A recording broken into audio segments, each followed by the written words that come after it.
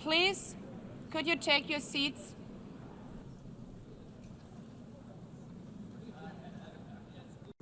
Let me begin with two words we have not been able to say often enough in this hall. Madam President.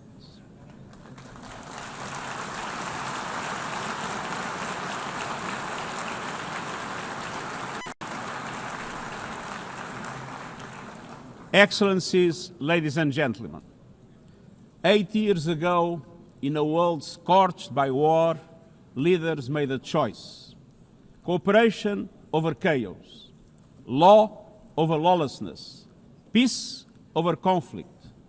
And that choice gave birth to the United Nations, not as a dream for perfection, but as a practical strategy for the survival of humanity.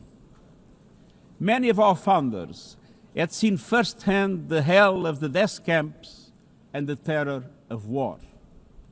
They knew that true leadership meant creating a system to prevent a replay of those horrors, a firewall against the flames of conflict and World War III, a forum for sovereign states to pursue dialogue and cooperation, and a concrete affirmation of an essential human truth: we are all in this together.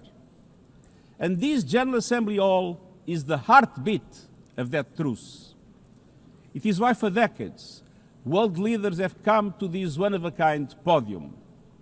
It is why you are here today. Because at its best, the United Nations is more than a meeting place.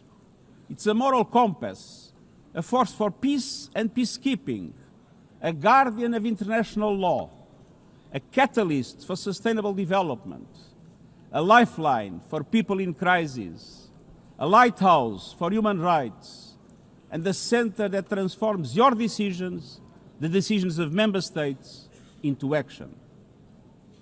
80 years on, we confront again the question our founders faced, only more urgent, more intertwined, more unforgiving. What kind of world do we choose to build together?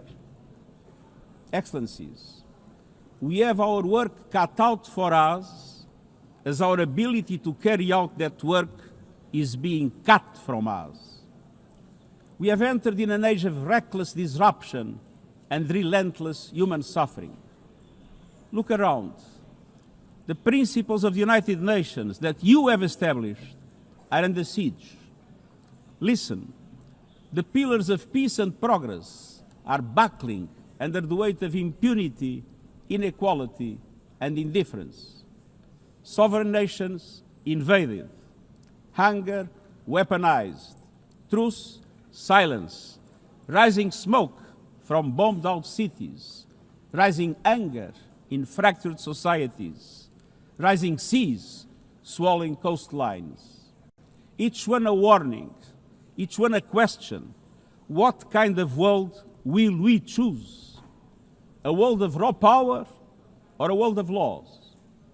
A world that is a scramble for self-interest or a world where nations come together? A world where might makes right or a world of rights for all? Excellencies, our world is becoming increasingly multipolar, and this is positive, reflecting a more diverse, dynamic global landscape. But multipolarity without effective multilateral institutions can court chaos, as Europe has learned the hard way, resulting in World War I. It was multipolar, but there was no multilateral institutions. So let's be clear. International cooperation is not naivete. It is hard-headed pragmatism. In a world where there's leap borders, isolation is an illusion. No country can stop a pandemic alone. No army can halt rising temperatures. No algorithm can reveal trust once it is broken. These are global stress tests of our system, our solidarity, and our resolve. I'm convinced we can pass these tests, and we must. because people everywhere are demanding something better, and we owe them a system worthy of their trust and a future worthy of their dreams.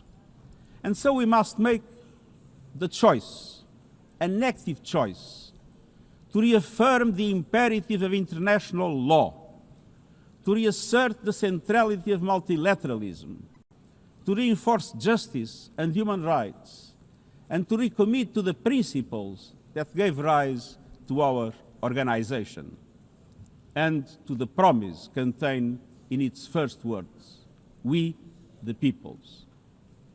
Excellencies, the choices we face are not part of an ideological debate. They are a matter of life and death for millions. As I scan the global landscape, we must make 5 critical choices. First, we must choose peace rooted in international law. Peace is our first obligation, yet today wars rage with a barbarity we vowed never to allow. Too often, the Charter is brandished when convenient and trampled when not. But the Charter is not optional. It is our foundation. And when the foundation cracks, everything built upon fractures. Around the world, we see countries acting as if the rules don't apply to them. We see humans treated as less than human, and we must call it out. Impunity is the mother of chaos, and it has spawned some of the most atrocious conflicts of our times.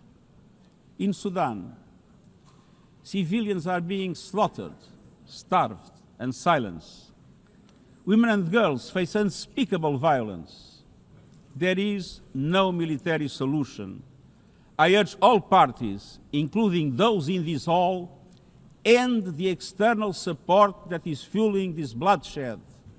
Push to protect civilians, because the Sudanese people deserve peace, dignity, and hope.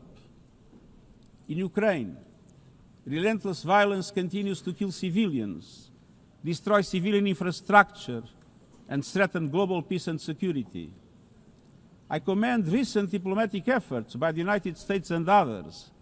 We must work for a full ceasefire and a just, lasting peace in accordance with the Charter, UN resolutions, and international law.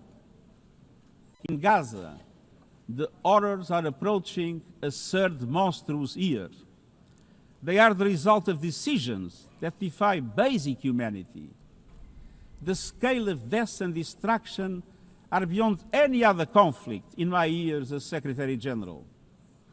The International Court of Justice has issued legally binding provisional measures in the case named Application of the Convention on the Prevention and Punishment of the Crime of Genocide in the Gaza Strip. Since then, a famine has been declared and the killing has intensified. The measures stipulated by the ICJ must be implemented fully and immediately.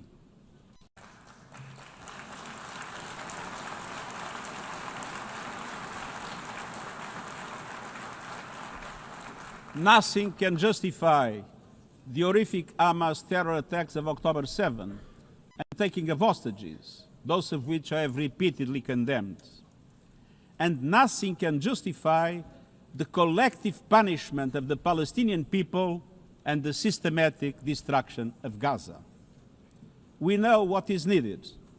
Permanent ceasefire now. All the hostages released now. Full humanitarian access now. And we must not relent in the only viable answer to sustainable Middle East peace, a two-state solution as so eloquently reaffirmed yesterday. We must urgently reverse dangerous trends on the ground. Relentless settler expansion and violence, and the looming threat of annexation must stop. Everywhere, from Haiti to Yemen, to Myanmar and the Sahel and beyond, we must choose peace anchored in international law. The past year has brought glimmers of hope, including the ceasefire between Cambodia and Thailand, and the agreement between Azerbaijan and Armenia brokered by the United States. but far too many crises continue unchecked.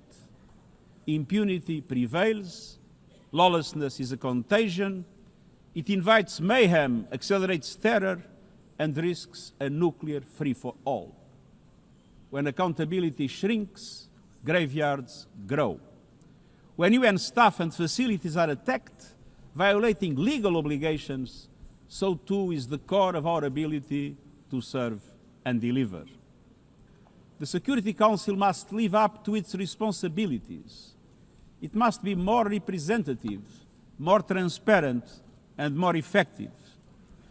Beyond crisis response, we must tackle the injustices that ignite conflict: exclusion, inequality, impunity, and corruption. The surest way to silence the guns is to raise the volume for justice. Real security is born of fairness and opportunity for all.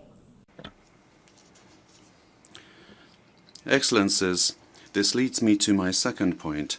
We must choose human dignity and human rights. Human rights are not an ornament of peace, they're its bedrock. Human rights, economic, social, cultural, political, and civil, are universal, indivisible, and interdependent. Choosing rights means more than words. It means choosing justice over silence. It means protecting freedom and civic space, advancing equality for women and girls, confronting racism and discrimination in all its forms, protecting human rights defenders, journalists, and freedom of speech, and upholding the rights of refugees and migrants so that mobility is safe and in accordance with international law. Human rights are a daily battle, online and offline. They require political will. But dignity is not only about the protection of rights. It is about rights fulfilled through inclusive and resilient development. Rights that put an end to poverty and hunger. Rights that open doors to education, health, and opportunity. The Sustainable Development Goals are our shared roadmap for achieving these rights. But in order to make progress down this road, we need fuel. And that fuel is finance.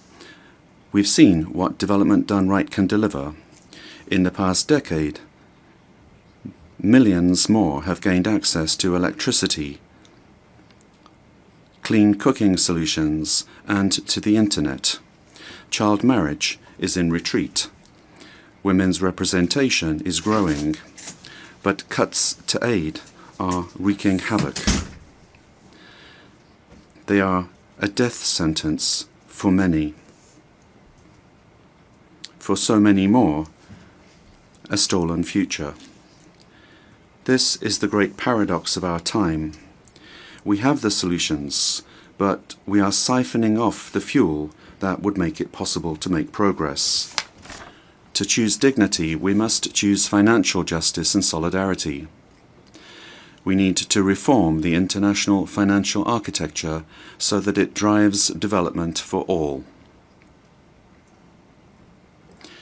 With bigger and bolder multilateral development banks, lending more, and mobilizing more private capital for developing countries, with faster and fairer debt relief mechanisms, helping every country in crisis, including middle-income countries. Protecting natural resources by tackling illicit financial flows and abusive tax practices that rob societies of their future.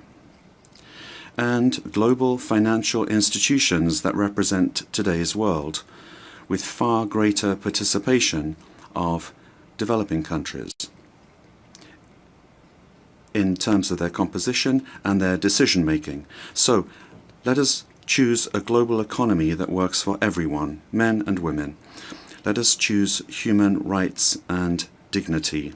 And let us equip ourselves with the means to ensure a transition for people and the planet. Excellencies, this brings me to the third choice. We must choose climate justice.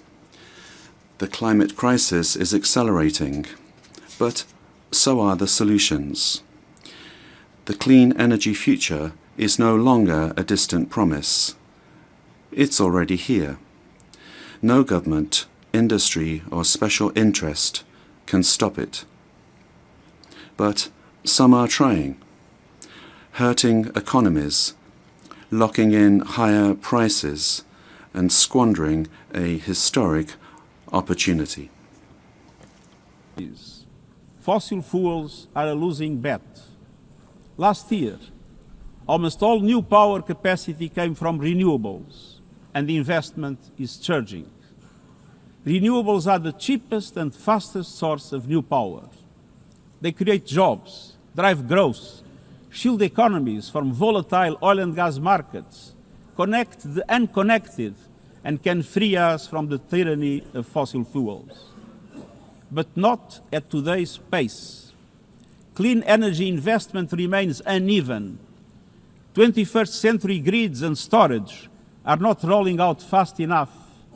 And public subsidies, taking from taxpayer money, still flow to fossil fuels over clean energy by a factor of 9 to 1.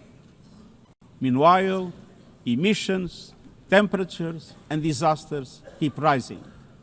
And those least responsible suffer the most. Science says limiting global temperature rise to 1.5 degrees by the end of this century is still possible, but the window is closing. The International Court of Justice has affirmed the legal obligation of states. We must step up action and ambition, especially through strengthened national climate plans.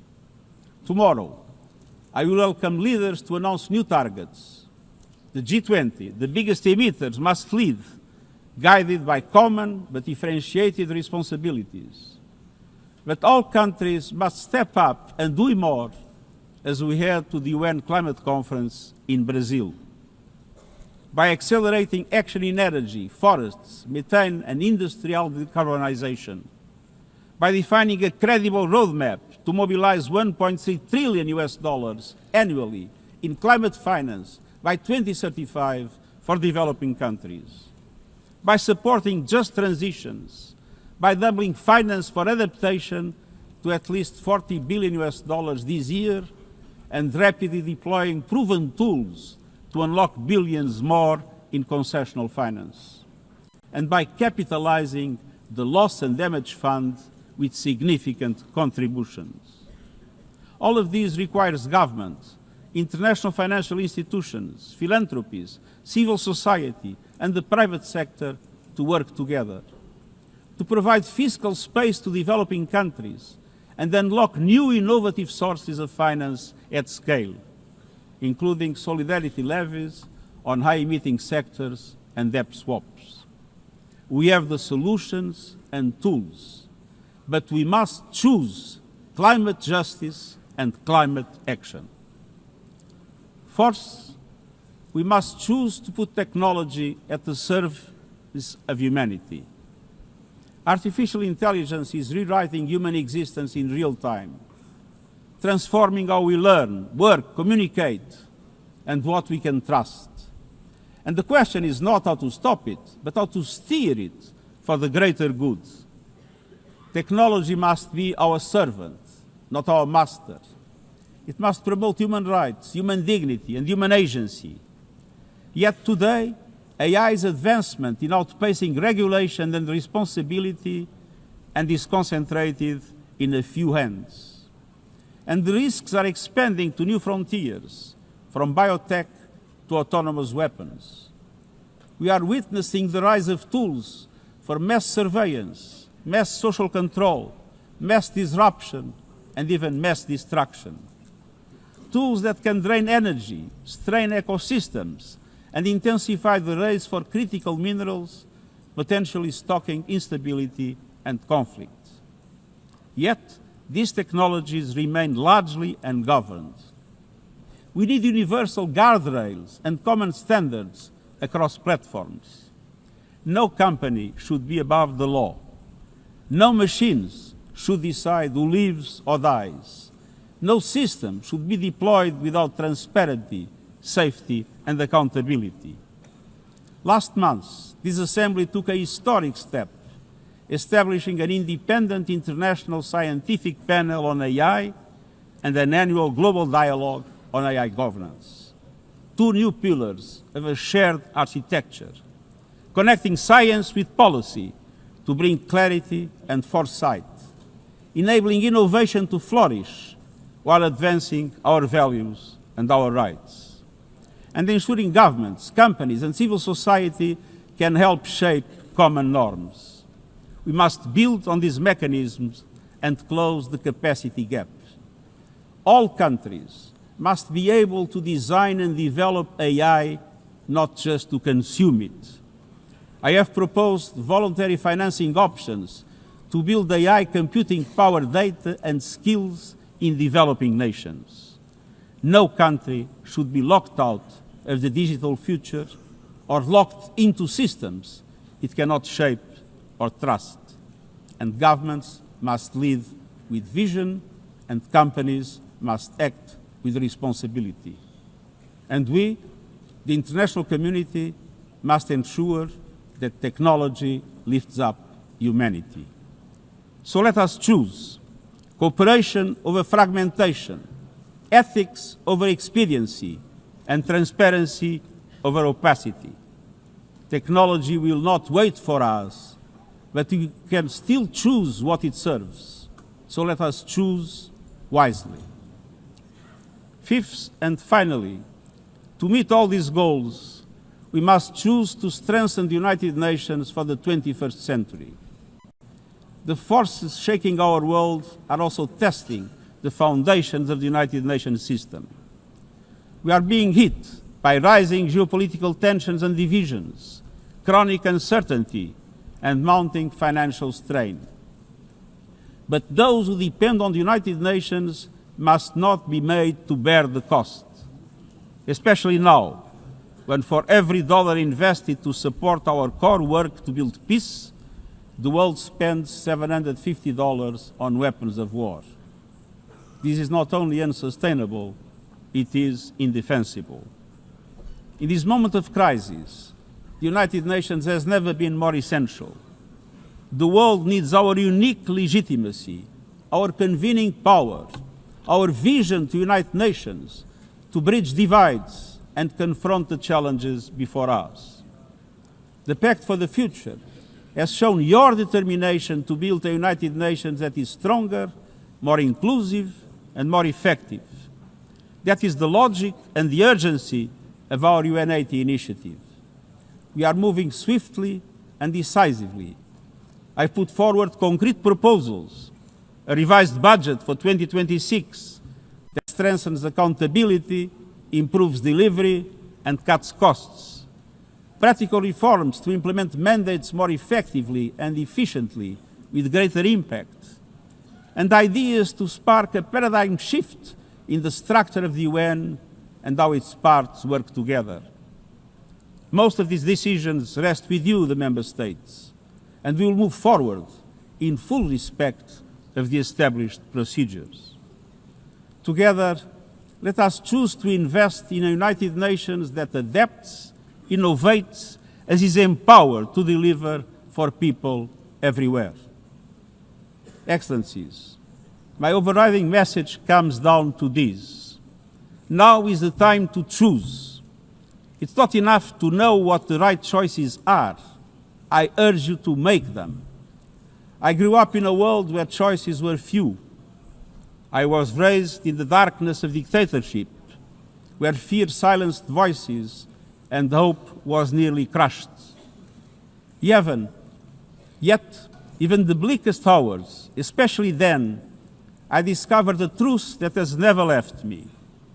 Power does not reside in the hands of those who dominate or divide.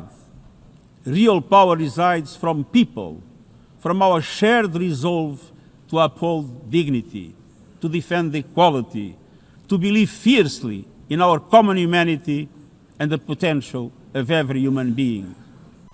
I learned early to persevere, to speak out, to refuse to surrender, no matter the challenge, no matter the obstacle, no matter the hour. We must and we will overcome. Because in a world of many choices, there is one choice we must never make, the choice to give up. We must never give up. That is my promise to you, for peace, for dignity, for justice, for humanity, for the world we know is possible when we work as one. I will never, ever give up. Thank you.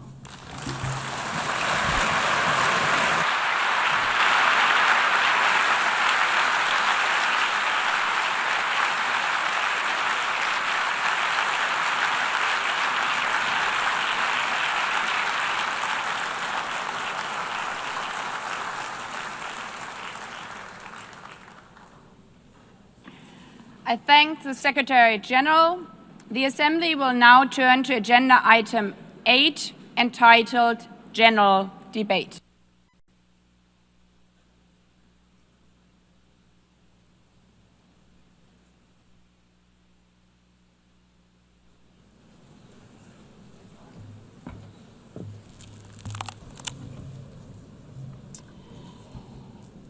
"80 years.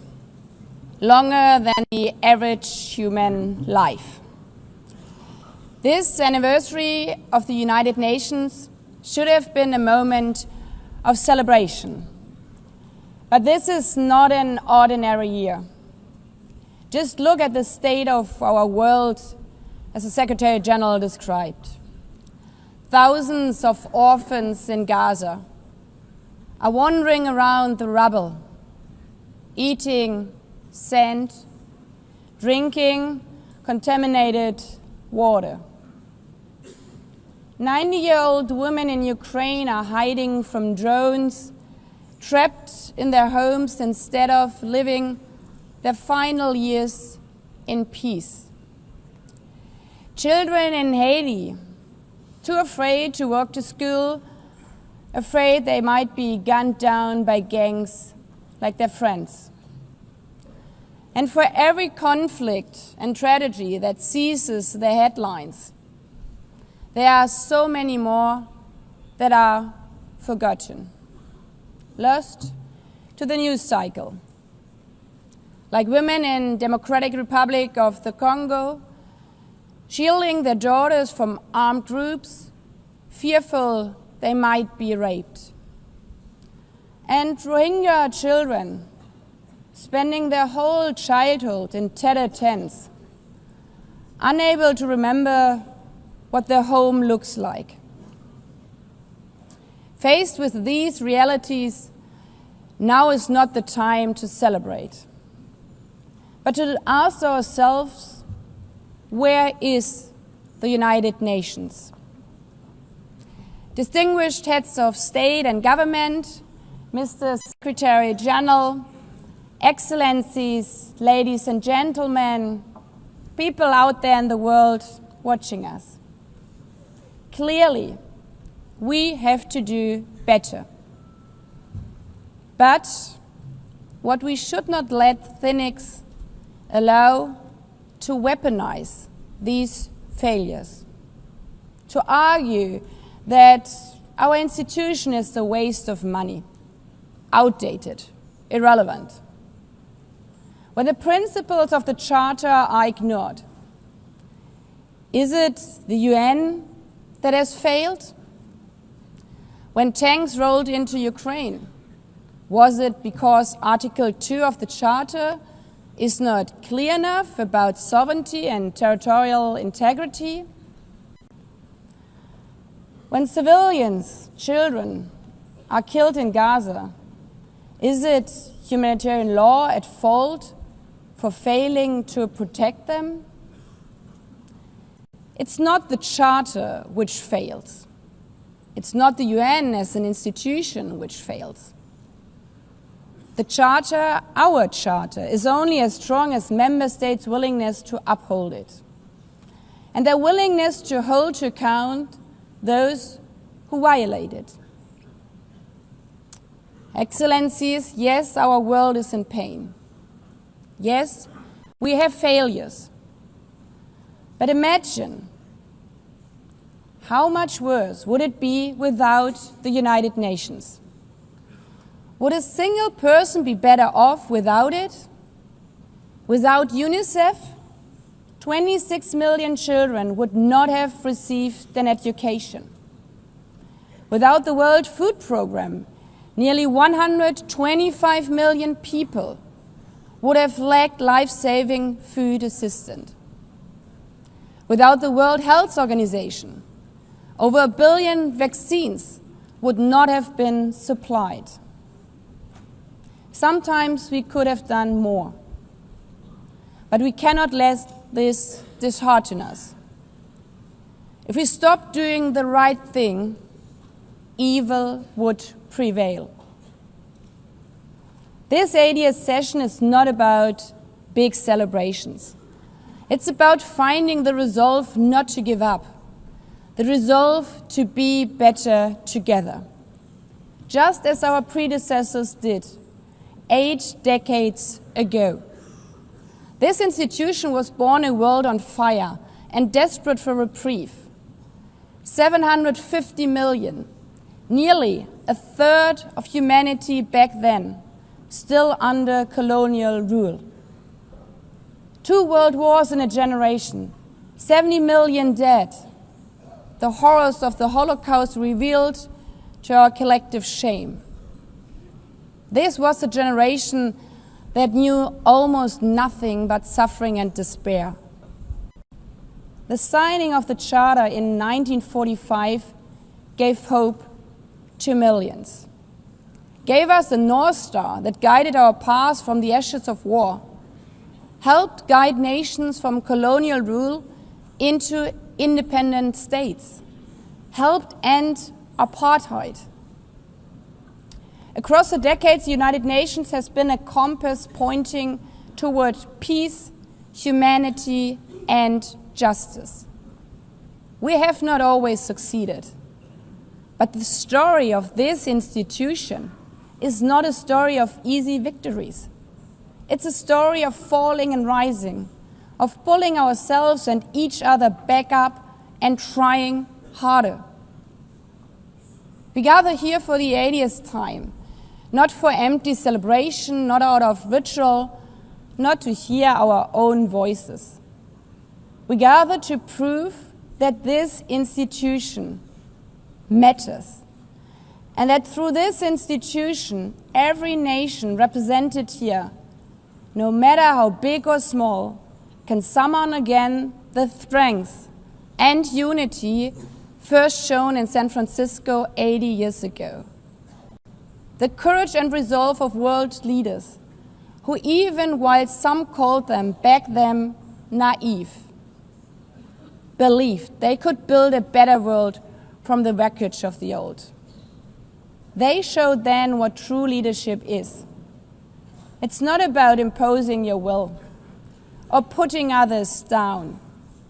True leadership is about lifting others up, not out of altruism, but for our mutual benefit, and even out of our self-interest.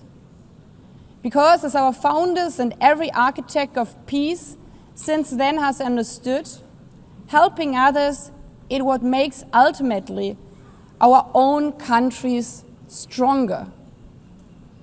Could any state have faced the global pandemic alone? The virus did not have any passport.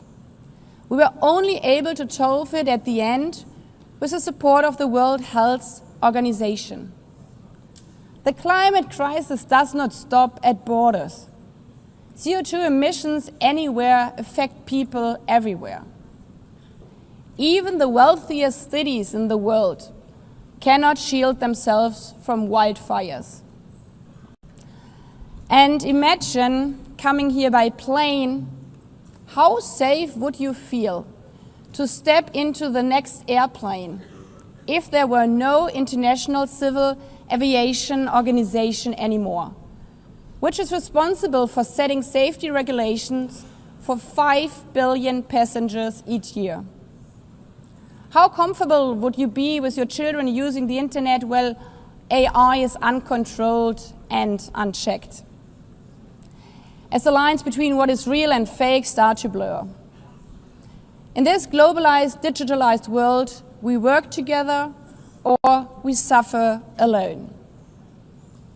Excellencies, the theme of this milestone session and the high-level week is therefore better together. 80 years and more for peace, development, and human rights. Will living up to that be easy? No. But this hall was not built for easy times. It was built to come together to confront the hardest topics. This session is a session where the high-level week is about resolving differences. We showed some of it yesterday already. But even the house of dialogue and diplomacy needs a renovation. That is why the UN80 initiative and the wider reform process are not luxuries, but necessities. We are literally now at a crossroads, a make it or break it moment, politically, financially. Therefore, we have to deliver a United Nations that is agile, cost-effective, and fit for purpose.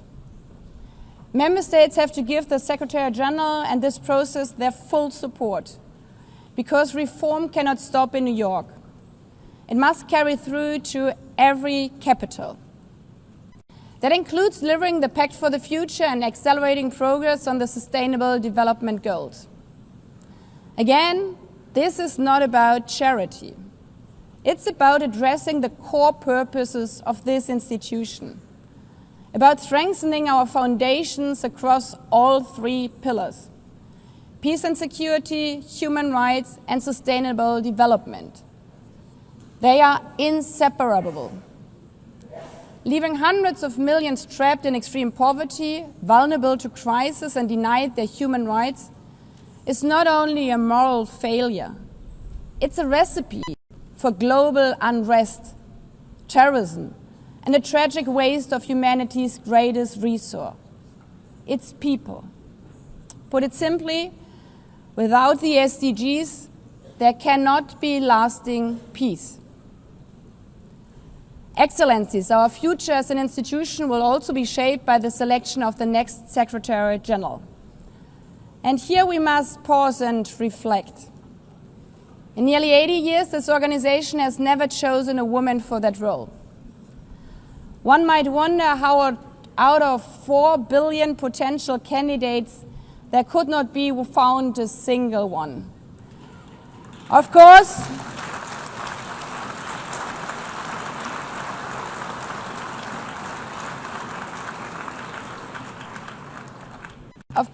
the choice rests with member states. But those of you having been there yesterday celebrating Beijing, one strong female leader after the other from all our continents. Like 80 years ago, we are standing at a crossroads. And it's up to us, to every single member state, to live up to the same leadership as your predecessors did. To act when action is needed, to uphold the principles of our Charter, to be better together, to show the people around the world that this United Nation is there, today, tomorrow, and for the next 8 decades. Because, after all, it's the life insurance for every country. Thank you.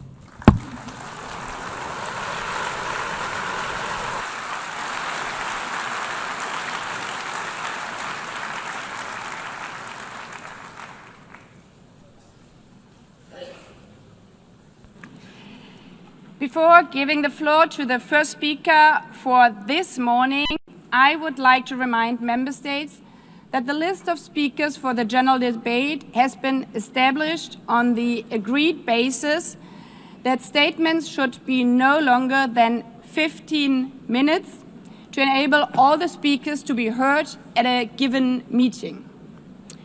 Within this time frame, I would like to appeal to speakers to deliver their statements at a reasonable pace so that interpretation into the other official languages may be provided properly. I would also like to draw your attention to the decision taken by the Assembly at previous sessions, namely that the practice of expressing congratulations inside the Assembly Hall after speech has been delivered is strongly discouraged. After delivering their statements from the rostrum, speakers are invited to exit the hall through room JA200, located behind the podium, before returning to their seats. May I take it that the Assembly agrees to proceed in this manner? It's so decided. Finally, I should like to draw the attention of Member States that during the general debate, official photographers are in the room and will take official photographs of all speakers by the Department of Global Communications. Members interested in obtaining these photographs are requested to contact the photo library of the United Nations.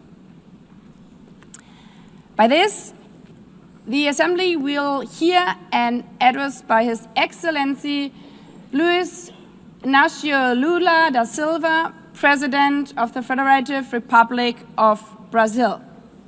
I request the protocol to escort His Excellency and invite him to address the Assembly.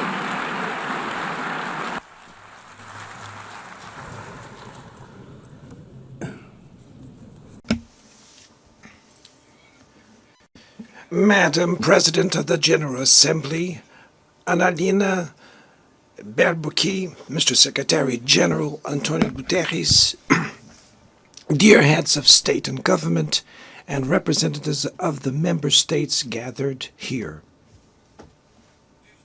This should be a time to celebrate the United Nations. Created at the end of the war, the UN symbolizes the highest expression of the aspiration for peace and prosperity. Today, however, the ideals that inspired its founders in San Francisco are under threat as never before in their history. Multilateralism is at a new crossroads. The organization's authority is in check. We are witnessing the consolidation of an international order marked by repeated concessions to power play. Attacks on sovereignty, arbitrary sanctions, and unilateral interventions are becoming the rule.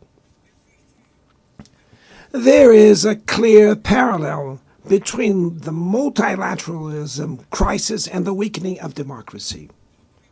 Authoritarianism is strengthened when we fail to act in the face of arbitrary acts, when the international society falters in defending peace, sovereignty, and the rule of law. The consequences are tragic. Throughout the world, anti-democratic forces are trying to subjugate institutions and stifle freedoms. They worship violence, praise ignorance, act as physical and digital militias, and restrict the press. Even under an unprecedented attack, Brazil chose to resist and defend its democracy, regained 40 years ago by its people after 2 decades of dictatorial governments.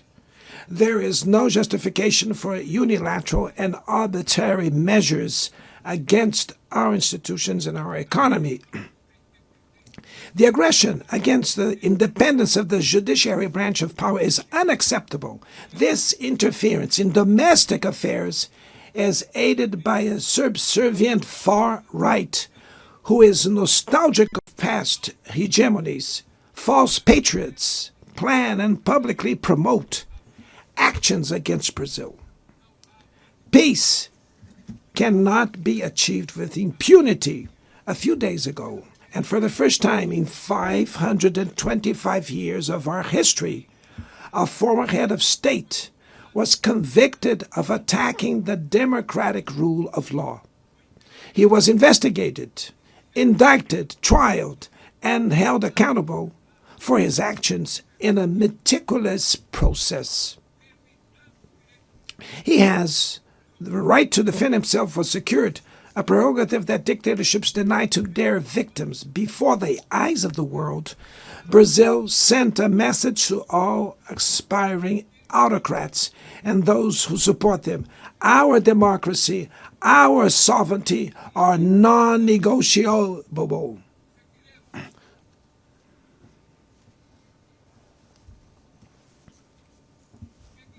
We will continue as an independent nation and as a people free from any type of guardianship.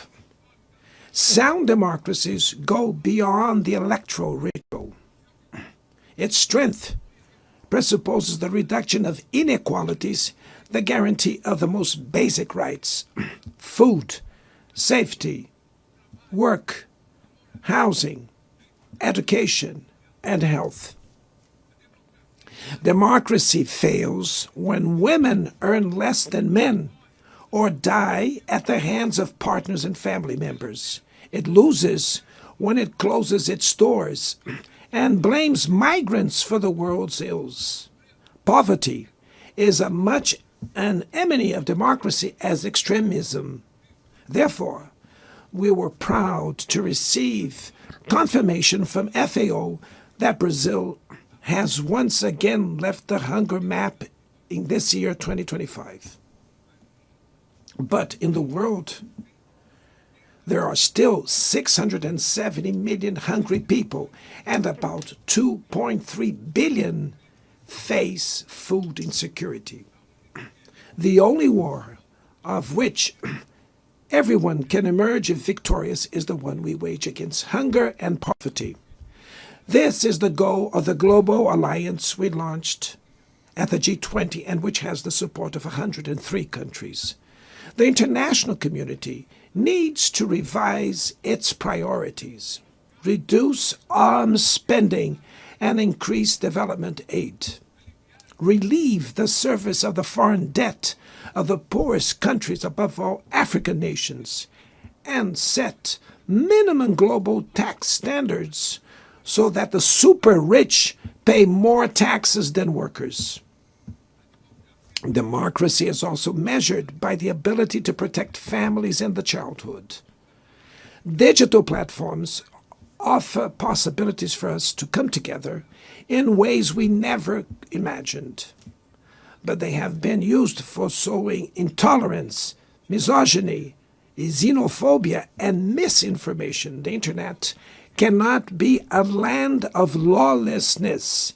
It's up to governments to protect the most vulnerable. Regulating does not mean restraining freedom of expression. It's about ensuring that what is already illegal in the real world is treated the way in the virtual environment. Attacks on regulation serve to cover up hidden interests and provide shelter for crimes such as fraud, human trafficking, pedophilia, and attacks against democracy. The Brazilian parliament was right to rush to address this issue. Last week, I proudly enacted one of the world's most advanced laws for the protection of children and adolescents in the digital environment. Also, we sent draft bills to the National Congress to foster competition in digital markets and to encourage the installation of sustainable data centers.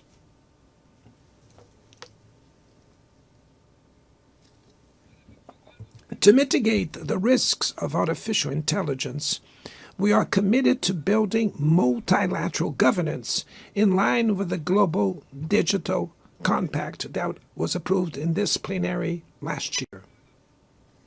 Ladies and gentlemen, Your Excellencies, in Latin America and the Caribbean, we are experiencing a time of growing polarization and instability.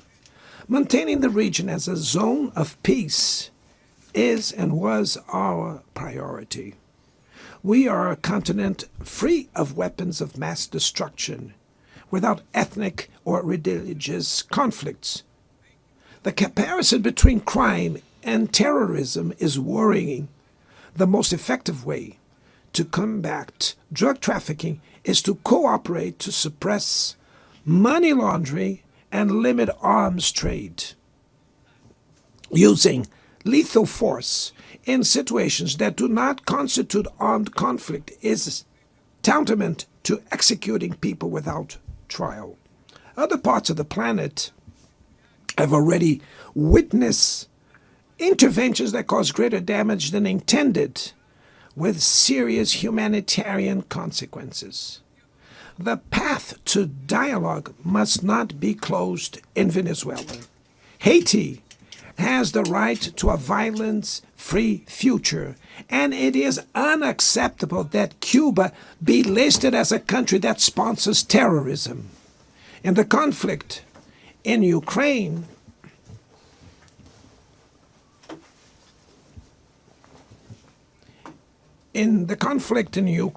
we all already know that there will be no military solution. The recent meeting in Alaska raised hopes for a negotiated way out. It's necessary to pave the way for a realistic solution. This implies taking into account the legitimate security concerns of all parties. The African Initiative and the Friends for Peace group created by China and Brazil can help promote dialogue and a diplomatic solution. No situation is more emblematic of the disproportionate and illegal use of force than the one occurring in Palestine. The terrorist attacks perpetrated by Hamas are indefensible from any angle, but nothing, absolutely nothing, justifies the ongoing genocide in Gaza.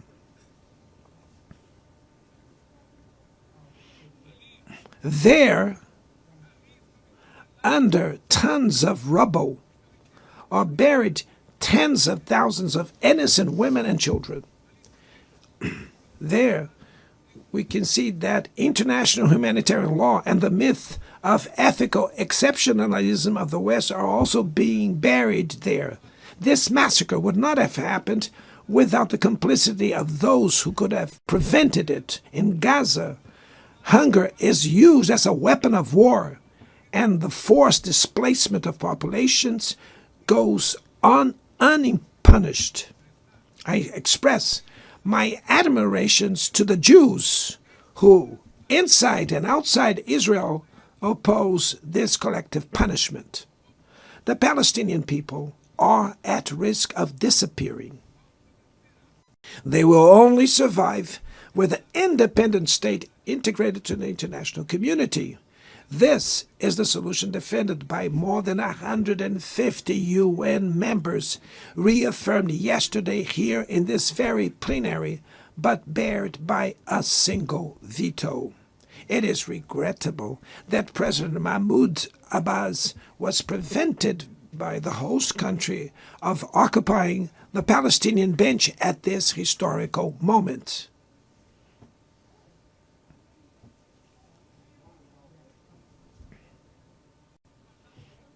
The spread of this conflict to Lebanon, Syria, Iran, Qatar is fueling an unprecedented arms build-up.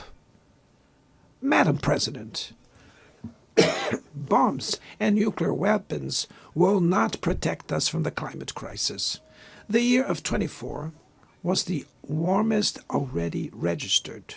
COP30 in the city of Belém, Brazil, will the cope of truth. It will be the time for world leaders to prove the seriousness of their commitment to the planet. Without a complete picture of the NDC's nationally determined contributions, we were walking blindfolded towards the abyss. Brazil has committed to reducing its emissions by 59 and 67%, covering all greenhouse gases and all sectors of the economy. Developing nations face climate change while grappling with other challenges. Meanwhile, rich countries enjoy a standard of living reached at the expense of 200 years of greenhouse gas emissions, demanding greater ambition and greater access to resources and technology. It's not a matter of charity, but of justice. The race for critical minerals essential for energy transition cannot reproduce the predatory and asymmetrical logic that has characterized recent centuries. In Belém City, the world will learn about the reality of the Amazon. Brazil has already reduced deforestation by half in the region in the last 2 years. Eradicating it requires ensuring decent living conditions for its millions of inhabitants. Promoting sustainable development is the objective of the Tropical Forest Forever facility, which Brazil intends to launch to compensate countries that keep their forests standing. But the time has come to move from the negotiation phase to the implementation stage. The world owes a lot to the regime created by the Climate Convention. Climate change needs to be brought to the heart of the UN so that it gets the attention it deserves. A council linked to the General Assembly with the power and legitimacy to monitor commitments provide coherence to climate action. This is a fundamental step towards a broader reform of the organization, which would also include an expanded Security Council in the 2 member categories. Few areas have worsened as much as the multilateral trading system.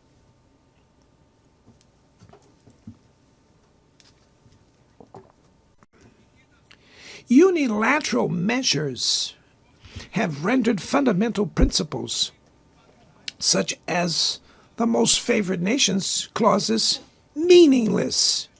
They have disrupted value chains and threw the global economy into a pernicious spiral of high prices and stagnation. It is urgent to refound the WTO based on modern and flexible foundations. Your Excellencies, ladies and gentlemen, this year, the world lost 2 exceptional public figures. Former Uruguayan President Pepe Mujica and our dear Pope Francis, both embodied the best humanist values like no other. Their lives were intertwined with the 8 decades of the UN's existence. If they were still among us, they would use this platform to remember that authoritarianism, environmental degradation, and inequality are not relentless, that the only ones defeated are those who stand idly by, resignate, and that we can defeat the false prophets and oligarchs who exploit fear and monetize hate, and that tomorrow is made of daily choices, and it takes courage to act to transform it. In the future that Brazil envisions, there is no room for the reenactment of ideological rivalries or spheres of influence. Confrontation is not inevitable. We need leaders with clear visions who understand that the international order is not a zero-sum game. The 21st century will be increasingly multipolar. For it to remain peaceful, it cannot fall to multilateral.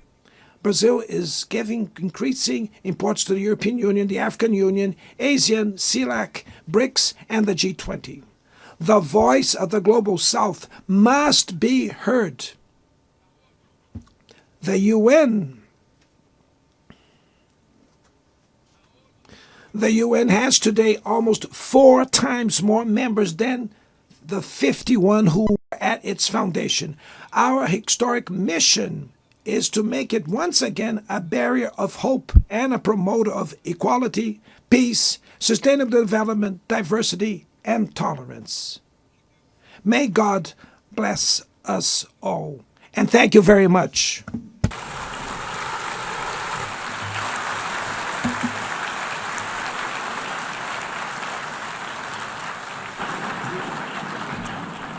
On behalf of the Assembly, I wish to thank the President of the Federative Republic of Brazil,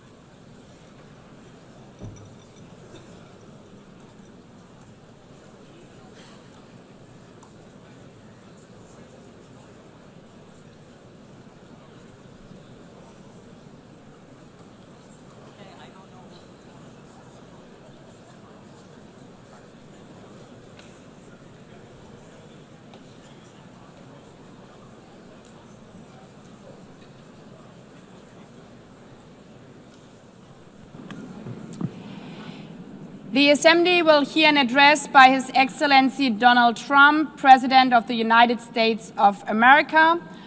I request protocol to escort His Excellency and invite him to address the Assembly.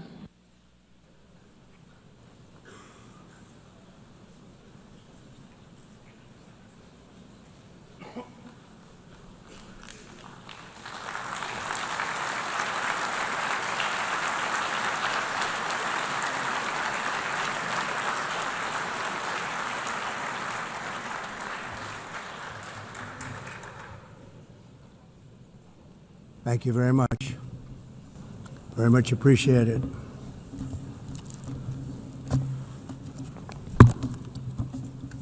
And I don't mind making this speech without a teleprompter, because the teleprompter is not working.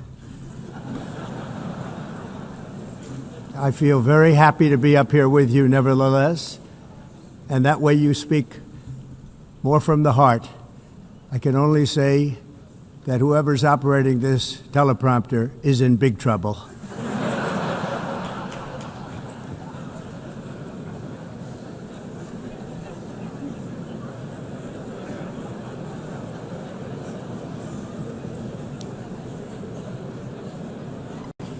Hello, Madam First Lady. Thank you very much for being here.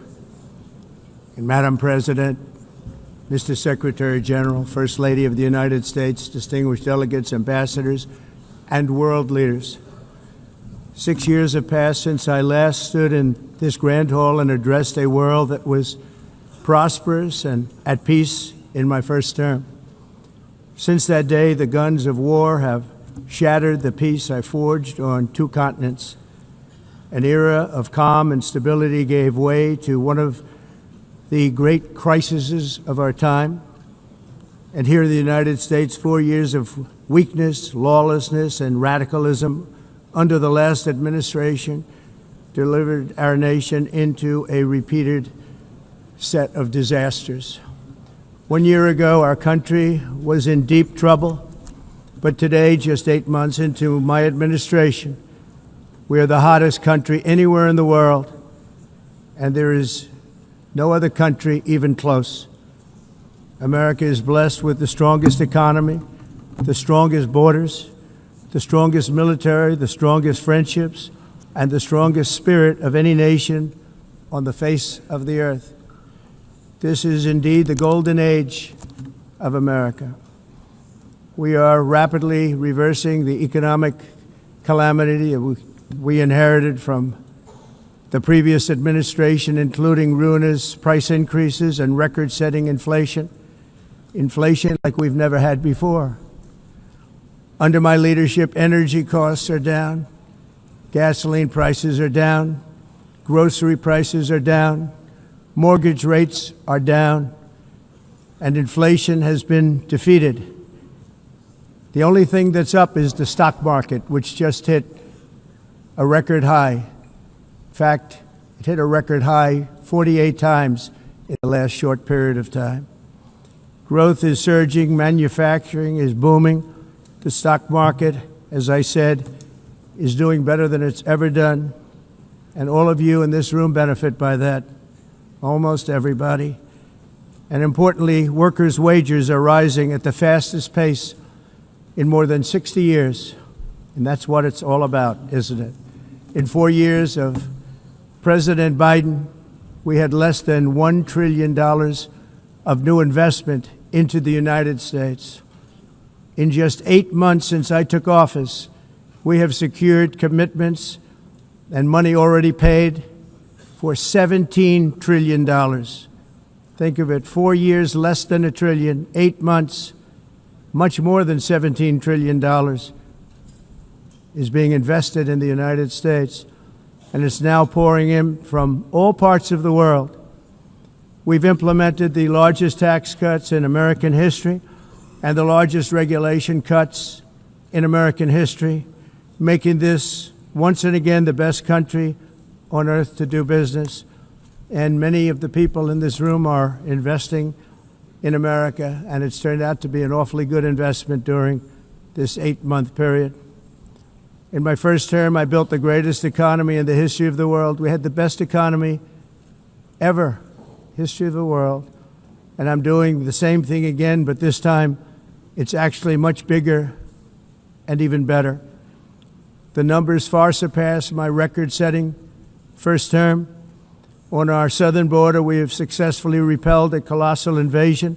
And for the last 4 months, and that's 4 months in a row, the number of illegal aliens admitted and entering our country has been 0.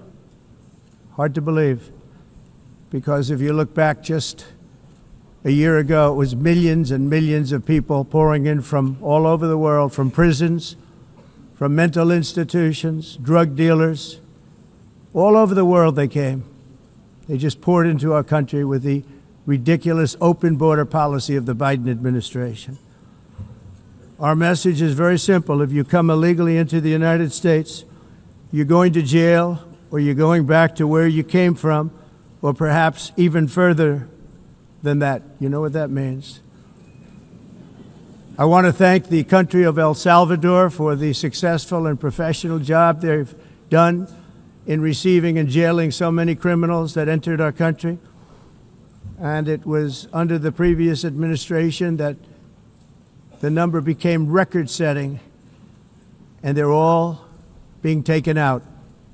You have no choice. And other countries have no choice, because other countries are in the exact same situation with immigration. It's destroying your country, and you have to do something about it. On the world stage, America is respected again like it has never been respected before. You think about 2 years ago, 3 years ago, 4 years ago, or 1 year ago, we were a laughingstock all over the world. At the NATO summit in June, virtually all NATO members formally committed to increase defense spending at my request from 2% to 5% of GDP, making our alliance far stronger and more powerful than it was ever before. In May, I traveled to the Middle East to visit my friends and rebuild our partnerships in the Gulf and those valued relationships with Saudi Arabia, Qatar, and the UAE, and other countries are now, I believe, closer than ever before. My administration has negotiated one historic trade deal after another, including with the United Kingdom, the European Union, Japan, South Korea, Vietnam, Indonesia, the Philippines, Malaysia, and many, many others.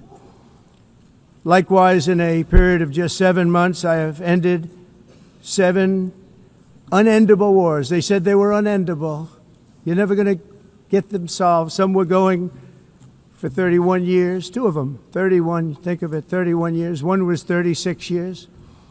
One was 28 years. I ended 7 wars.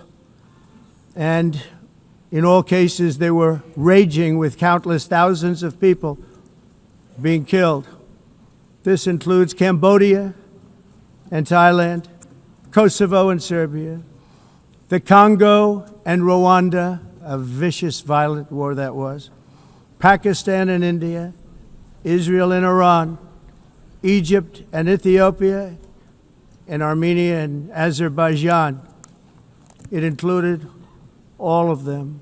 No president or prime minister, and for that matter, no other country has ever done anything close to that.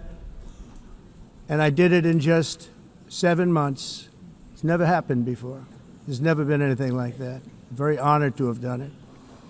It's too bad that I had to do these things instead of the United Nations doing them.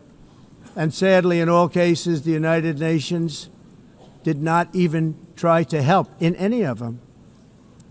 I ended 7 wars, dealt with the leaders of each and every one of these countries, and never even received a phone call from the United Nations offering to help in finalizing the deal. All I got from the United Nations was an escalator that on the way up stopped right in the middle. If the First Lady wasn't in great shape, she would have fallen, but she's in great shape. We're both in good shape. We both stood. And then a teleprompter that didn't work. These are the 2 things I got from the United Nations, a bad escalator and a bad teleprompter. Thank you very much. And by the way, it's working now. It just went on. Thank you. I think I should just do it the other way. It's easier. Thank you very much. I didn't think of it at the time because I was too busy working to save millions of lives. That is the saving and stopping of these wars. But later I realized that the United Nations wasn't there for us. They weren't there. I thought of it really after the fact, not during these negotiations, which were not easy. That being the case, what is the purpose of the United Nations? The UN has such tremendous potential. I've always said it. It has such tremendous, tremendous potential, but it's not even coming close to living up to that potential. For the most part, at least for now, all they seem to do is write a really strongly worded letter and then never follow that letter up. It's empty words, and empty words don't solve war. The only thing that solves war and wars is action. Now, after ending all of these wars and also earlier negotiating the Abraham Accords, which is a very big thing for which our country received no credit, never receives credit. Everyone says that I should get the Nobel Peace Prize for each one of these achievements. But for me, the real prize will be the sons and daughters who live to grow up with the mothers and fathers, because millions of people are no longer being killed in endless and unglorious wars. What I care about is not winning prizes, it's saving lives. We saved millions and millions of lives with the 7 wars. And we have others that we're working on, and you know that. Many years ago, a very successful real estate developer in New York, known as Donald J. Trump, I bid on the renovation and rebuilding of this very United Nations complex. I remember it so well. I said at the time that I would do it for $500 million, rebuilding everything. It would be beautiful. I used to talk about, I'm going to give you marble floors. They're going to give you terrazzo. I'm going to give you the best of everything. You're going to have mahogany walls. They're going to give you plastic. But they decided to go in another direction, which was much more expensive at the time, and which actually produced a far inferior product. And I realized that they did not know what they were doing when it came to construction, and that their building concepts were so wrong, and the product that they were proposing to build was so bad and so costly. It was going to cost them a fortune. And I said, and wait till you see the overruns. Well, I turned out to be right. They had massive cost overruns and spent between $2 and $4 billion on the building. and did not even get the marble floors that I promised them. You walk on terrazzo. Do you notice that? As far as I'm concerned, frankly, looking at the building and getting stuck on the escalator, they still haven't finished the job. They still haven't finished. That was years ago. The project was so corrupt that Congress actually asked me to testify before them on the tremendous waste of money, because it turned out that they had no idea what it was, but they knew it was anywhere between $2 and $4 billion as opposed to $500 million with a guarantee. But they had no idea, and I said it cost much more than $5 billion. Unfortunately, many things in the United Nations are happening just like that, but on an even much bigger scale, much, much bigger. Very sad to see. Whether the UN can manage to play a productive role, I've come here today to offer the hand of American leadership and friendship to any nation in this assembly that is willing to join us in forging a safer, more prosperous world. And it's a world that we'll be much happier with. A dramatically better future is within our reach. But to get there, we must reject the failed approaches of the past and work together to confront some of the greatest threats in history. There is no more serious danger to our planet today than the most powerful and destructive weapons ever devised by man, of which the United States, as you know, has many. Just as I did in my first term, I've made containing these threats a top priority, starting with a nation. My position is very simple. The number one sponsor of terror can never be allowed to possess the most dangerous weapon. That's why shortly after taking office, I sent the so-called Supreme Leader a letter making a generous offer. I extended a pledge of full cooperation in exchange for a suspension of Iran's nuclear program. The regime's answer was to continue their constant threats to their neighbors and U.S. interests throughout the region and some great countries that are right nearby. Today, many of Iran's former military commanders, in fact, I can say almost all of them, are no longer with us. They're dead. And 3 months ago, in Operation Midnight Hammer, 7 American B-2 bombers dropped the 30,000-pound each bombs on Iran's key nuclear facilities, totally obliterating everything. No other country on earth could have done what we did. No other country has the equipment to do what we did. We have the greatest weapons on earth. We hate to use them. But we did something that for 22 years people wanted to do. With Iran's nuclear enrichment capacity demolished, I immediately brokered an end to the 12-day war, as it's called, between Israel and Iran, with both sides agreeing to fight no longer. As everyone knows, I have also been deeply engaged in seeking a ceasefire in Gaza. Have to get that done. Have to get it done. Unfortunately, Hamas has repeatedly rejected reasonable offers to make peace. We can't forget October 7th, can we? Now, as if to encourage continued conflict, some of this body is seeking to unilaterally recognize a Palestinian state. The rewards would be too great for Hamas terrorists for their atrocities. This would be a reward for these horrible atrocities, including October 7th, even while they refuse to release the hostages or accept a ceasefire. Instead of giving to Hamas and giving so much, because they've taken so much, they have taken so much. This could have been solved so long ago. But instead of giving in to Hamas's ransom demands, those who want peace should be united with one message: release the hostages now. Just release the hostages now. Thank you.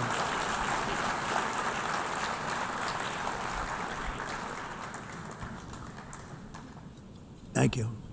As we have got to come together, and we will come together, get it done, We have to stop the war in Gaza immediately. We have to stop it. We have to get it done. We have to negotiate, immediately have to negotiate peace. We got to get the hostages back. We want all 20 back.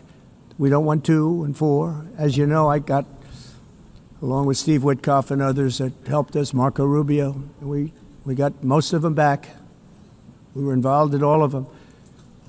But I always said the last 20 are going to be the hardest, and that's exactly what happened. We have to get them back now. We don't want to get back 2, and then another 2, and then 1, and then 3. Have this process. No, we want them all back, and we want the actually 38 dead bodies back too. Those parents came to me and they want them back, and they want them back very quickly and very badly. As though they were alive, they want them. They want them every bit as much as if their son or daughter were alive. I've also been working relentlessly, stopping the killing in Ukraine. I thought that would be, of the 7 wars that I stopped, I thought that would be the easiest because of my relationship with President Putin, which had always been a good one. I thought that was going to be the easiest one. But you know, in war, you never know what's going to happen. There are always lots of surprises, both good and bad. Everyone thought Russia would win this war in 3 days, but it didn't work out that way. It was supposed to be just a quick little skirmish. It's not making Russia look good. It's making them look bad. No matter what happens from here on out, this was something that should have taken a matter of days, certainly less than a week. And they've been fighting for 3.5 years and killing anywhere from 5,000 to 7,000 young soldiers, mostly soldiers, on both sides. Every single week, from 5,000 to 7,000 dead young people, and some in cities, much smaller numbers, where rockets are shot, where drones are dropped. This war would never have started if I were president. This was a war that should have never happened. It shows you what leadership is, what bad leadership can do to a country. Look what happened to the United States. And look where we are right now in just a short period of time. The only question now is how many more lives will be needlessly lost on both sides. China and India are the primary funders of the ongoing war by continuing to purchase Russian oil. But inexcusably, even NATO countries have not cut off much Russian energy and Russian energy products, which, as you know, I found out about 2 weeks ago, and I wasn't happy. Think of it. They're funding the war against themselves. Who the hell ever heard of that one?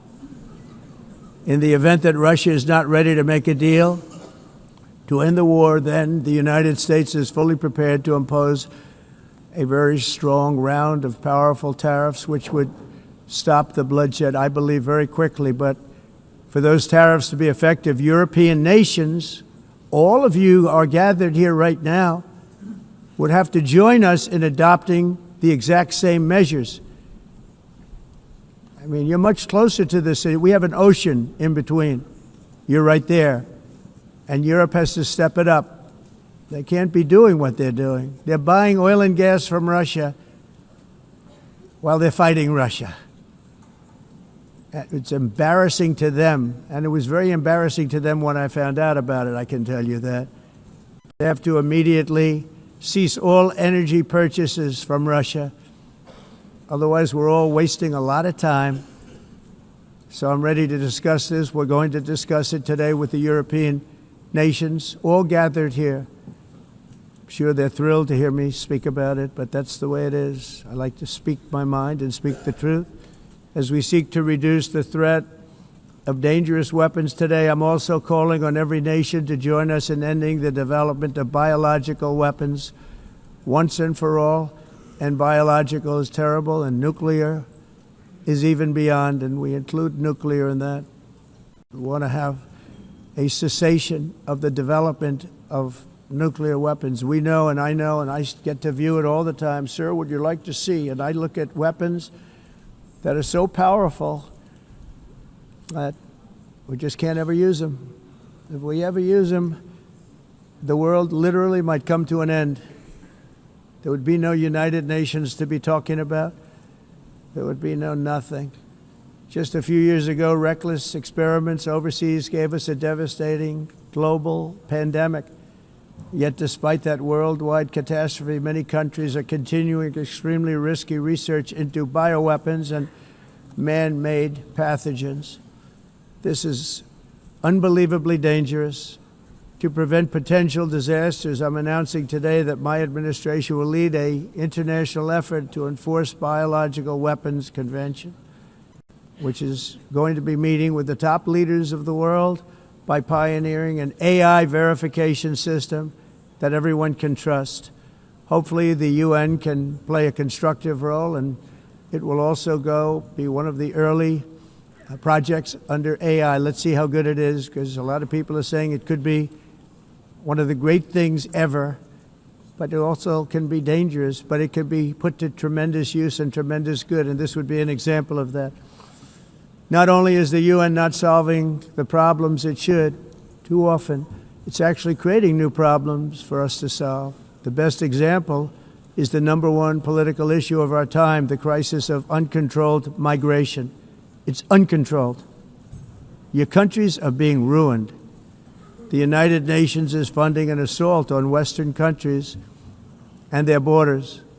In 2024, the UN budgeted $372 million in cash assistance to support an estimated 624,000 migrants journeying into the United States. Think of that. The UN is supporting people that are illegally coming into the United States, and then we have to get them out. The UN also provided food, shelter, transportation, and debit cards to illegal aliens. Can you believe that?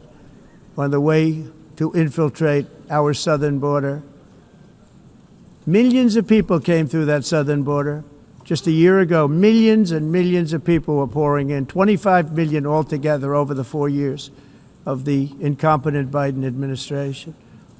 And now we have it stopped, totally stopped. In fact, they're not even coming anymore because they know they can't get through. But what took place is totally unacceptable. The UN is supposed to stop invasions, not create them and not finance them.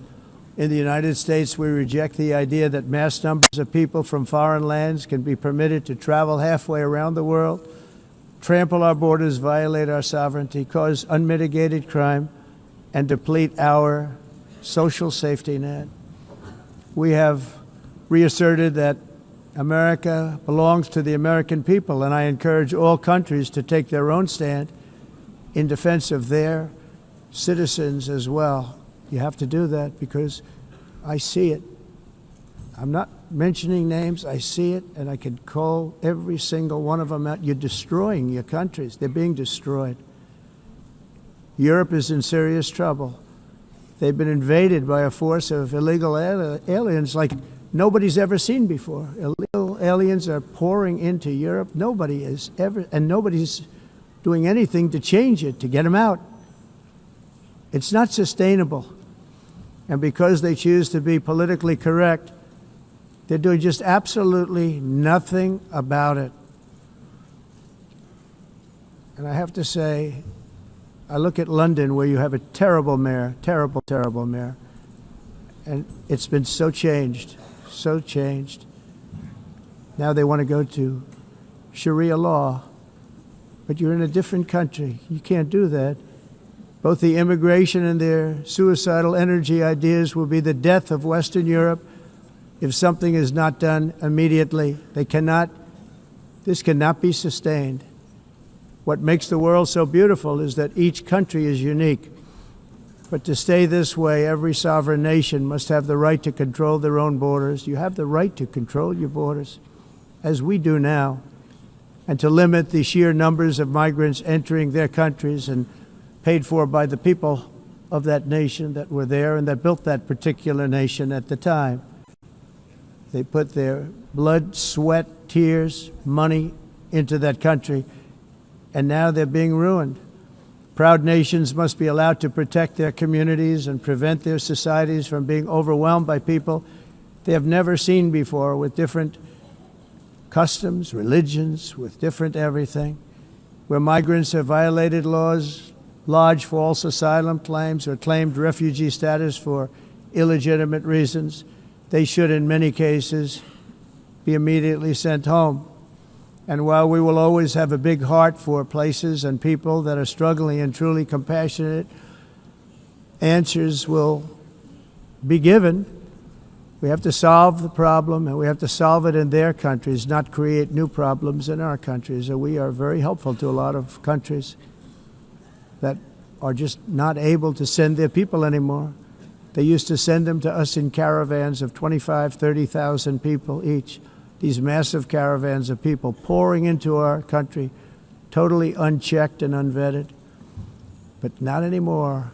According to the Council of Europe in 2024, almost 50% of inmates in German prisons were foreign nationals or migrants. In Austria, the number was 53% of the people in prisons were from places that weren't from where they are now. In Greece, the number was 54%, and in Switzerland, beautiful Switzerland, 72% of the people in prisons are from outside of Switzerland. When your prisons are filled with so-called asylum seekers who repaid kindness, and that's what they did, they repaid kindness with crime. It's time to end the failed experiment of open borders. You have to end it now. See, I can tell you, I'm really good at this stuff. Your countries are going to hell. In America, we've taken bold action to swiftly shut down uncontrolled migration. Once we started detaining and deporting everyone who crossed the border and removing illegal aliens from the United States, they simply stopped coming. They're not coming anymore. We're getting a lot of credit, but they're not coming anymore. This was a humanitarian act for all involved, because on the trips up, thousands of people a week were dying. Women were being raped. Nobody's ever seen anything like it. Raped, horribly beaten, raped. On the trip up, the journey up, it was a long walk. It was a long, arduous journey, indeed. And it was also a historic victory against human trafficking throughout the region. What we did was a victory, and we saved so many lives of people that wouldn't make the journey. That journey was loaded up with death. Loaded up with death. Dead bodies all along the roads of jungles. To get up, they go through jungles, they go through areas so hot you couldn't breathe. They were dying of suffocation, areas so hot that you couldn't breathe. Dead bodies all over. By them not coming, we're saving tremendous numbers of lives. My people have done a fantastic job in doing what they did, and the American public agrees with it. I mean, I was very proud to see this morning I have the highest poll numbers I've ever had. Part of it is because of what we've done on the border. I guess the other part is what we've done on the economy. Joe Biden's policies empowered murderous gangs, human smugglers, child traffickers, drug cartels, and prisoners from all over the world. The previous administration also lost nearly 300,000 children. Think of that. They lost more than 300,000 children, little children, who were trafficked into the United States on the Biden watch, many of whom have been raped, exploited, and abused, and sold.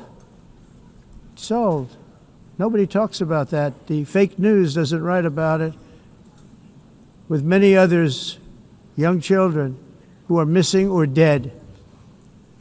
And we found a lot of these children, and we're sending them back, and we've been sending them back to their parents. They said, nobody knows who they are. They said, where do you come from? And they'll give us a country, and we'll find out, and we'll figure it out, and we'll bring them back to their homes. And the mother and father rush to the door, and their tears in their eyes. They can't believe that they're seeing their son or daughter, their little son or daughter again. We've done almost 30,000 of them so far. Any system that results in the mass trafficking of children is inherently evil.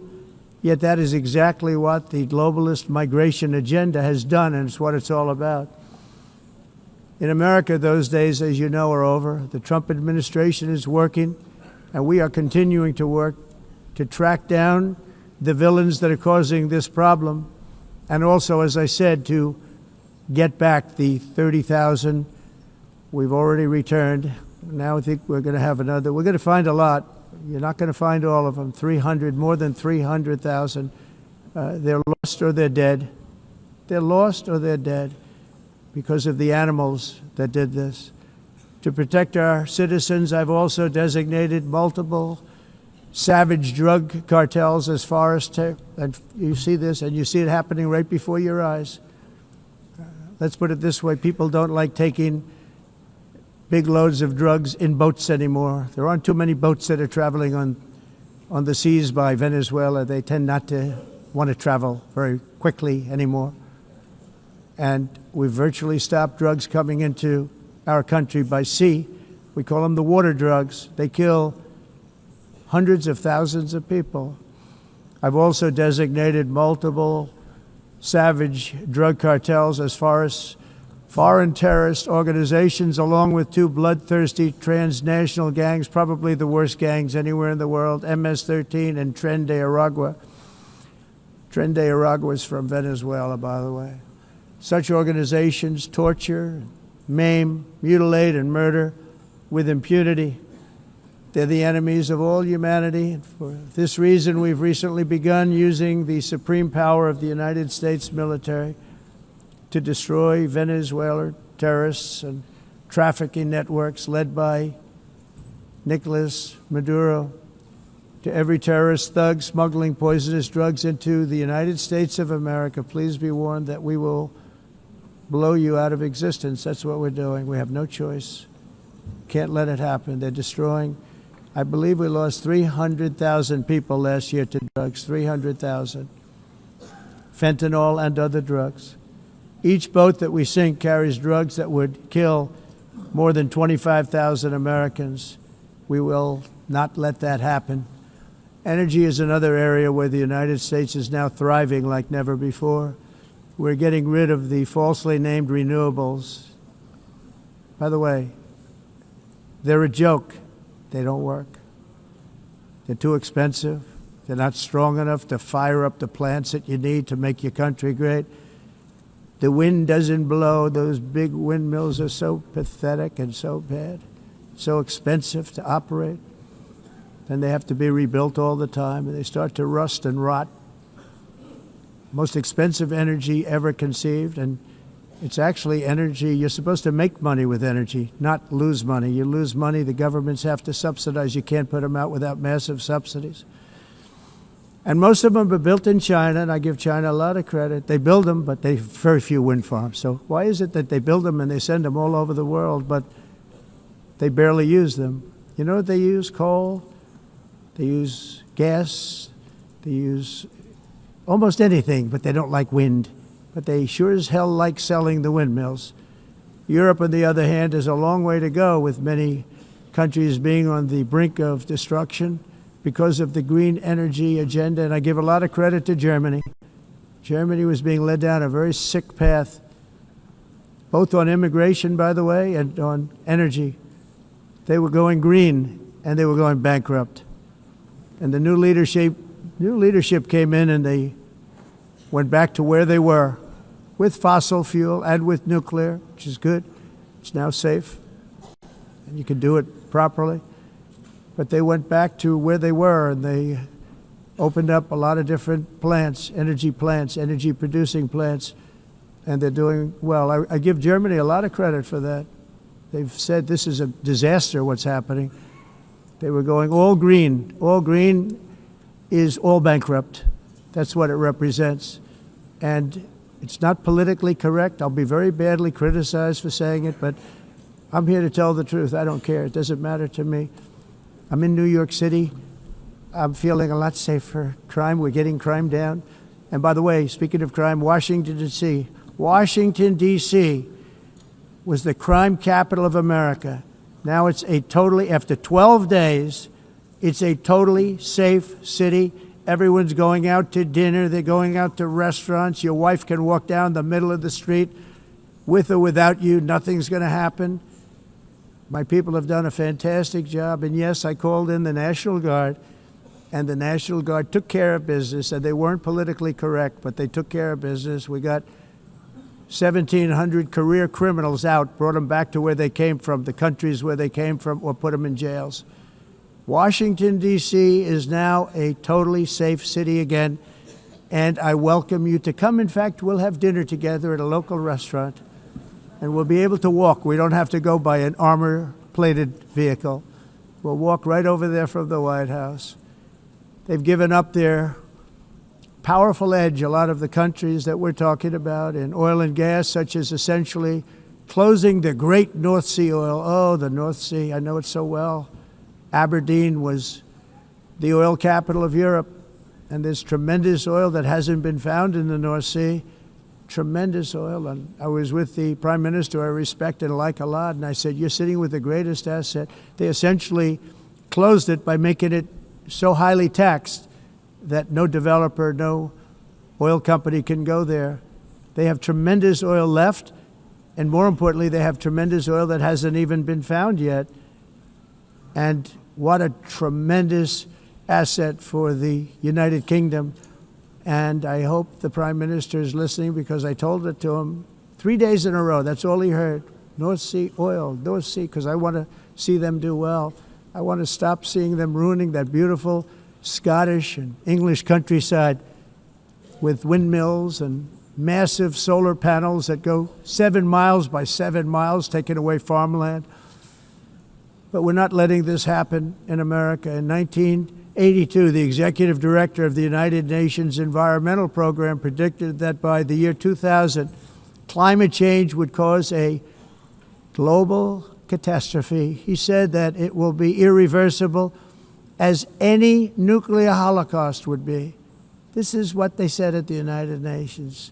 What happened? Here we are. Another UN official stated in 1989 that within a decade, entire nations could be wiped off the map by global warming. Not happening. You know, it used to be global cooling. If you look back years ago in the 1920s and the 1930s, they said, global cooling will kill the world. We have to do something. Then they said global warming will kill the world. But then it started getting cooler. So now they could just call it climate change, because that way they can't miss. It's climate change. Because if it goes higher or lower, whatever the hell happens, there's climate change. It's the greatest con job ever perpetrated on the world, in my opinion. Climate change, no matter what happens, you're involved in that. No more global warming, no more global cooling. All of these predictions made by the United Nations and many others, often for bad reasons, were wrong. They were made by stupid people that have cost their countries fortunes and given those same countries no chance for success. If you don't get away from this green scam, your country is going to fail. And I'm really good at predicting things, you know. They actually said during the campaign they had a hat, the best-selling hat. Trump was right about everything. And I don't say that in a braggadocious way, but it's true. I've been right about everything. And I'm telling you that if you don't get away from the green energy scam, your country is going to fail. And if you don't stop people that you've never seen before, that you have nothing in common with, your country is going to fail. I'm the President of the United States, but I worry about Europe. I love Europe. I love the people of Europe. And I hate to see it being devastated by energy and immigration. This double-tailed monster destroys everything in its wake, and they cannot let that happen any longer. You're doing it because you want to be nice. You want to be politically correct, and you're destroying your heritage.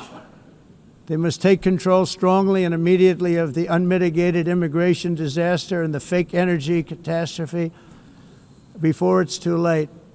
The carbon footprint is a hoax made up by people with evil intentions, and they're heading down a path of total destruction. You know, the carbon footprint, it was a big, big thing a few years ago. I remember hearing about the carbon footprint, and then President Obama would get into Air Force One, a massive Boeing 747, and not a new one, an old one with old engines that spew everything into the atmosphere. He'd talk about the carbon footprint, we must do so. Then he'd get in and he'd fly from Washington to Hawaii to play a round of golf. And then he'd get back onto that big, beautiful plane and he'd fly back and he'd talk about, again, global warming and the carbon footprint. It's a con job. At extreme cost and expense, Europe reduced its own carbon footprint by 37%. Think of that.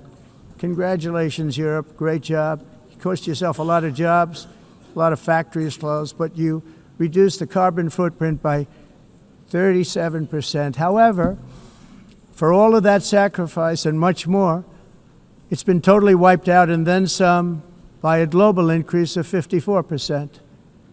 Much of it coming from China and other countries that are thriving around China, which now produces more CO2 than all the other developed nations in the world.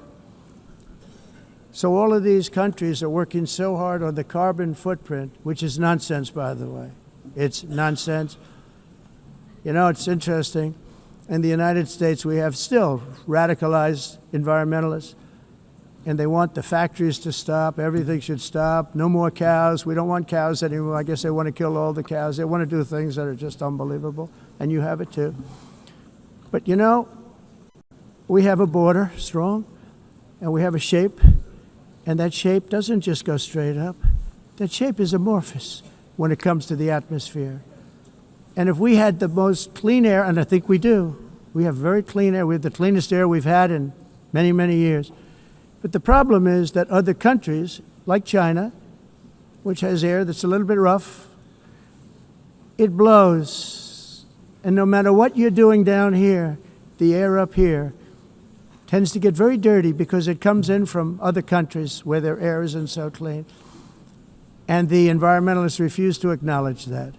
Same thing with garbage. In Asia, they dump much of their garbage right into the ocean. And over about a 1 week and 2 week journey, it flows right past Los Angeles. You've seen it.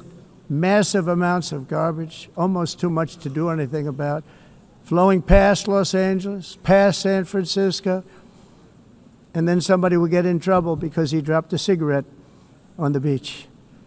The whole thing is crazy. The primary effect of these brutal green energy policies has not been to help the environment, but to redistribute manufacturing and industrial activity from developed countries that follow the insane rules that are put down to polluting countries that break the rules and are making a fortune. They're making a fortune.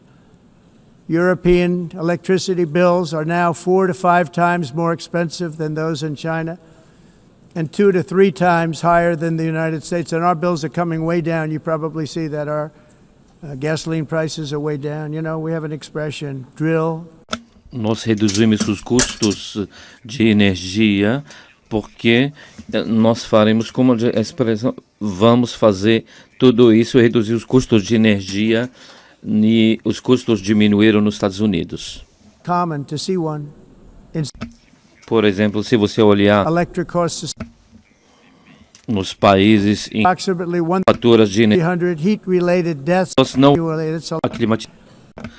mas nós nos Estados Unidos conseguimos usar eles e evitar aumento da temperatura, porque é muito caro também usar nada e ninguém usa. Tudo isso a mudança. Esse agenda mundialista não tem nenhum sentido. Entire societies must be rejected and it must be immediate. That's why in America I withdrew from the fake Paris Climate Accord, where, by the way, America was paying so much more than every country. That's why in America I withdrew from the fake Paris Climate Accord, where, by the way, America was paying so much more than every country. Others weren't paying. China didn't have to pay until 2030. Russia was given an old standard that was easy to meet, a 1990 standard. But for the United States, we're supposed to pay like $1 trillion. And I said, this is another scam. The fact is, the United States has been taken advantage of by the world for many, many years, but not any longer, as you probably noticed. I unleashed massive energy production and signed historic executive orders to hunt for oil, but we don't have to do much hunting because we have the most oil of any nation anywhere, oil and gas in the world. And if you add coal, we have the most of any nation in the world. Clean, I call it clean, beautiful coal. You can do things today with coal that you couldn't have done 10 years ago, 15 years. So I have a little standing order in the White House. Never use the word coal, only use the words clean, beautiful coal. Sounds much better, doesn't it? But we stand ready to provide any country with abundant, affordable energy supplies if you need them, when most of you do. We're proudly exporting energy all over the world. We're now the largest exporter.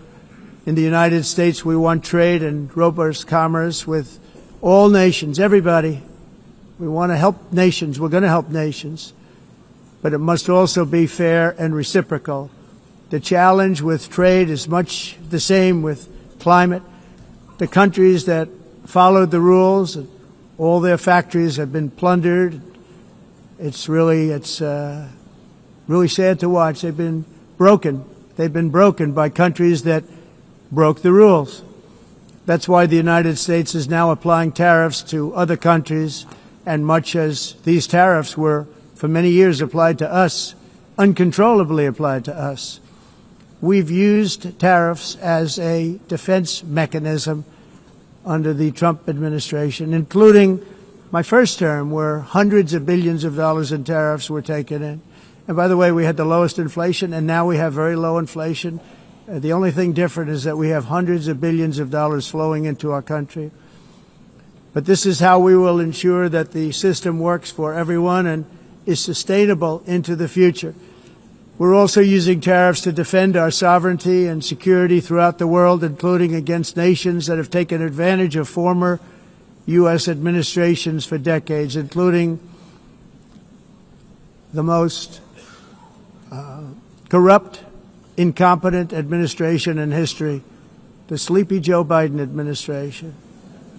Brazil now faces major tariffs in response to its unprecedented efforts to interfere in the rights and freedoms of our American citizens and others, with censorship, repression, weaponization, judicial corruption, and targeting of political critics in the United States.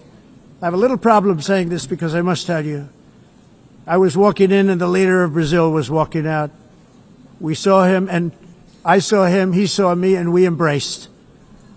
And then I'm saying, can you believe I'm going to be saying this in just 2 minutes? We actually agreed that we would meet next week. We didn't have much time to talk, like about 20 seconds. They were in retrospect, I'm glad I waited because this thing didn't work out too well. But we did talk. We had a good talk, and we agreed to meet next week, if that's of interest. But he seemed like a very nice man, actually. He liked me, I liked him. But if you, and I only do business with people I like. When I don't like them, I don't like them. But we had, at least for about 39 seconds, we had excellent chemistry. It's a good sign.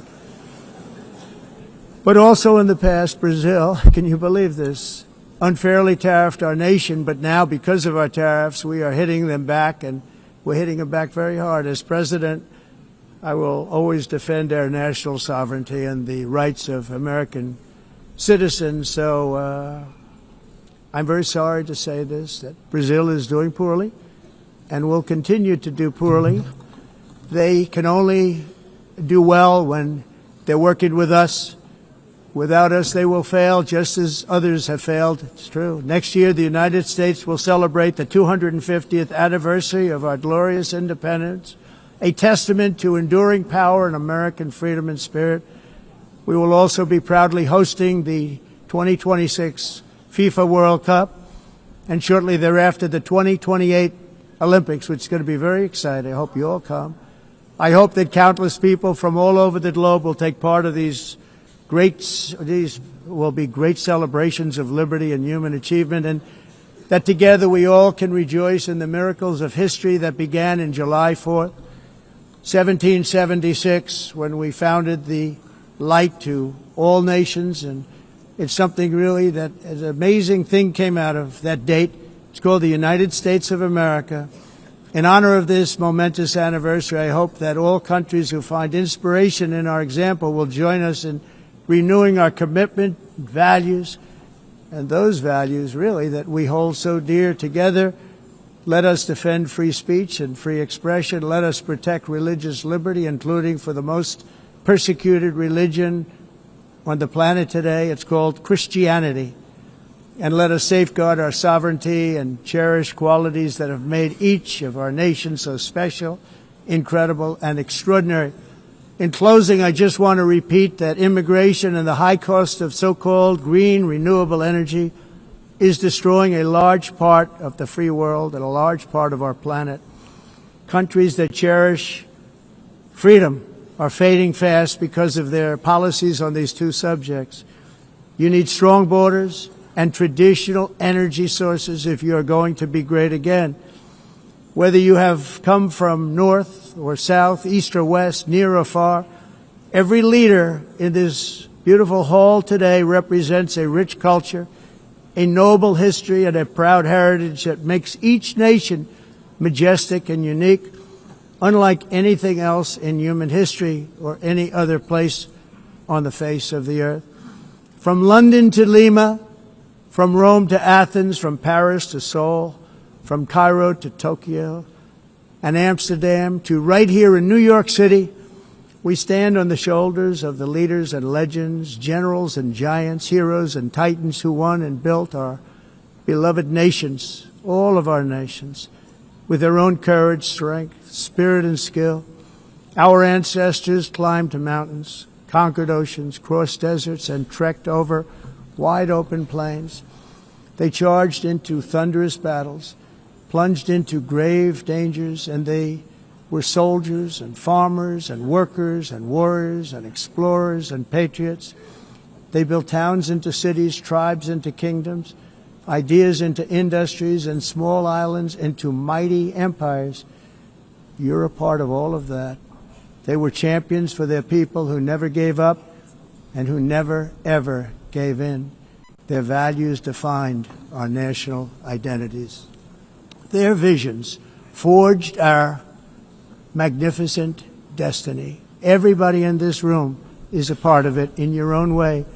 Each of us inherits the deeds and the myths, the triumphs, the legacies of our own heroes and founders who so bravely showed us the way.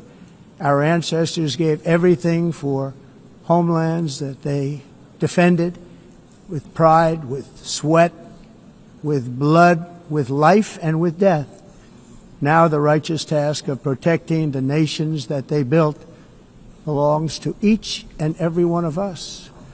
So together let us uphold our sacred duty to our people and to our citizens. Let us protect their borders, ensure their safety, preserve their cultures, treasure, and traditions, and fight for their precious dreams and their cherished freedoms. And in friendship and really a beautiful vision, let us all work together to build a bright, beautiful planet, a planet that we all share, a planet of peace and a world that is richer, better, and more beautiful than ever before. That can happen. It will happen. It will happen, and I hope it can happen and start right now, right at this moment. We'll turn it around. We're going to make our countries better, safer, more beautiful. We're going to take care of our people. Thank you very much. It's been an honor. God bless the nations of the world. Thank you very much. Bye.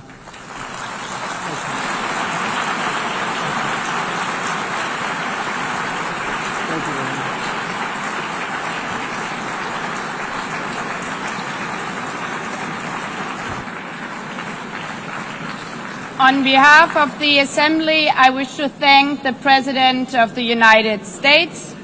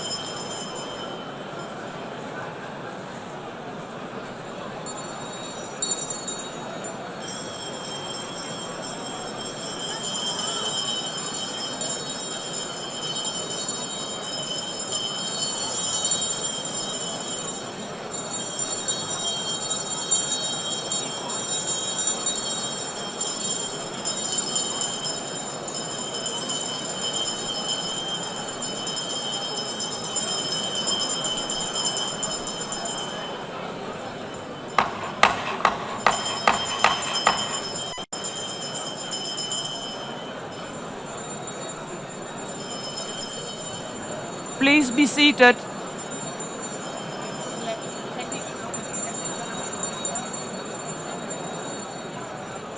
Please be seated.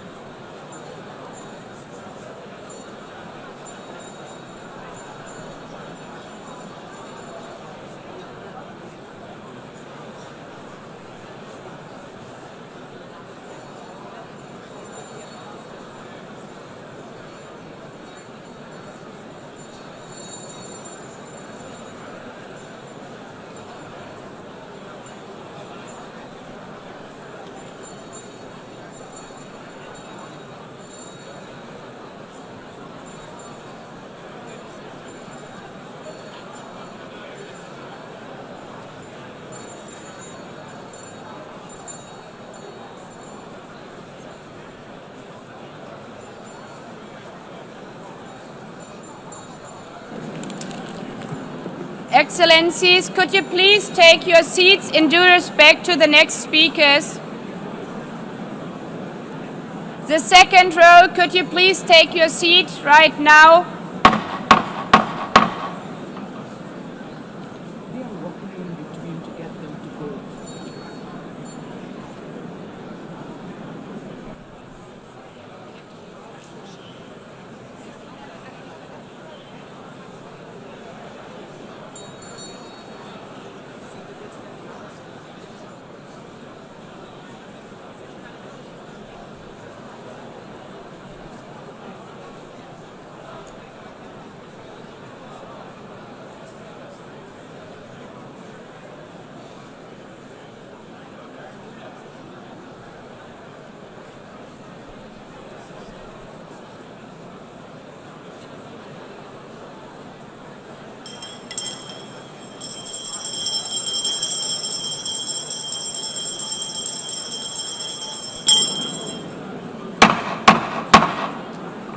Please take a seat now. With due respect to the next speakers, I would kindly ask you, gentlemen in the left row, please take your seats. We will continue.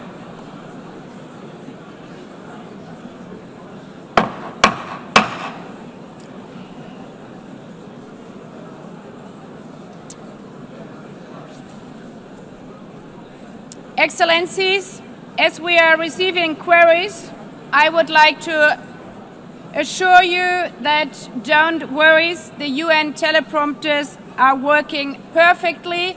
And by this technical note, I would like to call on the next speaker. The Assembly will hear an address by His Excellency Prabowo Subianto, President of the Republic of Indonesia. I request protocol to escort His Excellency and invite him to address the Assembly.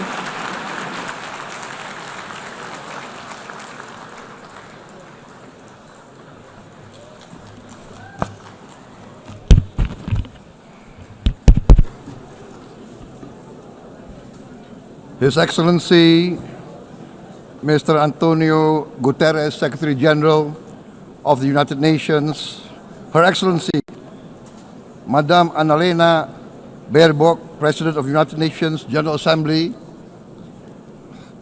His Excellency Mr. Moses Abelian, Under-Secretary General for General Assembly and Management, Excellencies, Heads of States, Heads of Governments, distinguished delegates, ladies and gentlemen.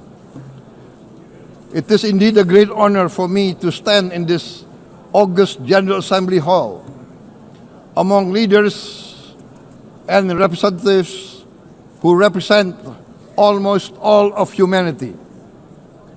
We differ in race, religion, and nationality, yet we gather together today as one human family.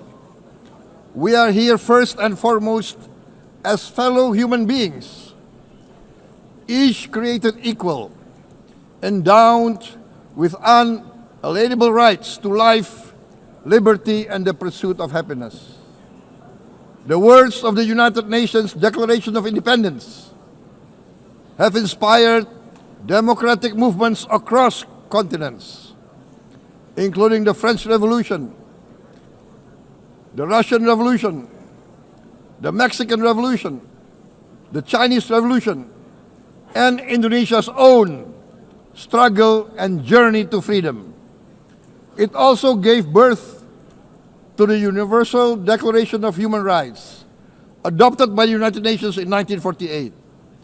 All men are created equal was the creed that opened the way to unprecedented global prosperity and dignity.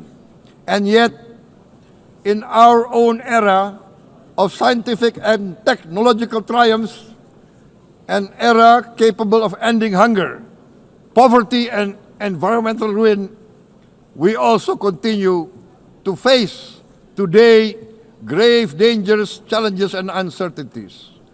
Human folly, fueled by fear, racism, hatred, oppression, and apartheid, threatens our common future. My country knows this pain. For centuries, Indonesians lived under colonial domination, oppression, and slavery. We were treated less than dogs in our own homeland. We Indonesians know what it means to be denied justice and what it means to live in apartheid, to live in poverty, and to be denied equal opportunity. We also knew what solidarity can do in our struggle for independence, in our fight to overcome hunger, disease, and poverty. The United Nations stood with Indonesia and gave us vital assistance. Decisions made here based on human solidarity by the Security Council and this Assembly gave Indonesia independence, international legitimacy, opened doors, and supported our early development through the efforts of the United Nations Children Fund, the United Nations Food and Agriculture Organization, the FAO, the World Health Organization, and many, many other United Nations institutions. And because of that, Indonesia today stands on the cusp of shared prosperity and greater equality and dignity. Madam President, Excellencies, our world today is driven by conflict, injustice, and deepening uncertainty. Every day we witness suffering, genocide, and blatant disregard for international law and human decency. In the face of these challenges, we must not give up. As the United Nations Secretary General said, we cannot give up. We cannot surrender our hopes or our ideals. We must draw closer, not drift apart. Together we must strive to achieve our hopes, our dreams. The United Nations was born from the ashes of the Second World War that claimed scores of millions of lives. It was created to secure peace, security, justice, and freedom for all. We remain committed to internationalism, to multilateralism, and to every effort that strengthens this great institution. Today, Indonesia is nearer than ever before to meeting the sustainable development goals of ending extreme poverty and hunger. Because years ago, this very chamber chose to listen and uphold social and economic justice, we will never forget. And today, we must never be silent while Palestinians are denied that same justice and legitimacy in this very hall. Excellencies, Thucydides warned, the strong do what they can, the weak suffer what they must. We must reject this doctrine. The United Nations exist to reject this doctrine. We must stand for all, the strong and the weak. Might cannot be right. Right must be right. Indonesia today is one of the largest contributors to United Peacekeeping Forces. We believe in the United Nations. We will continue to serve where peace needs guardians, not with just words, but with boots on the ground. If and when the United Nations Security Council and this great assembly decide Indonesia is prepared to deploy 20,000 or even more of our sons and daughters to help secure peace in Gaza or elsewhere, in Ukraine, in Sudan, in Libya, everywhere when the peace needs to be enforced, peace needs to be guarded, we are ready. We will take our share of the burden, not only with our sons and daughters, we are also willing to contribute financially to support the great mission to achieve peace by the United Nations. Madam President, Excellencies, I propose to this Assembly a message of hope and optimism, grounded in action and execution. Today, we heard the speech of Madam President, the President of the United Nations General Assembly. Yes, it is true what she said. Without the International Civil Aviation Organization, will we be here today? Will we sit in this great hall? Without the United Nations, we cannot be safe. No country can feel secure. We need the United Nations, and Indonesia will continue to support the United Nations, even though we still struggle, but we know the world needs a strong United Nations. The world's population is growing. Our planet is under strain. Food, energy, and water insecurity haunt many nations. We choose to answer these challenges directly at home and to help abroad wherever we can. This year, Indonesia recorded the highest rice production and grain reserves in our history. We are now self-sufficient in rice, and we are starting now to export rice to other nations in need, including providing rice for Palestine. We are building resilient food supply chains, strengthening farmer productivity, investing in climate-smart agriculture to ensure food security for our children and for the children of the world. We are confident in a few years' time, Indonesia will be the granary of the world. As the world's largest island state, we testify before you that we are already experiencing the direct consequences of climate change, particularly the threat of rising sea levels. The sea level on the north coast of our capital city is increasing by 5 centimeters every year. Can you imagine in 10 years? Can you imagine in 20 years? For this, we are forced to build a giant seawall, 480 kilometers in length.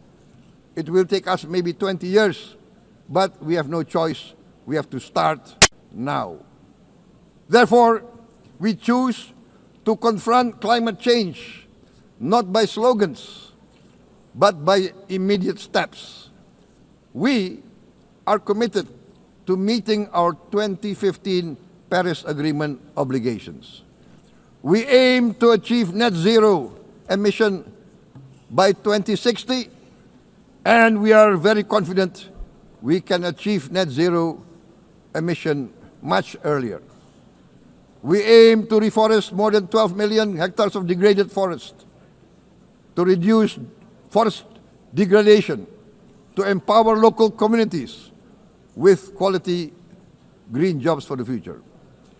Indonesia is shifting decisively from fossil fuel-based development towards renewable-based development.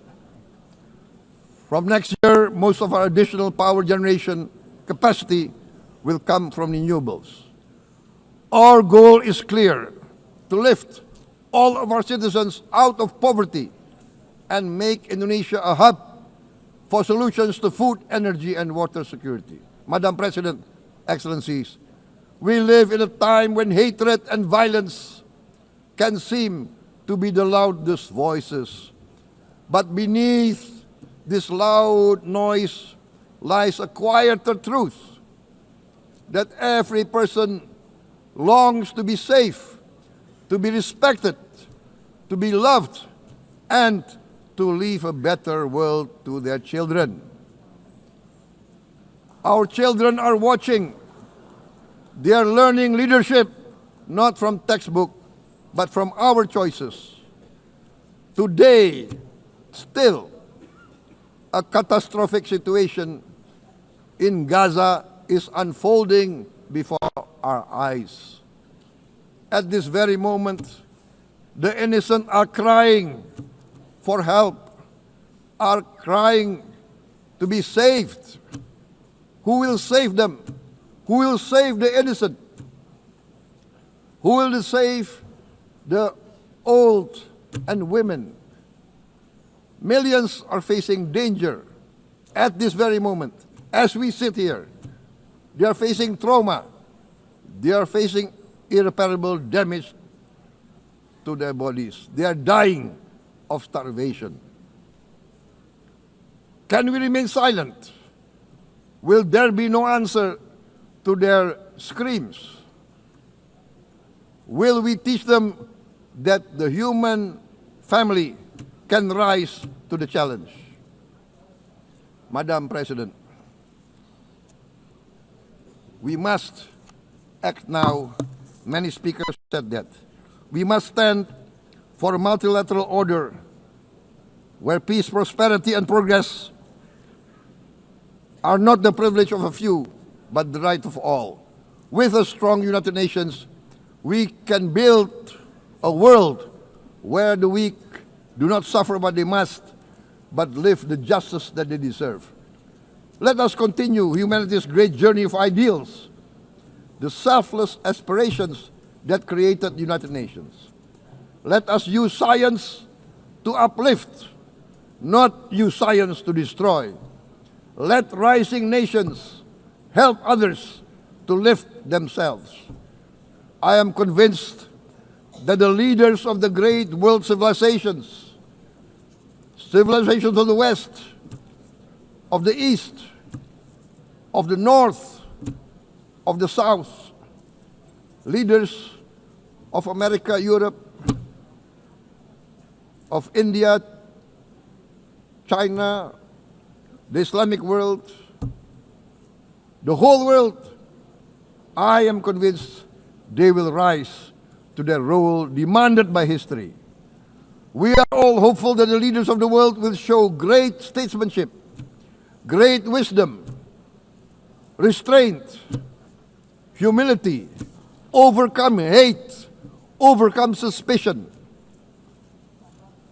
Madam President, distinguished delegates, we are greatly heartened by the events of the last few days, where significant leading countries of the world have chosen to side with history, to choose the right side of history, the path of the moral high ground, the path of rectitude, the path of justice, the path of humanity, to shun hatred, to overcome suspicion, and to avoid the use of violence. The use of violence will beget violence. No one country can bully the whole community of the human family.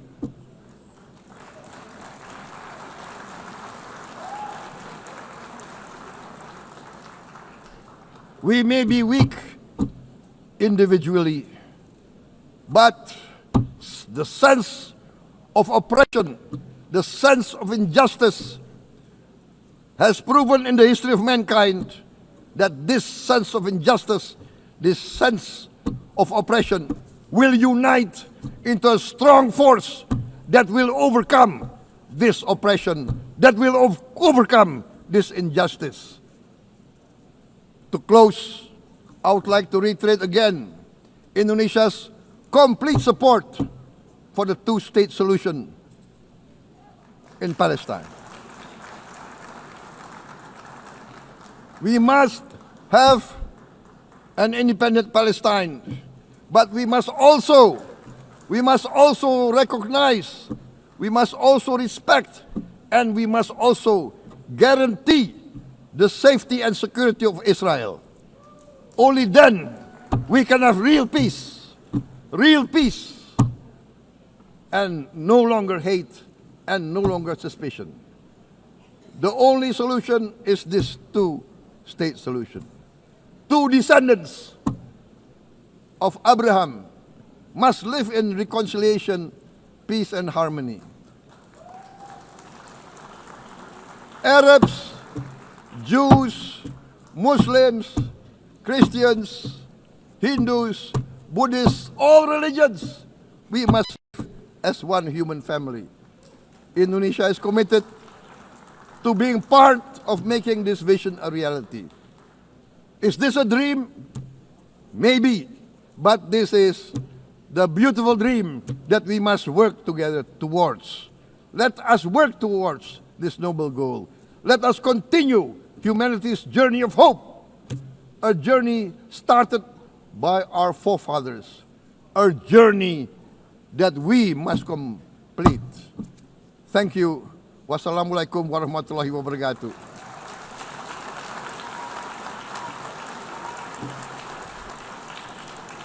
Shalom.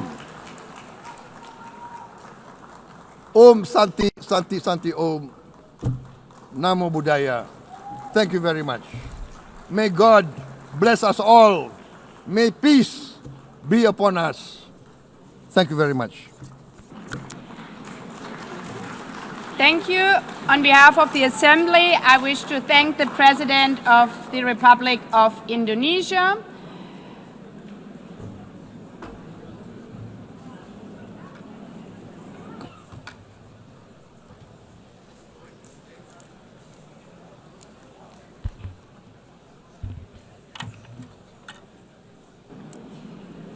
The Assembly will hear an address by His Excellency Recep Tayyip Erdogan, President of the Republic of Turkey. I request protocol to escort His Excellency and invite him to address the Assembly.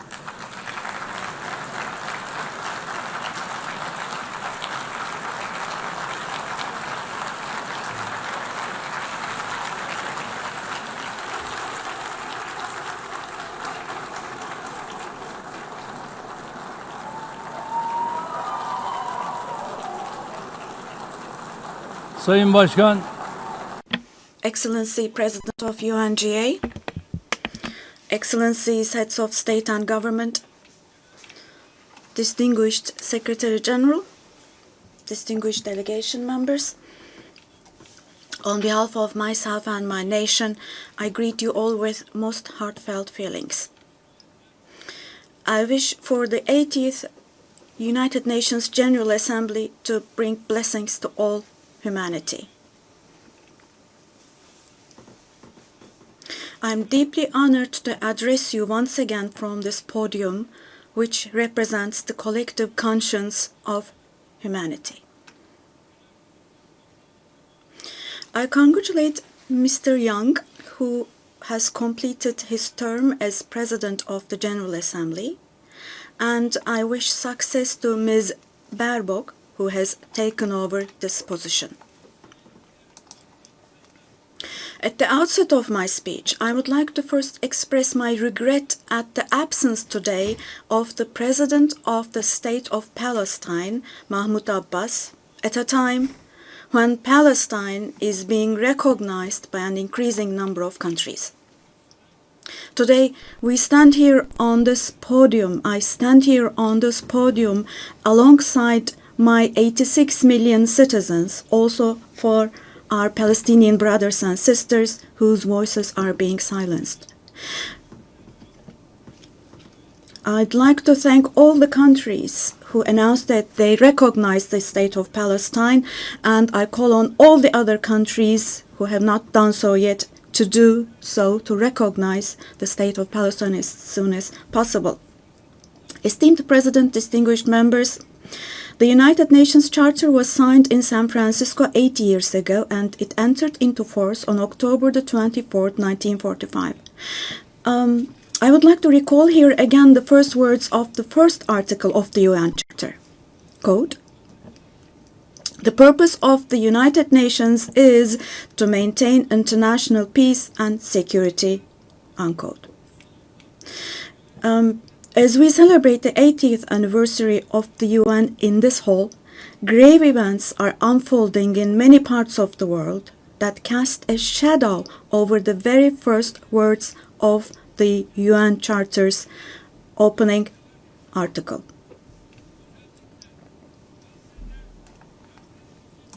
Particularly in Gaza, right before our very eyes, genocide has been going on for over 700 days now. Even as we gather here, as we speak now, Israel is currently massacring civilians in Gaza. The number of civilian casualties in Gaza has surpassed 65,000. Unfortunately, the number of people who are still trapped under the rubble is not yet known, and more than 20,000 of those who died were children. For the last 23 months, a child has been murdered by Israel in Gaza every hour. Yes, every hour. These are not just figures, dear friends. All of these, each one of these is a person, a human being, innocent people. People are now being killed not with weapons, but with the weapon of starvation. In the 21st century, under the gaze of the civilized world, 428 people died of starvation. Out of those 428, 146 were children, and this number is increasing every day. Now, I will show you a photo, which is a picture from daily life in Gaza. The first photo, as you see, these are people. These are women with these cups that they are holding in their hands, cups and buckets. Just feel your conscience and answer the following question. Can we possibly have a reasonable reason for this brutality in 2025? But this shameful picture in Gaza has been unfolding and is being repeated every day for 23 months now. And there are 2.5 million Gazans who live in 365 square kilometers. And every day what happens is they are being dragged from one place to another. The healthcare infrastructure of Gaza is completely collapsed. Doctors have been killed or they have disappeared while under custody. Ambulances have been hit. Hospitals targeted and destroyed. Treatment is not possible. Surgery is not possible. It's not possible to find medications. Now, dear friends, now as Tayyip Erdogan, with a heavy heart, with my heart bleeding here, I am telling you, innocent little ones, just 2 or 3 years old, without hands, arms, or legs, have become, unfortunately, a common sight to see in Gaza.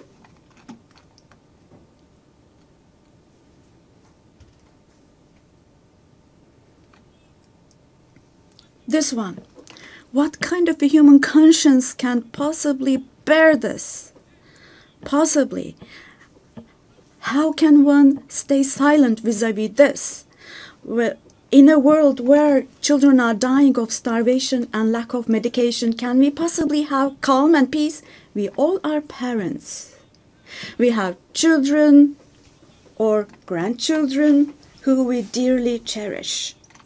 Here, say in America or in Europe, anywhere in the world, when a small rose thorn hurts a child's hand, the hearts of parents break.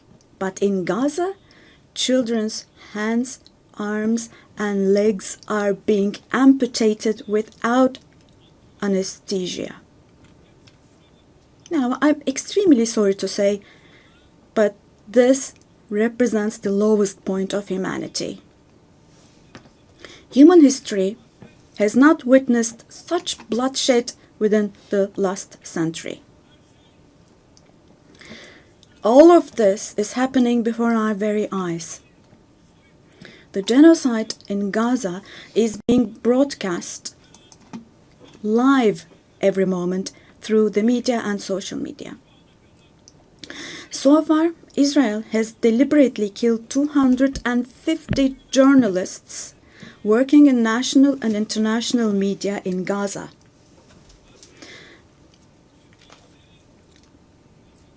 And they have closed all the entrance into Gaza, but they still have not been able to cover up the genocide. I wholeheartedly support Secretary General Guterres because he consistently draws attention to the ongoing genocide in Palestinian territories, and I would like to once again congratulate him for his courage.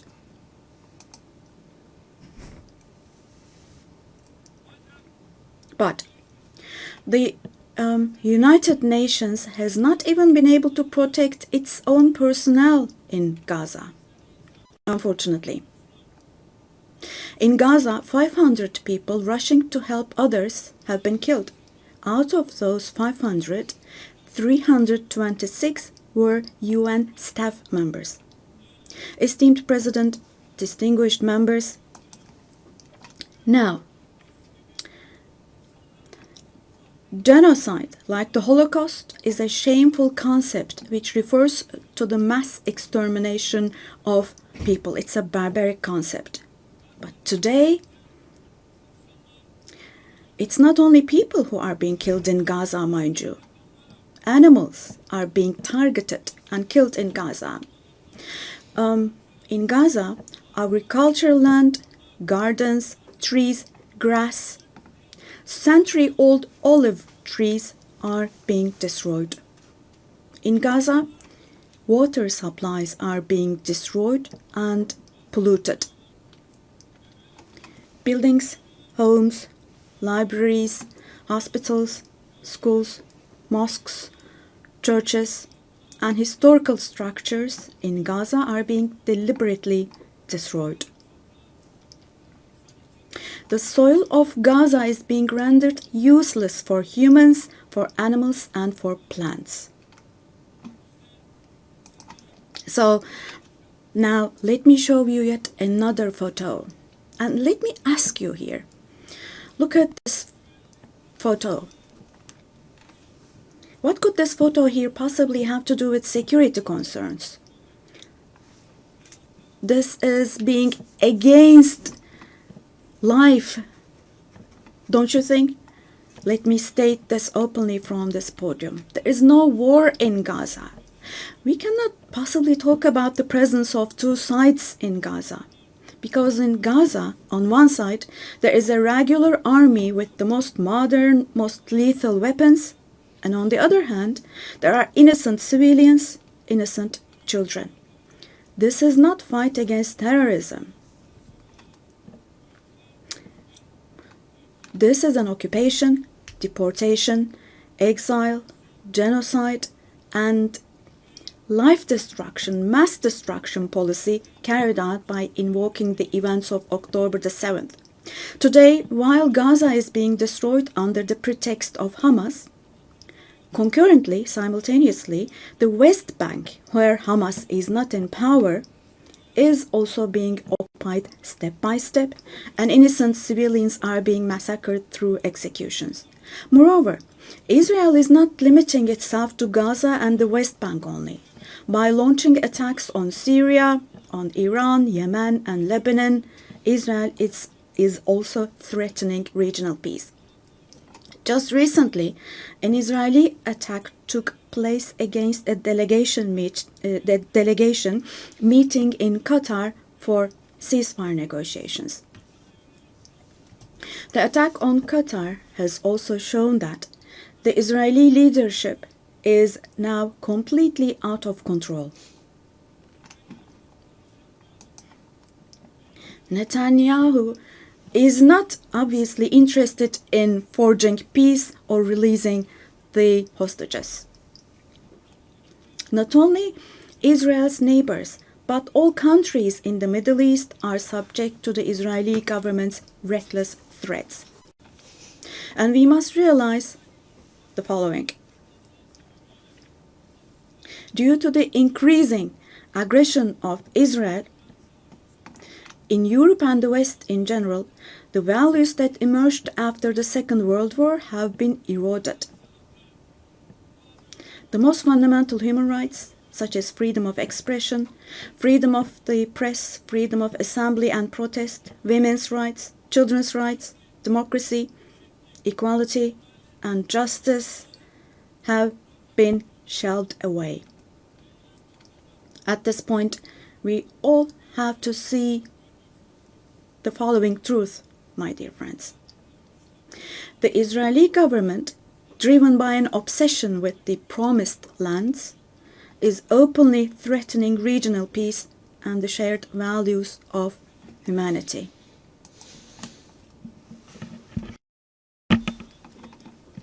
Three celestial religions. Jerusalem hosts all three celestial religions, and a common inherited holy place, Al-Quds, is holy for all three religions. This madness disturbs conscientious Jews. It fuels anti-Semitism around the world. We cannot continue with this madness anymore.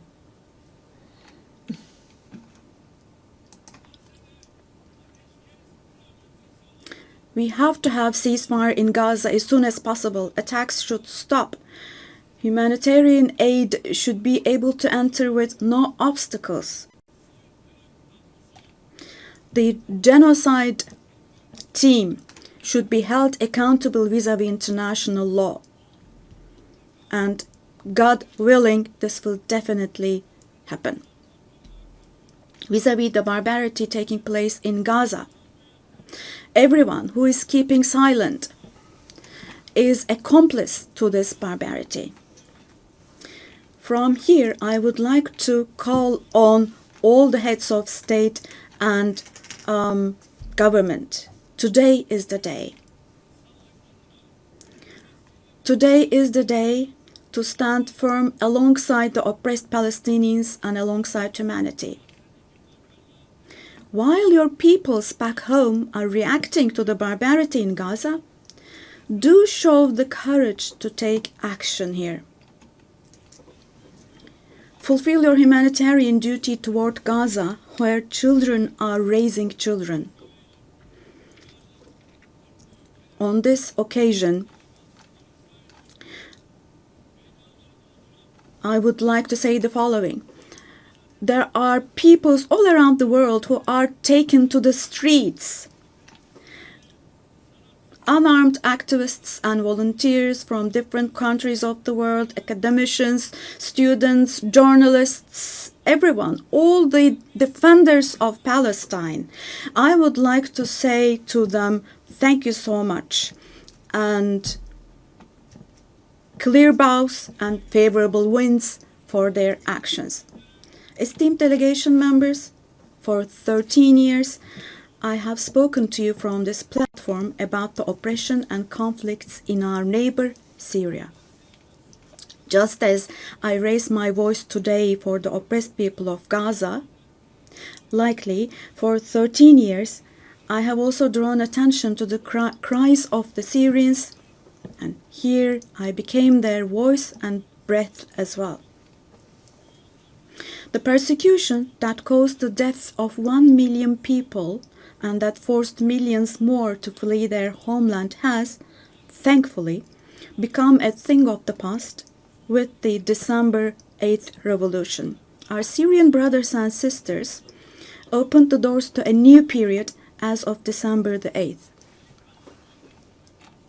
I believe that the people of Syria who fought against a bloodthirsty regime will also be able to carry the victory they achieved at great cost to its rightful place, God willing. We'll support with all our means the vision of a one and unified Syria with no forms of terrorism, especially ISIS, being present. A free Syria where security is established is what we want. As stability takes root in Syria, the winners for sure will be all the neighboring countries, our entire region, along with Syrians. And the brotherly countries in the Gulf. I would like to thank them for their contributions for Syria to recuperate. All the regional and international actors who share the same principles with us, God willing, we will continue with our cooperation with all those actors in the same manner. Esteemed friends, we hope that the nuclear issue with our neighbor Iran will be resolved through diplomacy as soon as possible. It should not be forgotten that our region cannot tolerate yet another crisis. Meanwhile, the stability, security, and prosperity of our neighbor Iraq are extremely important for the well-being of our region. In this regard, we attach great importance to strategic moves based on stability and prosperity, such as the Development Path Project. In the north, we are hosting with great enthusiasm the Istanbul process between Russia and Ukraine, both of which are our neighbors. Through direct talks, we facilitated the exchange of several prisoners and corpses, and we worked to identify the modalities of peace negotiations between the parties. Don't forget, there is no winner of war and no losers of a just peace. So with this motto in mind, in the coming days also, we will continue to work hard for a ceasefire. Meanwhile, we have encouraged the parties from the very beginning to establish peace between Azerbaijan and Armenia. We are pleased that steps were taken on August the 8th, steps that will enable the establishment of lasting peace between the two countries. I would like to once again congratulate the President of Azerbaijan, Ilham Aliyev, the Prime Minister of Armenia, Nikol Pashinyan, and the American President Donald Trump, who contributed to this process, and I would like to congratulate them. On this occasion, I would also like to state that the normalization process between our country and Armenia is progressing as planned. Within the scope of the Ankara process, which is another of our mediation activities, we continue our efforts to resolve the conflict between Somalia and Ethiopia. I hope that the parties will successfully conclude this genuine initiative as soon as possible. Distinguished delegation members, we have been implementing the Montreux Convention, which guarantees security in the Black Sea. And we have been implementing this convention impartially and to the letter for exactly 89 years now. We want to see the Aegean Sea and the Eastern Mediterranean as a basin of stability and prosperity where the legitimate interests of all parties involved are respected. We are ready for constructive cooperation on all issues, particularly on energy and the environment, and we expect the same approach from our neighbors. On this occasion, I would like to particularly underline that projects which exclude Turkey and the Turkish Republic of Northern Cyprus in the Eastern Mediterranean, such projects which exclude us will not be successful. Turkey has rights and authority in the western part of the island of Cyprus, while the Turkish Cypriots have legitimate rights in the areas surrounding the island. An Eastern Mediterranean Conference, which we have proposed before, would contribute to finding common ground. Resolving the Cyprus issue has been tried many times before, but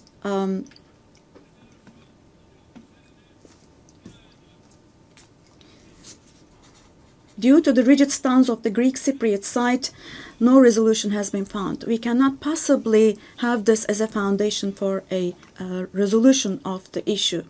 There are two separate states and two separate peoples on the island of Cyprus. Turkish Cypriots are equal owners of the island, and they will not accept being a minority. The international community must put an end to the unfair and inhumane isolation that the Turkish Cypriots have been subjected to for half a century now. I reiterate the call I made at the last 3 UN General Assemblies. Let me repeat. I call on the international community to recognize the Turkish Republic of Northern Cyprus and to establish diplomatic, political, and economic relations with it. Esteemed President, distinguished members, in the coming period, we desire a new beginning and vision in Turkey-European Union relations. This should not be a vision that just saves the day, but rather a vision that redefines the horizon and shapes our shared future. For this, it is of course important that the European Union is as willing and determined as we are.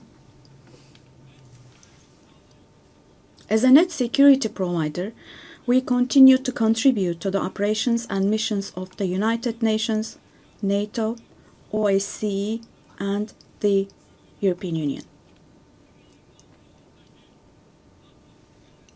The annual NATO summit next year will be held in Turkey, in Ankara. The USA, who is our NATO ally, our relations with them are continuing on trade, investments, energy, defense industry, in addition to other many areas, and we're strengthening our relations with them. Meanwhile, we attach great importance to the peace, stability, and prosperity of our brotherly countries in Central Asia, which is our ancestral homeland.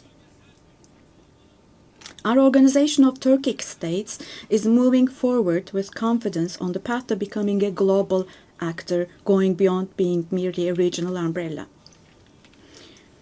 We are making intensive efforts to ensure the continuation of peace and stability in the Balkans, where we have strong historical, cultural, and people ties.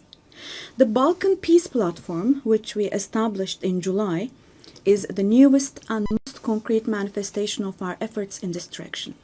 And this October, we'll once again assume the command of KFOR forces.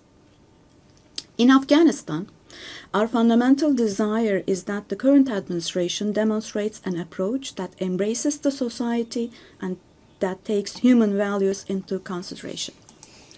In this process, it is essential that the international community does not leave Afghan people alone, and as Turkey and as the Turkish nation will stand by the Afghan people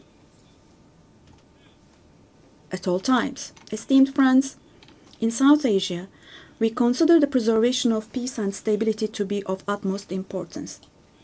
We are pleased with the ceasefire achieved following the tensions last April between Pakistan and India, the tension which had escalated into a conflict. It is important to see a cooperation between the two countries when it comes to counterterrorism.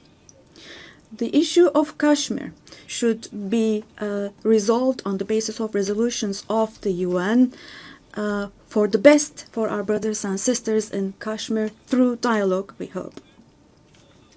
In the continent of Africa, from education to health, from infrastructure to in other areas, our relations are improving annually. And while providing all possible support to Somalia, we are also continuing our humanitarian aid activities. In Sudan, the conflict that has been going on for over 2 years saddens us deeply.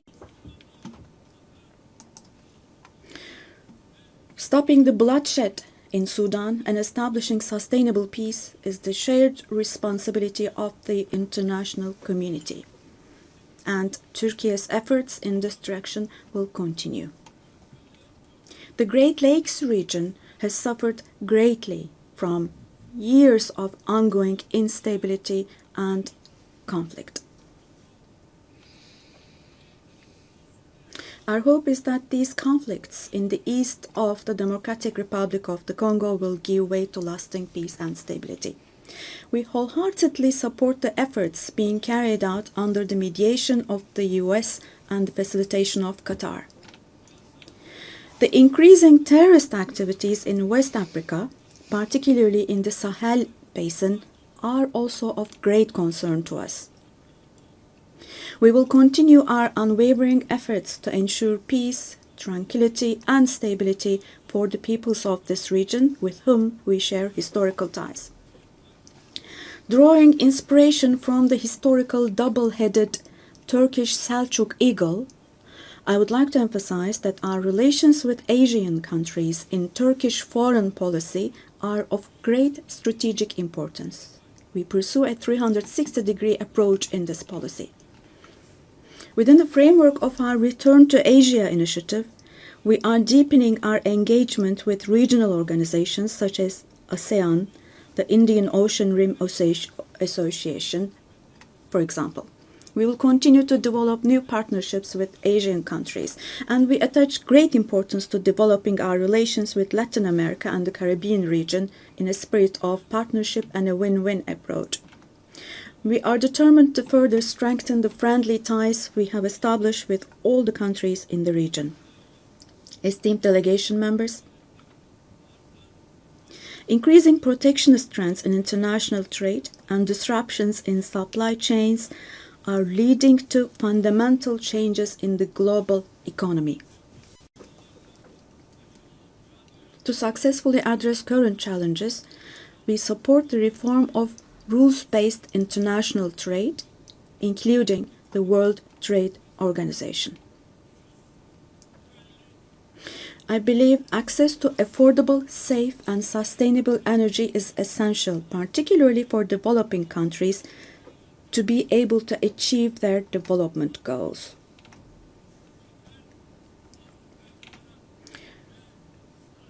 We are resolutely advancing the strategically important Trans-Caspian East-West Middle Corridor project, which extends from China to Europe.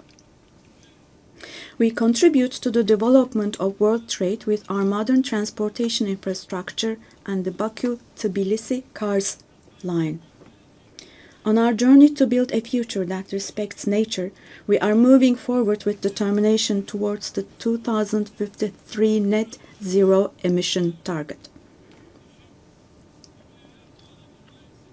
We are pleased to observe that the zero waste movement, under the patronage of my wife Emine Erdoğan, has grown in waves around the world every year, reaching more people and hearts.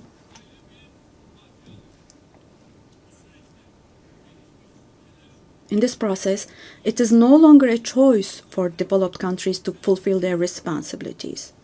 It has now become an obligation for them.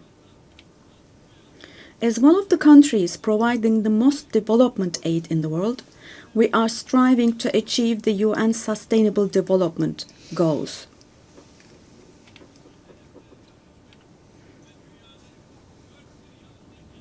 To achieve the 2030 goals, and to enable hundreds of millions of people around the world to live with dignity, we advocate for aligning the global financial architecture with the principle of leaving no one behind.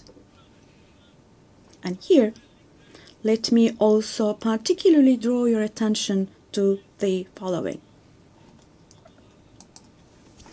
While we grapple with geopolitical challenges, humanity is also witnessing an extraordinary leap forward in artificial intelligence, AI.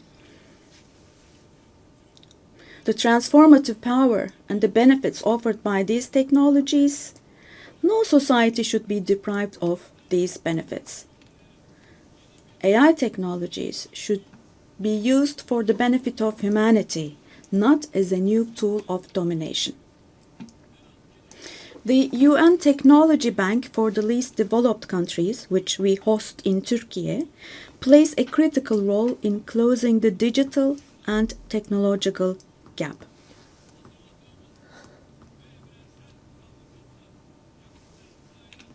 We have prepared a children's rights convention in the digital world, and we will soon open this up for ratification. I'm sure this will create a lot of awareness in this area, and we expect your support for this. On the other hand, in today's world, where racism, xenophobia, and particularly Islamophobia have reached alarming levels, combating these trends that directly threaten the culture of coexistence has now become an essential duty for humanity. It is significant that Mr. Moratinos, High Representative of the Alliance of Civilizations, has also been appointed as the UN Secretary General's Special Envoy on combating Islamophobia. As I stated here last year, the institution of the family is under threat today as never before.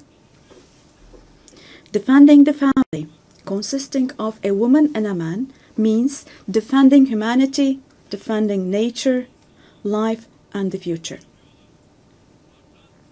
Turkey will continue to defend the family in the face of ever-increasing attacks.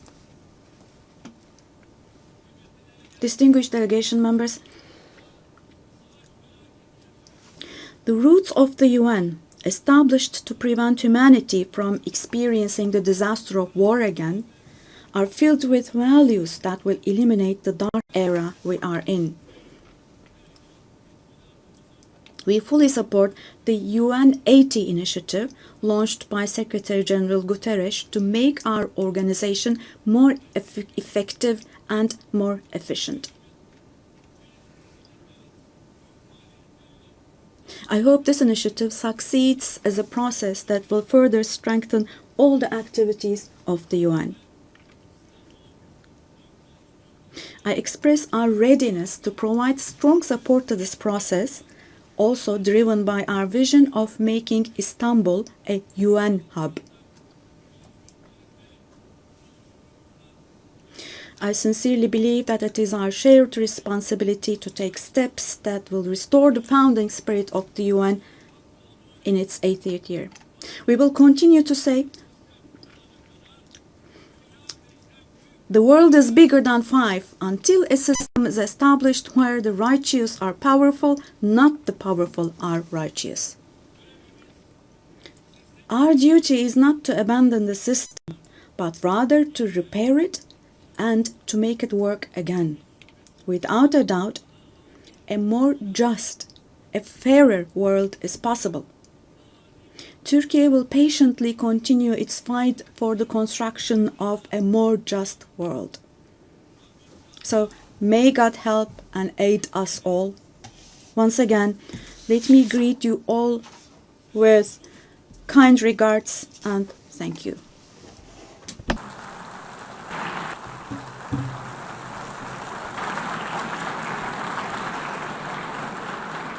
On behalf of the Assembly, I wish to thank the President of the Republic of Turkey. The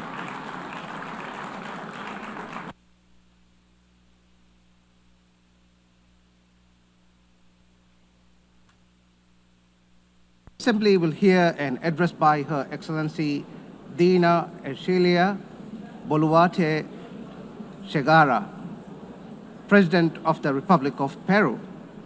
I request protocol to escort Her Excellency and invite her to address the Assembly.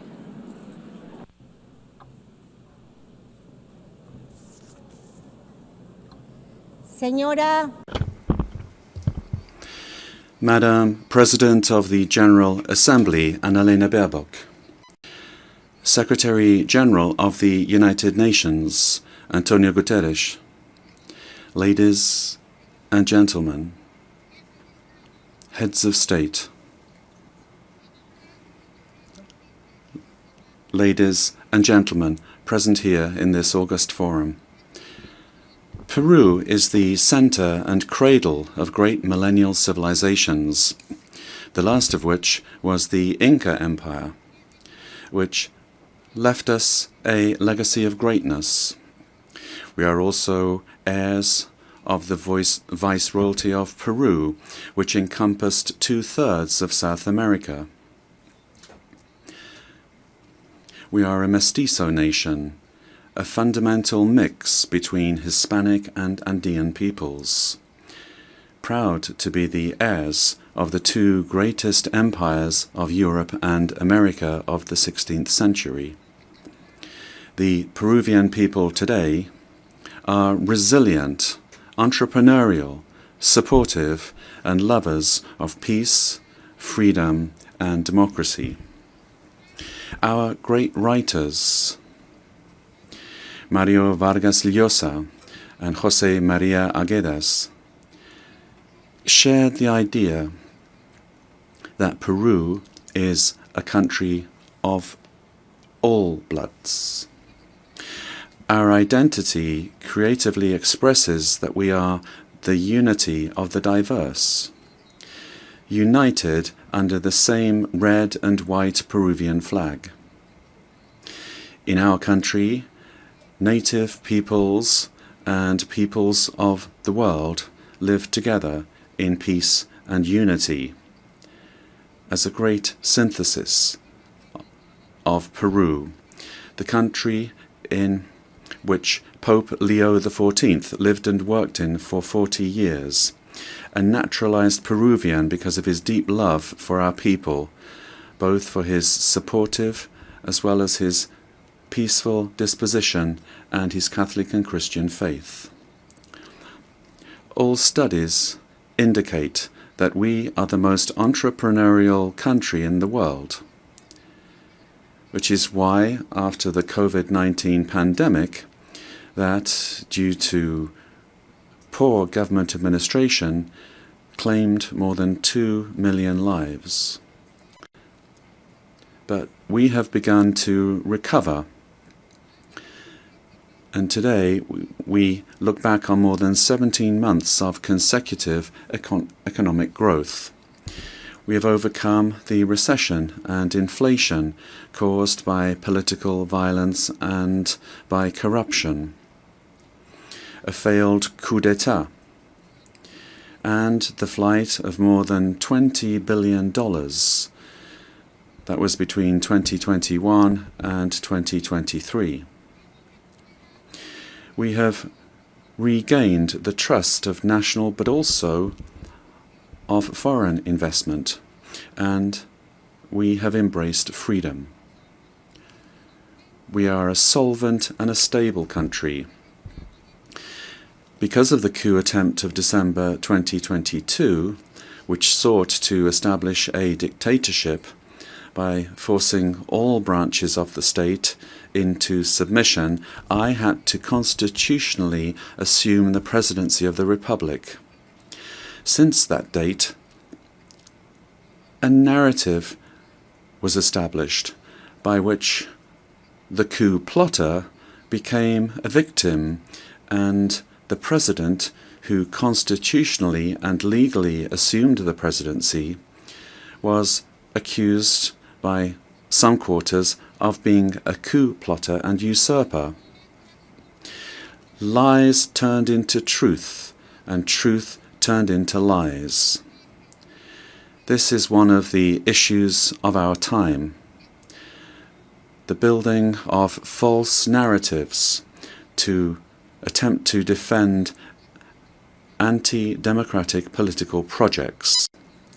The thinking goes that ideologies of hatred, where they're projects of failed states that grow into all-powerful states, require, in order to impose their will, a false narrative, in order to achieve their objectives through violence, and who, once in power, crush freedoms, silence the press and democratic opposition, violate human rights, and begin to control, to confiscate, and to expropriate private companies, creating a corrupt bureaucracy that destroys the economy, society, and public morality.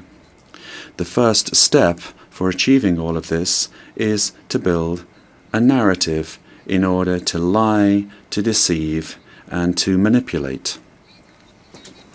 The ideology of class hatred is very skillful at distorting reality and building false narratives, because it uses the totalitarian method of repeating a lie ad infinitum, as was done in the world before the Second World War, and as is happening again today, because totalitarianism renews itself, presents itself with other faces, but it remains a serious threat to countries and to the world. The cynical narrative is reinforced by interventionism in the internal affairs of countries, supporting and spreading falsehoods to destroy democracy and eliminate freedom.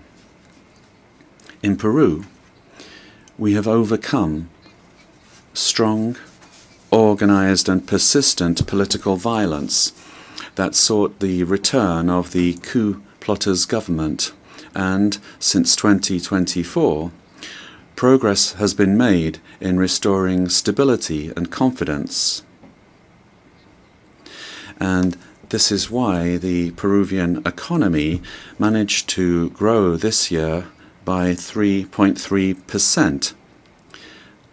And in the current year, 2025, is exceeding 3.5% growth, with forecasts that in 2026 the trend of economic growth will continue.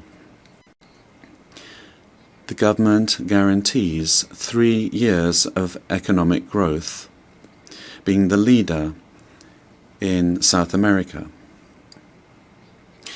Inflation is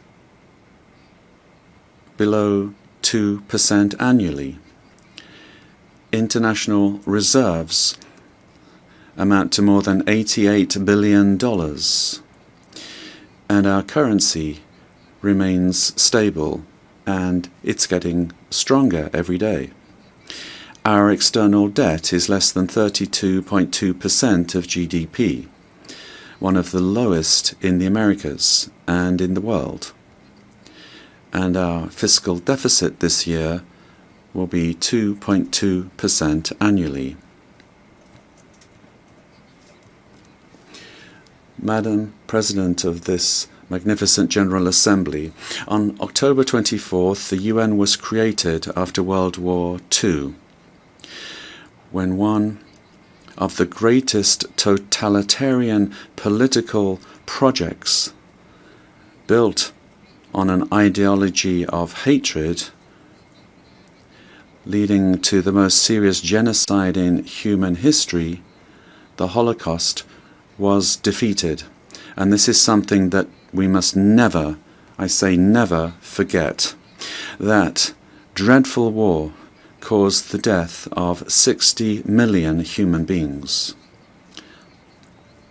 All ideologies of hate, class hatred, and its elevation as a principle and driver of history, racial hatred, nationalist hatred, religious hatred, ethnic hatred, hatred against women, amongst others, are the causes for the worst crimes committed in human history. Ideologies of hatred build narratives as absolute truths that instrumentalize people and nations. The political constitution of my homeland, Peru, affirms that the defense of the individual and their dignity is the supreme goal of society and of the state. Peru, therefore, rejects the two principal hate narratives in the world, namely class hatred and religious hatred. These are the origins of wars and inhumane violence. In Peru, we suffered for more than 20 years from a messianic, dogmatic, violent and genocidal terrorism that cost the lives of more than 70,000 Peruvians. The terrorist hates elections and the citizens' right to choose and to stand for election. When they participate, they do so to destroy democracy from within.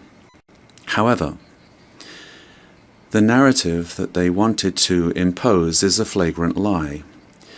The armed forces and the police, who defended the life and the freedom of Peruvians, are now accused of violating human rights.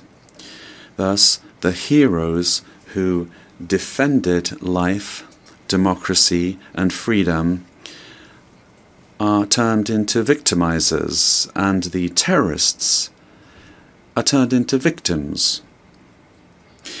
In this way, the heroes who defended democracy are being persecuted in trials that drag on for decades, while the terrorists are compensated and considered victims.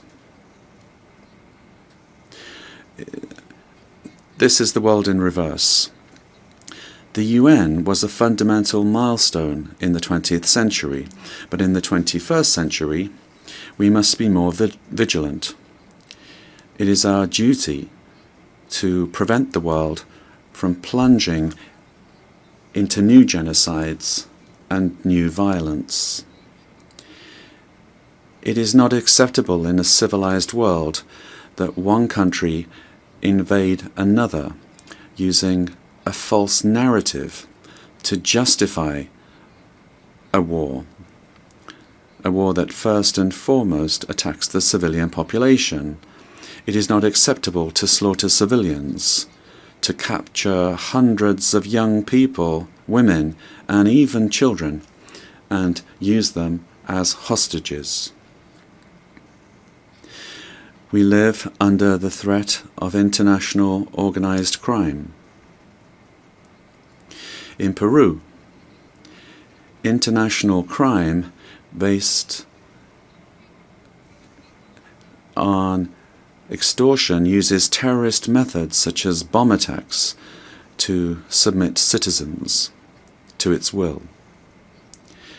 These criminal organizations that use weapons of war have created financial mechanisms to launder blood-stained money, sending large sums back to their countries of origin.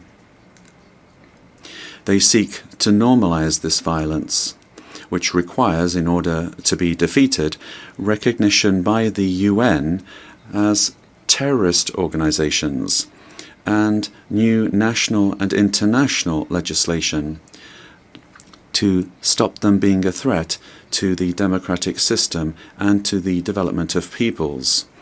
It is also imperative that we act against drug trafficking and illegal mining that destroys the environment, pollutes rivers, and condemns peoples and individuals to slavery.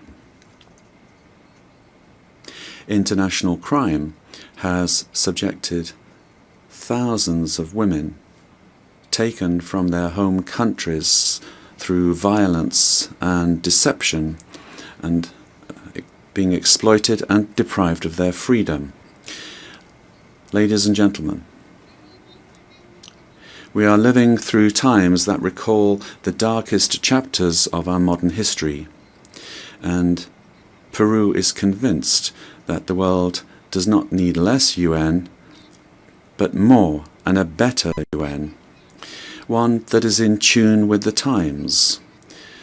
In times in which ideologies of hatred that caused and cause so much damage to humanity have taken refuge in lies, in misinformation, and which have penetrated democratic societies.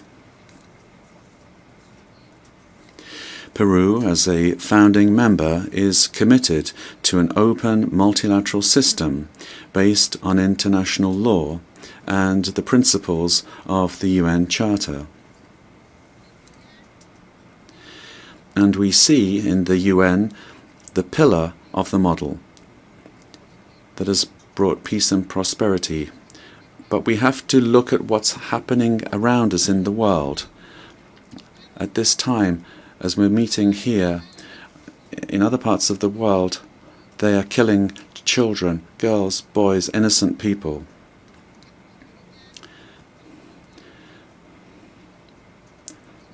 Prosperity will only come if we are united and work together.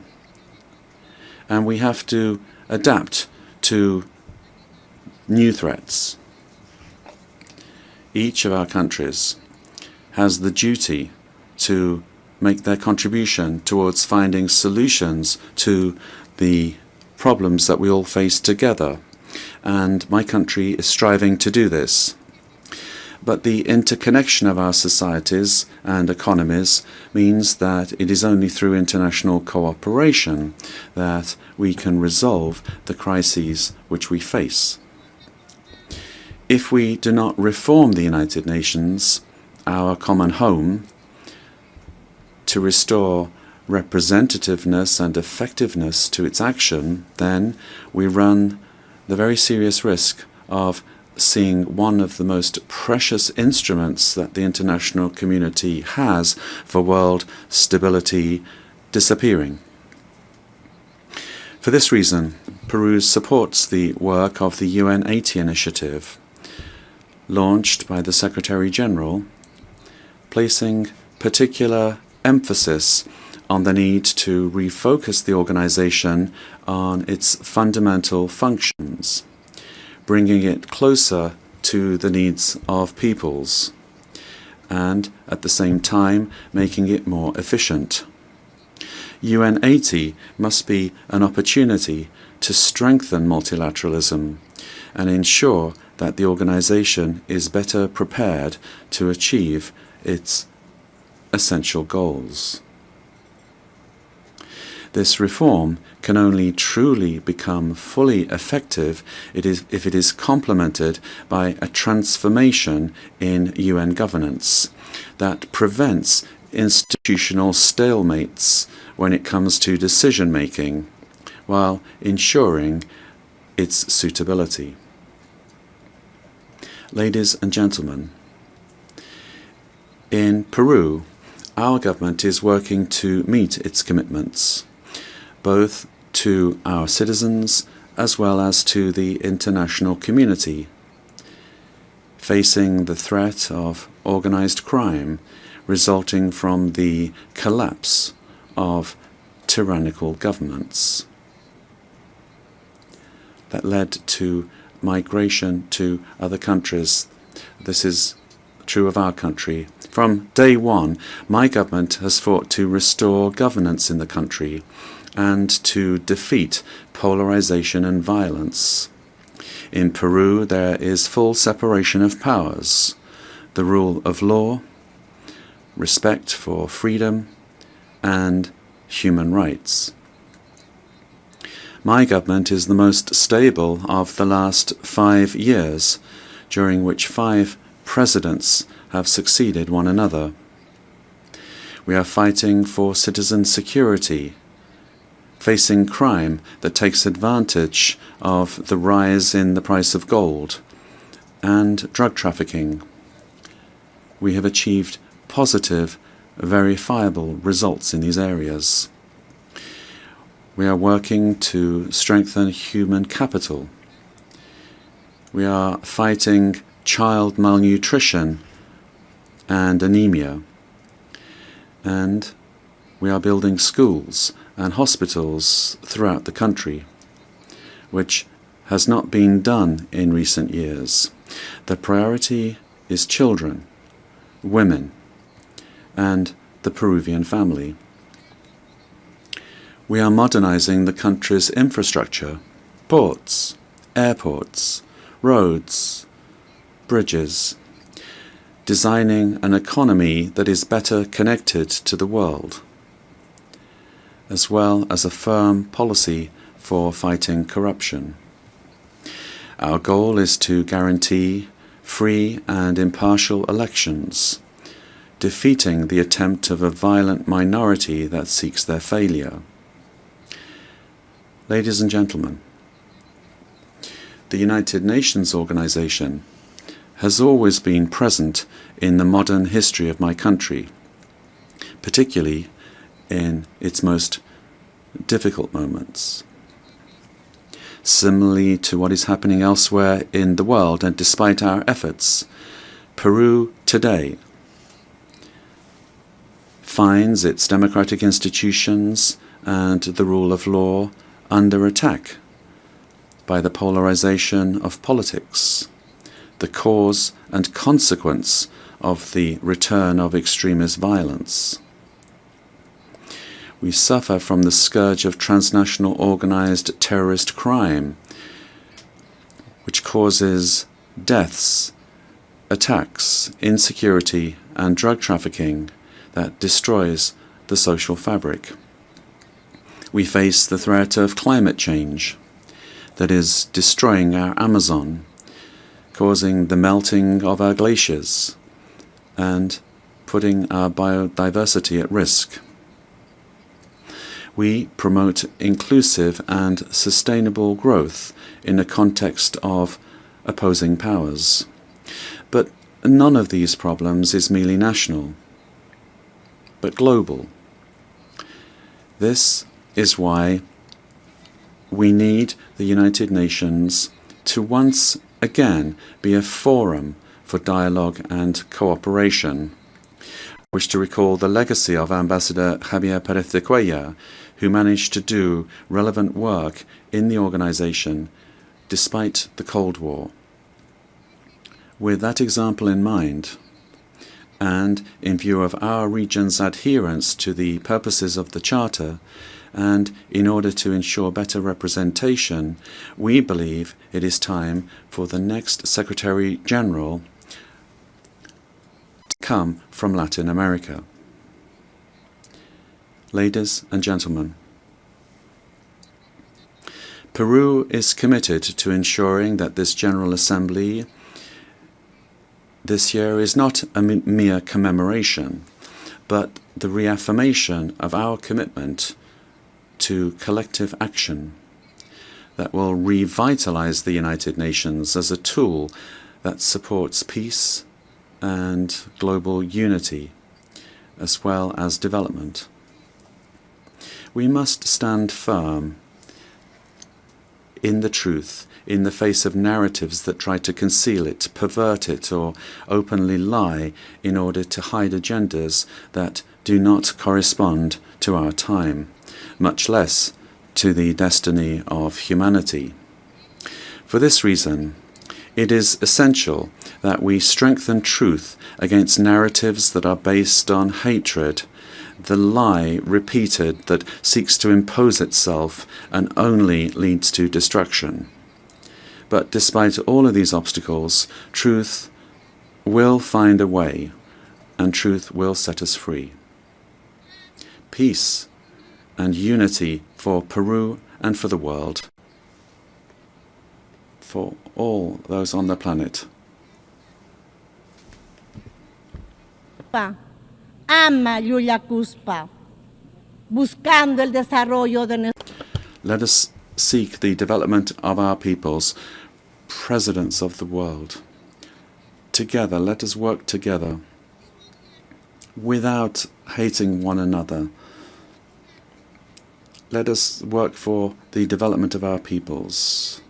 Yes to life, no to violence, and no to war. Thank you very much.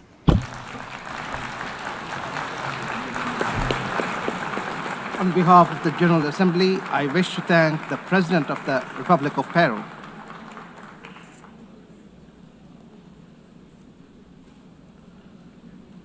The Assembly will hear an address by His Majesty King Abdullah II Ibn al-Hussein, King of the Hashemite Kingdom of Jordan. I request protocol to escort His Majesty and invite him to address the Assembly.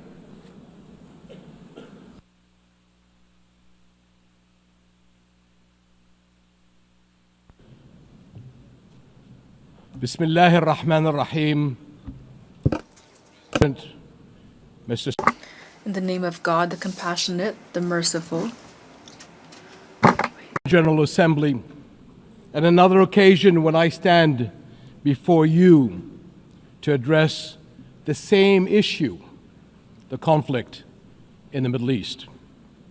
And not for the first time, developments on the ground have made me question the worth and utility of words in capturing the magnitude of the crisis. Yet not speaking about it would signal acceptance of the situation and abandonment of our humanity. And that I will not do.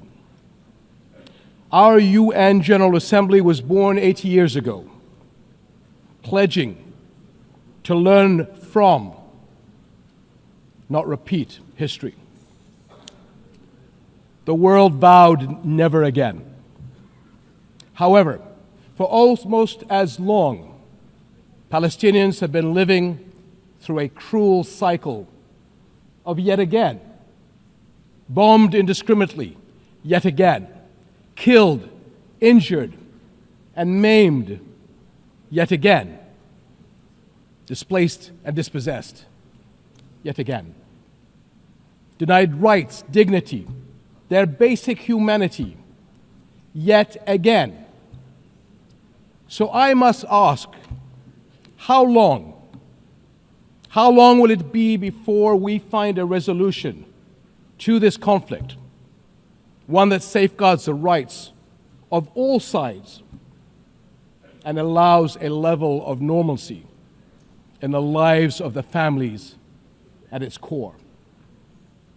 How long will it be before I stand before you and speak not of suffering and devastation in my region, but of prospect, prosperity, and potential? Sadly, this is not the only conflict in our world. And some may say that other wars are also devastating. But the Palestinian-Israeli conflict remains unique. It is the longest standing conflict in the world. An illegal occupation of a helpless population by a self-declared democratic nation and a flagrant violation of repeated UN resolutions, international law, and human rights conventions. A failure that should have elicited outrage and action, especially from major democracies. Instead, it has been met with decades of inertia. My friends, the war in Gaza marks one of the darkest moments in this institution's history. But although it is today's horror, the injustice stretches back decades. The Palestinian-Israeli conflict has been on the UN agenda throughout its 8 decades of existence. How long will we be satisfied with condemnation after condemnation without concrete action? When it comes to the Palestinian-Israeli conflict, it seems that what unfolds in the halls of power is theory. The struggles and suffering on the ground is reality. For decades, we have seen several attempts to achieve a solution by interim agreements and temporary stopgaps, none that delivered on the end game. In fact, many would argue these processes served as a distraction as Israel grabbed more land, expanded illegal settlements, demolished homes, and displaced entire neighborhoods. Muslim and Christian holy sites in Jerusalem have been vandalized and desecrated by those under government protection. And throughout all these years, Israeli families too have not been able to live in true security because military action cannot bring the safety they need. Nowhere is that more evident than in Gaza. More than 60,000 Palestinians killed, 50,000 children injured or killed, miles of burnt out rubble, neighborhoods, hospitals, schools, farms, even mosques and churches in ruins, widespread starvation. And what we are seeing is only a glimpse, because never in our modern history has the lenses of international media been obstructed like this from capturing the reality on the ground. Almost 2 years in, and the cruelty of this military campaign continues unabated. Furthermore, the current Israeli government's provocative calls for a so-called Greater Israel can only be realized through the blatant violation of the sovereignty and territorial integrity of its neighbors. And there is nothing great about that. I can't help but wonder if a similar outrageous call were made by an Arab leader, would it be met with the same global apathy? The international community must stop entertaining the illusion that this government is a willing partner for peace. Far from it. Its actions on the ground are dismantling the very foundations on which peace could stand, and intentionally burying the very idea of a Palestinian state. It has shown how little it respects the sovereignty of other countries, as we have seen in flagrant violations in Lebanon, Iran, Syria, Tunisia, and most recently, Qatar. And its hostile rhetoric calling for the targeting of Al-Aqsa Mosque will incite a religious war that would reach far beyond the region and lead to an all-out clash that no nation would be able to escape. How long before we hold all nations to the same standards? How long before we recognize the Palestinians as people who aspire to the same things you and I do? and we act on that recognition. How long before we recognize that statehood is not something Palestinians need to earn? It is not a reward. It is an indisputable right.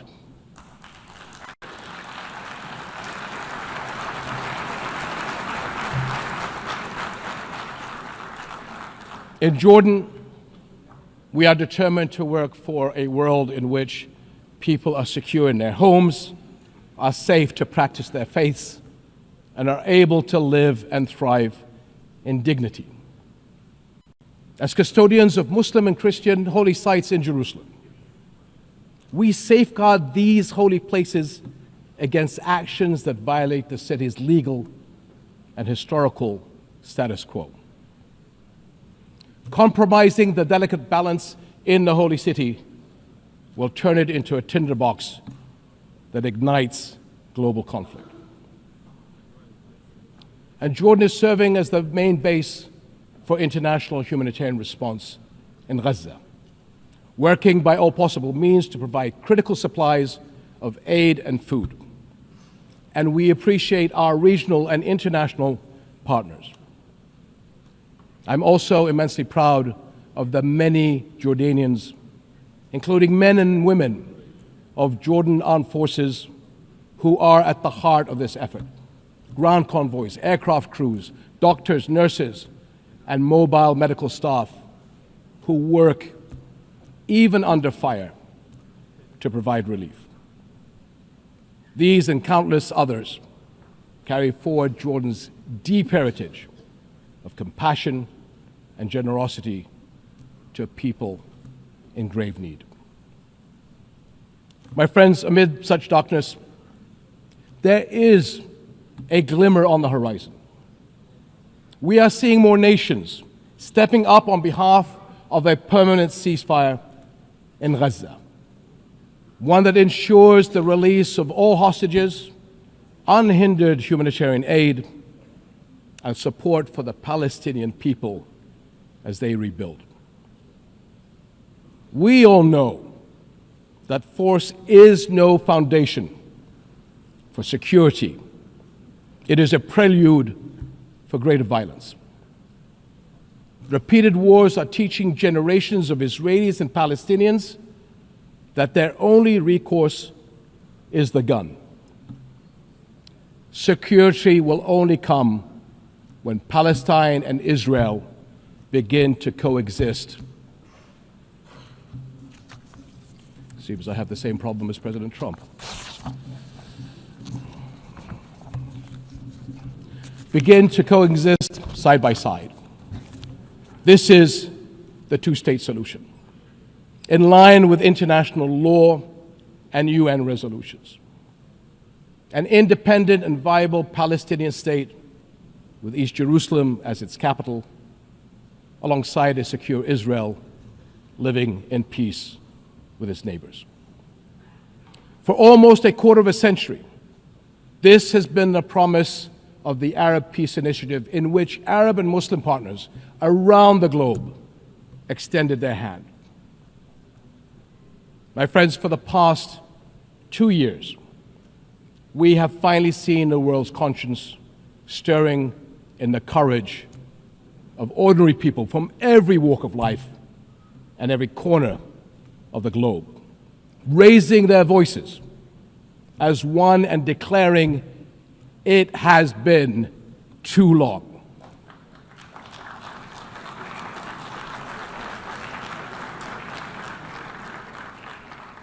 This United Nations must echo that call.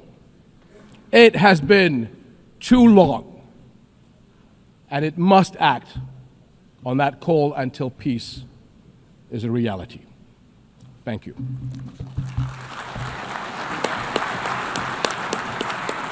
On behalf of the Assembly, I wish to thank the King of the Hashemite Kingdom of Jordan. The Assembly will hear an address by His Excellency Lee Jae-myung, President of the Republic of Korea, I request protocol to escort His Excellency and invite him to address the Assembly.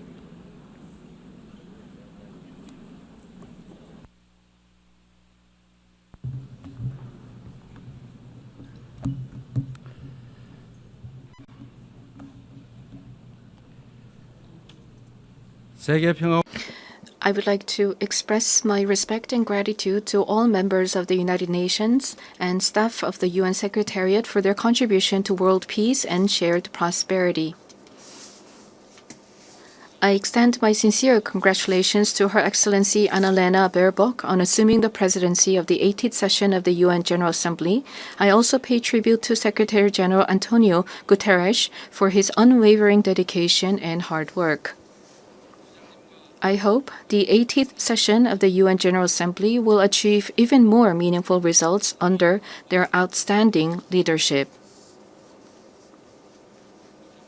Madam President, Mr. Secretary, and distinguished delegates, this year is a meaningful year marking the 80th anniversary of the founding of the United Nations. The past 80 years of the UN has been a valuable journey of protecting the dignity and values of humanity and at seeking a path forward for future generations. If someone asks what the UN has achieved, I would confidently reply, look at the 80-year history of the Republic of Korea. It is no exaggeration to say that the Republic of Korea's history, dotted with challenges and responses, is the history of the United Nations, which has constantly confronted enormous challenges facing humanity. Liberated from colonial rule the very year that the United Nations was founded, the Republic of Korea emerged from the scars of division and ashes of war through UN assistance, maintaining national identity while achieving industrialization and blooming into a democracy. Therefore, the Republic of Korea in itself is a country that has proven the value of the UN's existence. Whenever the Republic of Korea revived the hopes of lives as precious as the weight of the universe amidst horrific wars and disasters, the UN flag fluttered at the center of that intense solidarity. The United Nations has strived to provide equal rights and opportunities to everyone without discrimination, and has provided education and vaccines to make children's lives blossom. The small country in the East, which rose with the support of the UN and the international community, has become a proud UN member that is drawing the world's attention. It is raising its role and responsibility as a member of the international community more rapidly than any other country. There were times when democracy and peace were in crisis, but each time the Republic of Korea rose with indomitable strength. Even a safe coup could not break the people of the Republic of Korea's strong will, desiring democracy and peace. The revolution of light that the people of the Republic of Korea achieved against the darkness of the insurrection last winter was a historic moment that demonstrated the brilliant achievement of the UN spirit. The remarkable resilience and strength of democracy that the Republic of Korea has shown will be ours as well as that of the entire world. I need you to take my hand and guide me away from all this, away to where the light shines through, to where the flowers bloom. As the novelist Han Gang, laureate of the Nobel Prize in Literature, wrote, the Republic of Korea will be a milestone of light for all those who join the journey toward democracy. Today, at the UN General Assembly, where world peace and humanity's shared prosperity is discussed, I proudly announce that a new Republic of Korea, which will be a beacon of light for global citizens, has completely returned to the international community. Thank you. The Republic of Korea, which has grown thanks to the support and assistance of the UN, will not hesitate to take on the role of a leading nation, generously sharing its experience and history of restoring democracy. Despite ceaseless efforts from all corners of the world, the international community's determination and aspiration to maintain international peace and security 80 years ago still remains an unfinished task for everyone. 280 million people are still in a state of extreme hunger. Armed conflicts around the world, including in Ukraine and the Middle East, as well as the climate crisis, which has already become a real problem, threaten the survival of humanity. The answer lies in the wisdom of the pioneers who founded the United Nations, as well as the path that the people of the Republic of Korea demonstrated. There is only one way: more democracy.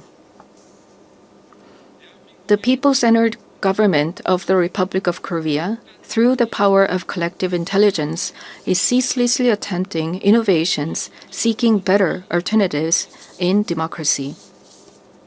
The way to solve common challenges facing the international community is no different. When all the countries experiencing the same problems gather here at the United Nations and continue multilateral cooperation, putting their heads together, we will all be able to move toward a bright future of peace and prosperity. I look forward to the UN80 initiative presented by the Secretary General taking root as a vision that achieves UN's evolution and advancement in line with the demands of our time. I also hope the UN Security Council can increase the number of seats of non-permanent members reflecting changes in the international environment and enhance its effectiveness and representation. As a member of the UN Security Council for the term 2024 to 2025, the Republic of Korea is making efforts so that the UN Security Council can respond proactively to threats to the international peace and security. Madam President, Mr. Secretary General, and distinguished delegates, the Republic of Korea, having restored democracy, dreams of a better future. The Republic of Korea will fulfill its responsibility as a responsible global power that steadfastly upholds the values of freedom, human rights, inclusiveness, and solidarity championed by the United Nations. We will further develop our institutions and cultures so that everyone residing in the Republic of Korea, both nationals and foreigners, can be respected as an equal member of society in all fields of life.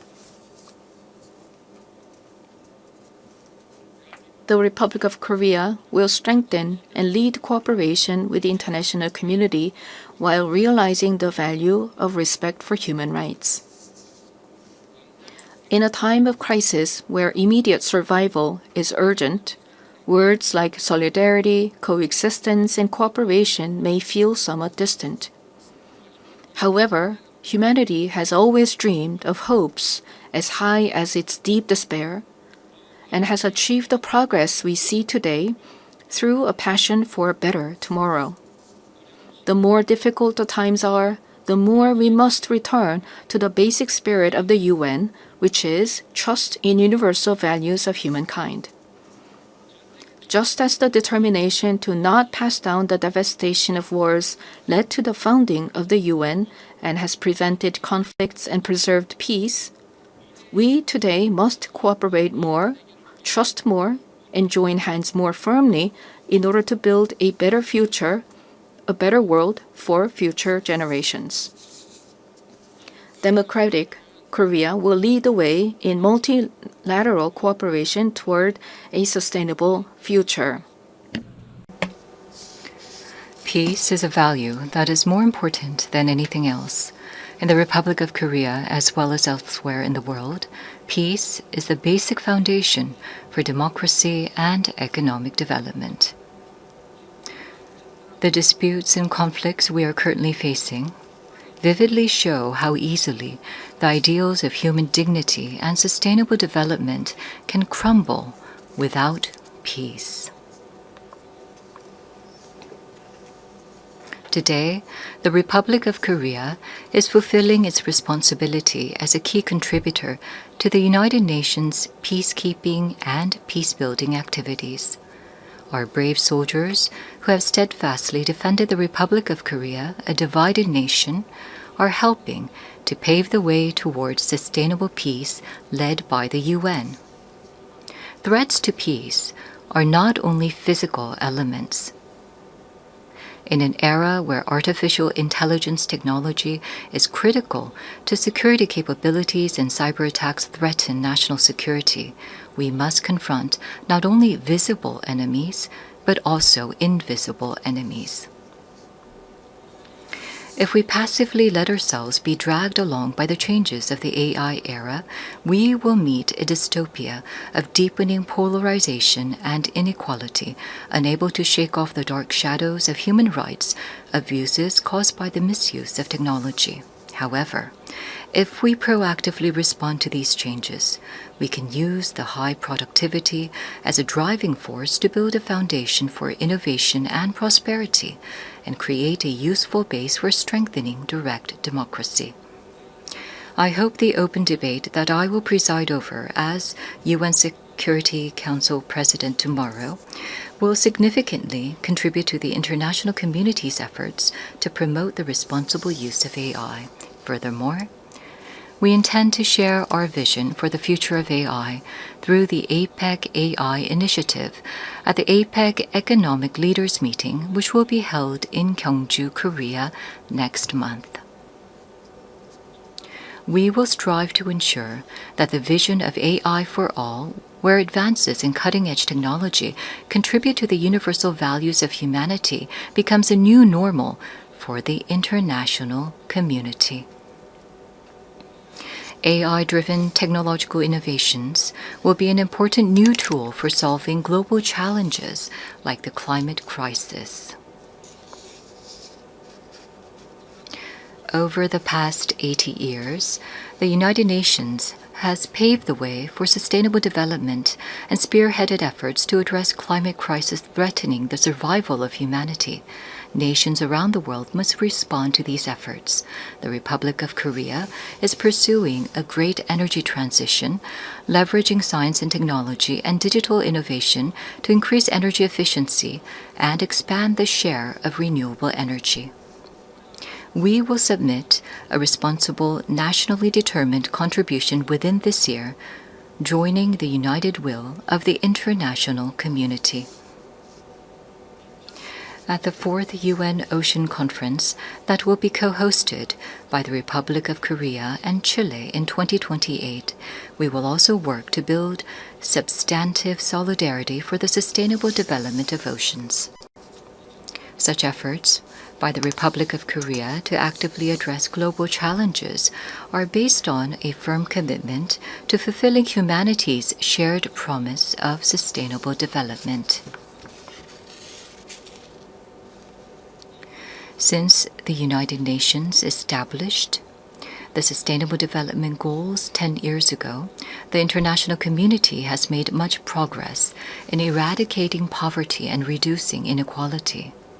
However, the demand for development financing is continuously increasing, and the most vulnerable are still suffering. Let us squarely face this grave reality and create new momentum for change.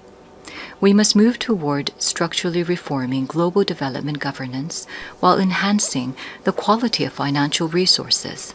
I trust that we will pull together in order to bring about more cases like the Republic of Korea growing and developing from an aid recipient country to an aid donor country. This year marks the 80th anniversary of the founding of the United Nations, as well as the 80th anniversary of the division of the Korean Peninsula. New challenges, as well as unresolved tasks, await us. Democratic Korea will begin a new journey toward peaceful coexistence and shared growth on the Korean Peninsula. The first step will be to restore broken inter-Korean trust and shift to a stance of mutual respect. The government of the Republic of Korea clearly reaffirms that it respects the North's current system, that it will not pursue any form of unification by absorption, and that it has no intention of engaging in hostile acts.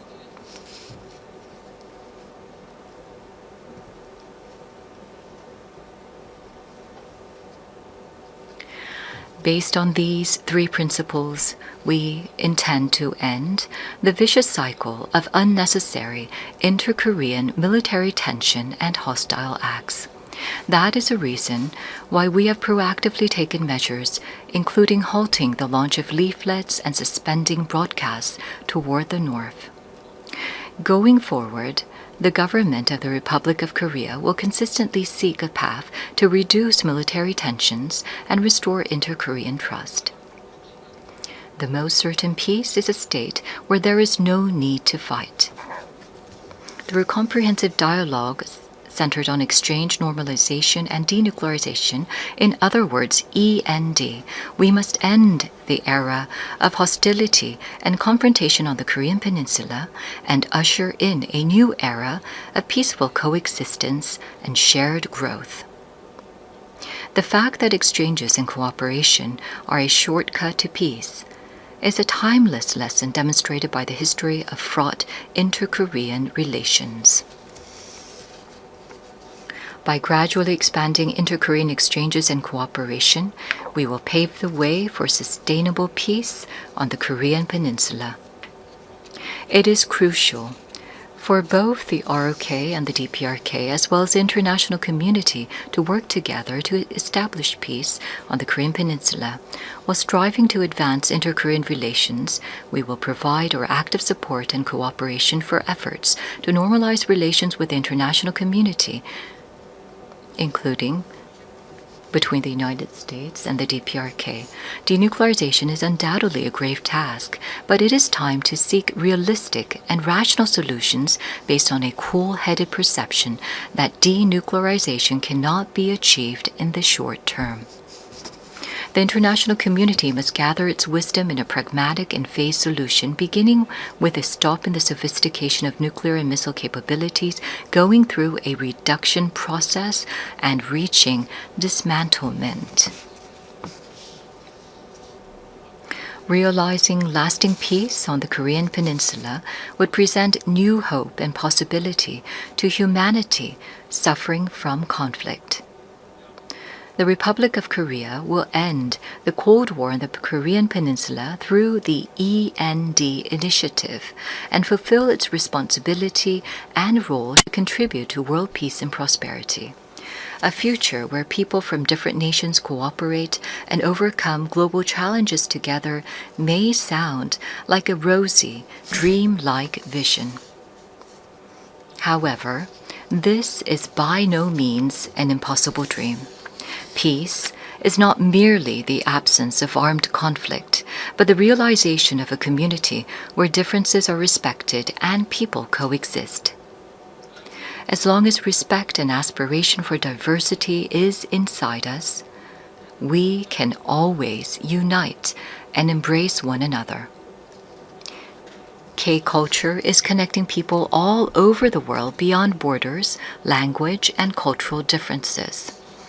The success and spread of K-culture prove that universal empathy is possible, transcending differences in all backgrounds. Gathering the energy of solidarity, coexistence, and consideration, the Republic of Korea, having ushered in a new diplomatic republic, is ready to move toward a sustainable future and a new page in human history. Though a difficult journey is expected, humanity has been able to grow and come this far by not giving up on challenges, even in the face of adversity. As the people of the Republic of Korea raised colorful cheering sticks in the face of a crisis in democracy, I call on the international community and the United Nations to lift the lantern of hope that will light the future of humanity. the Republic of Korea will boldly lead the way toward a new era of peaceful coexistence and shared growth on the Korean Peninsula toward a better future together. Thank you very much for your attention. On behalf of the Assembly, I wish to thank the President of the Republic of Korea.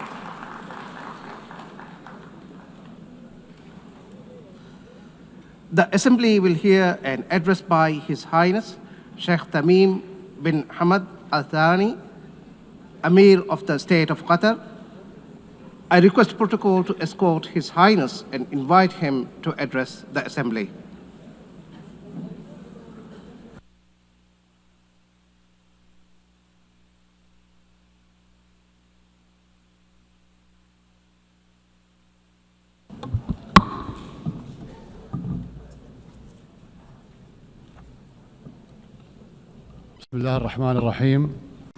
In the name of God, most compassionate, most merciful, Your Excellency, President of the General Assembly, Your Excellency, Mr. Secretary General, may the peace of God be upon you. The United Nations has been established 8 decades ago on the basis of principles that humanity has reached after 2 world wars. These rules are based on the maintenance of international peace and security and the respect for human dignity and state sovereignty and a non-interference in internal affairs, and to cooperate for the benefit of our peoples.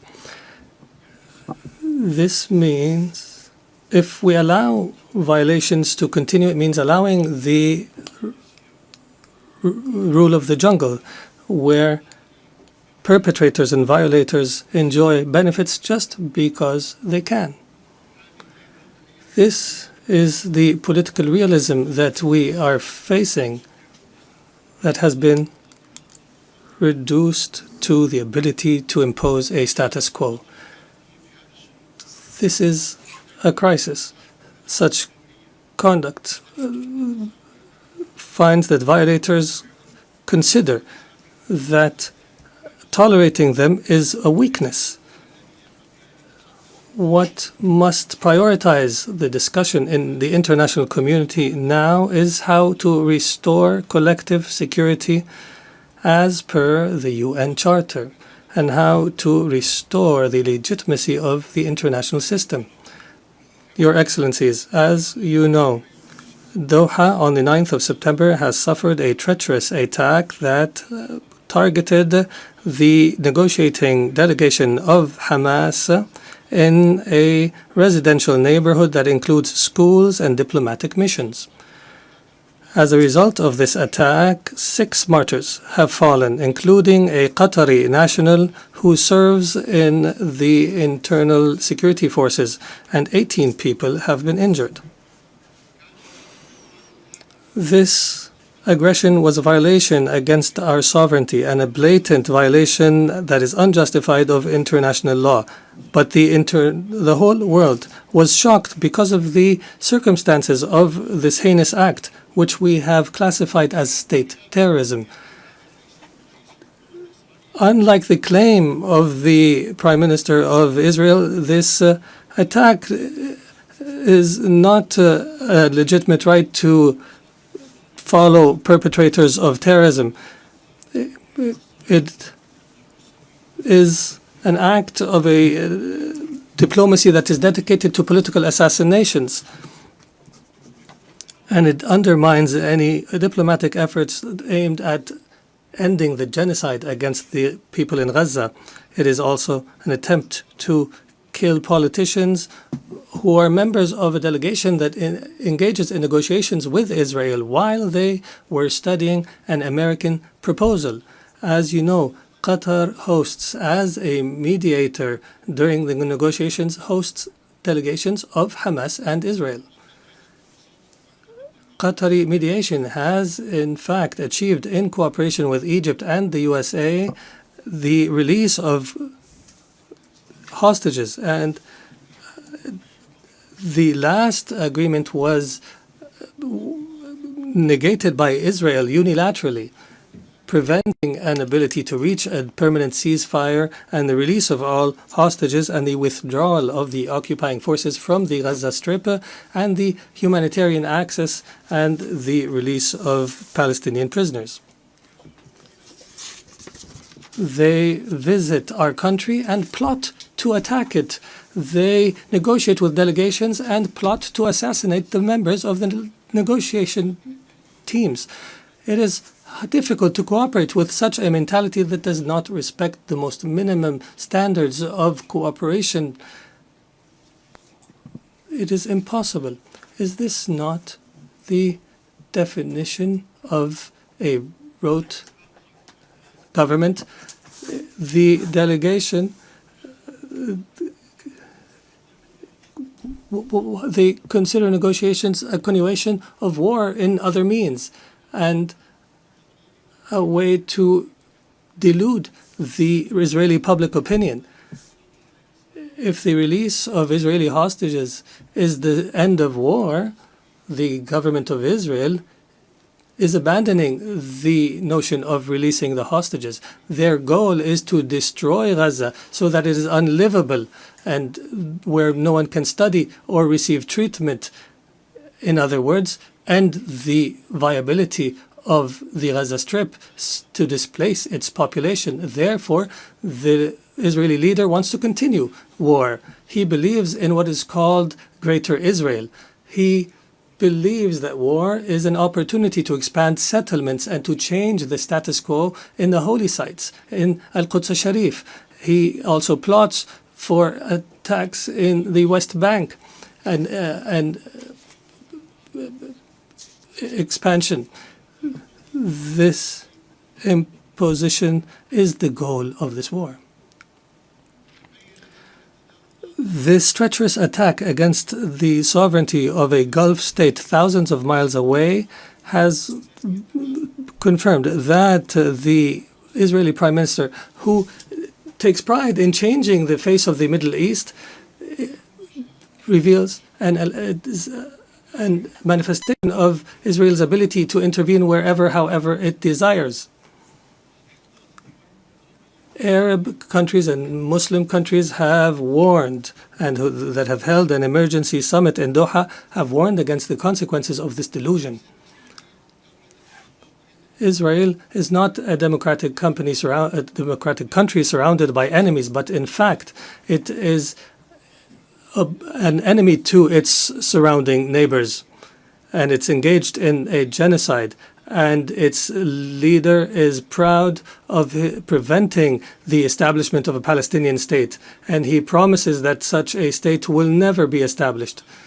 And he takes pride in preventing peace with the Palestinians, and that he will prevent such peace in the future. Israel is surrounded by states either who have signed a peace agreement or who are committed to the Arab Peace Initiative. But Israel does not make do with truces and settlements. It desires to impose its will on its surrounding Arab neighbors. And everyone who believes so is, and everyone who opposes its will is either anti-Semitic or a terrorist. Even Israel's allies realize this fact and reject it. And here we are today, where we witness an international solidarity movement that is similar to the international movement against apartheid last century. And I would be remiss not to express my appreciation with the solidarity we have received in Qatar after the attack, including the statement by the Security Council that has condemned the attack. Distinguished Excellencies, Qatar will remain true to its history and legacy, opposing the crimes that take place. We believe in the ability of reconciling interests with security. We will continue to speak truth, and we will engage in diplomacy when our enemies find it easier to use weapons. We have engaged to mediate an end to the war and allow for humanitarian access and release hostages, and we have faced disinformation campaigns. However, these campaigns will not deter us. We will continue our efforts in cooperation and partnership with Egypt and the United States of America. We are firmly convinced that peace can only be achieved in our region through a firm position from the Security Council, from accepting and tolerating the occupation's crimes,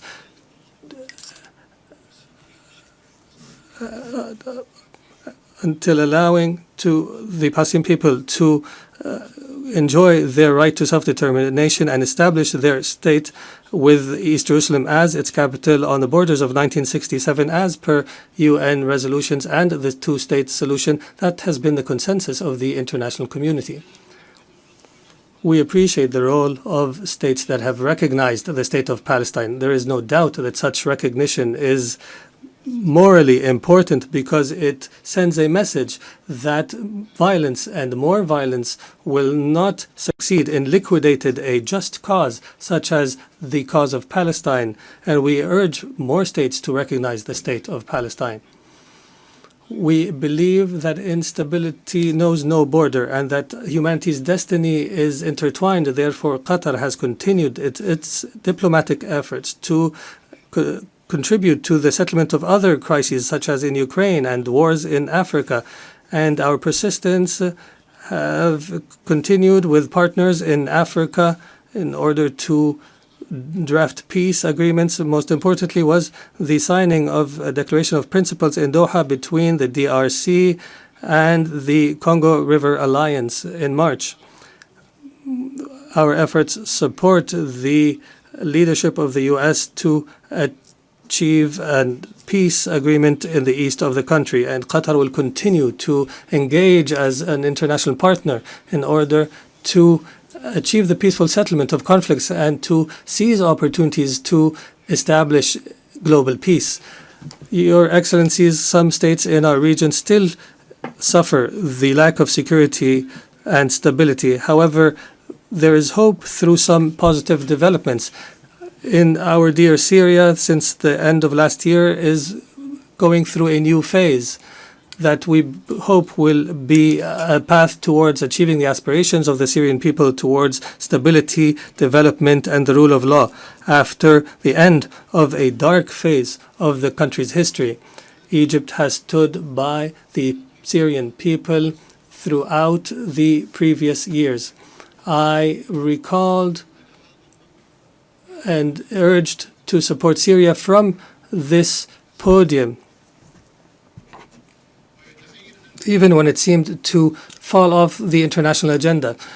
The international community is called upon to assist Syria now in order to succeed through the transition phase after decades of suffering.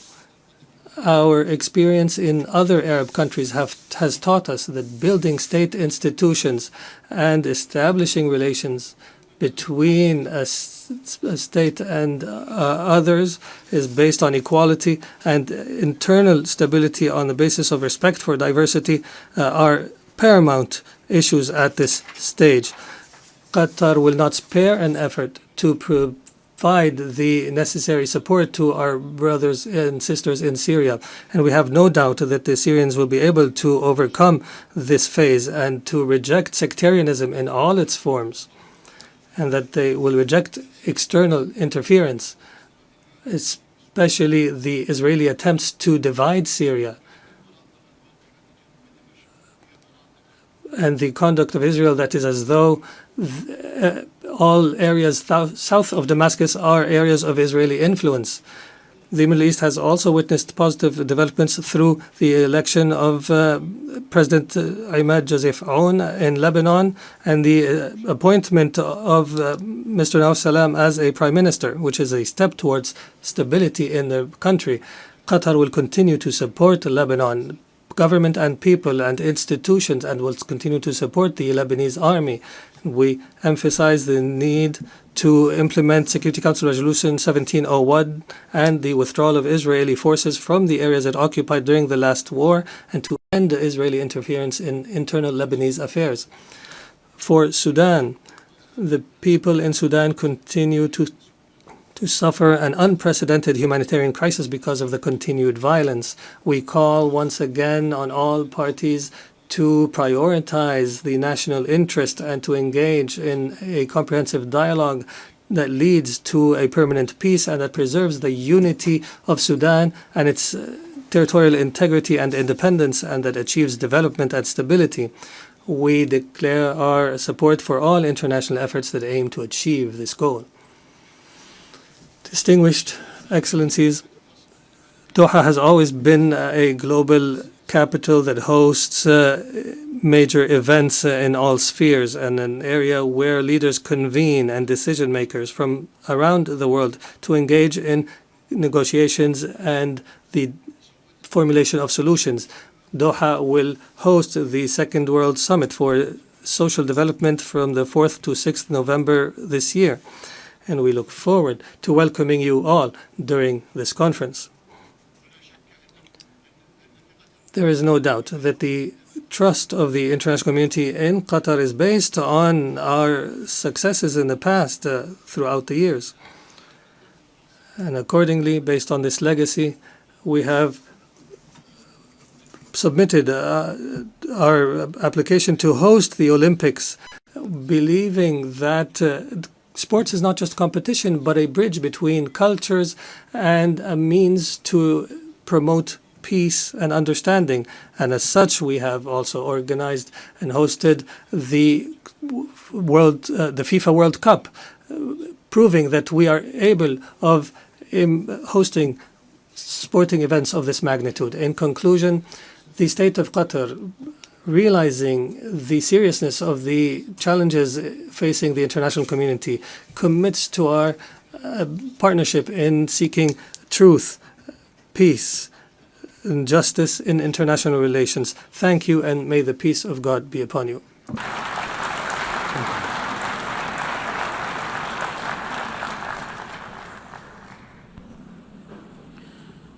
On behalf of the Assembly, I wish to thank the Emir of the State of Qatar.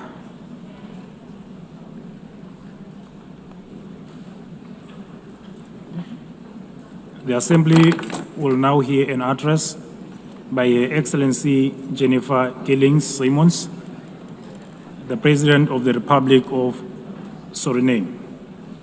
I request the protocol to escort Her Excellency and invite her to address the Assembly.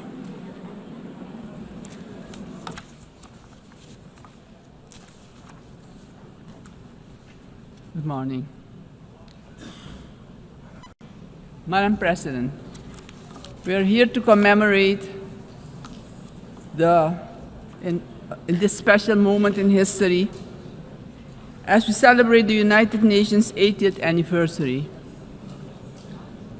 And this 80th anniversary of the General Assembly coincides with the 50th anniversary of the independence of the Republic of Suriname and our membership of this organization. On behalf of the government and the people of the Republic of Suriname, I express sincere congratulations to the international community on this occasion. It is clear that a journey that spans over 80 years cannot be and has not been without challenges. The United Nations played, in some instances, an important role in ending colonial rule, worked on advancing human rights, and often provided hope and a future to the most vulnerable in our global community. This is also the organization that provided a voice to the global community and worked to establish a balanced world order aimed at adopting a framework for sustainable development agenda and contribute significantly to advancing human rights, more specifically the rights of women and children. The organization promoted education for all and universal access to health care. In some instances, the peaceful resolution of conflicts was achieved, preventing misery and saving human lives. Madam President, on the other hand, we must admit that the UN at other times regrettably has been unsuccessful in avoiding conflicts, wars, and violations of human rights.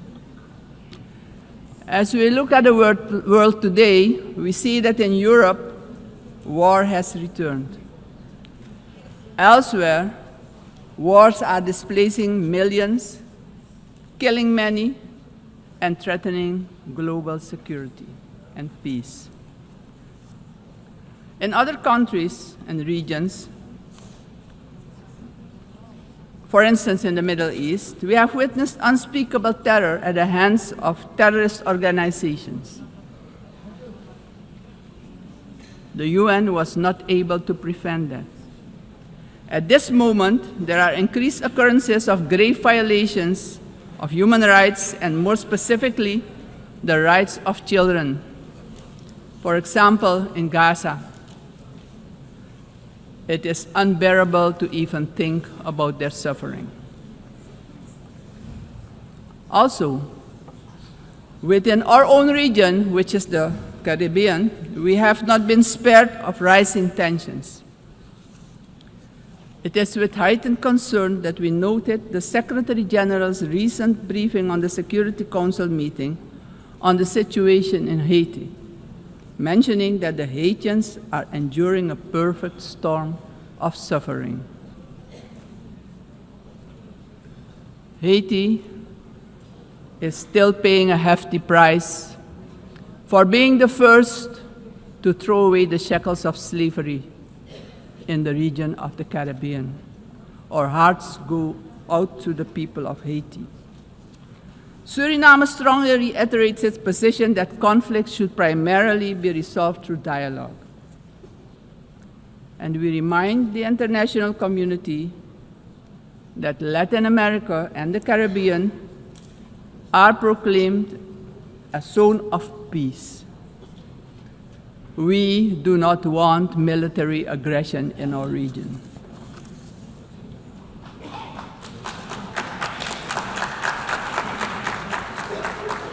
Madam President,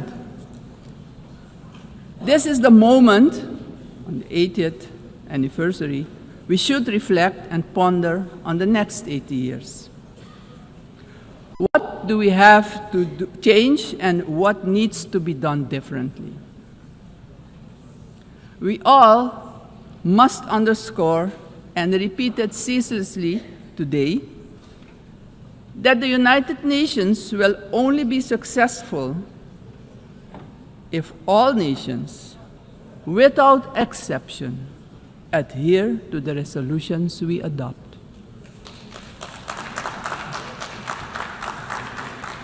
We can only keep the peace if we stop allowing that the votes of all the countries in the world can be nullified by one veto.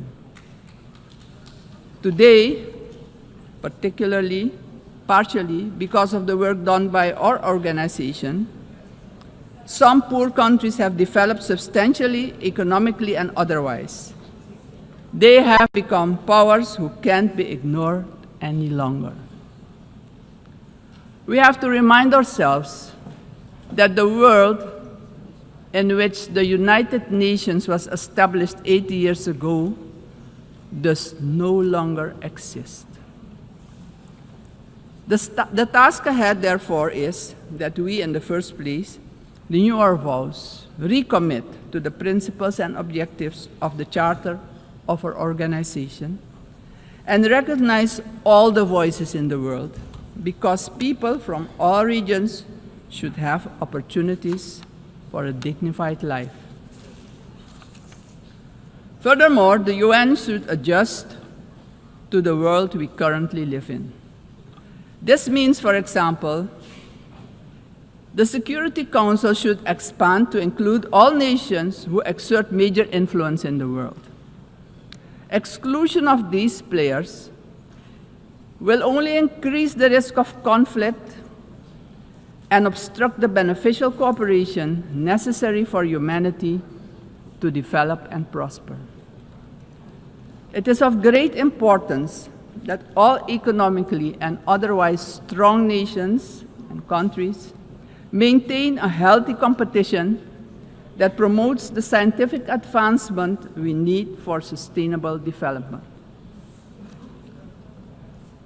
On the other hand, these countries need to work together to guarantee global peace, so crucial for the existence and growth of the developing states and for their own countries. In this context, Suriname endorses the inclusion of, amongst others, Brazil, India, and the representation of the African continent for equal membership of the Council. Equally, we support the CARI composition for a non-permanent rotating seat for the small island developing states and low-lying coastal countries. I would also like to remind the member states that my country, Suriname, has presented its candidacy as a non-permanent member of the Council for the period 2043 to 2044.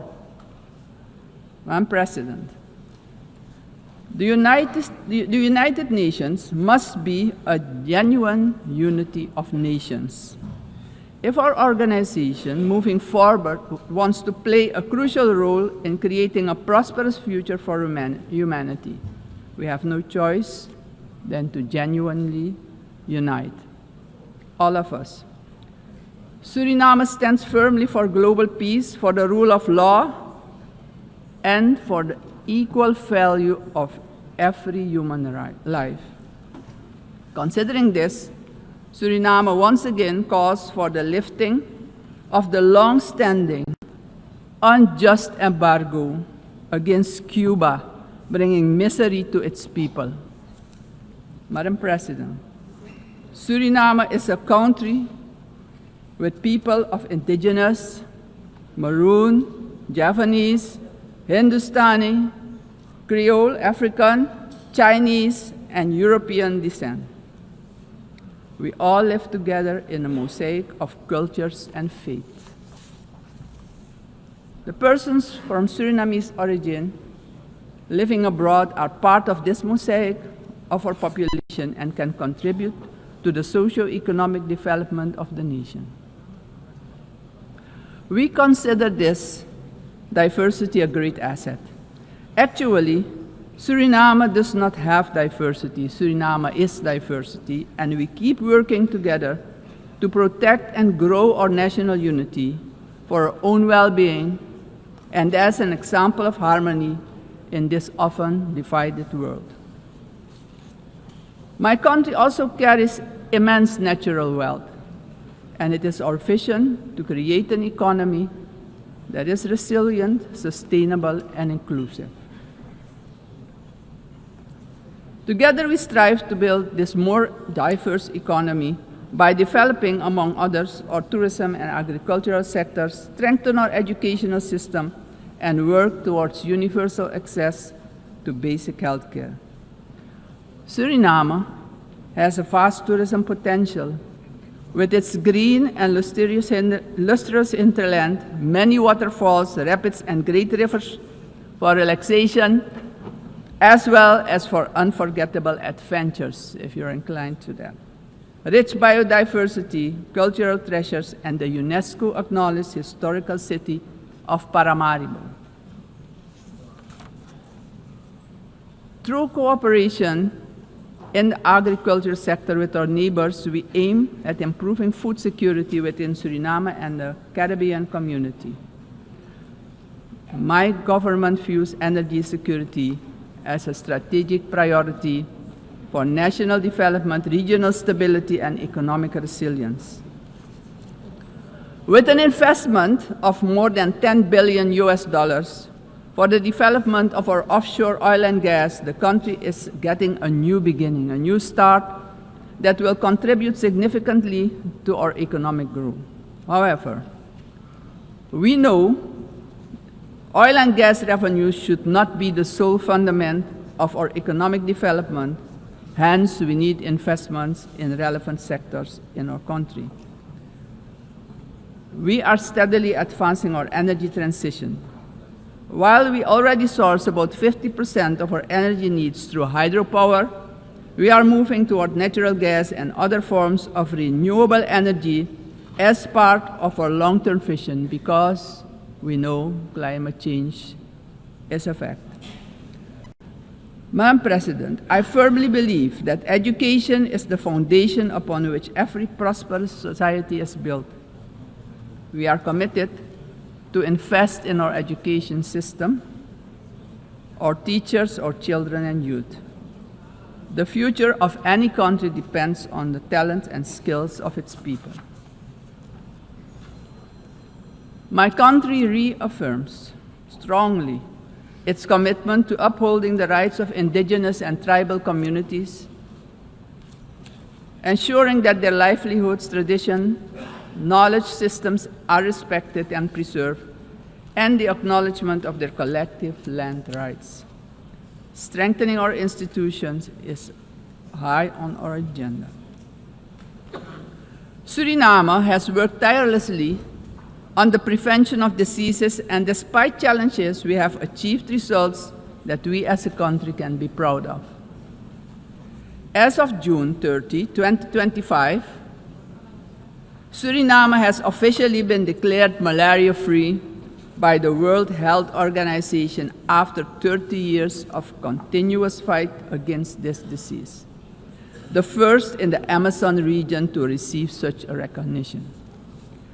We're aware of the responsibility to remain vigilant as government as well as a community to ensure that these gains are sustained. Suriname's example showcases that we too can surely make a valuable contribution in combating infectious diseases. Madam President, the Caribbean community is expanding its outreach.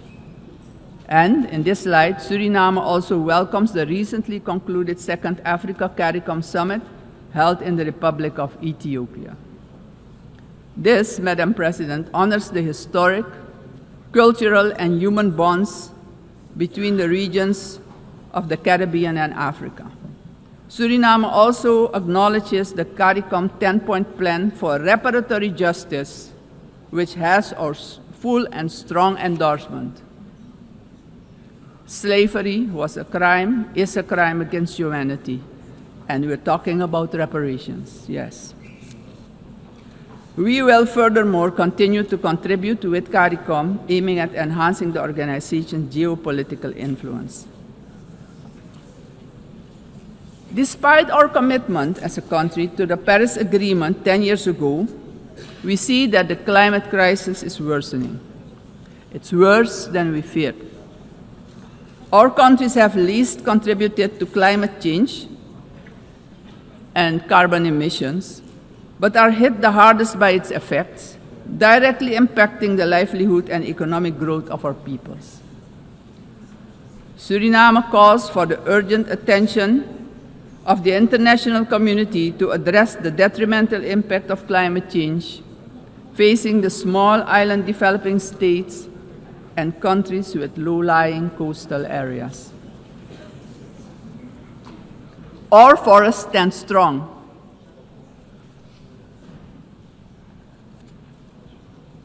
More than 90% of our land is covered by rainforest.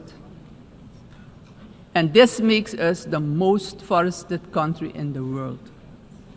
Your eyes have never seen so much green. Suriname is one of the 3 carbon-negative countries on Earth.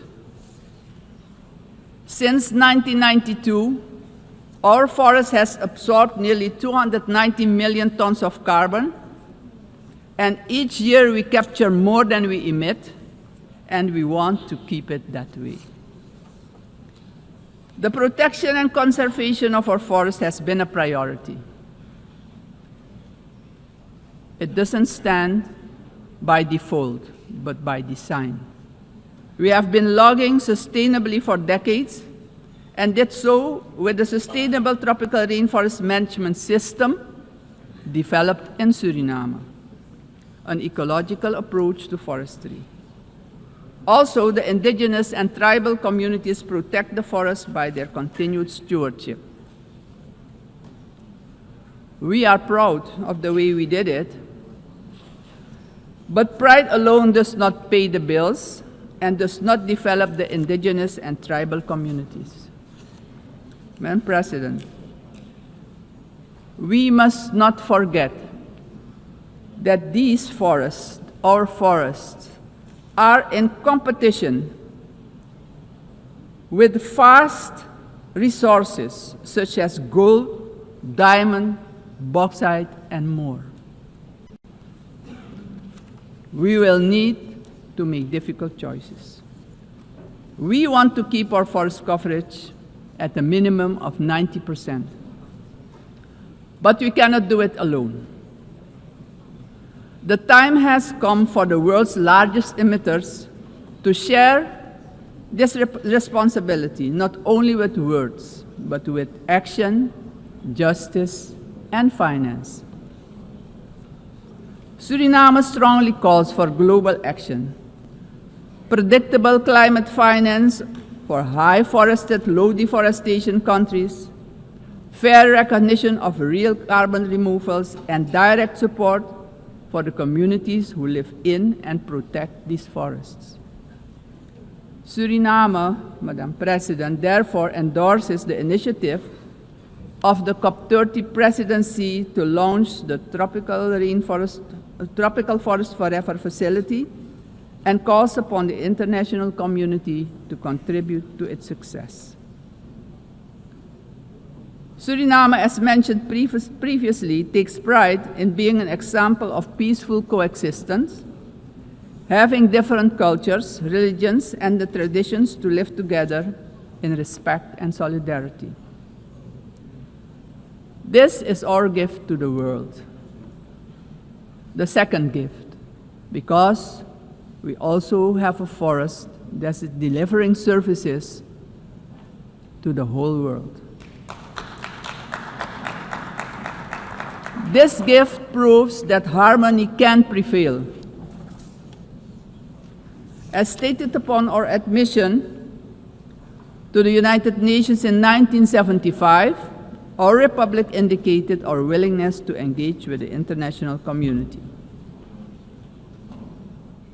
My country reiterates its strong commitment to multilateralism, one of humanity's most important achievements, which needs our protection in this time of change. In closing, aggression and military force should be replaced with peaceful resolution and dialogue, because it doesn't solve problems, it creates destruction and misery. As a matter of urgency, I call on every member state to keep the peace, protect the planet and all human rights. Suriname has shown the world that living sustainably together is possible. We are really better together. Thank you, Grantanye, and may God be with you.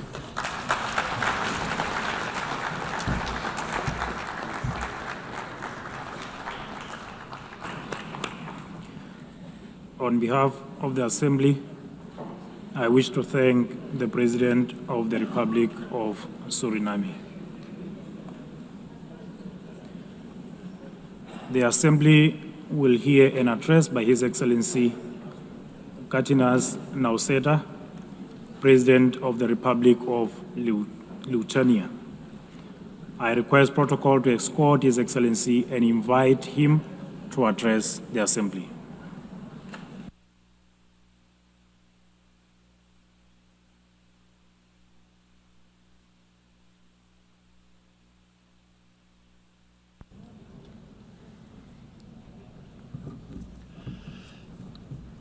Dear Mr. Chairman Excellencies, ladies and gentlemen, 80 years ago, humanity, emerging from the Second World War, embarked on a long road towards peace.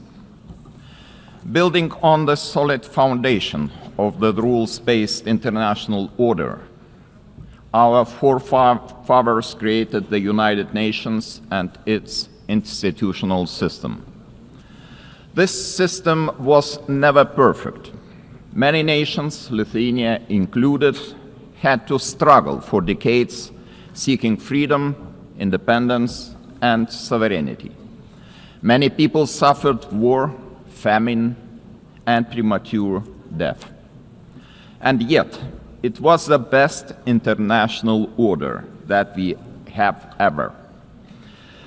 The United Nations system embodied the great hope that nourishes the human soul and guides our actions for the universal good. Together we succeeded in condemning war and conquest, at least in theory, if not always in practice. To this day, even the worst aggressors feel ashamed to openly conquer, destroy, and enslave. Instead, they talk about special military operations and the need to protect those who frankly do not want to be protected. This shame is a significant achievement of our time. To the extent that current international norms limit the behavior of offenders, they help countless people to survive, escape torture, or even prosper. Thus, it is an ever-growing concern to witness these same norms being subjected to increasingly open and brutal attacks. Our international order is being slowly eroded by the irresponsible actions of those who should know better. The world is turning into a much more dangerous place. We have seen this before. We cannot ignore the striking parallels between the present day and the events of 1938, a time when the world chose appeasement over international law and diplomacy over deterrence, culminating in the infamous Munich Pact. That was a short-sighted attempt to satisfy a dangerous revisionist aggressor by giving away the territory of a sovereign nation. It proved to be a complete failure. The Munich Pact not only emboldened the Nazi regime, but also opened the door for Soviet expansion. Soon after, the secret protocols of the Molotov-Ribbentrop Pact carved Europe into spheres of influence and sealed the fate of many independent states. As Europe descended into another great war, Lithuania and the other Baltic states were illegally occupied, annexed, and brutalized. After regaining the independence 35 years ago, Lithuania feels a duty to guard the bitter memory of past mistakes. Never again will we place our hopes in appeasement. Never again will we stand aside. Never again shall Pandora's box be opened. In 1938, it was Czechoslovakia that was abandoned. Today, we cannot abandon Ukraine alone. The war in Ukraine is well into its 4th year. The international community has not done enough to stop aggressor. This is a quest that goes far beyond the usual lines that keep different nations apart. What matters is not the distinction between large and small, or between global North and global South nations, but the basic principles of the UN Charter, which guarantee peace and security across the globe. If one UN member is attacked with impunity year after year by a permanent member of the Security Council, What does that mean for the rest of us? When power replaces law and fear silences the truth, the foundations of the global order begin to crack. And then nobody can feel safe anymore. Ladies and gentlemen, the effects of Russia's war against Ukraine are being felt across the world. This war has sparked crises in energy, migration, and food security, while also deepening global poverty, hunger, environmental damage, and climate change. It all began with the illegal occupation of Crimea in 2014 and escalated into a full-scale invasion marked by systematic war crimes. The targeted destruction of civilian infrastructure, indiscriminate missile attacks, and the forced deportation of thousands of Ukrainian children are not isolated abuses. These are calculated efforts to erase Ukraine's identity and undermine its sovereignty and territorial integrity, all in open defiance of the United Nations Charter. Let me be clear, Lithuania will never recognize Russia's illegal occupation and annexation of Ukrainian lands. Ukraine's borders are not up for negotiation. Attempts to redraw them by force are unacceptable. The United Nations Charter is not a menu to pick from. It is a binding foundation of international order. Ukraine is also not the only target. Russia continues to occupy two Georgian regions, destabilizes Moldova, and uses proxies and mercenaries to spread instability across the Sahel, the Middle East, and beyond. These are not isolated episodes. They are part of a calculated policy to undermine international norms and export chaos for strategic gain. Russia is not acting alone. The countries enabling Russia's war against Ukraine also violate international law. They prolong the war and deepen unnecessary suffering. Their actions damage us all, every sovereign nation. Lithuania therefore calls on the international community to maintain strong political, military, humanitarian, and economic support for Ukraine. Having already provided more than 1 billion euros in assistance, half of which for reconstruction and long-term recovery, we are setting an example to follow. It is equally vital that the international community stop buying Russia's energy resources. Without all that oil and gas money, Moscow's war machine would finally stop.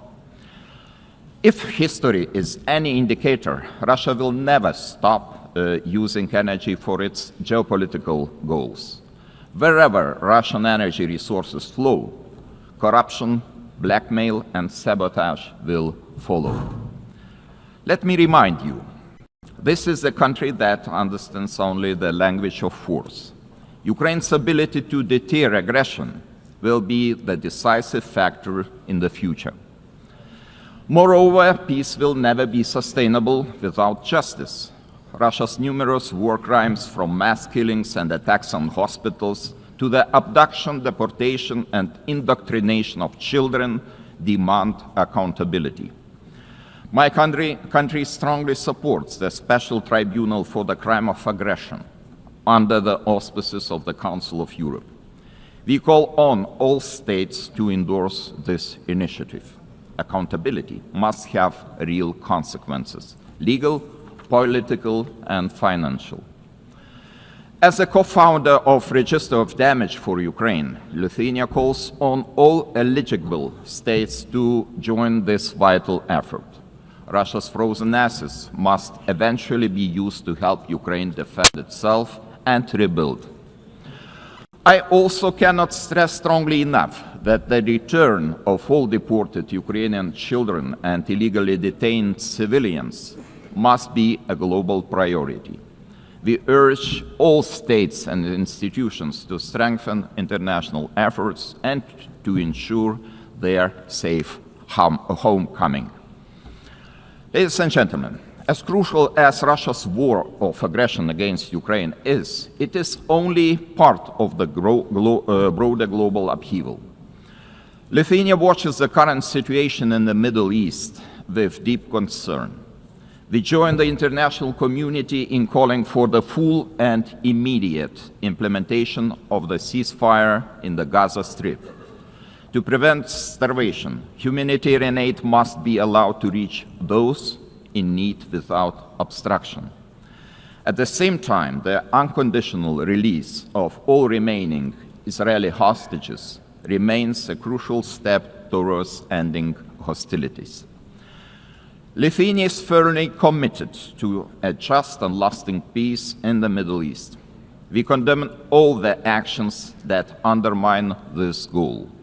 The ongoing mediation efforts led by the United States, Qatar, and Egypt deserve our full support. There is no alternative but to revitalize a credible political process towards a two-state solution, ensuring that the state of Israel and an independent, democratic, contiguous, sovereign and viable state of Palestine can live side by side in peace, security and mutual recognition, with Jerusalem as the future capital of both states. Sadly, many states remain trapped in cycles of conflict, crisis and long-term fragility. It is our shared responsibility to support those in need as destabilization spreads far and wide across international borders, regions, and continents. Our attention must also focus on the growing challenge of disinformation, which is increasingly being used to undermine democratic institutions and destabilize entire nations and societies. Lithuania calls on all members of the international community to defend truth as the supreme value and to fight attempts to rewrite history. Historical memory must be preserved. Ladies and gentlemen, as we face high global uncertainty, one choice remains entirely clear. Either we will repeat the mistakes of history, or we will find the resolve to defend the core principles of the United Nations. Today, Lithuania chooses to act. We call on the international community to respond to today's challenges with unity and determination. We call on the United Nations to return to its founding purpose, to prevent the scourge of war, to protect human dignity, and to uphold the rights of nations large and small. Together, we must ensure that no permanent seat on the Security Council grants any state permanent impunity. We must support those who defend the very principles of the UN Charter. In this spirit, I welcome the Secretary General's UN80 reform agenda, a timely blueprint for adapting this institution to the realities of today's world. His call for a more inclusive, effective, and accountable United Nations deserves our broad support. Lithuania stands firmly behind these efforts to reimagine multilateralism. We call on all states to strengthen our collective ability to act across all three pillars: peace and security, human rights, and development. Our message must be simple and straightforward. Aggression cannot win, and the principles of the UN Charter must prevail. Let us rise to the demands of this moment. Thank you very much.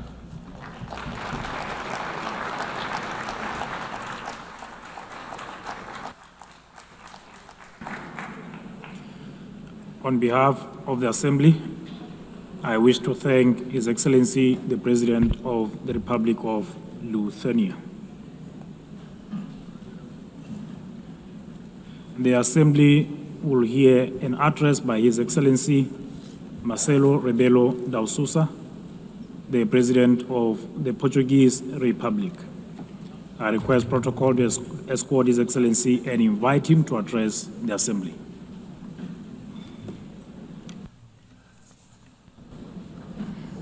Mr. Chairman, Excellencies, symbolic moment this one for United Nations, the celebration of 80 years, and for us Portuguese, 70 years of membership. The time of judgment, of compromise, of renewal, multilateral ambition. Portugal is today what always aspired to be, an open country to the world, listening, dialoguing, building bridges, deeply multilateralist and guided by the Charter of United Nations. A world with more cooperation and respect for international law is safer, more predictable, stable, peaceful, prosperous, plural, representative, and able to respond collectively to global challenges. 70 years ago, we were living still in dictatorship. And we found in this community the space to rediscover the real values and contributing to global solutions. And even now, in a changed world, fragmented, polarized, unpredictable, this community is a key community to defend basic principles of a coexistence between nations, cultures, civilizations. And it is with this coherence and the sense of responsibility, with the conscience of the need of contributing, acting, and deciding, guided by values and principles, that will be candidates to the Security Council in 27-28, a decision we formalized in 2013. Excellencies, let me pay tribute to the former President of the General Assembly for his support to the adoption of the Pact for the Future. Let me congratulate the present President of this session, wishing the success in her term. But I would very specifically, and in Portuguese this time, say a word about the remarkable work of the Secretary General António Guterres. O seu humanismo. His humanism, devotion to international law, the reforms he has championed.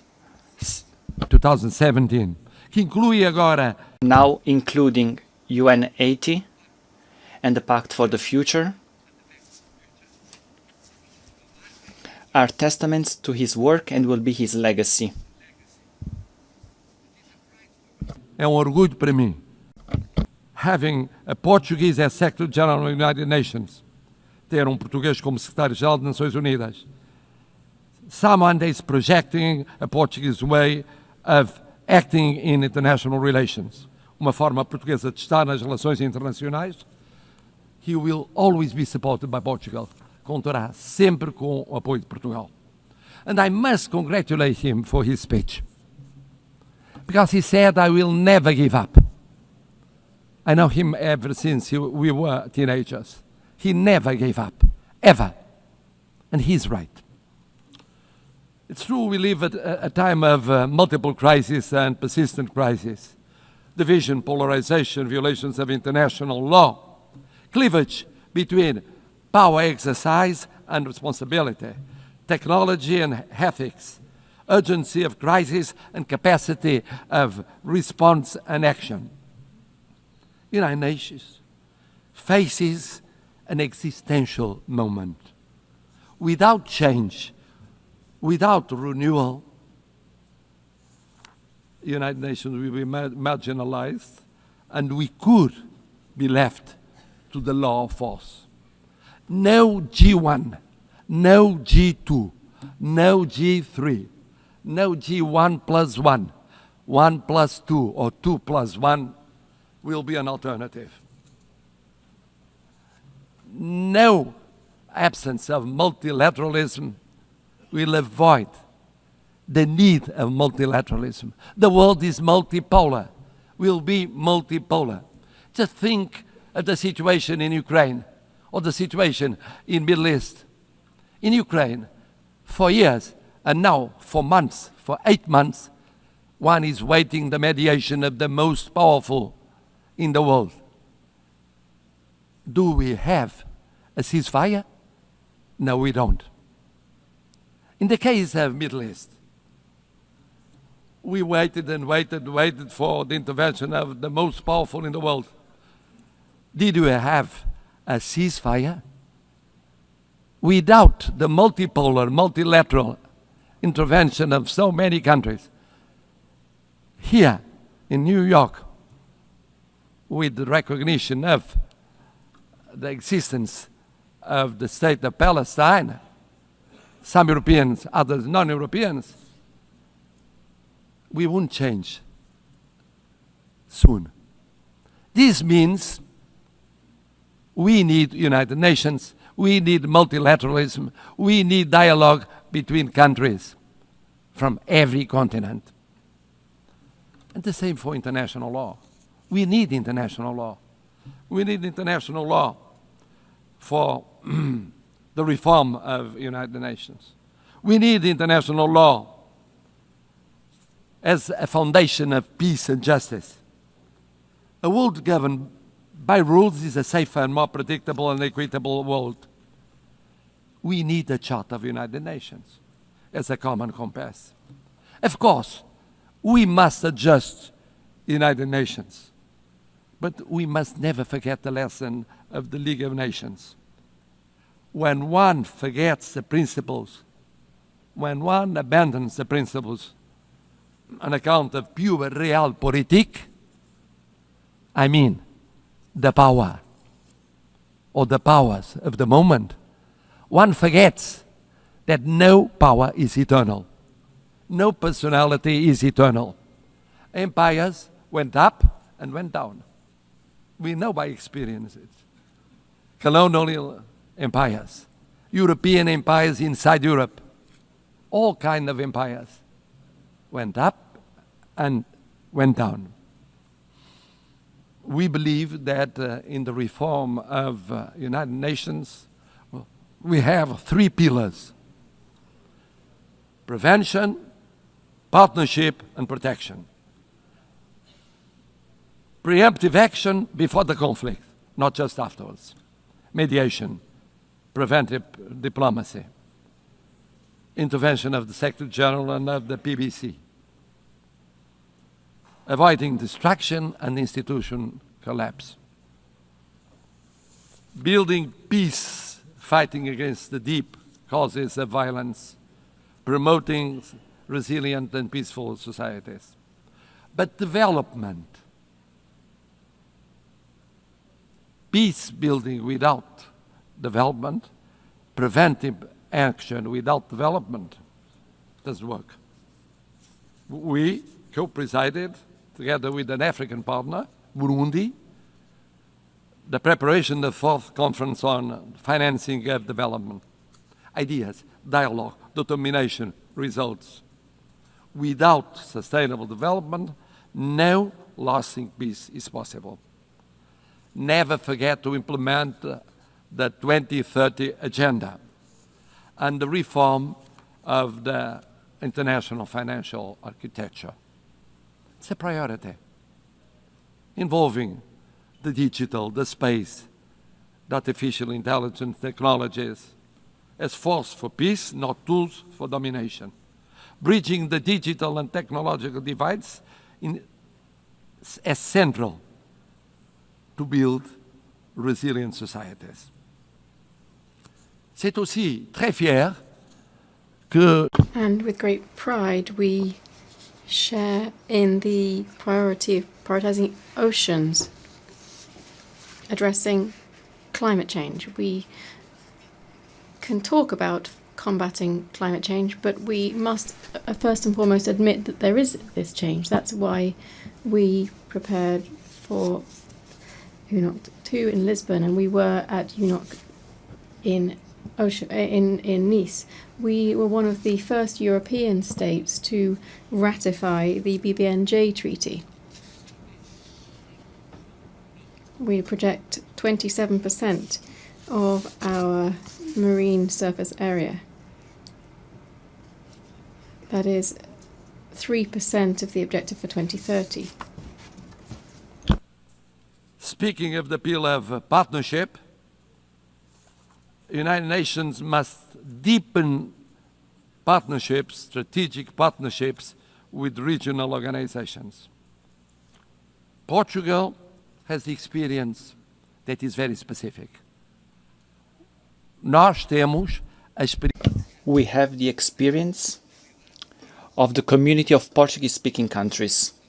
Portuguese-speaking community, present in 9 countries, 4 continents, 1 language. Presentes em 9 países, 4 continentes, uma língua, A language, a short platform with its own voice at the UN. We hosted the 10th Global Forum of the Alliance of Civilizations. For the Alliance of Civilizations. Also, the conference, UN Conference on Racism. Portugal organizou. Portugal hosted the first UN Conference on Racism. And we promoted the implementation of the Durban Declaration. Formamos. We are part of the Ibero-American community. Indeed, Portugal feels like a kindred spirit of Latin America. We share common priorities, such as inclusive multilateralism, sustainable development, and social cohesion.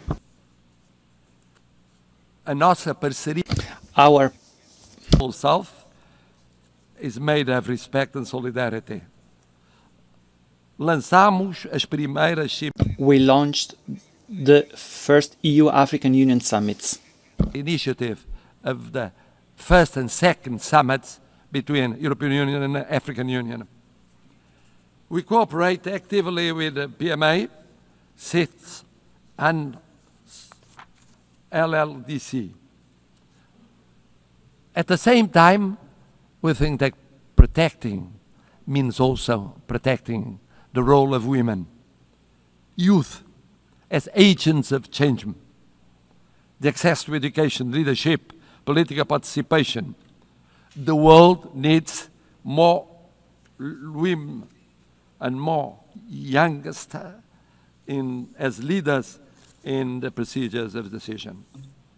Third pillar, protection. We participate for 65 years in peacekeeping. Thousands of armed forces and security forces participated in 25 missions in 4 continents, mostly in Africa. Peacekeeping now with 4 peace operations, a quick reaction force, punctual payment, example of intervention in every continent, defense of a predictable and stable financing, including for the missions that are promoted by Security Council or accepted by Security Council, but initiative of African Union. This year, we celebrate the 25th anniversary of the additional protocol to the Convention of Rights of Children involved in armed conflicts. It's a drama. It's a drama. Children going on being victims in every war scenario. We have the legal duty, the political and the moral duty of protecting them. And then, of course, humanitarian international law. One spoke of it, about the situation in areas of conflict. Geneva Conventions are not suggestions. They involve duties. we participated in the 6th Commission preparing the Convention on Crimes Against Humanity. Human rights. Human rights. Human rights mean personal rights, political rights, freedom of expression, economic rights, social, cultural rights, universal, interdependent, and inseparable. Não podemos ficar. We cannot remain indifferent concerning major crises. We just declared our decision of recognizing the state of Palestine. In the Middle East, now we think that the following step is creating conditions for a ceasefire, immediately releasing the hostages, humanitarian assistance, but also creating political, economic, and social conditions to strengthen the solution of two sovereign states, rebuilding economies and societies, giving an opportunity to peace, to the daily life of Israelis and Palestinians, so that they can live, not die. Live, not die. In Ukraine, sovereignty, independence, and integrity with global total ceasefire, immediate and unconditional, first step for a fair peace, respecting international law and respecting the Charter of the United Nations. In Sudan, intervening to react much more quickly to perhaps the greatest humanitarian catastrophe in Africa. On Haiti, in Haiti, where the suffering of the population is no longer tenable, this in light of the barbaric atrocities committed by criminal gangs and the recruitment of child soldiers, decisive UN assistance to the multinational security support mission is required before it is too late. Excellencies, at a time when we are witnessing the largest number of armed conflicts since the creation of the United Nations, Portugal is ready to take on greater responsibilities and represent a global voice in the Security Council, bringing the experience of almost lessons learned in recent decades and proximity to all the states here represented, without discrimination. And for that, our vision for the Security Council will act to prevent and creating partnership and protection, and with the reform of the Security Council to make it more representative and effective, to reflect the geopolitics of the 21st century and doesn't remain stuck in 1945, with representation of the African continent, with seats represented, and recognition of major emerging powers such as Brazil and India, with more transparent, a council that is more plural and consistent with the content and the spirit of the Charter. A Security Council which in 2024 met frequently since 1989. But it met frequently with less resolutions adopted and the highest number of vetoes casted. It's unacceptable that the use of veto continues to paralyze essential decisions. It is therefore unacceptable in the face of human suffering. The Charter is clear. A party to a conflict shall not be the judge of its own case. Portugal supports the ACT Group's code of conduct, measures to restrict the use of veto, and all initiatives that strengthen transparency and accountability within the Council. A last word. Portugal is presenting itself to the Security Council without hidden agendas, but rather with an agenda aligned with the values and objectives of the UN. with humility, but with confidence, contributing to a council that is more effective, representative, and close to those who expect protection from it.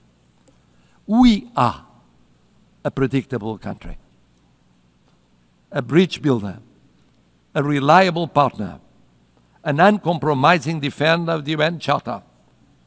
It is in this spirit that we want to serve, that we reaffirm our commitment to the United Nations today, and that we hope will earn your trust for the future of the United Nations, but mostly for the future of the world, more peaceful, more just, more respectful of dignity, human dignity, in so many conflicts that represent a shame for all of us. Thank you.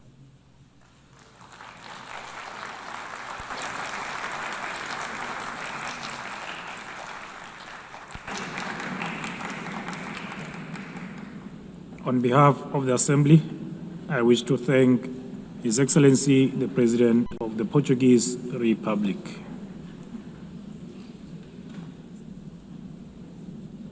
The Assembly will hear an address by His Excellency Yomandú Usi, President of the Eastern Republic of Uruguay. I request protocol to escort His Excellency and invite him to address the Assembly.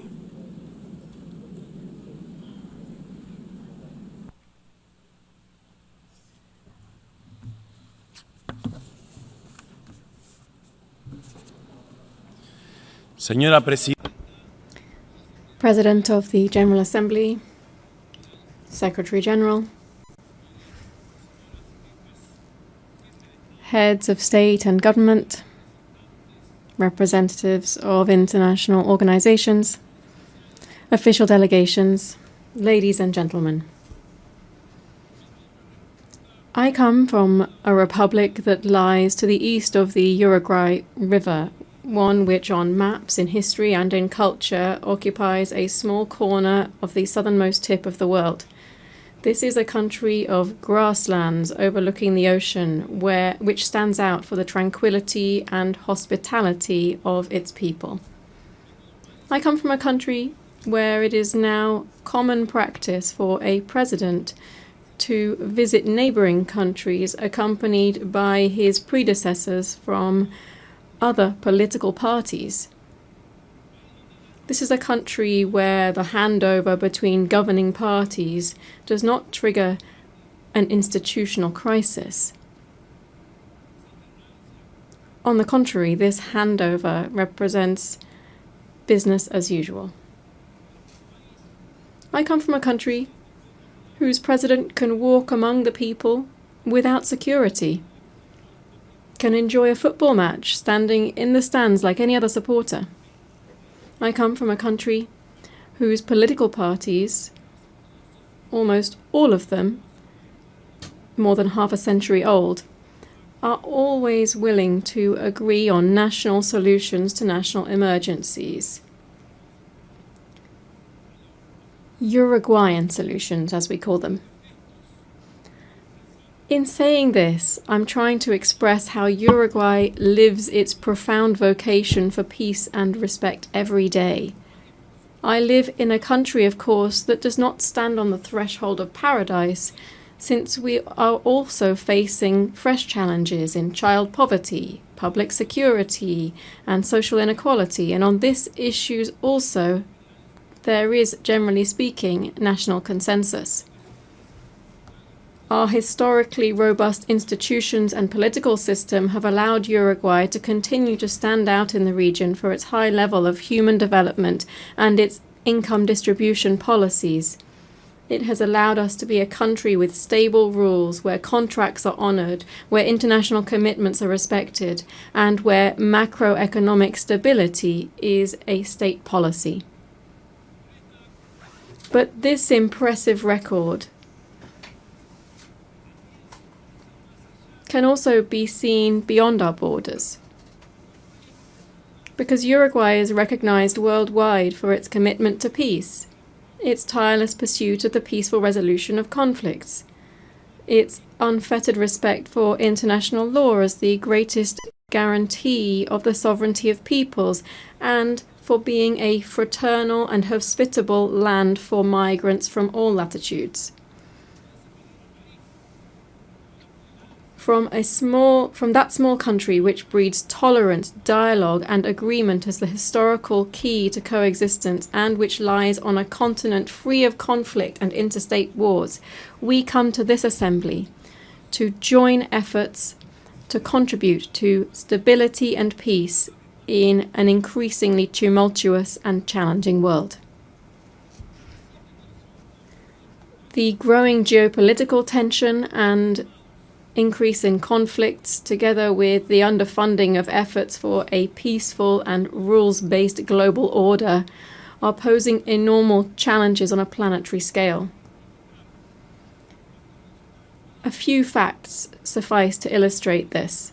According to the 2025 Global Peace Index, in 2023 there were 59 interstate conflicts. This is the highest number since the end of the Second World War.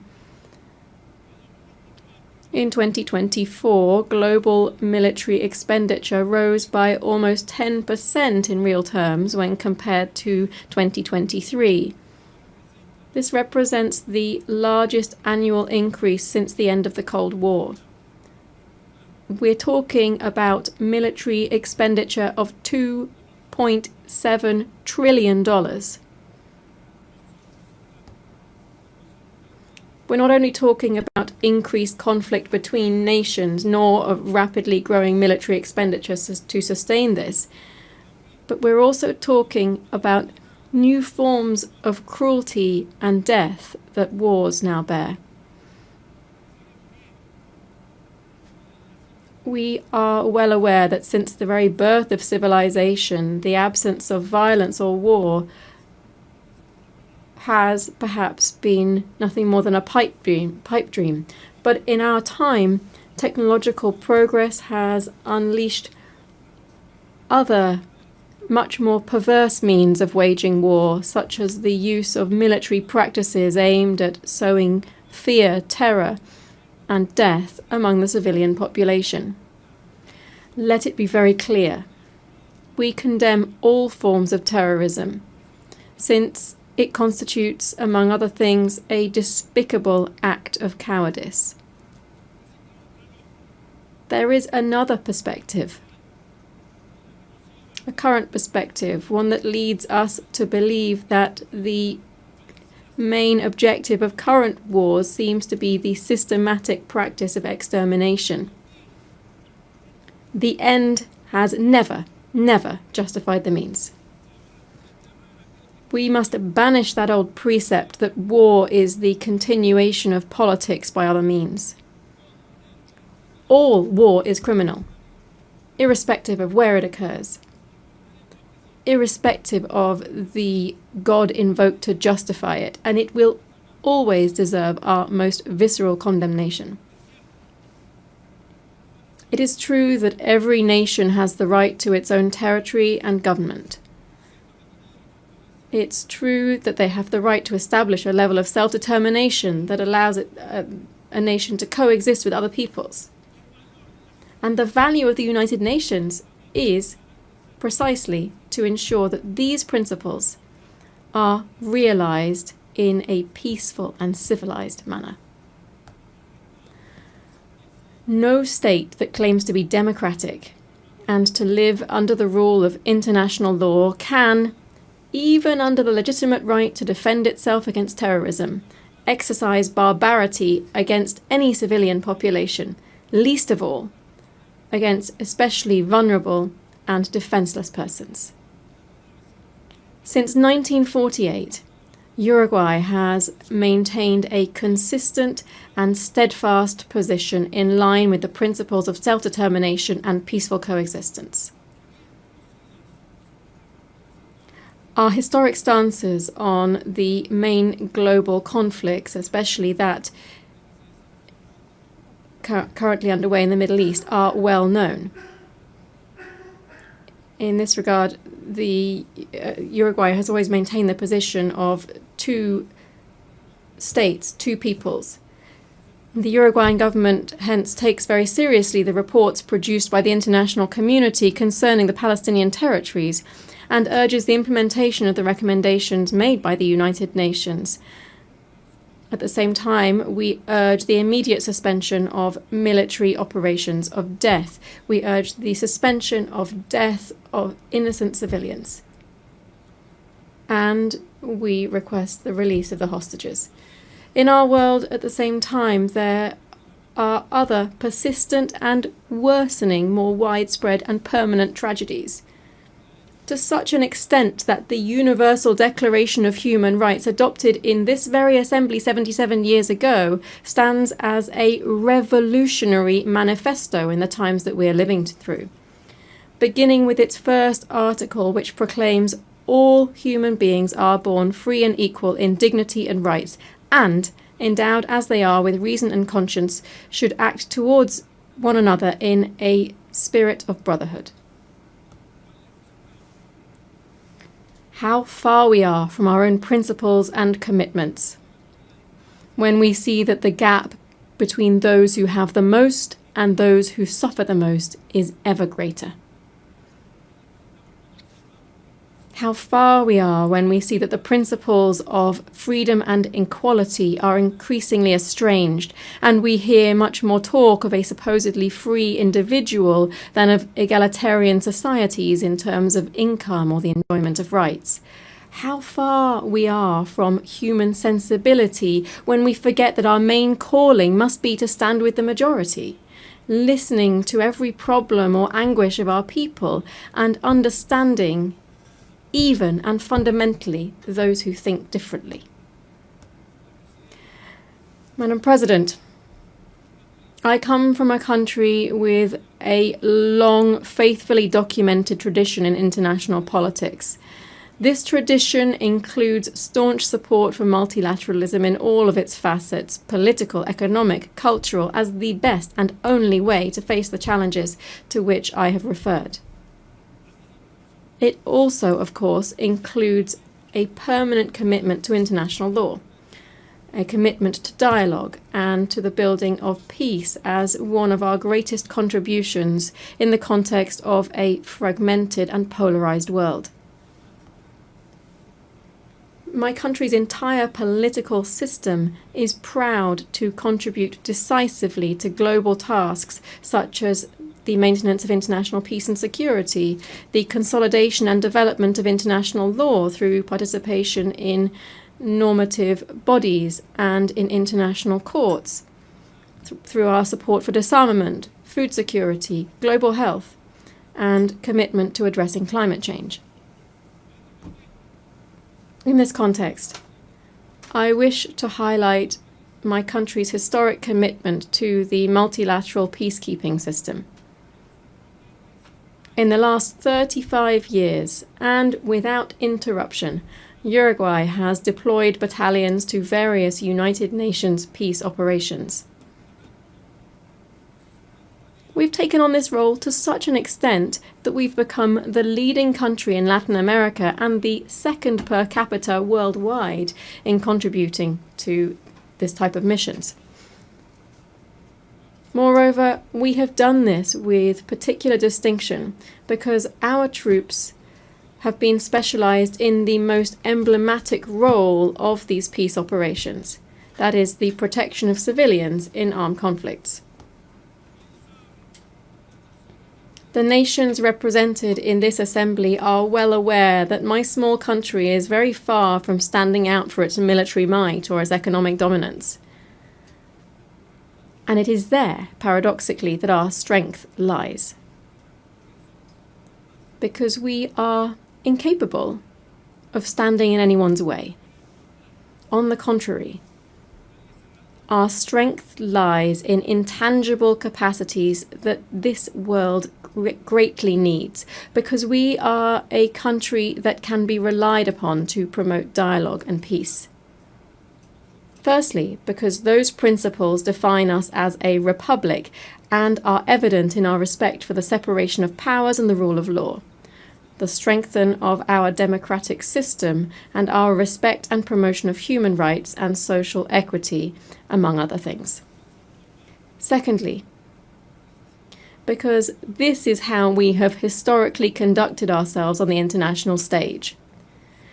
As early as in 1907, for instance, my country took a firm stance at the Hague Conference on Arbitration, seeing it as an essential and obligatory mechanism for resolving conflicts between states.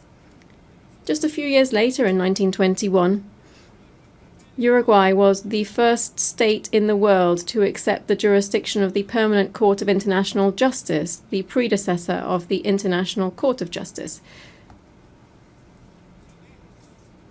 On the basis of these and other historical precedents, I hereby reaffirm that Uruguay is in an excellent position to be able to offer itself to the world as a host for negotiations, as a promoter of networks of dialogue and mediation, leading to the construction of peace and the prevention of conflicts. Believe me, we are prepared for this ever more urgent and necessary challenge.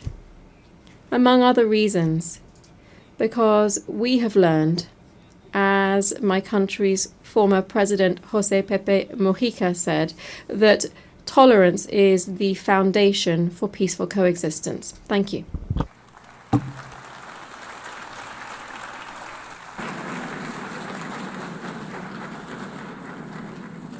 On behalf of the Assembly, I wish to thank the President of the Eastern Republic of Uruguay. The Assembly will hear an address by Her Excellency Nataša Pirc-Musar, the President of the Republic of Slovenia. I request protocol to escort Her Excellency and invite her to address the Assembly.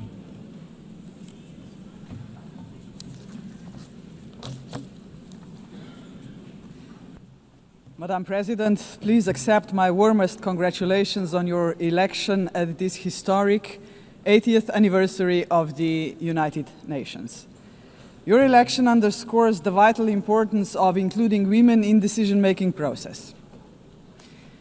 Ladies and gentlemen, Excellencies, in 1945, the end of the Second World War was greeted with celebrations, and hopes were placed in a new era of peace and cooperation, embodied by the creation of the United Nations. However, those hopes were soon overshadowed by the onset of the Cold War. When it ended in 1991, we once again dared to believe that this would pave the way to the vision of lasting peace, security and cooperation as enshrined in the UN Charter. Sadly, that vision has not materialized. In fact, the situation has worsened, and here is why. Firstly, the Security Council, envisioned as the very pillar of collective security, is failing to meet the expectations of the world, if it ever has. The Permanent Five were supposed to be role models for the rest of the world working for peace. Some work in their own interests instead. Secondly, the promise of the Sustainable Development Goals is faltering. Progress is lagging, and with cuts in development assistance, millions of the world's poorest are pushed further away from the access to even the most basic services. Thirdly, international law appears to stand at the precipice of irrelevance. The independence of elected international judges, the integrity of human rights institutions, personal security of human rights defenders, and the authority of this organization are under siege. Fourthly, the Genocide Convention risks becoming a relic of the past. Some states have put the International Criminal Court to its greatest challenge ever. Its prosecutors, whose only duty is the pursuit of justice, and its judges, whose responsibility is to uphold the law, our international law, now face sanctions and intimidation.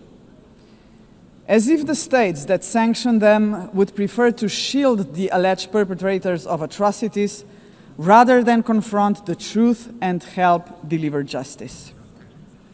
Fifthly, the landmark opinion of the International Court of Justice affirming that international law obliges states to prevent harming the climate already feels obsolete. And finally, states are withdrawing from the Paris Climate Agreement, from the Ottawa Treaty, and from the UN agencies, or simply cutting their finances. Each such act chips away at the support for multilateralism, a system designed not for the powerful few, but for the benefit of all of us.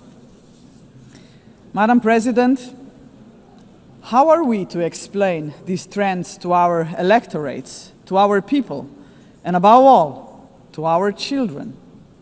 Shall we tell them that this is the new normal, that might makes right, that the strong may seize what they want because they can, that they can kill with impunity because they can, that they may pollute, wage wars, and trample on international law just because they can?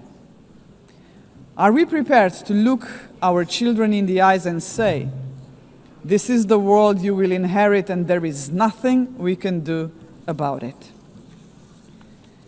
With the adoption of the Pact for the Future last year, we have charted a path toward a stronger, more forward-looking United Nations. But we must now create the conditions to fulfill our commitments.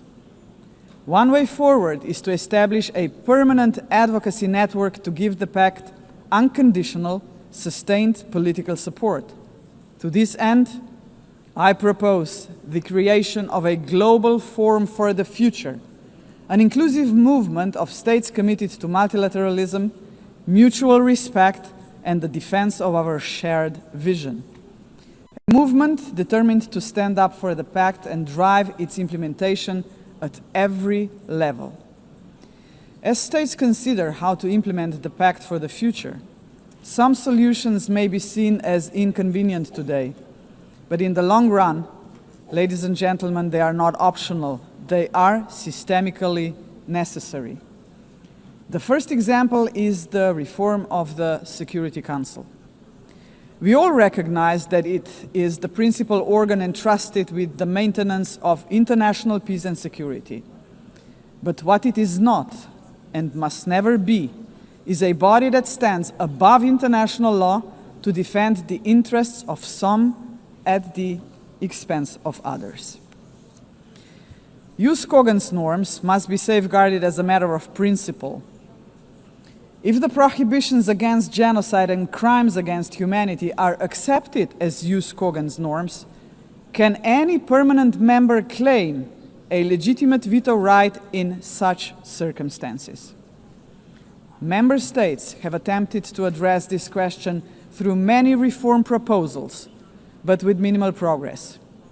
This is why we must dare to go further now. We, the General Assembly, must take a bold step and request an advisory opinion from the International Court of Justice on this very question. Second, we must confront the gap between our words and actions on gender equity. Progress has been made, but far too modestly. Over the past 80 years, 13% of leaders in multilateral organizations have been women. And no woman has ever served as Secretary General of the United Nations. And this, ladies and gentlemen, must change. So, Excellencies, ladies and gentlemen, let us make history. Today, the 80th session of the General Assembly is led by only the 5th woman to hold the presidency. By the end of this session, she would be joined by a Madam Secretary General-elect, a living proof to 4 billion women that even the most impossible job is not beyond their reach. But gender representation is not enough. What we must achieve is actual gender equity because it benefits not only women and girls, but entire societies. True equity requires systemic change, and so women's empowerment must remain at the heart of our global agenda. International organizations must weave a gender perspective into every strand of policy making. And that should be a result of effective participation of women and girls themselves. Electing a Madam Secretary General would be historic, but it must only be the beginning of a much deeper transformation. Madam President, the Pact for the Future sets out clearly what must be done to change our world for the better. I have mentioned only two of the many challenges we must confront decisively. But we can only succeed as a community if we accept that there is no future for humanity without a fundamental change. The mandate of the Global Forum for the Future would be to push towards such a change. This is why it must be inclusive. It must not be merely a coalition of countries. It must inspire hundreds of millions of people. For when it comes to human dignity, the constituency of like-minded individuals is vast, diverse, and knows no borders. Human dignity is indivisible. We must fight for it no matter how great the obstacles are. And there are many, we know that. Think of hunger. Time and again, humanity rose across continents to confront the scourge of hunger, to no avail. Worse still, hunger is now being weaponized, turned into a tool of war. We receive reports on a daily basis of how women and children are starved because they are marked as legitimate targets, as enemies. How cruel, how inhumane is that, ladies and gentlemen? We cannot allow this to happen any longer. 40 years ago, musicians stood against hunger. Instead of guns, they, the Band 8, used music. The world heard them, but they were not loud enough, as hunger has not been eradicated. Today, we have science. We can address on a scale beyond imagination not only hunger, but every act of violence against human beings and all human fears. Granted, science, technology, and global connectivity are too often twisted by cynical leaders and warmongering regimes. But they can also be harnessed for the common good. Artists, influencers, and visionaries with audiences of millions can join forces with the governments of like-minded nations. Together, their voice in defense of humanity could become irresistible. Together, we can demand real action by all governments, all world and community leaders on the Pact for the Future, and hold to account those who betray human dignity to its very core, through wars of aggression, genocidal policies, and crimes against humanity. If we join forces and make ourselves heard, nobody can ignore us, not even the most arrogant governments and individual politicians. Of course, such initiatives cannot emerge out of thin air. They require leadership, strong, inclusive, and fearless leadership. We, the leaders of today, are only transient custodians of power.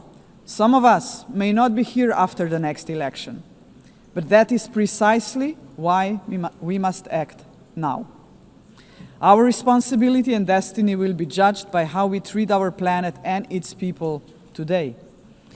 We simply cannot afford silence, ignorance, or passivity, not while we hold power and possess the power of the word. Hesitation is not an option, Madam President. For most of us, members of the UN, is not might that makes right. It is the opposite.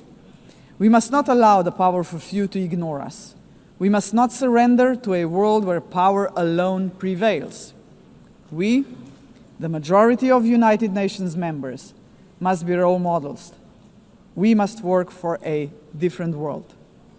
The Global Forum for the Future can be a platform for the much-needed transformation in which partnerships with non-state actors and companies are indispensable. Profits must finally serve development for all. Innovation and sustainability must drive tolerance, mutual respect, and inclusive dialogue. Is that too much to ask? If we, the leaders of this planet, can offer nothing but terror, conflict, pollution, fear, inequalities, and war to 8 billion people, then we must confront the truth. We are complicit in crimes against our civilization and our planet. And not just us, heads of states, but leaders of international institutions, CEOs, and every individual with the power to make a difference share this responsibility.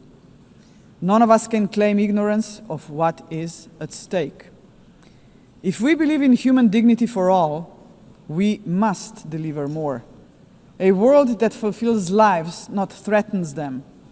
We must say yes to inclusive multilateralism and a resounding no to multipolarism. Let us show that this General Assembly can and will make a difference, as it has often done before. Let us demonstrate that we reject arrogance, hatred, and willful blindness to a lack of equality and justice, to wars of aggression, crimes against humanity, and genocide, because they tear us apart for generations. And let us proclaim in all seriousness and sincerity that we embrace personal and collective responsibility to uphold humanity, sustainable development, and international law, because this will keep us together as a civilization for generations. And Madam President, let me end on a personal note. For the sake of future generations, to fulfill our responsibility as human beings, to ensure that we are on the right side of the history, we should do the right thing. We did not stop the Holocaust. We did not stop the genocide in Rwanda. We did not stop the genocide in Srebrenica. We must stop the genocide in Gaza. There are no excuses anymore. None. Ladies and gentlemen, thank you very much. On behalf of the Assembly, I wish to thank the President of the Republic of Slovenia. The Assembly will hear an address by His Excellency Kasim Jomart Tokayev, the President of the Republic of Kazakhstan. I request protocol to escort His Excellency and invite him to address the Assembly.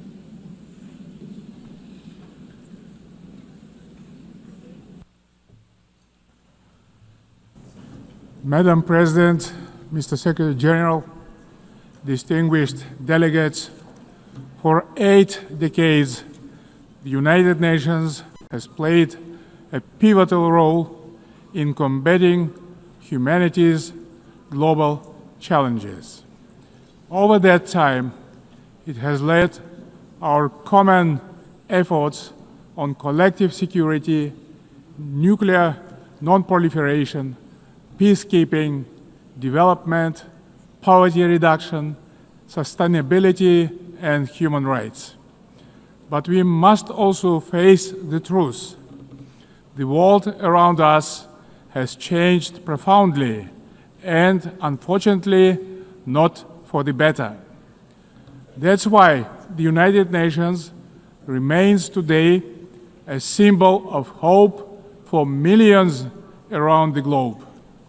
This historic meeting is a unique opportunity to recommit ourselves to the founding principles and goals of our universal and truly indispensable organization.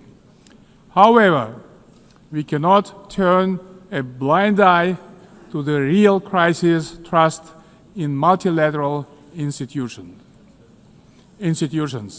Serious violations of international law have become new normality, which undermines global stability and erodes confidence between peoples, between political leaders, and between states. In this challenging time, we all must empower the United Nations to make it more adjustable to the realities of today's unpredictable world. The spirit of mutual understanding and eagerness to cooperate must prevail over dangerous warmongering. State leaders have a responsibility to move toward making peace. A failure of the current generation of leaders to act is not an option, because future generations will pay a much greater price. In this regard, comprehensive reform of the United Nations is a strategic necessity, not a subject for endless contemplations. We need to establish a new group of truly dedicated people who will highly professionally and without any hesitations make concrete proposals for reforming the United Nations to make it better suited to the challenges of today and objectives of tomorrow. A central pillar of this bold effort to renew the United Nations should be a reform of the Security Council. Major powers of Asia, Africa, and Latin America should be represented in the Security Council on the rotational basis. In addition, Kazakhstan strongly believes that the voices of responsible middle powers also need to be seriously amplified in the Security Council. In fact, they have already started to play a larger positive role in international relations, bringing balance and building trust. They can act as bridges within the United Nations when major powers are divided or failing to resolve pressing issues of common concern. Above all, a credible United Nations for the 21st century requires member states to take concrete steps toward durable peace and security. Otherwise, the United Nations is doomed to forever mitigate consequences while root causes forever proliferate. We can begin this process already today by reaffirming our steadfast commitment to the Charter of the United Nations. The founding principles of sovereignty, territorial integrity, and peaceful resolution of disputes must be upheld without exception. Selective application of the Charter undermines its credibility. The world needs a new consensus based on trust, inclusiveness, and shared responsibility.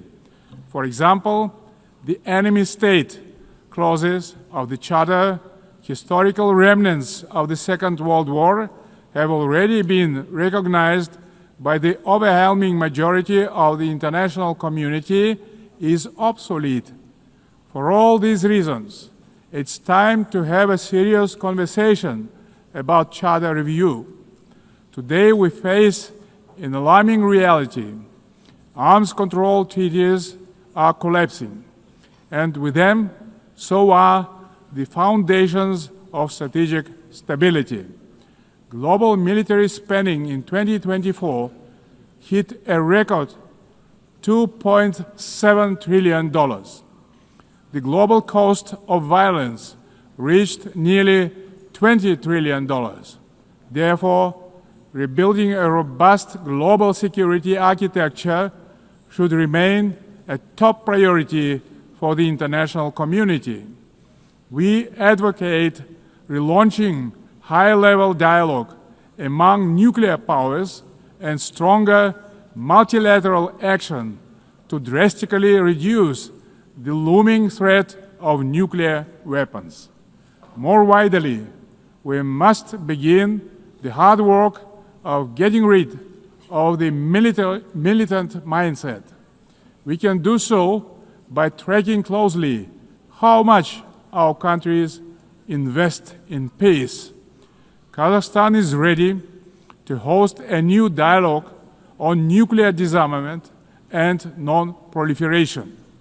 We can focus on informal, inclusive exchanges that reinforce the NPT and support progress toward the CTBT. We also call to advance our proposal to establish International Agency for Biological Safety and Security. Kazakhstan remains concerned by the Ukrainian crisis, which continues to seriously harm civilians, damage global trust, and undermine international security. Nonetheless, bilateral and international diplomatic efforts on this conflict should continue along with political flexibility to meet the long-term interests of both states. Territorial disputes are never easy to resolve and require mutual restraint and responsibility for the sake of future generations. The psychology of animosity drags all involved in conflicts to the abyss, leaving no chance to reach peace. The humanitarian crisis in Gaza has reached a disastrous scale that cannot be ignored. This conflict stems from a complex historical background. We cannot ignore the root cause of this belligerence. Kazakhstan calls for full protection of all civilians and unhindered humanitarian access in strict compliance with international humanitarian law. We reaffirm our support of the two-state solution, with the United Nations playing a central role. Kazakhstan acknowledges diplomatic initiatives aimed at regional reconciliation in the Middle East, including the Arab Peace Initiative, the New York Declaration, and the Abraham Accords, and others. They demonstrate that leadership and political will can turn division into cooperation and shared benefit. We also welcome the normalization of relations between Azerbaijan and Armenia under the mediation of the United States President. It shows that even entrenched conflicts can be settled through diplomacy and common sense. Guided by this principle, Kazakhstan consistently favors diplomacy over escalation and dialogue over force. Current geopolitical tensions sometimes tempt some leaders to claim that a clash of civilizations is inevitable. Yet, these divisions are not fact or fate. They are political choices. Global public goods such as science, medicine, sports, religion, and culture should not become subjects of geopolitical divisions and sanctions. These spheres of human activity bind us together under a humanitarian umbrella. When political leaders make irresponsible statements or take reckless decisions, manipulating religion and identity for political gain, they in fact seriously damage the trust and goodwill in striving for peace. Political leadership must be rooted in mutual understanding and respect, not mutual suspicion and arrogance. Tolerance and wisdom are the foundation of lasting peace and must be upheld through the rule of law. Dear friends and colleagues, we observe a growing fragmentation and political bias of investment flows. As a result, global FDI fell to $1.5 trillion last year.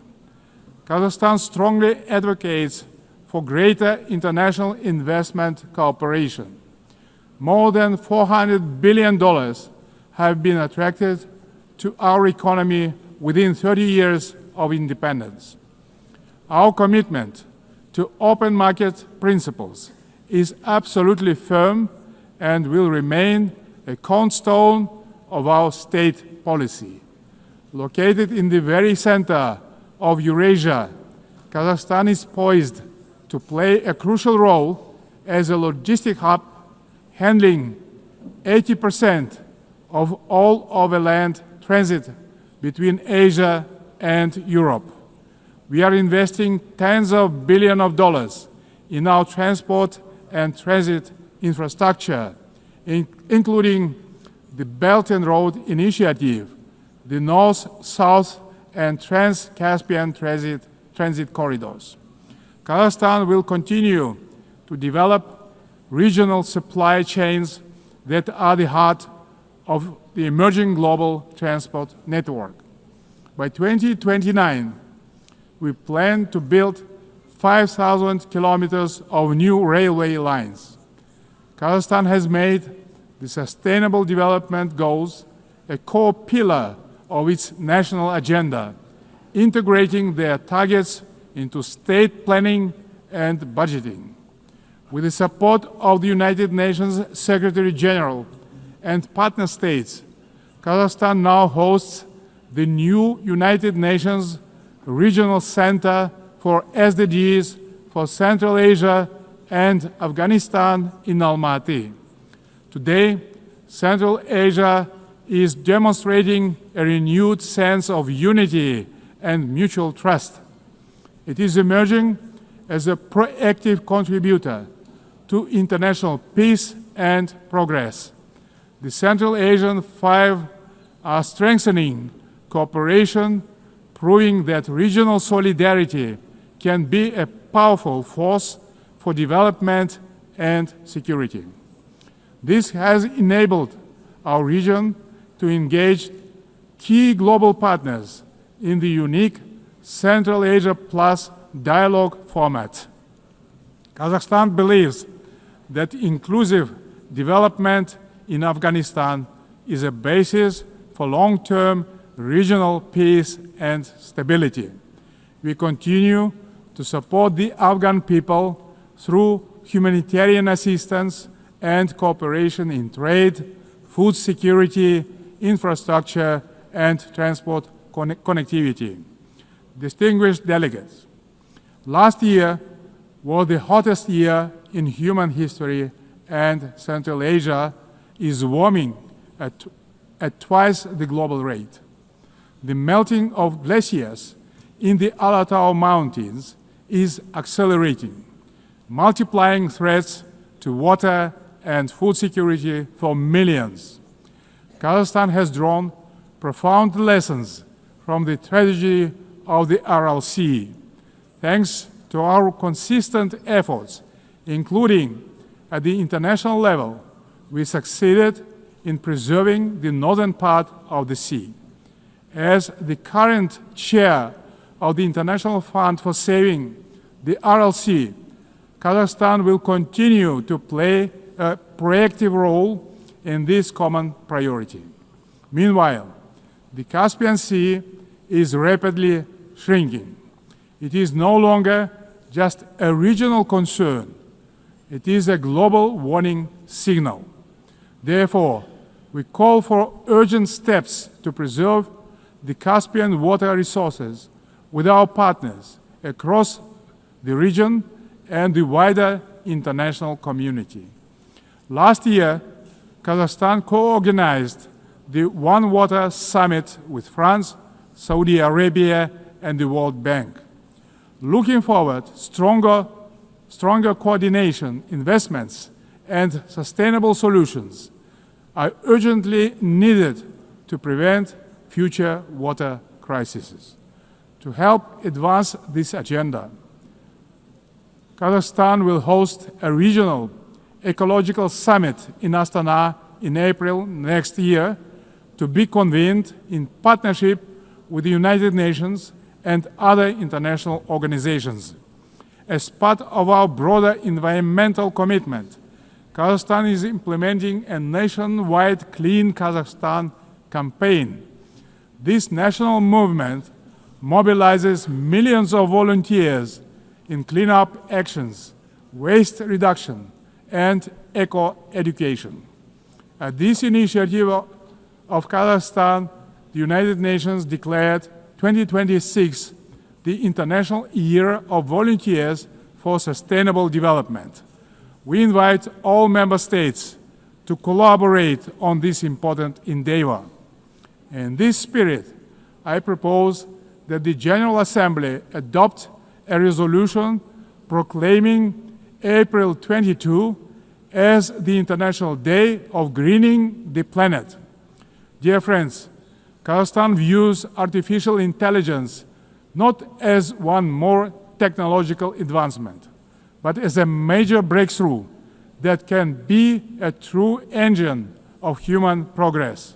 Yet, as artificial intelligence accelerates, so do the related risks, specifically deepening technological, economic, and geopolitical divides. At the same time, we should not let ethical norms fall behind this rapid evolution. Pressing questions of fairness, accountability, and individual rights must be addressed with clarity and urgency. We must act collectively to ensure that every country can benefit from AI. Kazakhstan welcomes the establishment under UN auspices of the Global Dialogue on AI Governance. We stand ready to actively contribute to this platform to help ensure that AI remains safe, inclusive, and human-centered. In Kazakhstan, artificial intelligence will be integrated across all sectors of economy and public services. The basic infrastructure to deliver this plan is being built, and our bright young people are getting ready to turn this vision into reality. Our strategic goal is to transform Kazakhstan into a fully digital power within the next 3 years. Large-scale digitalization and widespread use of AI have become a national priority in Kazakhstan. E-government is an important pillar of our national development strategy. Around 90% of public services are already digitalized. Kazakhstan has recently launched its fastest national supercomputer ever. But AI and automation are expected to threaten jobs in many countries. That's why digital progress must go hand in hand with professional education. Therefore, Kazakhstan believes it is imperative not just to increase employment, but to valorize the technical professions. Ladies and gentlemen, amid global turbulence, Kazakhstan is pursuing a bold national renewal to build a truly just and fair state. Over the last 3 years, we have carried out large-scale political and economic reforms that are unprecedented in our part of the world. Through a national referendum, we introduced a single 7-year presidential term, thereby strengthening democratic accountability. We remain committed to the formula of strong president, influential parliament, and accountable government. Guided by strong wish to modernize Kazakhstan, I have proposed a single-chamber parliament for a national referendum to consider. Our objective is to continuously embrace the political system to make it more transparent, effective, and reflective of people's aspirations. At the heart of these reforms lies a clear principle: law and order must prevail. We believe that only governance rooted in common sense and the rule of law can ensure public order and protect the rights of all citizens. It creates good conditions for international investment, trade, cooperation, and more broadly, the dynamic development of our country. The interests of law-abiding people and decent citizens must always come first, maintained through justice, accountability, and mutual respect. Kazakhstan's economy is showing clear signs of sustainability and resilience. This year, economic growth is expected to exceed 6%, underscoring the sustainability of our economy as the largest in our part of the world. But we are not complacent. We will continue our efforts to ensure a long-term growth. Kazakhstan's energy strategy is based on 4 pillars: oil and gas, coal, uranium, and critical minerals. These precious assets are the basis of reliable energy partnerships. Climate change and the green agenda cannot be accepted by all countries that have huge deposits like coal, which nowadays can be cleaned up by advanced technologies. That's why we have committed to decarbonize our country in 35 years. Renewable energy is not the single solution to all energy problems. Agriculture is another driver of our development with huge potential for global markets. Kazakhstan's grain export capacity has amounted to 12 million tons, reaching a great number of international markets, creating new opportunities for trade expansion using enhanced transport connectivity. We will continue our cooperation with all major international partners and regional stakeholders to further diversify our external trade and economy, making it more inclusive and resilient. Excellencies, we will remain firmly on this path, deepening governance reforms at home while supporting global governance abroad. Kazakhstan will continue to serve as a bridge builder and peacemaker.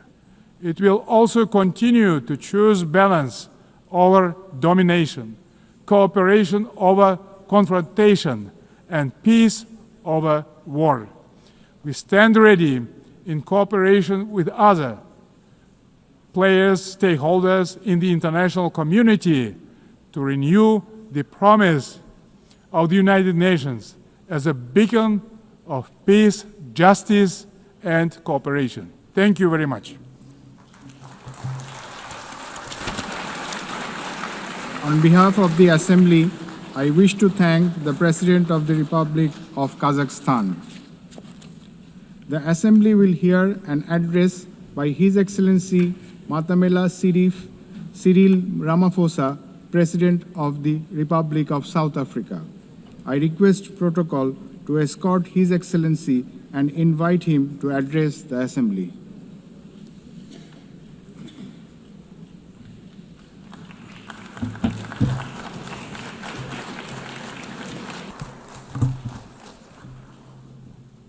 Thank you, President of the 80th session of the UN General Assembly, United Nations Secretary General, Excellencies, Heads of State and Government, and ladies and gentlemen.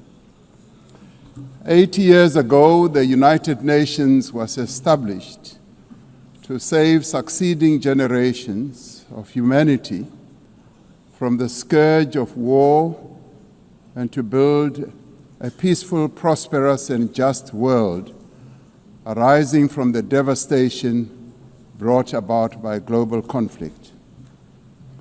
Through the UN Charter, the nations of the world pledge to uphold peace, development, and human rights, which would be underpinned by international law.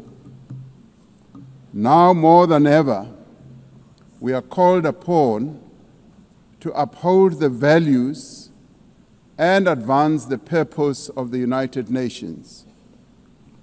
We are also called upon to advance cooperation and solidarity between nations. We are called upon to promote multilateralism and safeguard the institutions that enable it. South Africa's engagement in the international sphere echoes our domestic imperatives of eradicating poverty, reducing unemployment, and addressing the root causes of inequality. Our foreign policy is guided not only by the needs of our people, but also those of the continent of Africa and the global South. Inspired by our own history, South Africa strives to maintain world peace and also the settlement of all international disputes through negotiation and dialogue and not through war.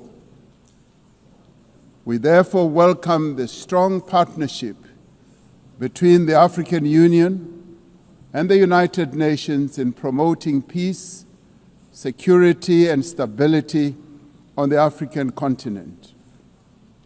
This year, South Africa is honored to preside over the G20. This is the first time that G20 Leaders Summit will be held on the African continent, the cradle of humanity. South Africa's G20 presidency is guided by the theme equality, solidarity, and sustainability. To give full meaning to our theme of equality, solidarity, and sustainability, we have invited the G20 countries to join us in prioritizing the following areas. Firstly, in discussion to strengthen disaster resilience and response by addressing the increasing frequency and impact of climate-induced natural disasters. Secondly, to ensure that we have debt sustainability for low-income countries by crafting innovative ways to support countries to have low levels of debt to maintain economic stability. Thirdly, to discuss how to mobilize finance for a just energy transition by encouraging investments in renewable energy and sustainable technologies, without foregoing what we would call baseload energy sources. Fourthly, by harnessing critical minerals for inclusive growth and sustainable development through the value addition processes, that is, beneficiation of these minerals at the source where the minerals are extracted, to foster the development of communities where these minerals are found. These priorities reflect South Africa's commitment to addressing global challenges and promoting inclusive growth and sustainable development. Our country's G20 presidency is a significant opportunity for South Africa to advocate for Africa's development agenda and to amplify African voices in global economic governance for a continent that is irreversibly on the rise. As member states of the United Nations, we have all adopted the Sustainable Development Goals. However, many of these goals remain elusive. There are many reasons that hold many countries back from fulfilling and implementing these development goals. Some of these reasons are lack of sufficient financial resources that can finance the advance that these countries need to make to fulfill those goals. Many countries with developing economies, especially in Africa and the global South, do not have adequate capital to finance their development goals. They are indebted and are paying much more on debt servicing than they do on health and education. In fact, these countries pay much more than countries in the North for their debt. Yet through global solidarity, by having fairer lending rules, especially for several of the global South countries, we can achieve our shared commitment. Through the G20 process, we are working towards building consensus on how this problem can be tackled, including the reform of international financial institutions, particularly multilateral development banks, to better tackle global challenges that many countries face. The multilateral trading system needs to be reformed as we reconfirm that the World Trade Organization remains the only multilateral body that is capable of managing differences and coordinating positions in global trade. Trade is one of the most important instruments to mobilize domestic resources for development. It is concerning that geopolitical shocks and unprecedented trade policy volatility are destabilizing the global economy and jeopardizing a critical source of development finance. In fact, trade is now being used as a weapon against a number of countries in the world. We must redouble our efforts to strengthen the link between trade and development. Unilateral trade practices and economic cohesion have a detrimental impact on many nations. This includes the economic embargo against Cuba, which has caused untold damage to the country's economy over the years. This unfair embargo must be lifted, and we want it lifted sooner rather than later.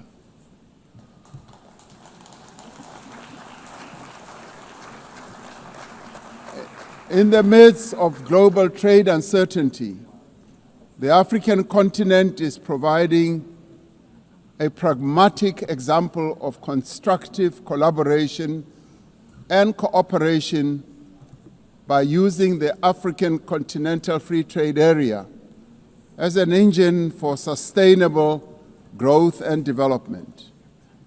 This will, with commitment, become the central pillar of economic cooperation and integration for our continent. As part of the effort to build more inclusive economies, South Africa's G20 presidency has launched an extraordinary committee of independent experts on global wealth inequality. This committee, chaired by Professor Joseph Stiglitz, a Nobel laureate, will deliver the first ever report on global inequality to G20 leaders when they meet in November in Johannesburg in South Africa. Climate change is an existential threat. We are failing future generations by our inability to reduce global warming. Climate change is reversing economic growth and development gains in many countries, especially in the global south.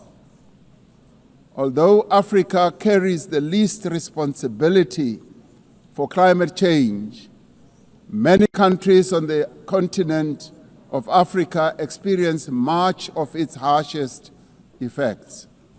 Extreme weather events like floods and droughts are driving food insecurity, displacing populations, causing damage to infrastructure, and leading to the unnecessary loss of livelihoods.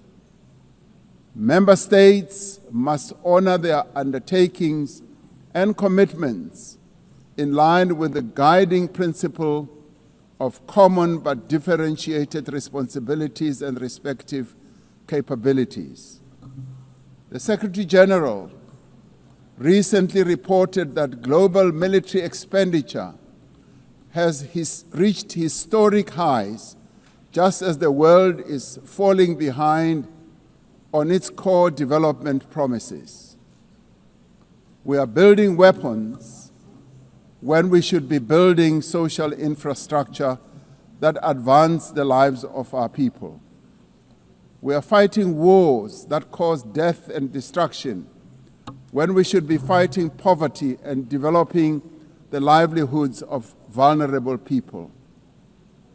We must act decisively to silence all the guns everywhere to realize the goal of sustainable development and global peace. And I do believe that this is an objective that is possible to reach. As we commemorate the 80th anniversary of the UN, the relevance of this institution and various multilateral processes for the maintenance of international peace and security is being willfully undermined. There is an increasing reliance on unilateral military action in contravention of international law. The United Nations Security Council has proven to be ineffective in its current form and composition in carrying out its charter mandate to maintain international peace and security. South Africa remains deeply concerned by the erosion of the credibility of the Security Council and its failures to ensure accountability and uphold international law. As the security and humanitarian situations in the Democratic Republic of the Congo, Sudan, Gaza, and elsewhere deteriorate, it is a matter of great concern that there are countries that continue to violate international law and also defy the United Nations resolutions and rulings, also from bodies like the International Court of Justice. The establishment of the Hague Group and the Madrid Group aim to reaffirm the primacy of international law, promoting accountability and ensuring support for a just peace. We cannot and should not accept that members of this organization continue willfully to violate without consequence the charter that we have all agreed to uphold. Therefore, as nations that have pledged to uphold the UN Charter, we have the ultimate responsibility to ensure and protect the rights of the Palestinian people to self-determination, consistent with the case that South Africa brought before the International Court of Justice. There is growing global consensus.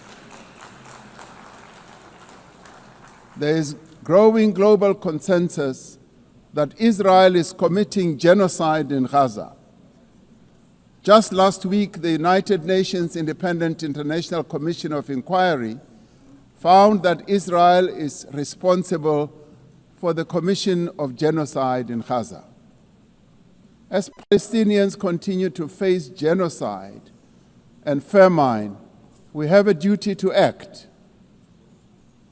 South Africa has acted in the interest of saving lives by insisting that the International Court of Justice should make a ruling that indeed genocide is being committed in Gaza and that it should stop.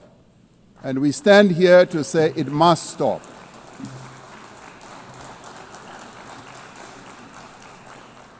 We welcome the historic high-level meeting held yesterday on the two-state solution yesterday in this very chamber.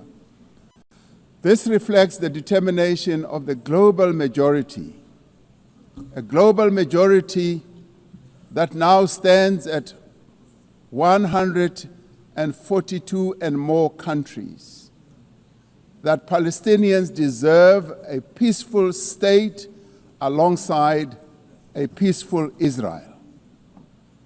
Many nations in the world are calling for that, and that is the voice that we believe that Israel should heed, and those powerful nations that can make a two-state solution viable and possible and implementable should act in that regard. The long overdue announcement by increasing number of countries to recognize the state of Palestine is testament to this determination. We have a responsibility as the member states of the United Nations to reaffirm the right also of self-determination of the people of Western Sahara.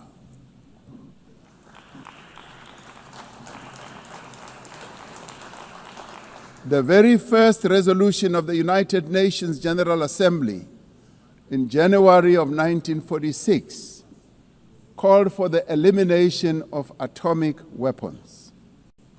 The resolution was passed shortly after the catastrophic use of atomic bombs on Hiroshima and Nagasaki that killed thousands of people.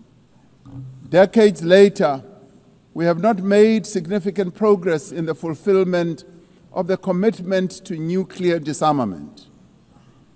In 2026, next year, South Africa will be presiding over the first review conference of the Treaty on the Prohibition of Nuclear Weapons.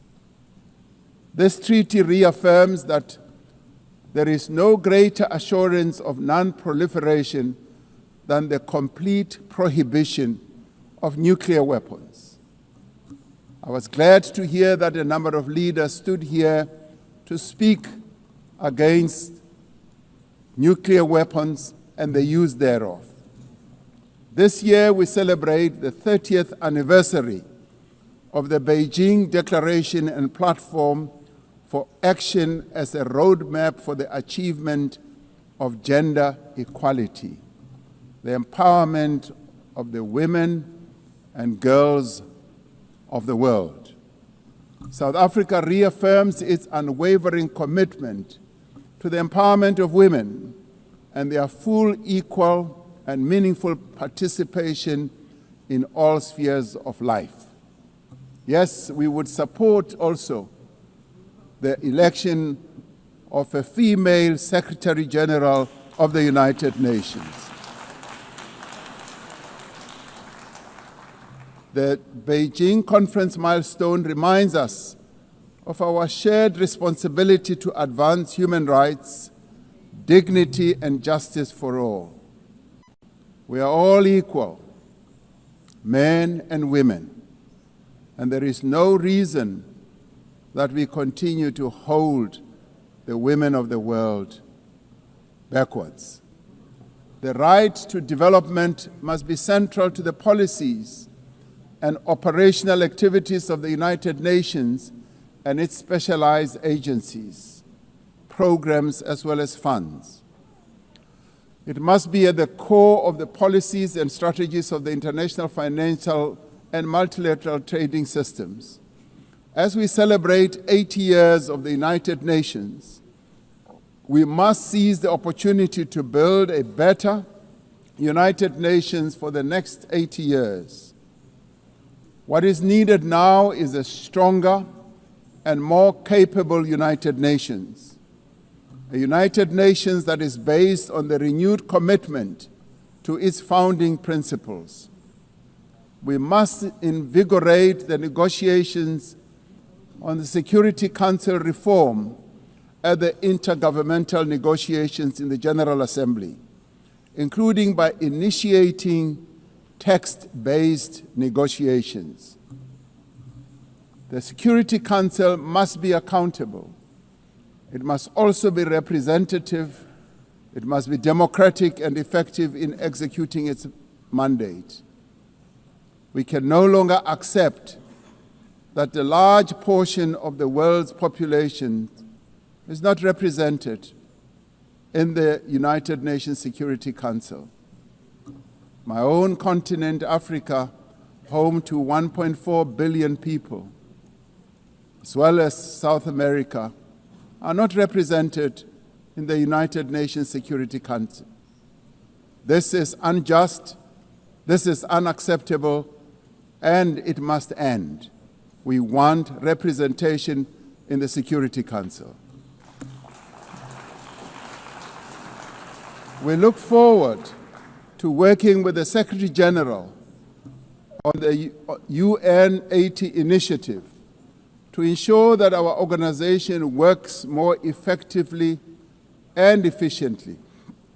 Mandates given by member states must be implemented, and the necessary structural changes and program realignment must be implemented across the UN system. In the face of the decrease in funding to the United Nations to fulfill its mandate, the UN 80 initiative is important to maintain the integrity of the multilateral system and to uphold international law. Lastly, I am reminded that our collective membership of the United Nations is our shared humanity in action. The United Nations at 80 compels us to reflect on our collective achievements and to chart a way forward, building an organization that is able to address our common challenges. We must rise to the occasion and do our utmost together to ensure the political, economic, and social freedom of all humanity. We must reaffirm that freedom is indivisible and that the denial of the rights of one person diminishes the freedom of all of us. We must reaffirm the equal dignity and worth of every person and must therefore leave no one behind and no country behind.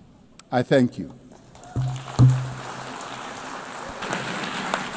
On behalf of the Assembly, I wish to thank the President of the Republic of South Africa. The Assembly will hear an address by His Excellency Shavkat Mirziyoyev, President of the Republic of Uzbekistan. I request protocol to escort His Excellency and invite him to address the Assembly.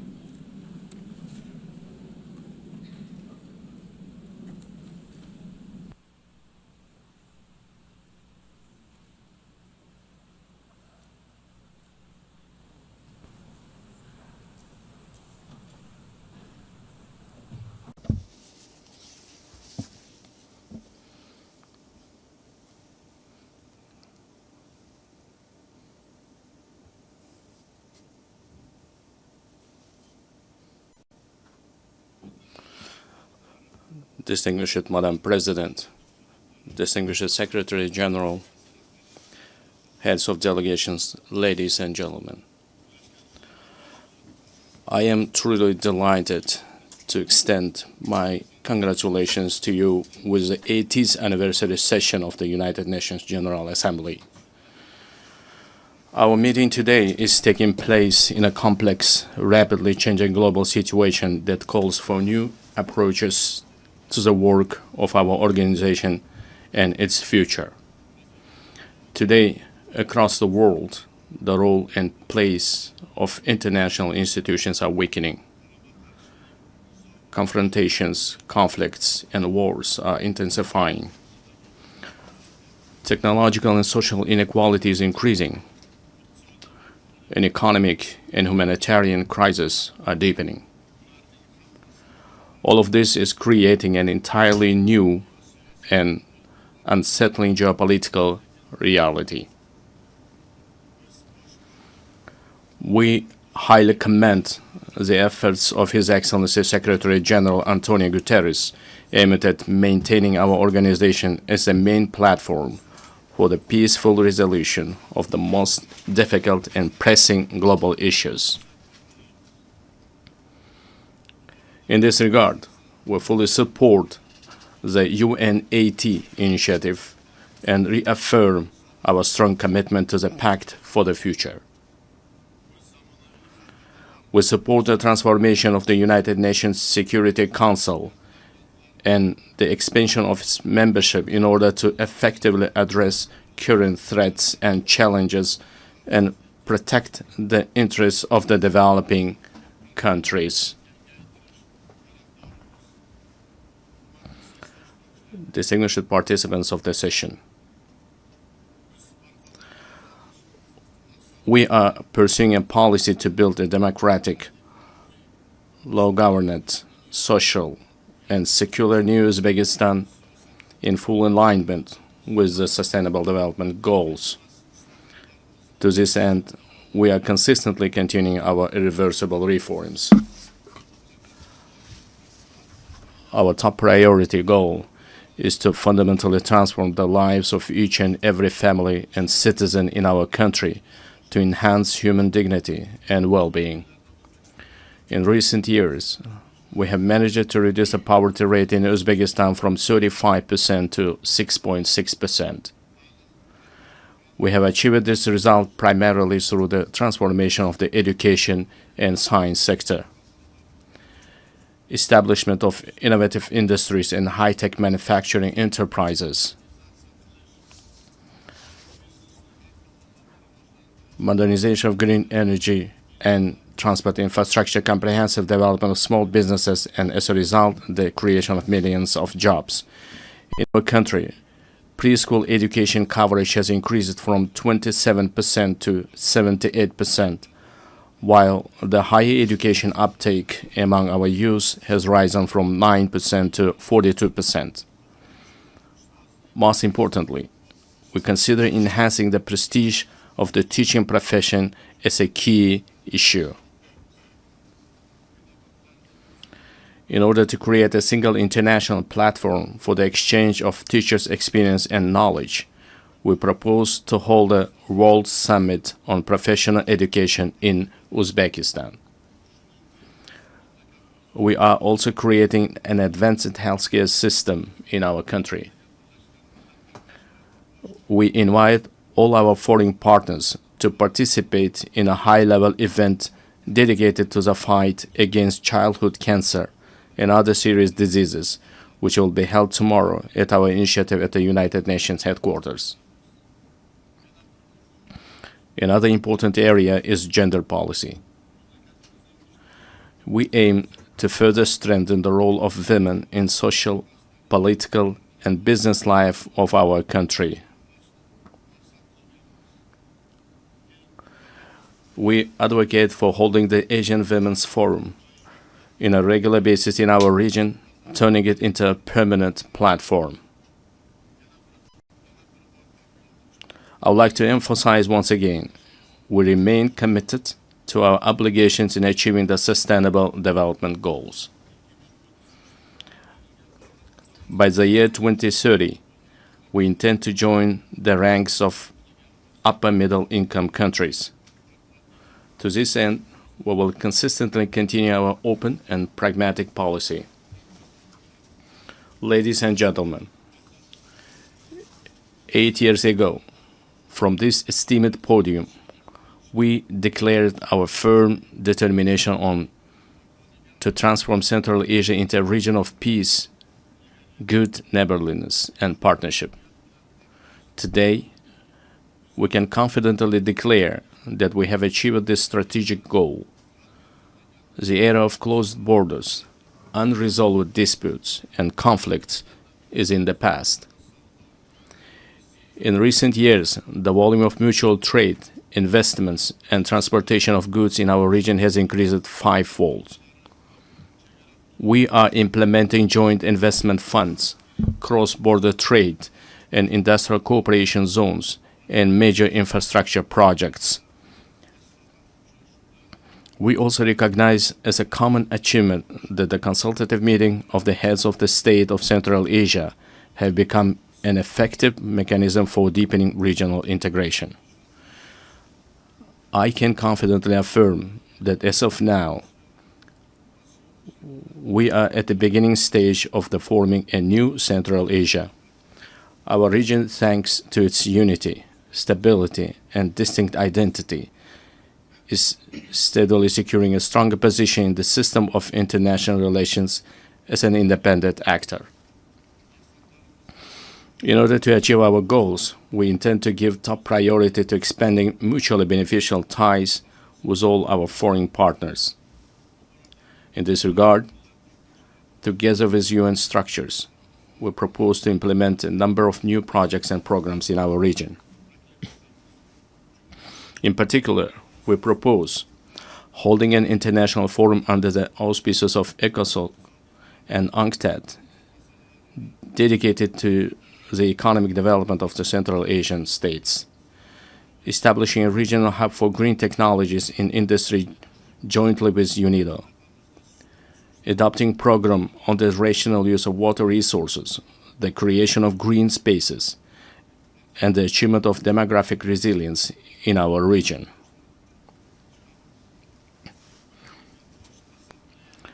In addition, we propose the adoption of UN General Assembly resolution supporting the efforts of the Central Asian countries aimed at deepening regional partnership and economic integration.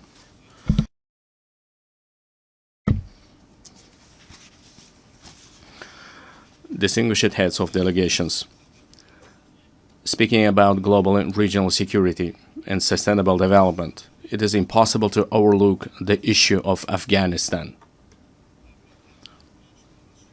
Supporting the aspirations of Afghan people for a peaceful and stable life requires the united efforts of the international community. I would like to emphasize that it is of utmost importance to prevent this country's isolation. We intend to implement large-scale economic and infrastructure projects in that country. We propose to adopt a dedicated UN resolution on the development of transport and energy corridors of international significance through the territory of Afghanistan. At the same time, we cannot turn a blind eye to the deeply worsening humanitarian crisis in the Gaza Strip. We call for an immediate cessation of hostility and the continuation of political negotiations. In line with the UN resolutions, we remain steadfast supporters of the two-state solution principle. We are also deeply concerned by the situation around Ukraine. We welcome the start of the high-level dialogue aimed at resolving the crisis through diplomatic means. Distinguished participants of the event, effective measures are being undertaken to implement the global counterterrorism strategy in Central Asia. In cooperation with the UN Office of Counterterrorism, a regional council on rehabilitation and reintegration was established. We propose to transform this council into an international competence center. This very body will serve as an important platform for exchanging experiences on adapting to peaceful life for those repatriated from conflict zones. Furthermore, we stand ready to provide all the necessary conditions for the establishment of the Regional Office of Counterterrorism in Uzbekistan. Dear ladies and gentlemen, in today's world full of threats, we are witnessing how vulnerable the global transport system is. These challenges primarily have a negative impact on the stability of landlocked developing countries. It is of utmost importance to ensure the security of international transit corridors and to establish efficient logistics networks. In this regard, we believe the time has come to introduce a global mechanism on strengthening transport connectivity to achieve sustainable development goals. I would also like to draw special attention to the increasingly acute challenges of climate change. For instance, the consequences of the RLC desiccation must remain at the constant focus of the international community. We are consistently continuing our work to restore the RLC ecosystem. In recent years, salt-tolerant desert plants have been planted on 2 million hectares of the dried seabed of RLC. By the year 2030, green cover will be created on 80% of this area. Another serious issue is the water scarcity. As of now, more than 2 billion people in the world do not have access to clean drinking water. We are planning to hold a World Forum on water saving in our country. The outcomes of this conference are expected to recognize the water crisis as a serious threat to sustainable development. We intend to adopt a special roadmap for the wide introduction of innovation technologies in a global level. Another adverse consequence of climate change is the intensifying trend of climate migration. Unfortunately, clear international mechanisms and the legal framework in this direction have not yet been created. We advocate for the adoption of the Global Pact for a broad international partnership and coordinated policy on this serious issue. Dear participants of the meeting, it is of great importance to prevent inequalities in digital development and the use of artificial intelligence between countries. We propose to create an international cooperation mechanism aimed at the gratis exchange of practical solutions and models of artificial intelligence in healthcare, education, and culture. I would like to emphasize another priority issue. Our future, the destiny, and the prosperity of the world are in the hands of the younger generation. It is our urgent task to instill in the hearts and minds of our sons and daughters the most noble ideas, such as peace, humanism, and friendship, mutual trust, and respect. In this regard, we put forward the proposal to establish the World Youth Movement for Peace and to locate its headquarters in Uzbekistan. We are consistently implementing a policy of tolerance in our society. At the same time, we will actively continue our efforts to deeply study the ideas of Islamic enlightenment and promote them to the world. In the coming months, we will open the Center of Islamic Civilization, which is unique for our wider region. We intend to hold a special presentation at the United Nations of the rich spiritual and scientific heritage of our great ancestors, thinkers and scholars such as Imam Bukhari, Imam Tirmizi, and Imam Maturidi.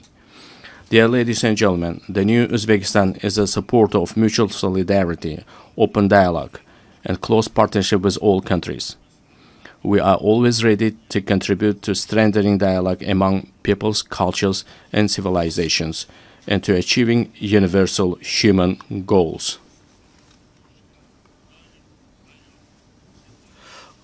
I thank you very much for your attention.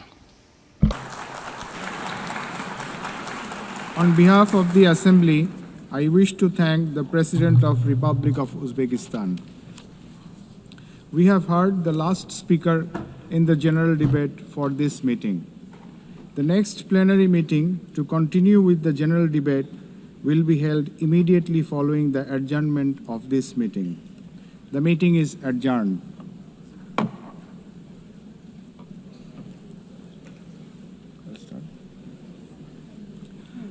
The fifth plenary meeting of the General Assembly is called to order. The Assembly will hear an address by His Excellency Hurelsuk Ukna, President of Mongolia. I request protocol to escort His Excellency and invite him to address the Assembly.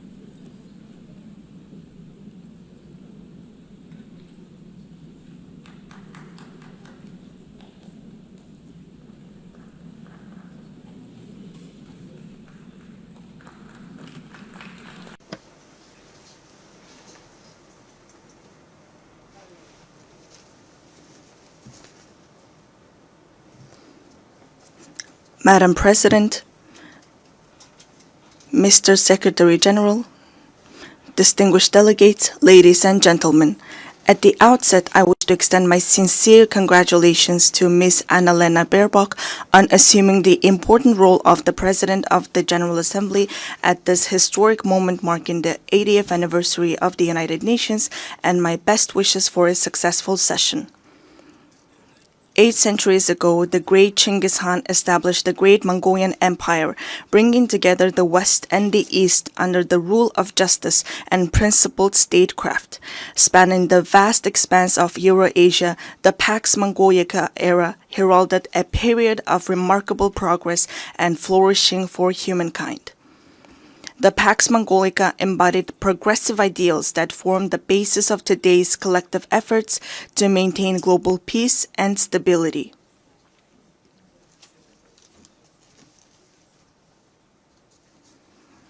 Then, 8 decades ago, when the dust and ashes of the World War had not cleared yet and humanity had not healed yet from fear and anxiety, the United Nations, a great family of nations, rose to prominence as a guarantor of world peace and security and a sanctuary of hope and trust.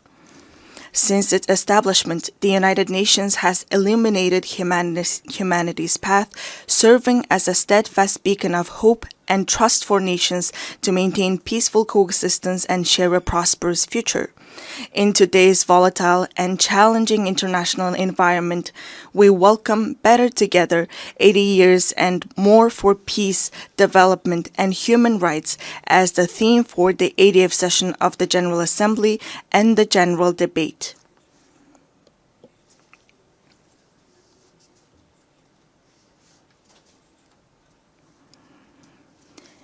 Indeed, this theme calls upon us to assess and reflect upon the United Nations' achievements and challenges over the past 80 years, further strengthen its work in accordance with the United Nations Charter and the principles of international law, and combine our collective voices and efforts in pursuit of concrete and tangible outcomes.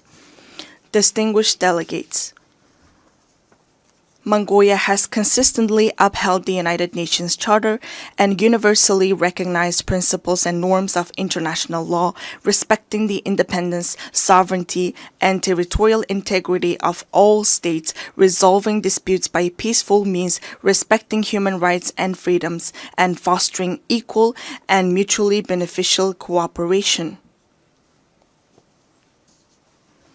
Since becoming a full-fledged member of the United Nations in 1961, Mongolia has steadfastly supported the organization's efforts to strengthen international peace and security.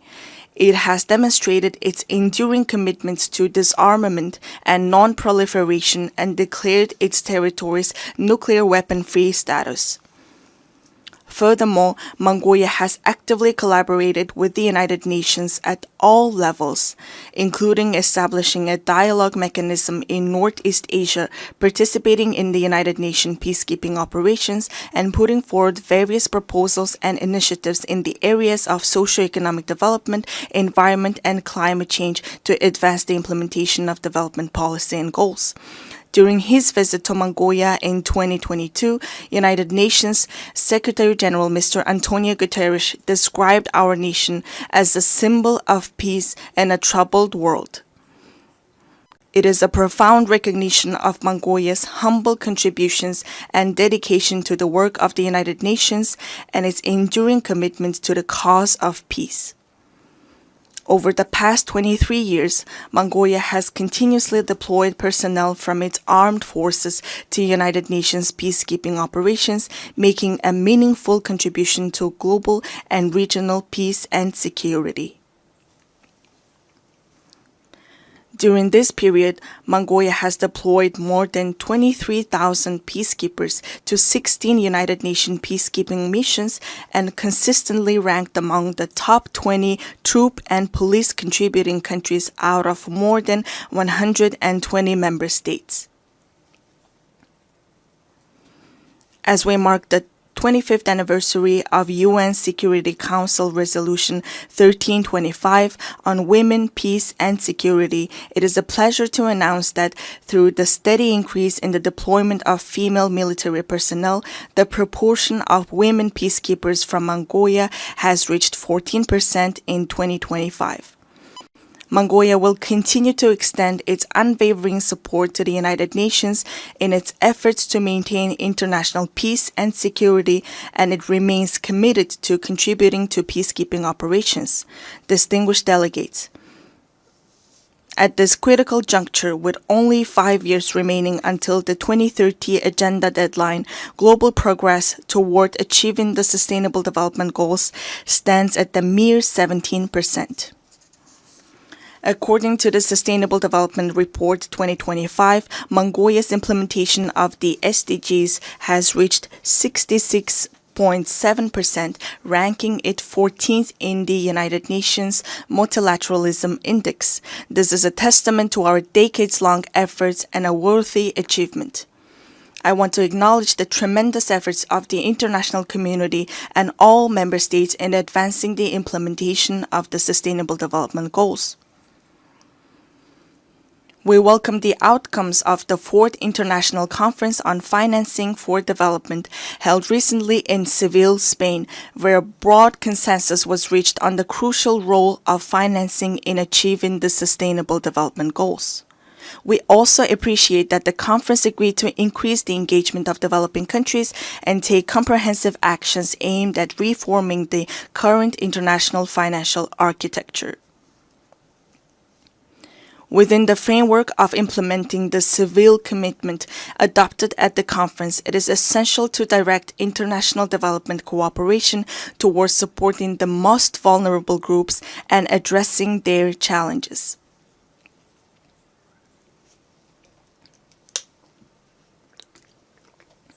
It is my pleasure to note that Mongolia has been playing an active role within the United Nations in advocating the interests of landlocked developing countries, in raising awareness of their special needs and unique circumstances, and closely collaborating with them to ensure their voices are heard on the global stage.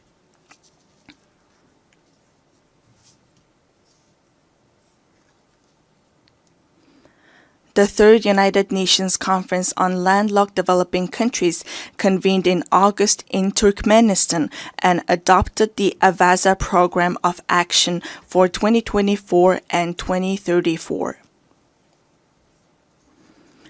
Landlocked developing countries have long faced trade and economic development challenges due to their geographic location. Member states have committed to implementing the program to advance the development of landlocked developing countries over the next decade and bring positive improvements to the livelihoods of more than 600 million people living in these countries.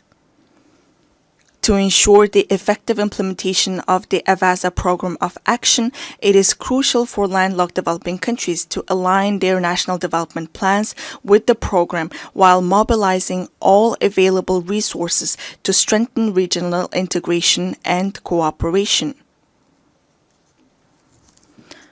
Furthermore, we call upon the international community, financial institutions, and development partners to provide concrete support and cooperation with landlocked developing countries. Distinguished delegates, Mother Earth is our one and only home. However, as a result of humanity's careless behavior towards the environment, Mother Earth, with her very existence under threat, is sending a distress call like a patient in critical condition. If we do not take resolute action to preserve our Mother Earth now, she will inevitably find her own way to survive, with or without us. Since ancient times, we Mongols have believed that all beneath the sky is alive. We have revered mountains, rivers, plants, and animals, understanding that the harmony of the earth and the living world is inseparably intertwined with humanity's inner life and conscious actions. 2 millennia ago, the great Han Modon of the Huns, the Mongols' ancestors, proclaimed that the very foundation of the state is the land. Thus, UNESCO recognized this time-honored tradition of revering nature by inscribing the Mongolian traditional ritual of worshipping sacred sites on the last of the intangible cultural heritage in need of urgent safeguarding. We Mongols are a people blessed with the beautiful tradition of living in harmony with Mother Nature, preserving her pristine purity, and nurturing our children from an early age with the mindset and spirit to cherish her. Accordingly, the United Nations General Assembly resolution entitled 800 Years of Mongolian Statehood, adopted in 2005, highly appreciated the contribution of Mongols to humankind's history and recognized the ever-increasing significance and relevance of a culture of living in harmony with nature, which is inherent in nomadic civilization in today's world.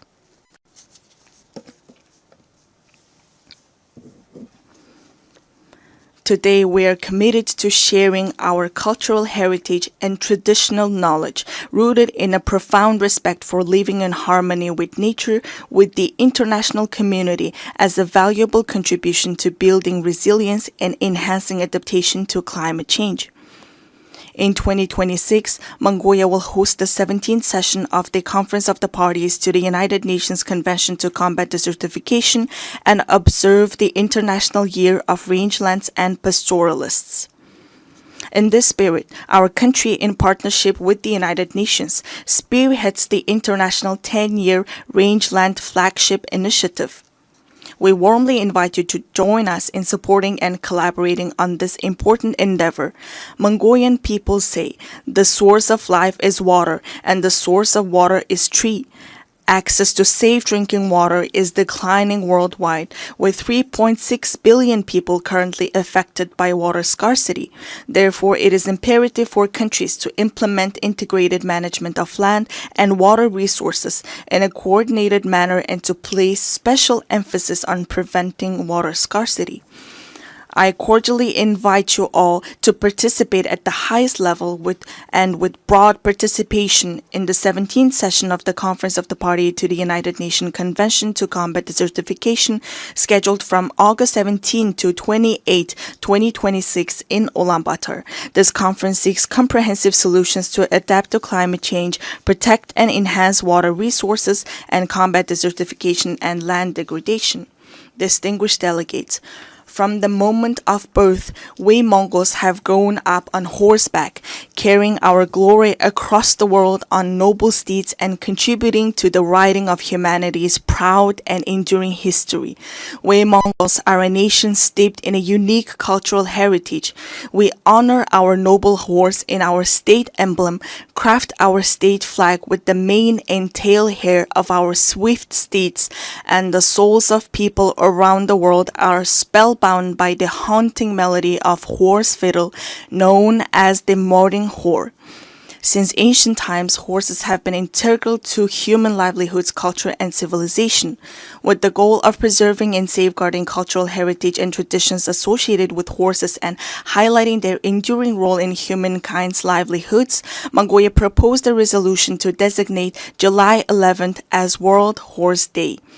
This resolution was adopted during the plenary meeting of the 79th session of the United Nations General Assembly on June 3, 2025.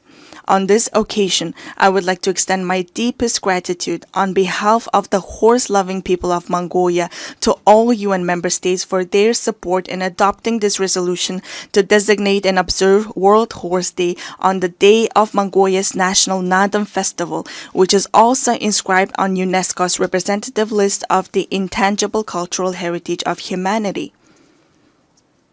Distinguished delegates, this year, countries around the world are assessing the progress made over the past 30 years since the adoption of the Copenhagen Declaration on Social Development and the Beijing Declaration and Platform for Action.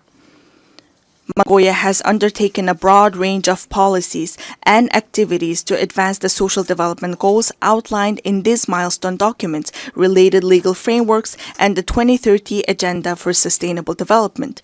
These efforts have focused on poverty reduction, promoting social equality and inclusion, supporting families, children, and youth, and protecting the rights of the elderly and persons with disabilities.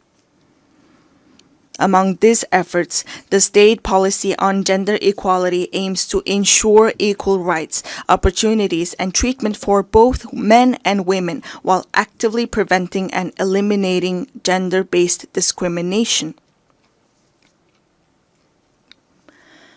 Notably, Mongolia has greatly prioritized advancing gender equality and increasing women's participation in decision-making, with women now making up 25% of our parliament. We are pleased to underscore that, according to the Global Gender Gap Report 2025 by the World Economic Forum, Mongolia ranked 65th globally, improving by 20 places from the previous year and securing 5th place in the Asia-Pacific region. In recent years, Mongolia has regularly hosted international events dedicated to women and gender equality, including the International Conference on Strengthening the Role of Women in Peacekeeping in 2022, the Female Foreign Ministers Meeting in 2023, and the World Women's Forum in 2024 in cooperation with the United Nations. Last month, we successfully hosted the World Women Entrepreneurs Forum under the theme Inspire, Impact, Invest in Ulaanbaatar. I wish to extend my heartfelt gratitude to all countries that supported and participated in the forum. Mongolia will continue to serve as a strong bridge of partnership, cooperation, and solidarity in advancing women's leadership and participation at all levels of social and political life. Distinguished delegates, the ancient Greek philosopher Heraclitus once said, "The only constant in life is change." Supported by its member states, successive UN leadership have consistently pursued reforms to refine the organization's structure and operations across all aspects. In this context, Mongolia welcomes and supports the UN80 initiative that the United Nations Secretary-General Antonio Guterres presented.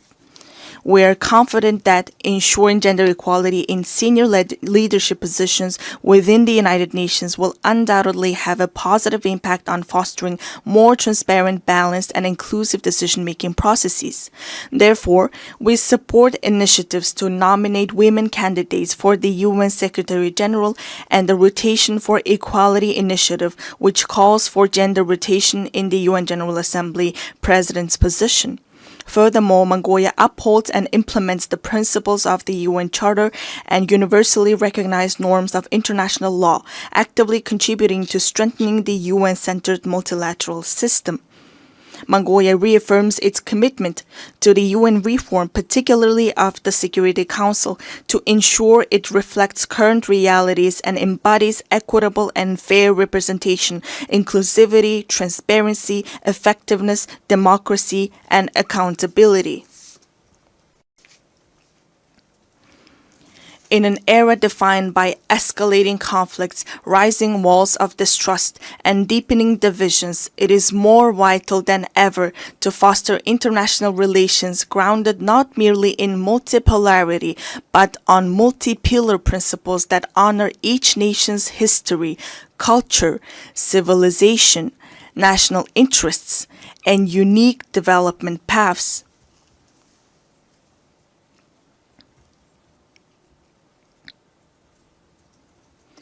The United Nations was established 80 years ago with the noble goals of saving humanity from the scourge of war and maintaining international peace and security.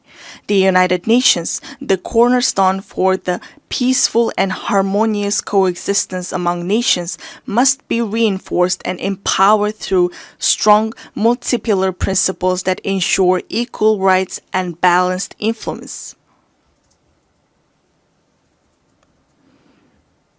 Therefore, let us reflect solemnly on whether the mission entrusted to the United Nations 8 decades ago has been fully realized, and let all member states join hands in a shared commitment to revitalize the organization into a powerful institution strong enough to usher in Pax Globalica, a lasting world peace, by embodying the ideals of the Pax Mongolica, which laid the foundation for peaceful coexistence among nations and human progress 8 centuries ago. At this pivotal moment, as we commemorate the historic 80th anniversary of the United Nations, I would like to emphasize the growing importance of its role in fostering mutual understanding, trust, and respect among nations, as well as in advancing peace, stability, development, and the vision of a world free from war.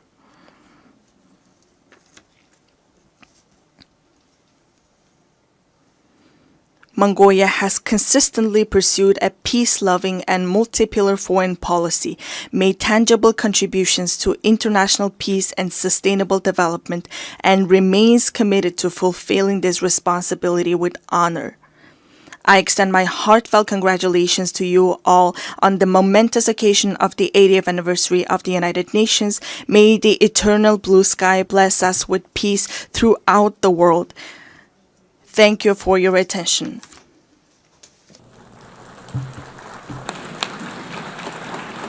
On behalf of the Assembly, I wish to thank the President of Mongolia. The Assembly will hear an address by His Excellency Sardar Bardi Muhammadov, President of Turkmenistan. I request protocol to escort His Excellency and invite him to address the Assembly.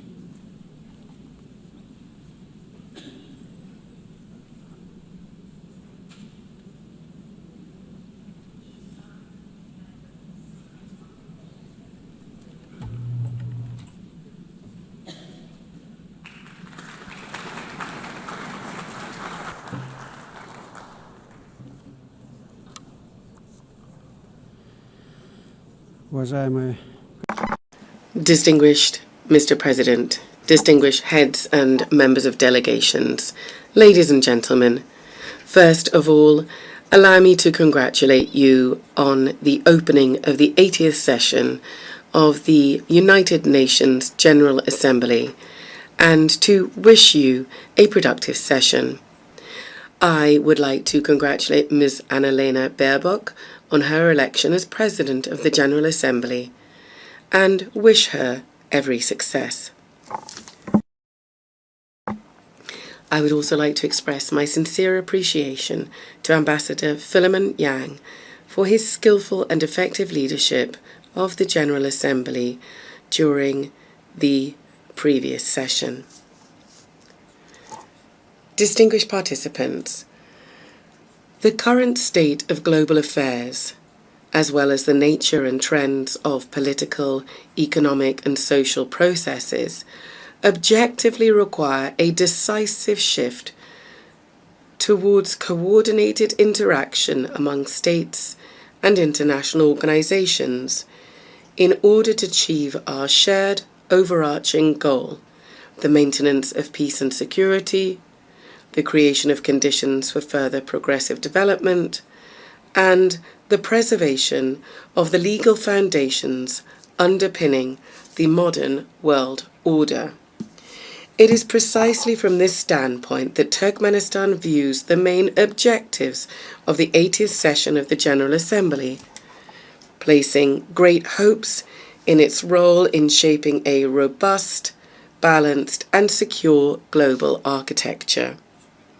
A key area of Turkmenistan's cooperation with the United Nations is ensuring international peace and security. Recognizing its responsibility as a permanently neutral state, Turkmenistan stands ready to take further practical steps to foster an atmosphere of cooperation, mutual understanding, and respectful dialogue. These are the principal defining conditions for ensuring stability and sustainable development at the global and regional levels. We are convinced that one of the most effective mechanisms for advancing and achieving these goals today is the practical application of the principle of neutrality. In this regard, Turkmenistan has initiated the inclusion of a separate item on the agenda of the 80th session of the United Nations General Assembly, entitled Neutrality for Peace and Security. We deem this important in light of the growing recognition by the international community of the significance of neutrality, as well as the awareness of its potential and utility in the context of the UN's peace-building strategy. In line with this, during this session, Turkmenistan will propose a draft resolution entitled The Role and Importance of the Policy of Neutrality in Maintaining and Strengthening International Peace, Security, and the Process of Sustainable Development. As you are well aware, this year has been proclaimed by the General Assembly the International Year of Peace and Trust on the initiative of Turkmenistan. This landmark event coincides with the anniversary of the establishment of the United Nations. In December this year, Turkmenistan will host a major high-level international forum on the Year of Peace and Trust. We see this as a tangible contribution to achieving the strategic goals of the United Nations, and we look forward to broad and representative international participation. We believe that harmonizing national approaches to global development trends, as well as to establishing and strengthening trust and mutual understanding, should be systematic and consistent. In this regard, Turkmenistan is seeking to initiate the convening of a World Summit on a culture of peace and trust. One of the key objectives of this summit would be to develop a global code of international trust.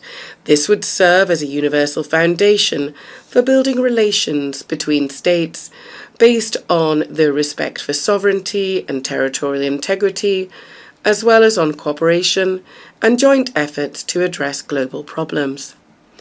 We believe that ensuring universal peace and mutual understanding is inseparable from the civilizational aspects of modern development and from the need to preserve and foster cultural and spiritual ties.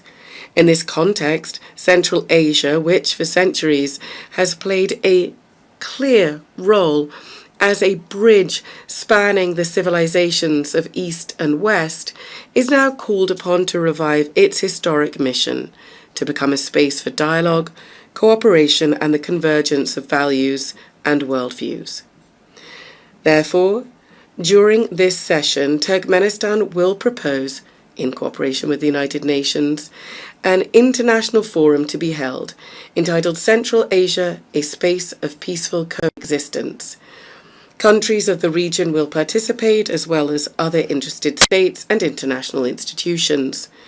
Turkmenistan will also submit a draft resolution to the General Assembly on proclaiming an International Day of Mediation. This would emphasize the importance of diplomacy and neutral platforms in preventing and resolving conflicts. One of our country's priorities remains our active involvement in implementing the Sustainable Development Goals and in strengthening cooperation in key areas such as transport and energy.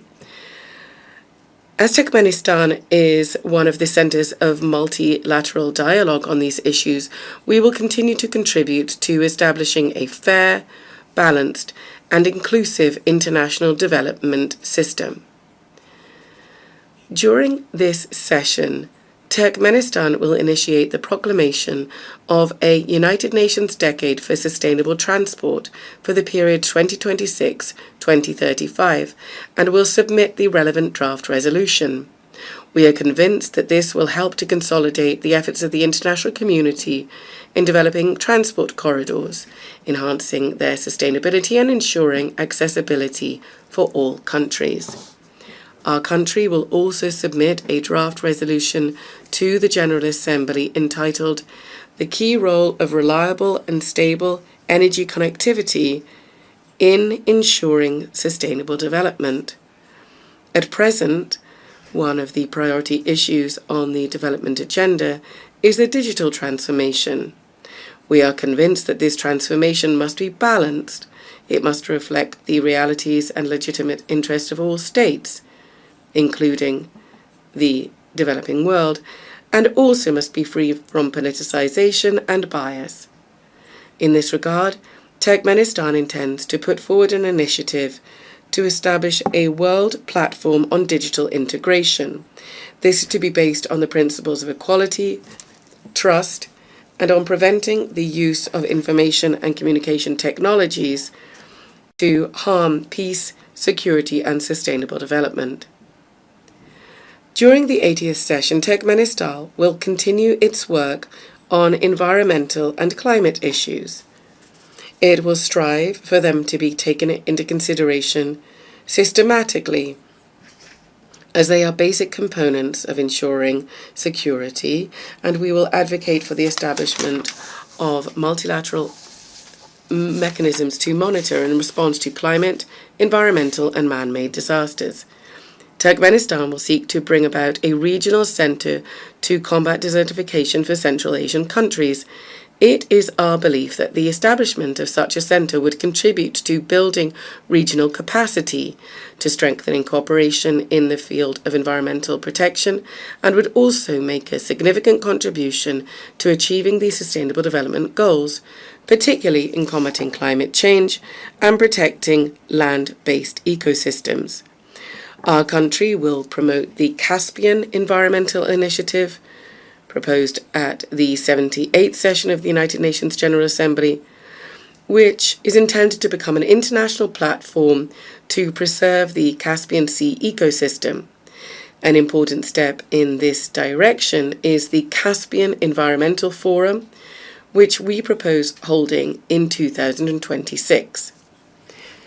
We are convinced that now it is especially important to strengthen the role of the UN in fostering broad humanitarian cooperation, in promoting rapprochement and mutual understanding among peoples, and in overcoming value and spiritual barriers, as well as engaging effective channels of cultural diplomacy. To develop intercultural dialogue and to lend practical support to General Assembly resolutions on multilingualism in international relations, we are proposing proclaiming an International Day of Multilingual Diplomacy as well. Distinguished heads and members of delegations, all of Turkmenistan's international initiatives and actions are always measured against and aligned with the UN Charter and its founding documents, as well as with its long-term goals. It is no coincidence that we always emphasize that cooperation with the UN is a strategic priority for Turkmenistan. We say this with a conviction that the UN is the only international organization endowed with universal legitimacy. In this regard, it must remain the guarantor of peace and development, and be the backbone of global security and stability. Turkmenistan will continue to advocate consistently for strengthening the central role of the UN in international affairs. We consider strengthening the primacy of international law and in improving the international legal framework and increasing the effectiveness of the implementation of UN conventions, treaties, agreements, and other multilateral documents as key factors in this regard. In this context, Turkmenistan is initiating the proclamation of the Year of International Law in 2028. This will become an important step in strengthening the international legal foundations of peace and cooperation. Ladies and gentlemen, this session holds special significance for Turkmenistan. 30 years ago, within these very walls, the United Nations General Assembly unanimously adopted the resolution on the permanent neutrality of Turkmenistan. For our country, this was a momentous, historic event.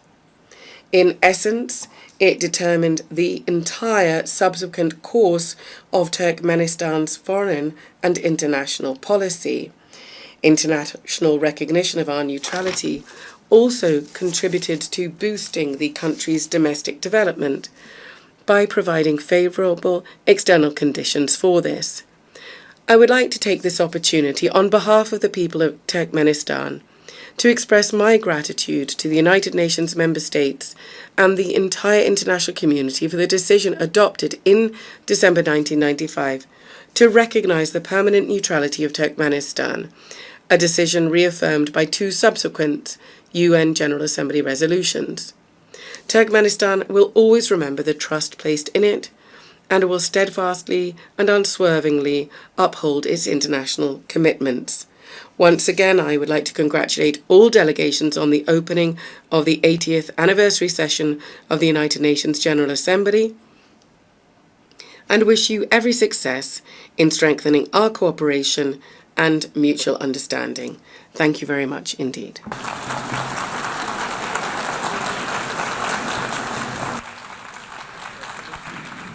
On behalf of the Assembly, I wish to thank the President of Turkmenistan. The Assembly will hear an address by His Excellency Gabriel Boric Font, President of the Republic of Chile. I request protocol to escort His Excellency and invite him to address the Assembly.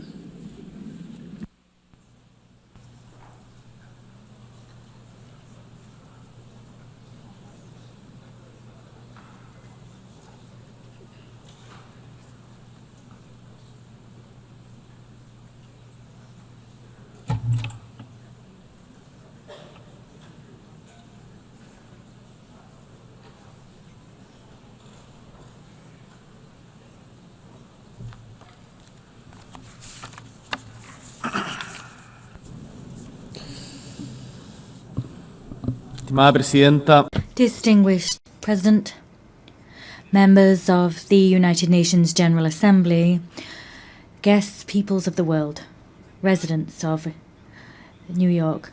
80 years have elapsed since the creation of the United Nations. 80 years have also elapsed since Gabriela Mistral, a Chilean woman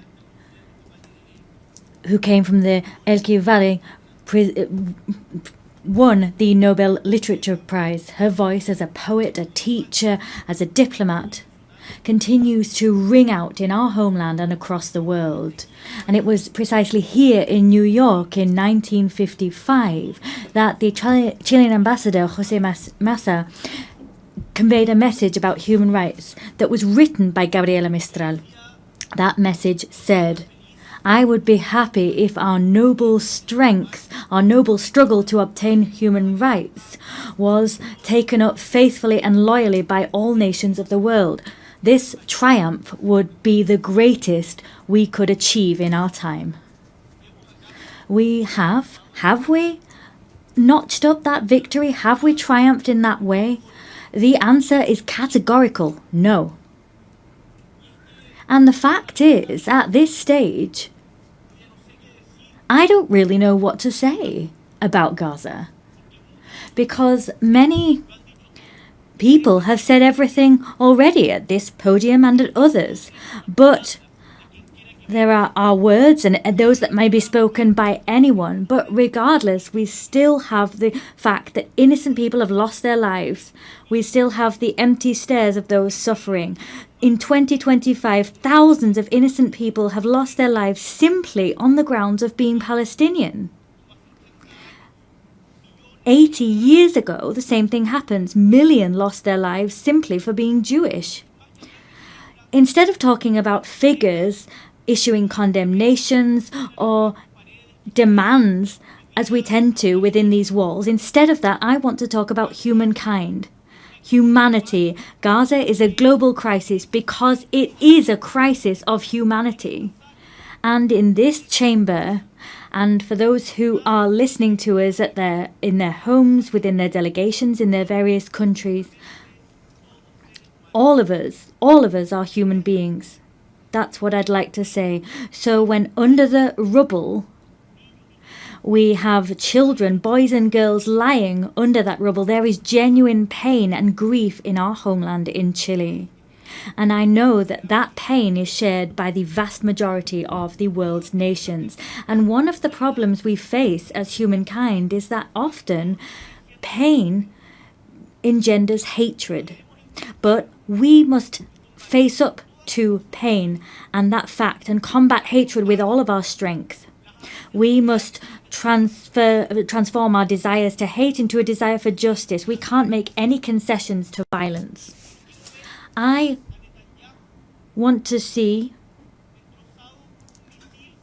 don't want to see Netanyahu destroyed by a missile side by side with his family. I want to see Netanyahu and those responsible for the genocide against the Palestinian people brought to the ICJ and other international courts. In another context, looking elsewhere, the war in Ukraine is also an affront to us. It causes us pain. But some people might ask themselves, what's that got to do with Chile? What's happening in Ukraine got to do with Chile? They're so far apart, we don't understand their language. Some people level those arguments against us and our homelands. We say back to them that we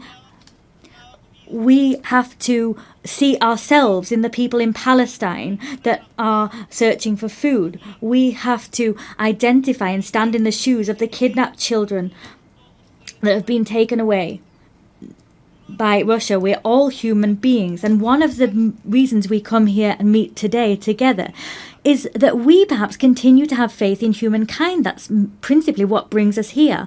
Our hearts cannot cease to be moved by pain, and we cannot cease to be moved by the needs of others like ourselves. It's for that reason that we have set down rules which are steps forward for civilizations, and they come from the lessons we've learned from the major challenges we've affronted as humankind. And these rules, we should say this loud and clear from this rostrum and take action here. These principles, these values are not being respected. Let's say that loud and clear. It's not okay to invite people to negotiate, to invite a neutral country to negotiate and then assassinate someone that's helping negotiations. That's what happens with Qatar. We can't bomb the nuclear facilities of another country. We can't invade countries like Iraq, saying that there are weapons of mass destruction that don't exist. That's not okay. It's not okay to invade a sovereign country like Ukraine and then impose negotiations on those people. And we all seem to resign ourselves to the fact that that's going on, as was recalled by the French writer Albert Camus when he talked about the experience of the Second World War. If we don't believe in anything, if nothing makes sense, and we can't invoke any values, well, in that case, everything is allowed. There's no good, no evil, and nothing is important. So, if we were to accept that reasoning, we'd have to admit that reason stands on the side of the successful party and no one else. And the rule which we use to assess humankind, the yardstick, would simply be effectiveness. So, in other words, the law of might is right. I want to say to you that ultimately this way of reasoning is the justification of killing. In a world where that occurs, the life of a woman, a man, or their children will always depend on fate or some whims of good or evil, arbitrary decisions. In a world like that, all of those that live without condemning hatred with all of their might are as guilty of homicide as the person dropping a bomb or pulling a trigger. Particularly if you have the voice and the power to say enough, as we do, as all the leaders that we are in this room, we have, with that in mind, greater responsibility. we refuse to rule in favour of those who have might or money, and we say that we're labelled as utopian, nursing pipe dreams. But what is history if not a continued utopian voyage? There will be people who simply want to do things that produce short-term results, but in general terms, shortcuts lead us to the edge of precipices, to the abyss. And the fact is, we don't need to be successful in the way we understand success today in the Western world to continue fighting for a fairer world, because we know that what we have together has allowed us to change the world, to make it more just, have more loyalty, more solidarity, more inclusion. We've done that. So, distinguished delegates, when we are invited to submit, to bow down, when it is said that intelligence is somehow irrelevant, when people want to show us that you can lie to get an advantage, to get ahead, we want to say no. We're not giving way to cunning trickery, violence or passivity. Let us say no to all of that. I can and I must respect the person who likes blue more than red, someone who is of a faith that's not my own, the person who thinks it's better to increase or reduce taxes according to the circumstances. Ultimately, I can and I must respect diversity of opinion. But at the same time as I respect different opinions, the opinions of those who think different to me, I face the outrage, the fact that people lie. And what's all the more outrageous is that they're aware that they're lying. Perhaps, for example, it's been said at this very rostrum today that there's no such thing as global warming. This is not an opinion. It's a lie. And lies must be fought against. Of course, we can discuss the best way of tackling global warming, or we can talk about who are more responsible than others, but we can't deny global warming. We can argue, we can discuss how the Nazis managed to govern such vast swathes of Europe, but we can't deny the Holocaust. We can study the secondary effects of a vaccine, but we cannot state with no evidence whatsoever that vaccines cause autism. The world needs a true, genuine dialogue between those of us who think differently, between people who have different visions of the world. It's for that reason that we created the United Nations, for that precise reason, to have dialogue and to decide that brutality is not acceptable, to decide that human rights must be protected regardless of ideologies or who's the victim or who's the torturer. That international law is the guarantee that reason will prevail over might always. Opposed against this dialogue, the other direction is lies and silence, and both will bring us to the edge of an abyss, into deepest suffering. So what is the task before us today? We have to chart the course that we want as humankind and work with the United Nations, who are paving this path. Chile is rallying behind this shared vision, this shared respect for democracy, human rights, social justice, equity, unfettered respect for the freedom of expression, climate action, all of these things that stand as pillars of hope and action to address the difficult changes and weather these current storms. Today we need to say loud and clear that we defend a commitment to democracy always in an nuanced fashion with no excuses whatsoever. For that reason, this week, together with Brazil, Spain and Uruguay and Colombia, we convened the second meeting for the defence of democracy. That was a collected effort that began here in the United Nations a year ago. We want to build bridges so that we can identify the shortcomings of democracy. We want to look at ways of remedying these shortcomings and of improving the quality of life of our peoples. We will not settle with simply pointing out what we don't like about the world. We will not settle for saying that doesn't represent us. We want to propose ideas that we want to see and champion them.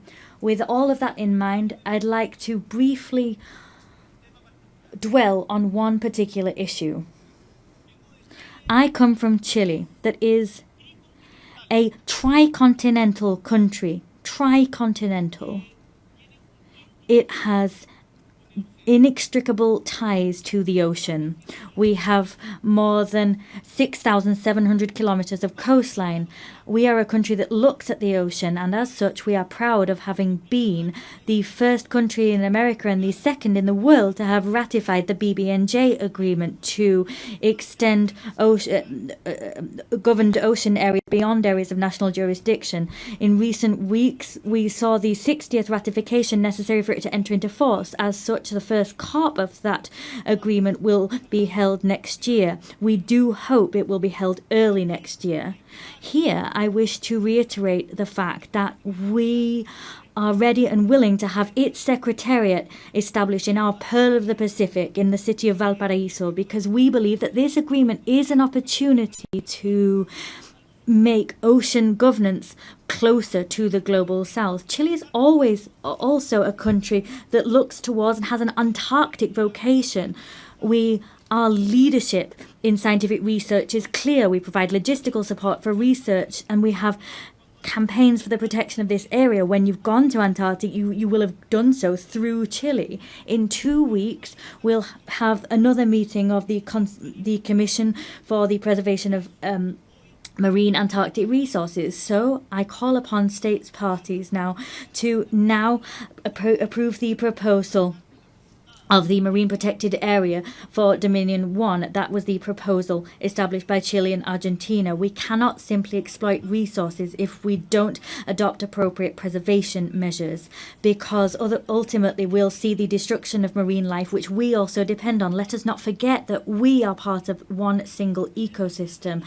Maintaining biodiversity and sustaining life on Earth is something we must urgently grapple with, and we need to do so with a sense of responsibility towards our ancestors, towards those we share the planet with today, and with a sense of responsibility to future generations. Distinguished delegates, as we have a situation of climate crisis, protracted conflicts and humanitarian crisis, against that backdrop, the selection and appointment process for the next Secretary General of the United Nations takes on particular significance. I come to this assembly convinced of the fact that always, even in the most difficult circumstances, there is room to take clear-sighted action as a collective body, action which is transformative and imbued with humanity. Human tragedy is never a foregone conclusion. We will not give up on the hope that there will be good in the world and that the United Nations we need can be built, because that conclusion depends on what we do.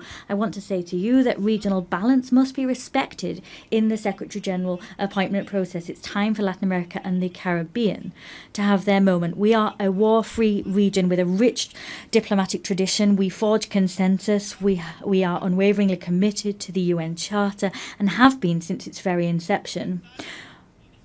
Tackling the historic gender imbalance within the United Nations is important.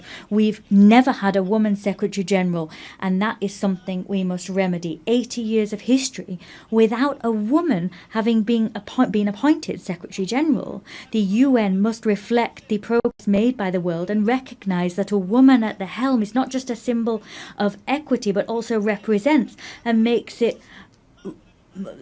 reflects the fact that women are half of the population, and appointing a woman as Secretary General will send out the clear signal that women can occupy all parts of the world and nothing's closed off to them.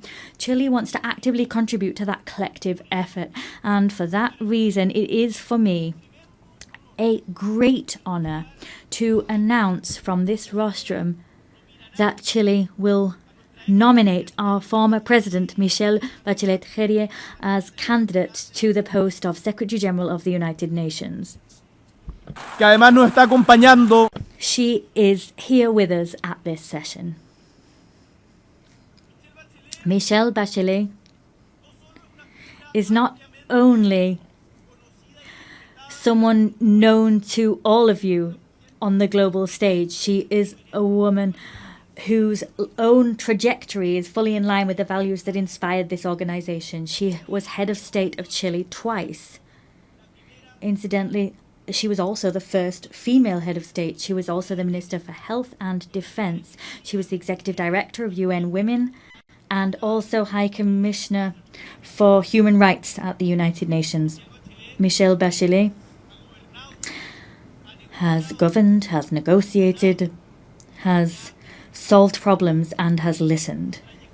Her trajectory, what she's done throughout her life, combines empathy with strength and resolve, experience with openness, and she combines all of these with a proven ability to make decisions and to take action in times of mistrust and fragmentation. I firmly believe, and I know that this conviction is shared by my nation, that Michelle Bachelet is someone able to build bridges between the North and the South, between the East and the West, between urgent needs to find solutions and the urgent need to defend principles. With her leadership, the United Nations will be able to restore credibility, effectiveness and a sense of purpose in the face of current challenges. She will build on the legacy of Antonio Guterres that I can say has given the best of himself from the good of humankind within this institution. With humility and a sense of conviction, Chile presents this candidacy with the conviction, the certainty that Michelle Bachelet will be able to make a decisive contribution to making the United Nations once more a place for meetings, place for solutions and active hope for the world as a whole. Distinguished delegates, 80 years. Let us look back at those decades and let us take stock of the strides forward seen in international governance. In spite of the challenges we're facing, we can also say that we have made progress. But we are eaten away at by the feeling that that progress is under threat. Who will draw the maps of the future? We want to believe that those cartographers will not be those waging assaults on multilateral institutions and eroding their credibility. We don't want them to be those who humiliate the weak. We want all peoples together to draw the maps of the future. Together we represent all of those people, and together we will trace out clear maps so that we have not only a possible and viable future, but one that is full of dignity for everyone and respects them. And to achieve that goal, this organization, let us remember the organization that was built on the ashes of the Second World War, after the failure of the League of Nations, this organization is crucial. And renewing it, changing it, reforming it is an urgent need. So, as a renewed organization, but one with the same purpose, it will be an organization that everyone works together in. The words of Victor Jara, that great Chilean great Chilean artist, he talked about this great love of earth which has helped us to live. He loved peace, to enjoy life, love and freedom for everybody. He talked about those things so that his children could exist, his city could exist, and his people could exist. Let us, distinguished colleagues, move together, free and equal, similar and different. Let us walk along this shared path of seeking truth, justice, happiness and justice. I thank you.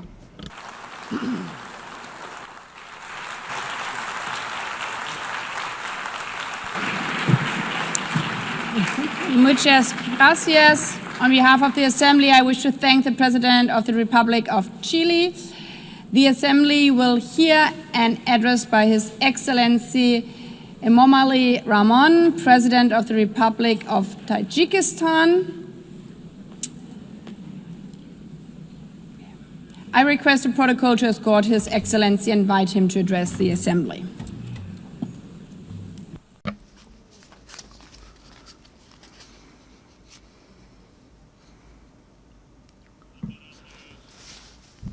Your Excellency, Madam President, Excellency, ladies and gentlemen.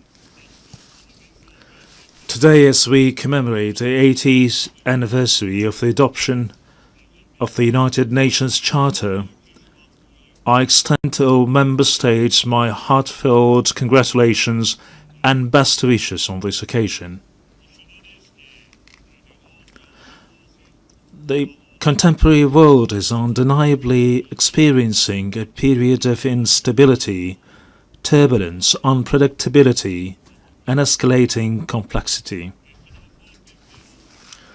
Geopolitical tensions, efforts to reshape a framework of international relations, conflicts and confrontations in different parts of the world, along with series of security threats and challenges, have posed significant risks to lasting peace and safety. At the same time, the consequences of climate change and growing social inequality impose restrictions on the process of sustainable development and sustainable global development.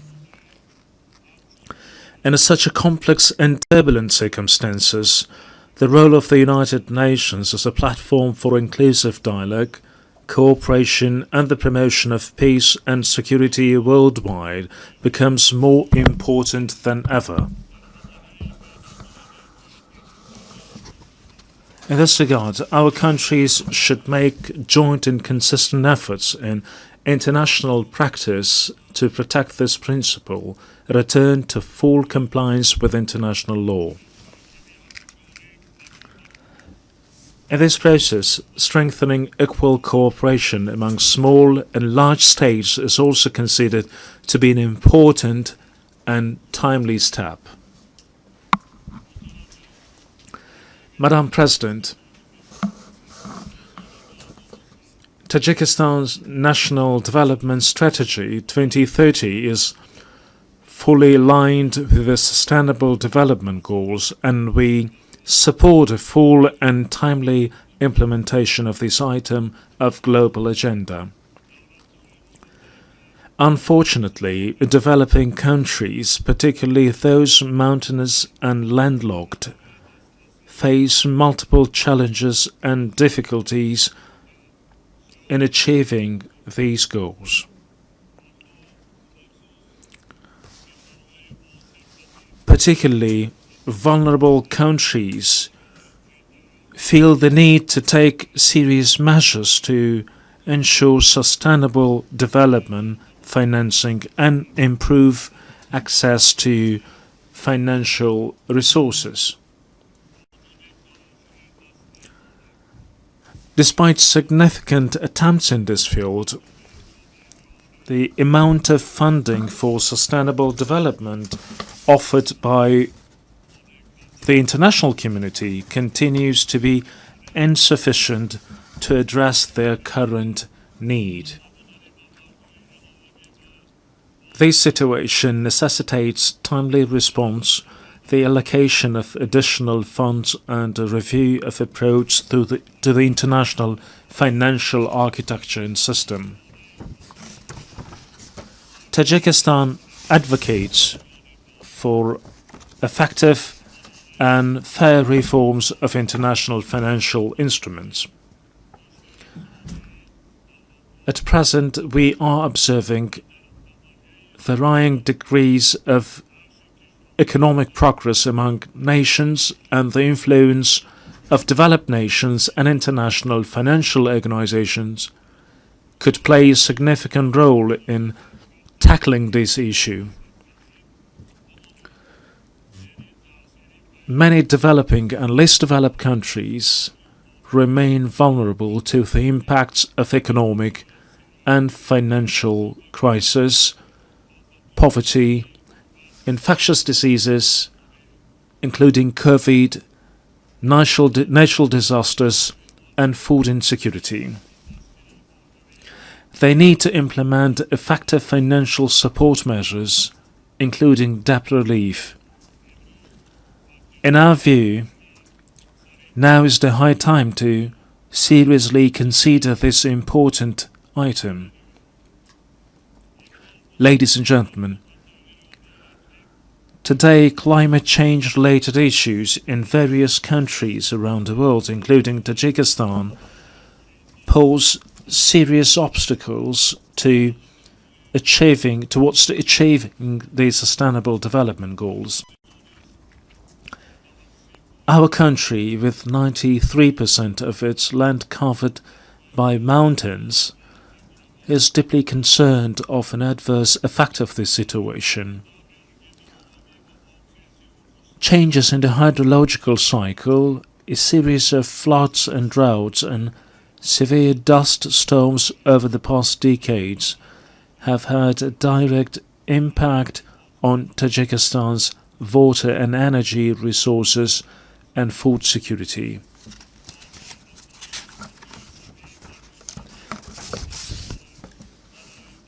Every year we suffer tremendous material and financial losses due to water-related natural disasters.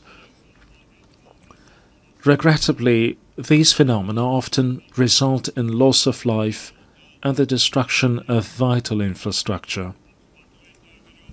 The impacts of climate change and rising temperatures have led to accelerated melting of glaciers and the deterioration of marine and ocean ecosystems.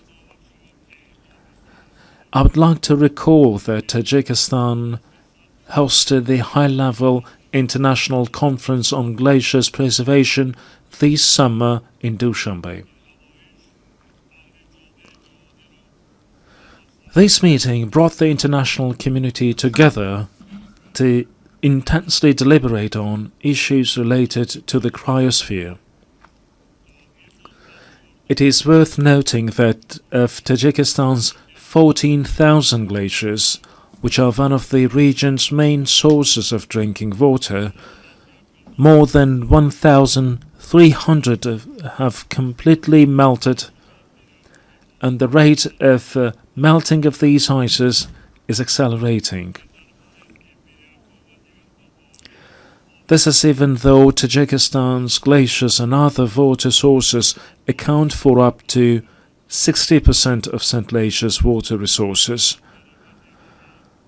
We must not remain indifferent to the matter of addressing issues related to the source of human life, water.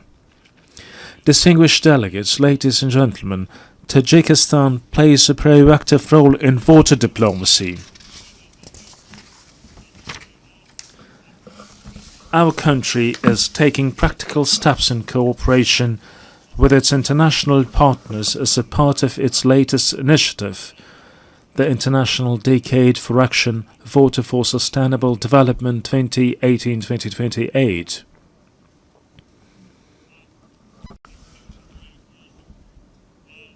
I call on member states and stakeholders to actively participate in the next event within the Dushanbe water process, the high-level international conference which will be held in Tajikistan next year. This event will undoubtedly give a new impetus to our continued joint efforts within the framework of the Water Action Agenda. We are confident that it will also serve as a solid foundation for preparations for the 2028 United Nations Water Conference in Dushanbe. Madam President, strong institutions and legal literacy are the ground of a just and stable society. Today, the international community is witnessing disrespect for and violation of international law, which is the foundation of order, peace and stability throughout the world. We emphasize the need for strict adherence to international law and the resolution of all disputes and disagreements within the framework of the law. Being deeply aware of this reality, Tajikistan proposes that the United Nations General Assembly considers proclaiming an International Year of Legal Literacy. We call on all member states to join this initiative and strengthen the global culture of transparency and justice. Ladies and gentlemen, the rapid adoption of digital technologies and the effective use of artificial intelligence can noticeably contribute to the achievement of the Sustainable Development Goals. I would like to extend my profound gratitude to all member states for their unwavering support of Tajikistan's proposal to adopt a special resolution entitled "The Role of Artificial Intelligence in Creating New Opportunities for Sustainable Development in Central Asia." I'm confident that the resolution adopted by the General Assembly on July 25th of this year will serve as a key instrument for the safe and equitable use of artificial intelligence in our region. We, in this context, consider the establishment of a regional Center for Artificial Intelligence in Dushanbe to be favorable. This center would undoubtedly facilitate an implementation of joint initiatives and projects among Central Asian countries in the field of artificial intelligence. It is worth noting that, along with the improvement of digital technologies, the number of new security threats, particularly cybercrime, is also growing. We therefore emphasize that cybersecurity must be an important component of collective security. It is evident that, along with cybercrime, terrorism, extremism, illegal weapons smuggling, drug trafficking, and other forms of transnational organized crime continue to pose a serious threat to the global security.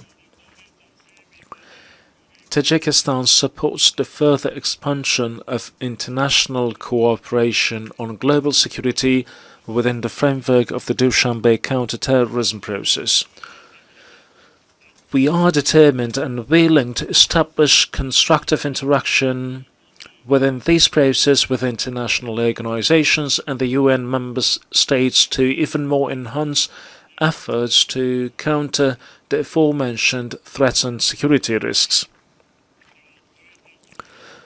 We believe that relevant UN agencies, in particular the Office of Counterterrorism, can make an effective contribution to the comprehensive implementation of global counterterrorism strategies and programs and strengthen their support to all member states in this area. Distinguished participants, Tajikistan gives full support of the resolution of all disputes and conflicts through political and diplomatic means. We must redouble our efforts to enduring, lasting, and comprehensive peace based on international law. A year ago, from this podium, I proposed considering a special United Nations resolution proclaiming a decade of promotion of peace for future generations. A year later, the adoption of such a resolution has become even more pressing. In today's complex and volatile world, this initiative will create conditions for international cooperation to achieve lasting peace. I call on all UN member states to support this proposal for the sake of our current stability and a better and prosperous life for the generations to come. Ladies and gentlemen, we emphasize our principled, invariable position on the Palestinian issue. We believe that lasting peace in the Middle East is possible only through the implementation of the United Nations resolutions and the principle of the two-state solution. In this regard, we recall the need to resolve this issue exclusively through negotiations and diplomatic means in accordance with the international law, particularly the Charter of the United Nations. We call for a lasting ceasefire in Gaza and access to humanitarian aid. Tajikistan also supports peace and stability, overall security and socio-economic development in neighboring Afghanistan.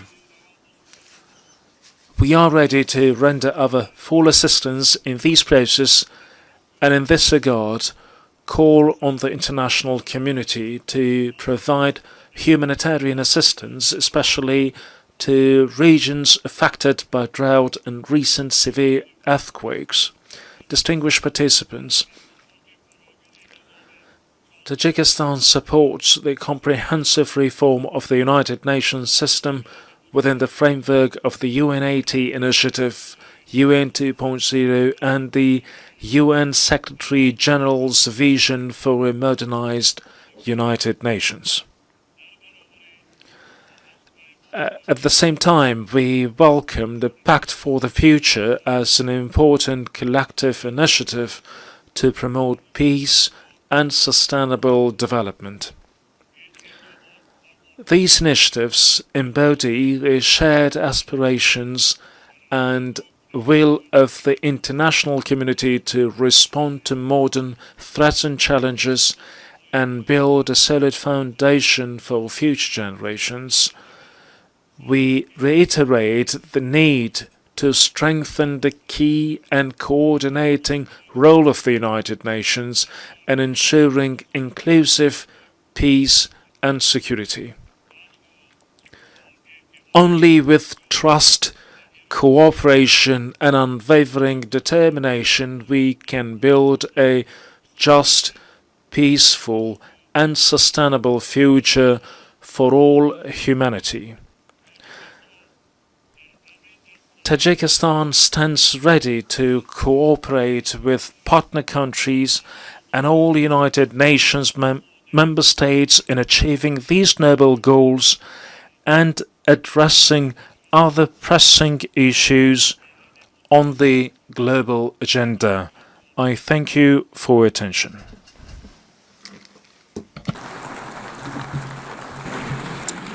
On behalf of the Assembly, I wish to thank the President of the Republic of Tajikistan. The Assembly will hear an address by His Excellency Joseph Aoun, President of the Lebanese Republic. I request protocol to escort His Excellency and invite him to address the Assembly.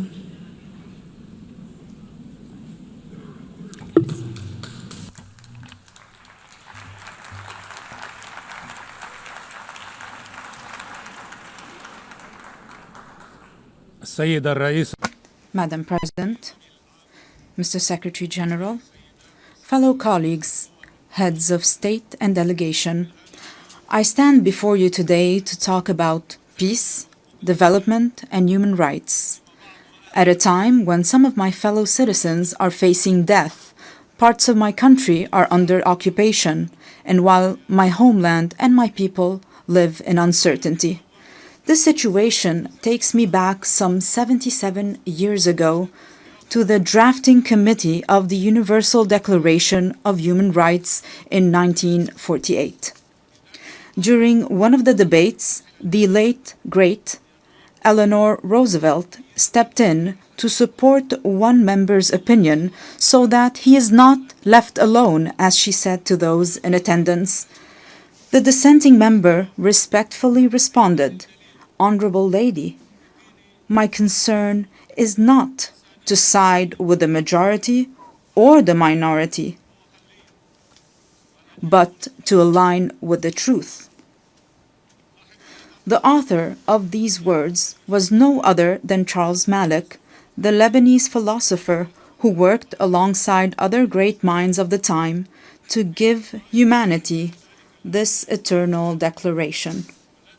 He was also granted the honor of presiding over this august assembly from 1958 to 1959 to represent my country, Lebanon.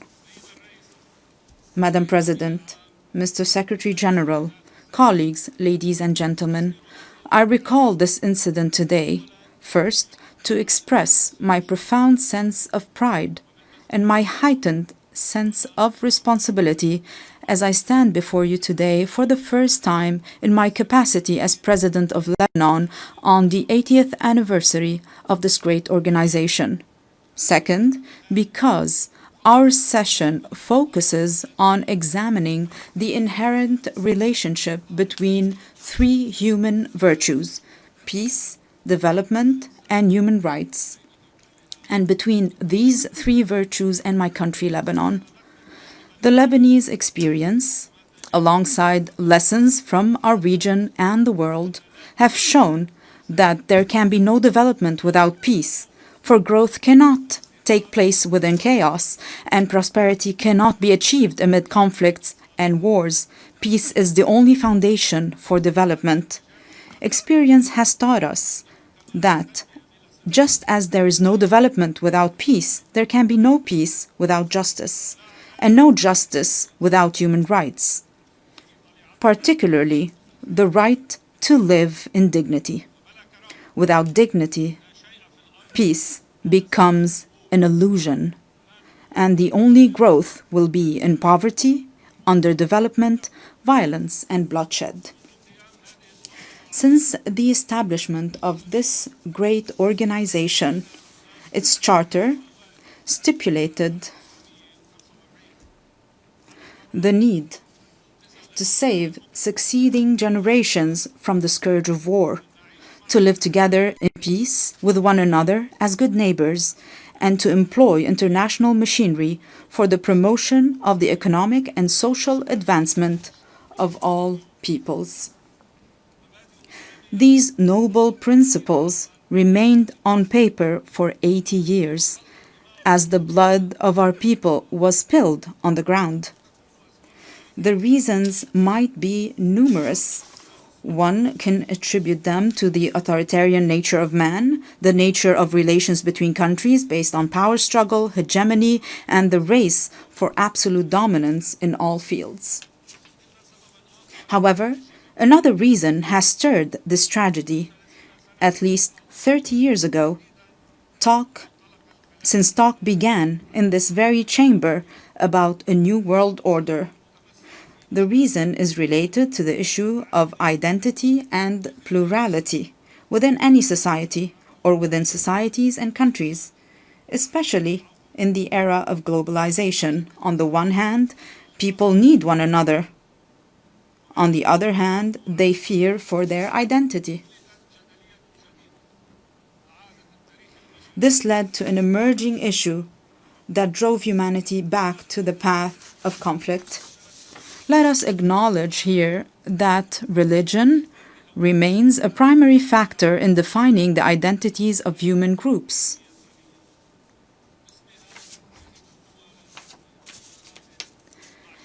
In the name of religion, countries are at war with one another.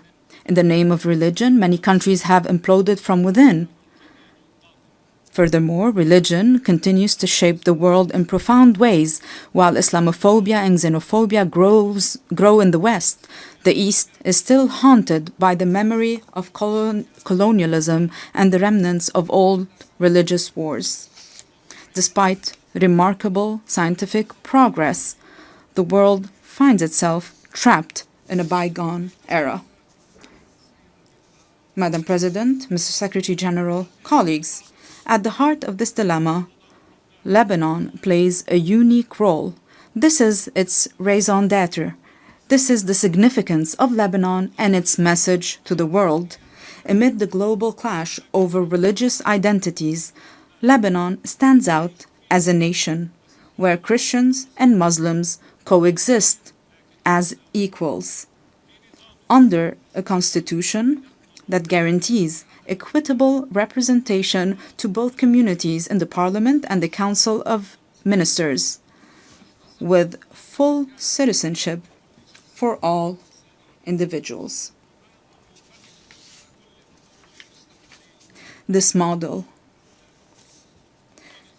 is open for progress. This model was criticized by some.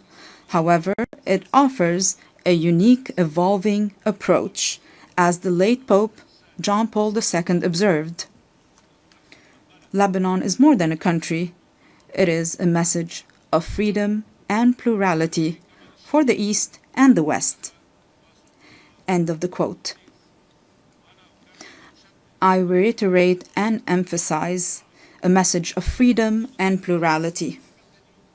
In a region where people are killed or kill over their religious belief, or even for displaying a symbol of faith, in a weary world torn between those who want to impose religious attire and others intent on banning it, Lebanon offers a unique, unmatched, and irreplaceable model.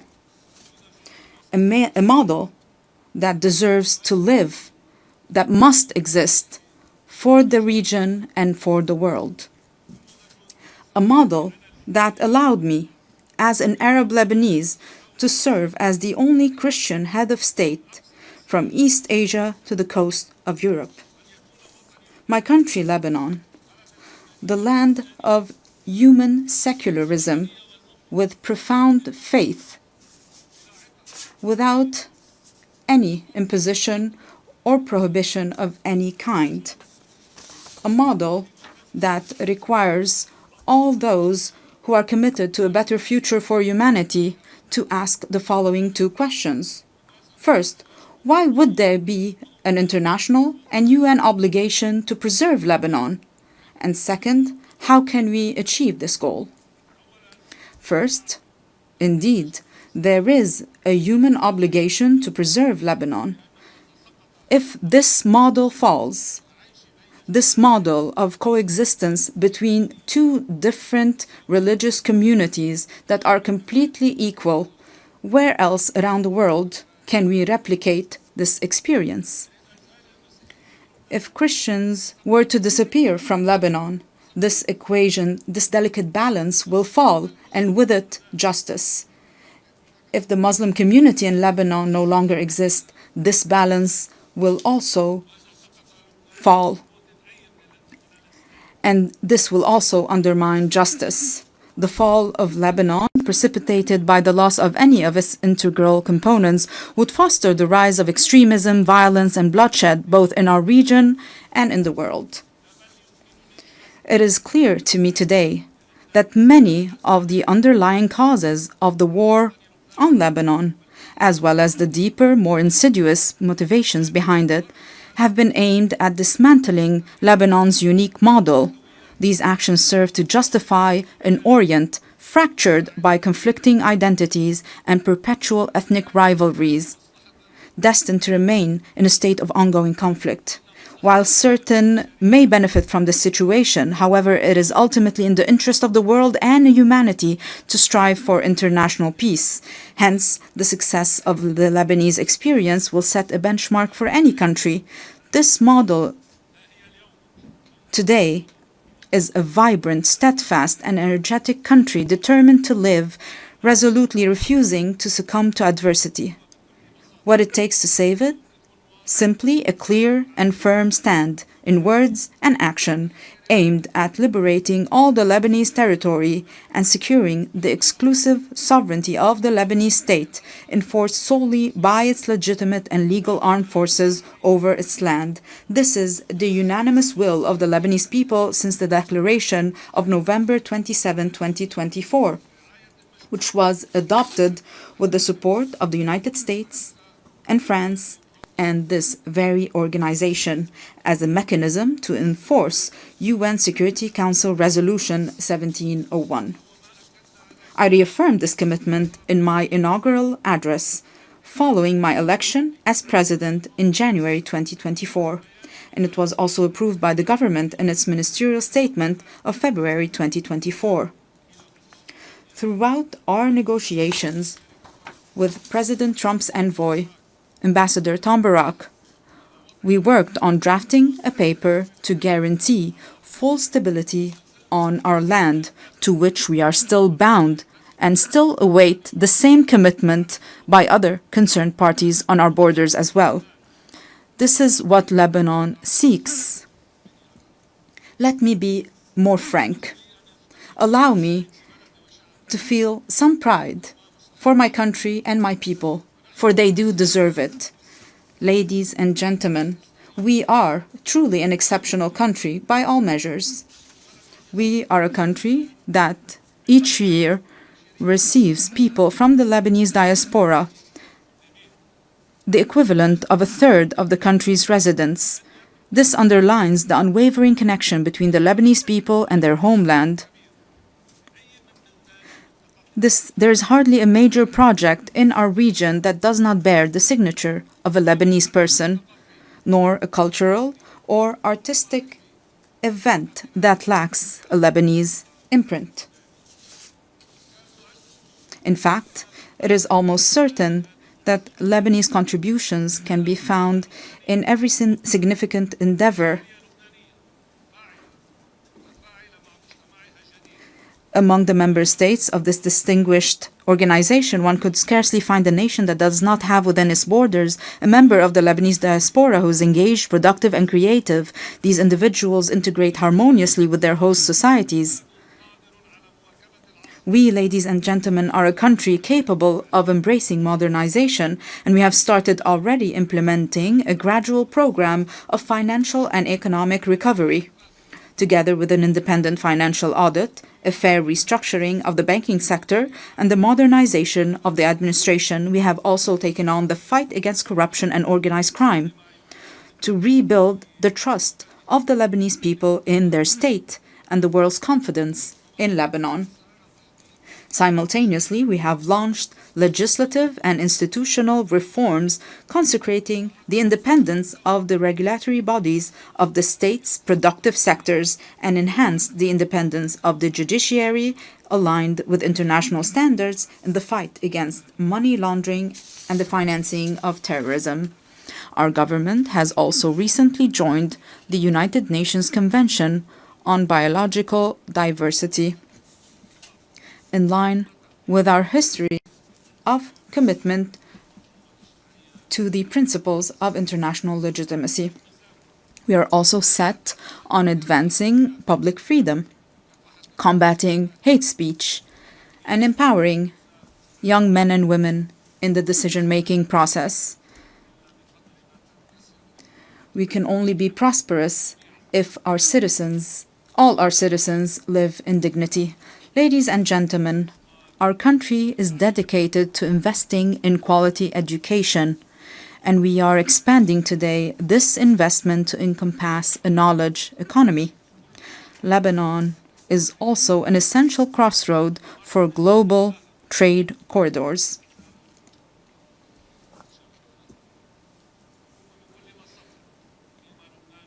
While advancing on all these fronts, our country simultaneously shoulders numerous burdens. And we shoulder these burdens with responsibility and seriousness. Most pressing among them are the persistent instabilities along our southern border. We call for the immediate cessation of Israeli aggression, the full withdrawal of its occupying forces from all Lebanese territory, and the release of our hostages that we shall not forget nor leave behind. And we insist on the complete implementation of UN Security Council Resolution 1701. This will be achieved with the help of the mandate given to UNIFIL, working in coordination with the Lebanese army over a transitional period to achieve peace and stability. In this context, allow me to extend my gratitude to the members of the Security Council who adopted the resolution to renew UNIFIL's mandate to help us achieve lasting peace and stability. However, the deep underlying causes of our crises extend beyond our immediate borders. This is why it is our moral, human, and political obligation to call for an immediate end to the devastation taking place in Gaza. We urge the revival of a new political track aimed at finding a just and permanent solution to the Palestinian question based on the resolutions of international legitimacy, the principle of the two-state solution, ensuring the right of both states to a secure and dignified existence, as ratified by your General Assembly, with a majority of 142 states out of 164 states in the New York Declaration. The second major burden Lebanon is carrying now is the unprecedented displacement situation taking place on its soil, which, measured by capita, stands as the largest in history. Lebanon looks to the United Nations and its specialized agencies, as well as to the Syrian authorities, to address this critical issue. Through direct negotiations and with the support of the Kingdom of Saudi Arabia, we aim to reach comprehensive understandings and agreements across different aspects of our bilateral relations, the goal being the dignified and safe return of the displaced Syrian citizens, as well as the restoration of the special relations between Lebanon and Syria in good neighborliness and close cooperation in various fields, overcoming the misunderstandings of the past. The third burden crippling us today is the reconstruction of Lebanon following the Israeli aggression on our soil, especially with respect to the infrastructure necessary for the return of the Lebanese Authority to the Lebanese border towns and to the rebuilding of homes and villages bulldozed and demolished by the aggression. For there will be no stability if it is not rebuilt and its beauty restored. Furthermore, there's the issue of providing the necessary means to our legal armed forces so that they may take on the task of defending and safekeeping our national integrity. We remain hopeful about the public initiatives to organize international conferences dedicated to that purpose. Ladies and gentlemen, Lebanon does not seek special privileges or favors. Indeed, it calls upon the international community to act with responsibility, fairness, and equality, thereby enabling Lebanon to reclaim its role as a land of freedom and plurality. This very spirit underpinned the Distinguished Assembly's resolution on August 16, 2019, to grant Lebanon's request to establish the Human Academy for Dialogue and Conversions within its borders, a resolution that was for a time overshadowed by the many crises Lebanon has faced in recent years. Today, Lebanon is intent on reviving this vital initiative. Our intention is both to reassure ourselves and to send a message to the world. Lebanon is returning to its rightful place, both within the international community and among the nations gathered at the United Nations, a true platform for human values and the advancement of humanity. In closing, I reiterate the opening theme of my message.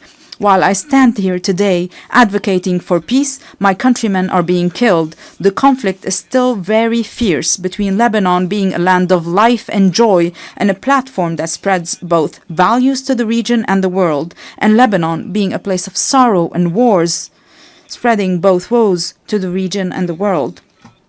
We in Lebanon have made our choice.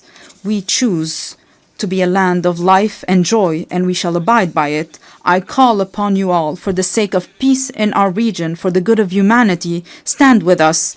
Do not abandon Lebanon. I thank you.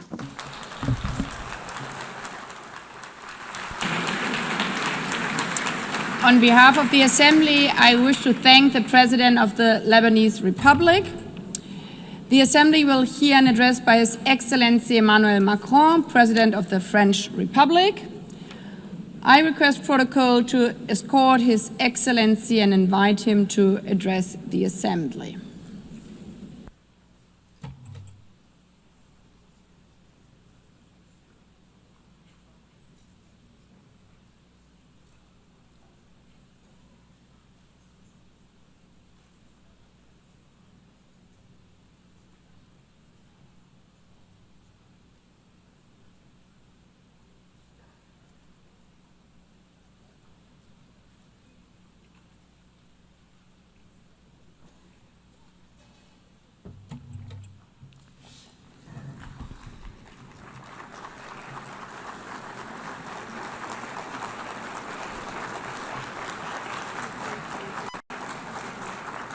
Madame la Présidente de l'Assemblée.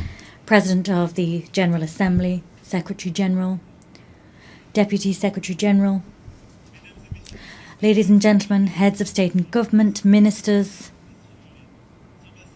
ambassadors, and delegates. I am delighted to once again stand before you to issue an address at the 80th session of the United Nations General Assembly. 8 decades ago, we wanted to serve peace, development, human rights, and we've been doing that for 80 years. After that 80 years, we now have to take stock of our progress and ensure that we keep pace with today's world. In 1945, March, we adopted the Charter of the United Nations following 2 world wars. At that time, war was still raging in Asia. Decolonization had scarcely begun. The Soviet Union was extending its empire, and we counted deaths in the millions, and we unveiled the horror of the Shoah. Yes, at that stage of the world wasn't yet complete, but at the same time, nevertheless, we were, through resolutions and with resolve, building our desire to spare succeeding generations from the scourge of war, and we declared our faith in the fundamental rights of mankind, and we made a commitment to create the conditions for justice, to foster social progress, to practice tolerance, and to live side by side in peace. We were not dreaming, and we invoked our past to help us. And after 80 years, I want to say before you that we were right to dream. We had the right to dream. Our world today deserves the same resolve we had then in terms of working together. 51 of us were at San Francisco, and now 193 of us are gathered here in the General Assembly. The text that created this organisation enshrined the principle of collective action and enshrined common values. It defined robust processes. And I know, nevertheless, how great frustration is. We see that states are unequally represented, particularly on the Security Council, and that fuels frustration. And that's why I unequivocally support its expansion, the reform of the Security Council, particularly its expansion for the African continent. I also know the extent to which political and social balances and states of place have changed, and different actors have taken on more responsibilities. Many people are asking about whether the United Nations promises have been upheld, whether it's in sync with reality, and whether it brings with it any benefits. Let us not kid ourselves. This 80th anniversary is not a fact that we can just accept. Conflicts, international, national, state conflicts are proliferating. The criminal and terrorist activity is proliferating, and people are deliberately trampling on the Geneva Conventions as if war was just about terror, revenge and victory. Haiti, Burma, Ukraine, the Democratic Republic of the Congo. The list is as long as it is unconscionable. There are more and more cases of violence being weathered by people whose nations are at war. Major transformation is also underway for us all across the globe. Climate change is not under control. Biodiversity is collapsing. efforts that the majority of us are ready to make are coming up against the obstacles of the cynicism of a few that can make a difference but refuse to do just that still. And we see the technology picking up pace. They pave the way to horizons of opportunity, but they also pave the way for dangerous forces because they're not regulated. Global trade is weathering tariff wars, and that's another form of imbalance, globally speaking.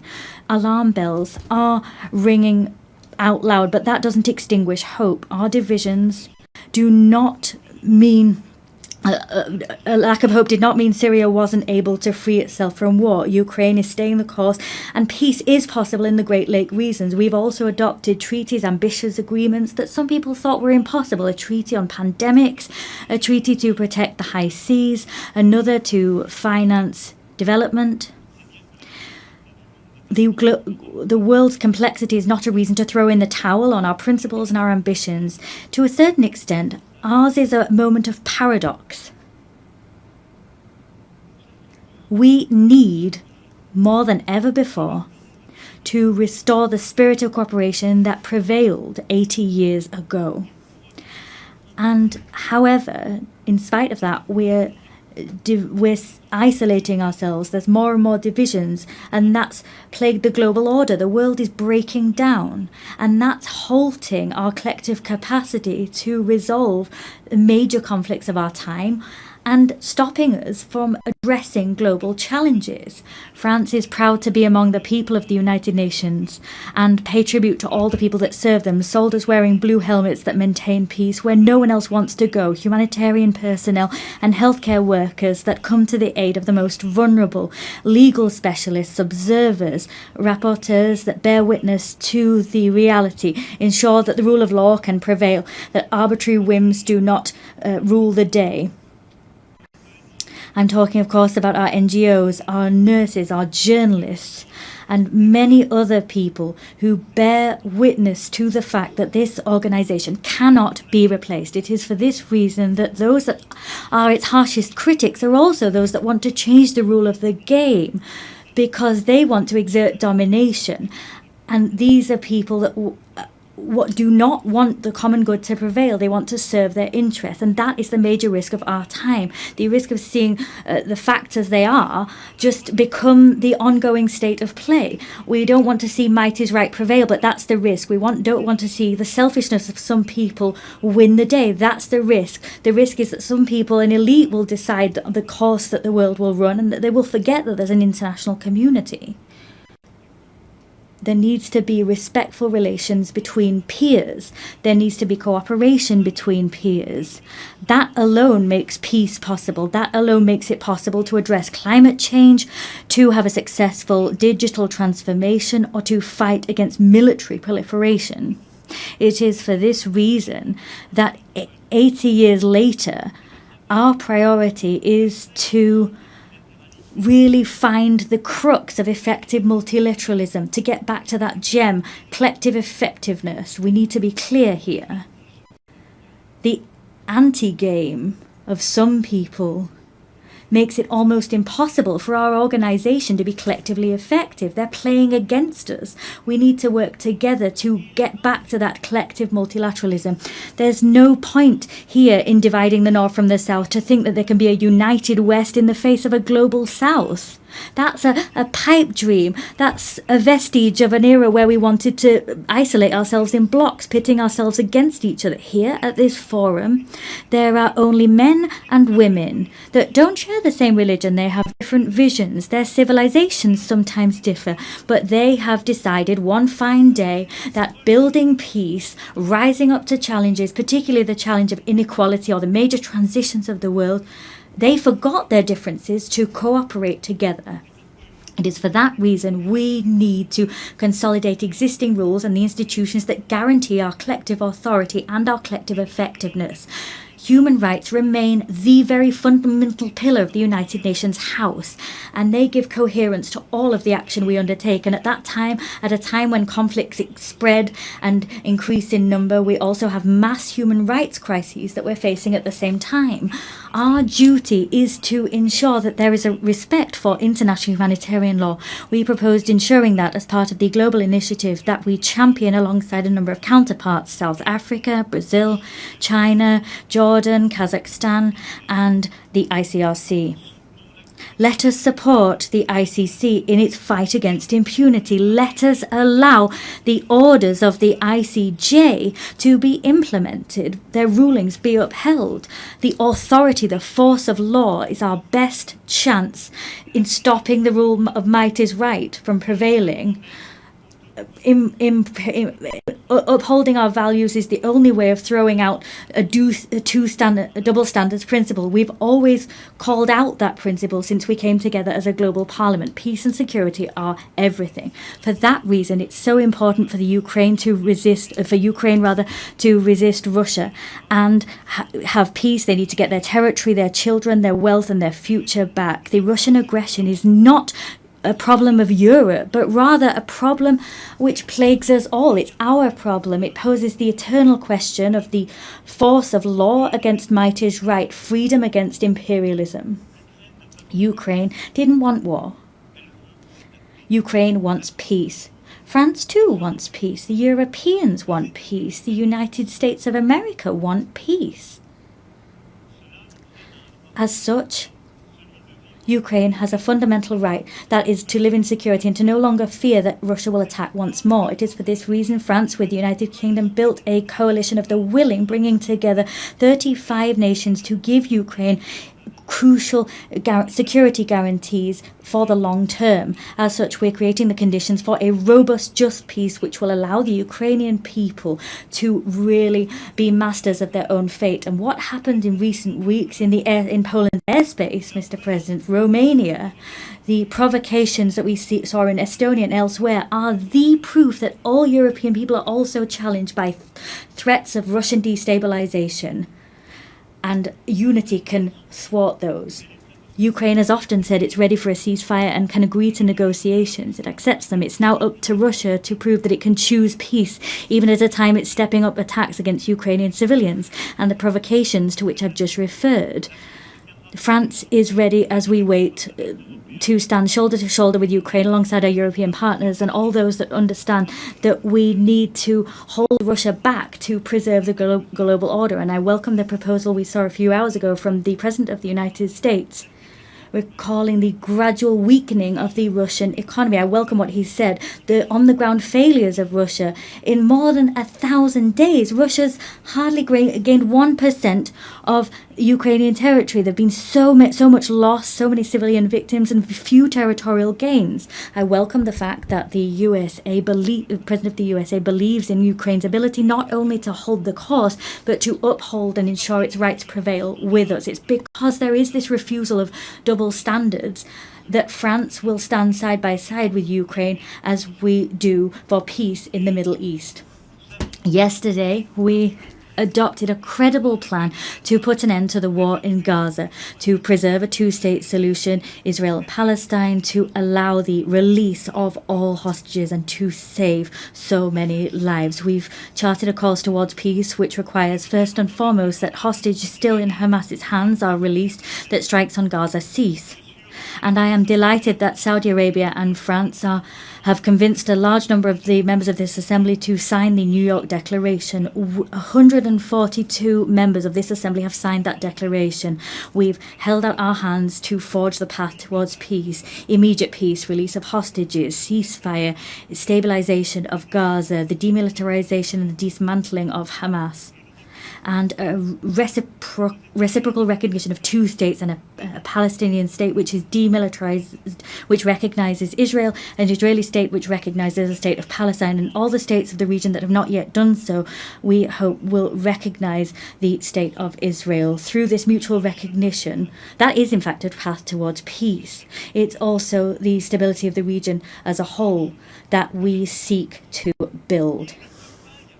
There cannot be any security or stability for Israel if we have a permanent war being waged with its neighbours, peace with Palestine, in the West Bank and in Gaza, and throughout Jerusalem, peace in Lebanon.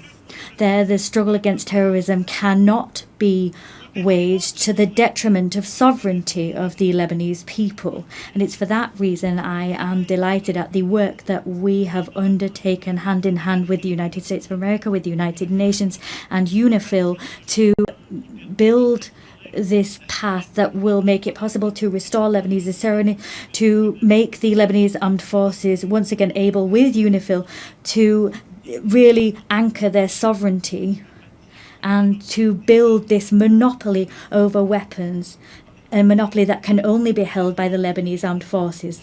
Lebanon breathes easier when Hezbollah is weaker, and the rest of Lebanon will breathe even better when all of armed caches, when all of the arms held by Hezbollah are back in the hands of the Lebanese armed forces. There's no other choice. We'll soon hold a support conference for the reconstruction of Lebanon. And we'll also support the conference that our Saudi friends will hold, supporting the Lebanese armed forces. In the same vein, Syria must recover its unity and its sovereignty. Syria is freer since Assad's regime fell. I received the transitional president in Paris. I welcomed him there. I'll see him again tomorrow. And with several states of the region, we are striving so that Syria can respect all components of its civil society, because that's where its strength lies. At the same time, it's in finding that unity once more, they will be able to also fully recover their sovereignty. The region can only be in peace if the Iranian nuclear program that has been partially destroyed is once again fully under control. It is for this reason France, Germany, the United Kingdom triggered by way of a collective agreement a process leading to the restoration of all international sanctions previously imposed upon Iran. Iran alone is responsible for being in breach of its obligations, but they have decided to open the doors to the IAEA and allow them to inspect HEU stocks and to conduct inspections. The next steps to come will be decisive. Either Iran makes a gesture and goes back to the path of peace and accountability that make it possible to get back on course and for the IAEA to do its work and for stockpiles to be transferred, or sanctions will have to be imposed. I'll have an occasion to meet with the President, if needs be, tomorrow. On each of these crucial issues, France puts forward concrete proposals, solutions. The plan for the war to stop in Ukraine exists. The plan to make peace in the Middle East is on the table.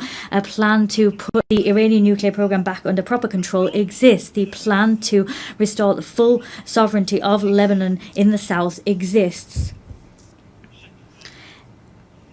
We always want to be the partner of all of those who share this demand that everyone take effective action. However, there is a risk that we will stop taking action and look away from too much suffering. The humanitarian tragedy currently in Sudan is undoubtedly the biggest of those facing us today. It's up to us collectively to rally, to mobilize, as we did in Paris in 2024. Let us coordinate our efforts to act together so that the warmongers accept negotiations and put power back in civilian hands. In the same way, in the Great Lakes region, the sovereignty and territorial integrity of the Democratic Republic of the Congo must be upheld.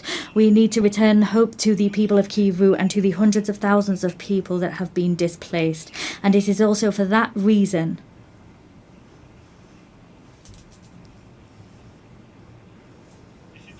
and it's also for that reason that we will meet next month in Paris, all of those able to respond to the humanitarian urgency and bring together initiatives of peace. And I'm delighted at what's been done by the African Union, by so many neighbours, Qatar, USA, but the humanitarian emergency needs to be addressed. We cannot forget any of these conflicts. We have no right at any time to lose heart. This capacity to take a leap of action is our source of strength. That's what brought us together 80 years ago. We have no right to get tired, to show fatigue. Well, there are so many crises, one after the other. I'm quite clear-sighted alongside you when I look at today's world. Everywhere we see the risks of proliferation once again return and new threats emerge. There is an urgent need to rebuild a credible framework, a verifiable framework to combat any nuclear proliferation, to rebuild a credible framework to once again contain these threats, ballistic proliferation. I'm not forgetting bacteriological, chemical threats or the new risks that posed by AI, cyber technology, space technology, quantum technology. We have common frameworks, but they've been weakened in all of these domains in recent years. Sometimes because some people sort of said they were outdated, and sometimes because the rules for verification weren't properly observed, sometimes because the pace of technological development meant that these frameworks, their capacity to innovate, was not enough. Technological change was going too quick. However, we've got no right to give up. Ours is, we have to build that crucial framework for peace. The same demand for effectiveness, effective multilateralism is one that we need to uphold for our global challenges. The Secretary General attaches great importance to our organisation, and he has ambition for it, and that's shown through his initiative UN80, and I share his concerns about our organisation. Yes, we need, at this time of disarray that I talked about as a result of these major issues of war and conflict, we can't forget there are so many global challenges that mean that we must all come together. Let us stare straight in the face global imbalances. All economies affected. All economies, and I'm speaking as one of the richest among them, but also middle-income countries, developing countries, and of course the poorest nations among us. All of us, if we can't have organised international debate on major global imbalances, if our response is a fragmented one and we don't work together, we exacerbate these problems. Today, our challenge is to look at how we can help China to develop the internal demand that it really needs. How can we ensure that productive capacities that China's been able to develop in recent years, these technological capacity, sometimes there's technological transfer, and that's good, but they need to be conducted hand in hand with harmonious development and respectfully the environment. How can we correct US trade imbalances? How can we do that through corrective measures, not through tariffs that takes the rug out from under international trade? There's Europe that needs to respond to collective needs for collective investment, and we need to shoulder that responsibility. These challenges mean that we need to cooperate. There needs to be cooperation between major economies, but we can't pit the G7 against the BRICS, and that's the very rationale behind our agenda for the French G7 of 2026. Of course, we'll work with the Canadian presidency of G7 and the coming presidents of G20. We need to return to that spirit of cooperation that is vital, because that's what will allow us also to have a common agenda to finance our global challenges. Let's take a look at things today. Everywhere we're eroding our common ambitions to finance major global challenges.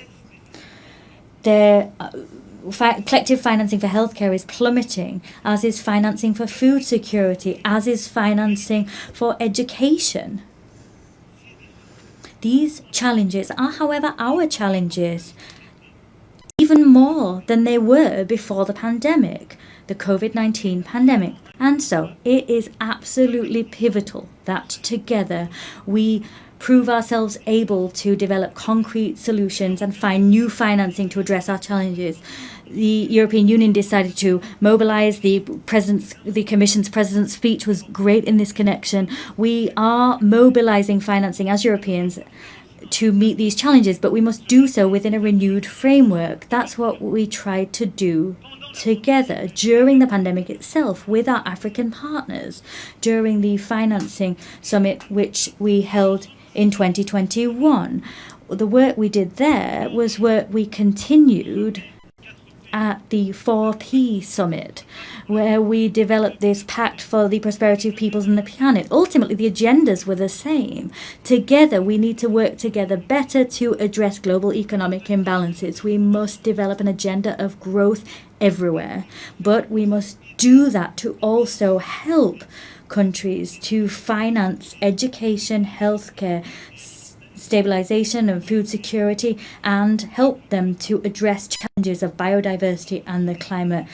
Let us come off the horns of a dilemma. We don't need to choose between growth, climate change and biodiversity. We can do everything if we mobilize private and public financing within a framework that brings together, reconciles east, west, north and south. That's the framework we've built. And now what we need to do is expedite the transition that's already underway. And I thank you all. The heads of the World Bank, the IMF, have commented on these efforts, but we need to go faster. The frameworks we developed have already become obsolete. We need to mobilize more private financing to accompany transitions in middle-income countries, developing countries and the poorest nations. We must develop guarantee mechanisms that losses will be covered, and we need to mobilize more private financing to help those countries and help them to grow. That is vital if we want to avoid crises, destabilization tomorrow. This agenda is an agenda which brings us together and in some way forces some people to cast aside selfishness and avoid a situation whereby others are alone facing their challenges. It is for that reason we must also continue. Whatever the ill winds that blow, continue to mobilize to stop biodiversity loss and help the climate. As I was saying, together we were able to notch up victories recently. The Nice Treaty that entered into force through collective rallying. We finally have a regulation framework for our oceans. That was something we'd been waiting for decades. The same collective mobilization is what we must see on plastic. We need to develop an international treaty that aims to put an end to plastic pollution. The same mobilization is what we need to have to mobilize biodiversity credits and give more consistency to our carbon credits. This same rallying needs to be seen as we move towards the Berlin COP. France and Europe will be at that meeting, and we will be in step with the 2030 goals. We will mobilize all financing necessary to usher in this transition, whether that be public or private financing. We have no right to turn away, stray from the course towards the goals we set ourselves. We have no right to simply crumble and become isolated. As you've seen, all of these global challenges, education, healthcare, agriculture, food security, biodiversity, climate, the fight ultimately against all inequalities that destabilize our global order require the same spirit of cooperation, the same spirit that I talked about, the spirit we showed in the face of war and destabilization. Our challenge is the fact that crises, there's a plethora of them, they're growing in number. My speech was long and quite comprehensive, but I do reassure you I'm coming to an end. But I forcefully say to you once more, in spite of all that, in spite of the long list that sometimes gives the impression that we might be overwhelmed, our duty is to remain on our feet and to continue to act together. 80 years ago, those that preceded us were facing collapse. The war hadn't finished. The worst had just come to pass. A world already divided was kind of stuttering, and it was up to them to build the treasure that is the United Nations. We could overwhelm our assembly, level criticism against it, reproach it for everything. Not all reproaches are fair, some are. This assembly is us. If it's ineffective, it's because some people are blocking it. And sometimes it's the most powerful. If it's not going fast enough, it's because people don't have enough resolve to make things move forward. The United Nations is all of us. There's one thing. It's that we don't have a right to be cynical. We don't have the right to get fatigued. We can't have this defeated heart, because our world is here before us, and our risk, the risk that we face, is that of fragmentation, that the law might is right will prevail, the status quo prevailing, cynicism, and to some extent that we will lose control. Yes, the loss of control. That's what all of our peoples are experiencing. Fear in the face of a future they no longer control. The fear before in the face of migrations that they're weathering, a climate that we can no longer control, fear of inequalities that we can't bring under control, a fear in the face of a war we can't stop. This fear has one friend, the strongest friend, the mightiest person that was able to prevail, the cynic that was allowed to prevail. We have one responsibility, that is to act together, build this multilateralism once again with the same faith, with the same resolve as the founding fathers of this assembly. We need to do that with even more effectiveness, but with the same will. We cannot give ground to injustice. We can give nothing to fatality or the sense of the inevitable. We need to act, act, and act. So it's up to us to do just that together. I thank you.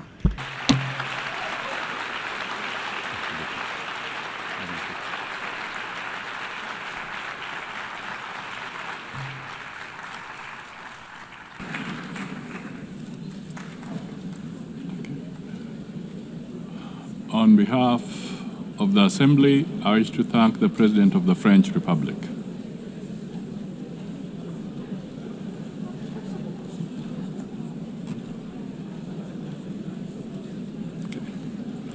The Assembly will now hear an address by His Excellency Shadia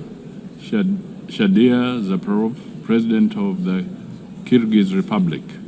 I request protocol to escort His Excellency and invite him to address the Assembly.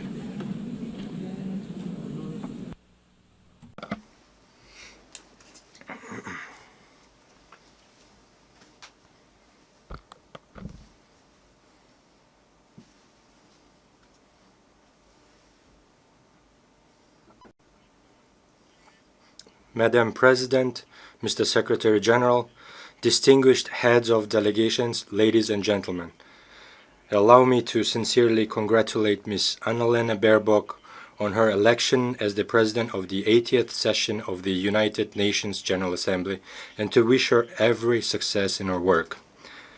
This year, we mark the 80th anniversary of the UN, a unique institution that has stood guard over peace, security, and development for nearly a century. Over these 80 years, despite numerous conflicts, the world has fortunately been spared the outbreak of a third world war. The United Nations has undoubtedly played a key role in this achievement. The organization has become not only an international platform for dialogue, but also played a special role in preventing global conflicts. Today, the trend of regionalism in world politics is strengthening. We are witnessing continued price hikes, a shortage of liquidity, and a war of sanctions in the global economy. The threat of terrorism and extremism has spread across all countries. Despite criticism, the UN remains the only truly universal organization endowed with both moral authority and institutional capacity. Today, Kyrgyzstan takes pride in the political stability it has achieved and in the ongoing social and economic transformation. These achievements did not come easily to us. For us, the price of attaining freedom and independence was very high. But I can state one thing with confidence. We have been able to establish Kyrgyzstan as a state. This achievement allows us to set ambitious goals for the future. International organizations, including the UN, recognize Kyrgyzstan as one of the freest and most stable states on the Eurasian continent with a strong civil society. A large-scale and irreversible fight against corruption and crime is considered a priority area of state policy in Kyrgyzstan. Today, our task is to pursue political modernization and economic development in line with the demands of tomorrow. We are committed to improving the investment climate, building an information society, and establishing fair and transparent public governance. Ladies and gentlemen, every year in New York, leaders of all world's nations gather to once again remind themselves and each other of the great mission for which UN was created. I too have come to New York with this mission. Today, my diplomatic staff have prepared a polite text that takes into account the international diplomatic situation. However, this year, standing at this high podium, I decided not to speak as a diplomat. This year, from this podium, I wish to speak not only as the head of state, but as an ordinary person and a citizen of my country, openly expressing my true thoughts and reflections on the international events happening in the world. This year marks the 4th time I am delivering a speech at the UN General Assembly. For 3 consecutive years, I came here and delivered pleasant, beautiful words. But today, I have decided to speak openly and directly about the problems that trouble the hearts of millions of people. In different parts of the world, in Europe, the Middle East, Africa, and Asia, new armed conflicts and wars are erupting. Millions of people losing their homes are forced to abandon their native lands, and millions become victims. Who suffers the most? First and foremost, ordinary people. We cannot turn a blind eye to the suffering of many peoples. Palestine, Ukraine, Sudan, Syria, and others where hostilities continue. Civilians are dying and human rights are being violated. The world community, applying double standards, prioritizes these conflicts as more or less important, depending on its own geopolitical interests.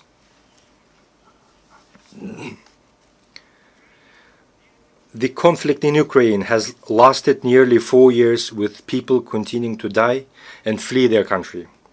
We support the efforts of US President Donald Trump and Russian President Vladimir Putin to seek solutions for a peaceful settlement of conflict in Ukraine. We are interested in this outcome because we too are suffering from the consequences of Russian-Ukraine conflict.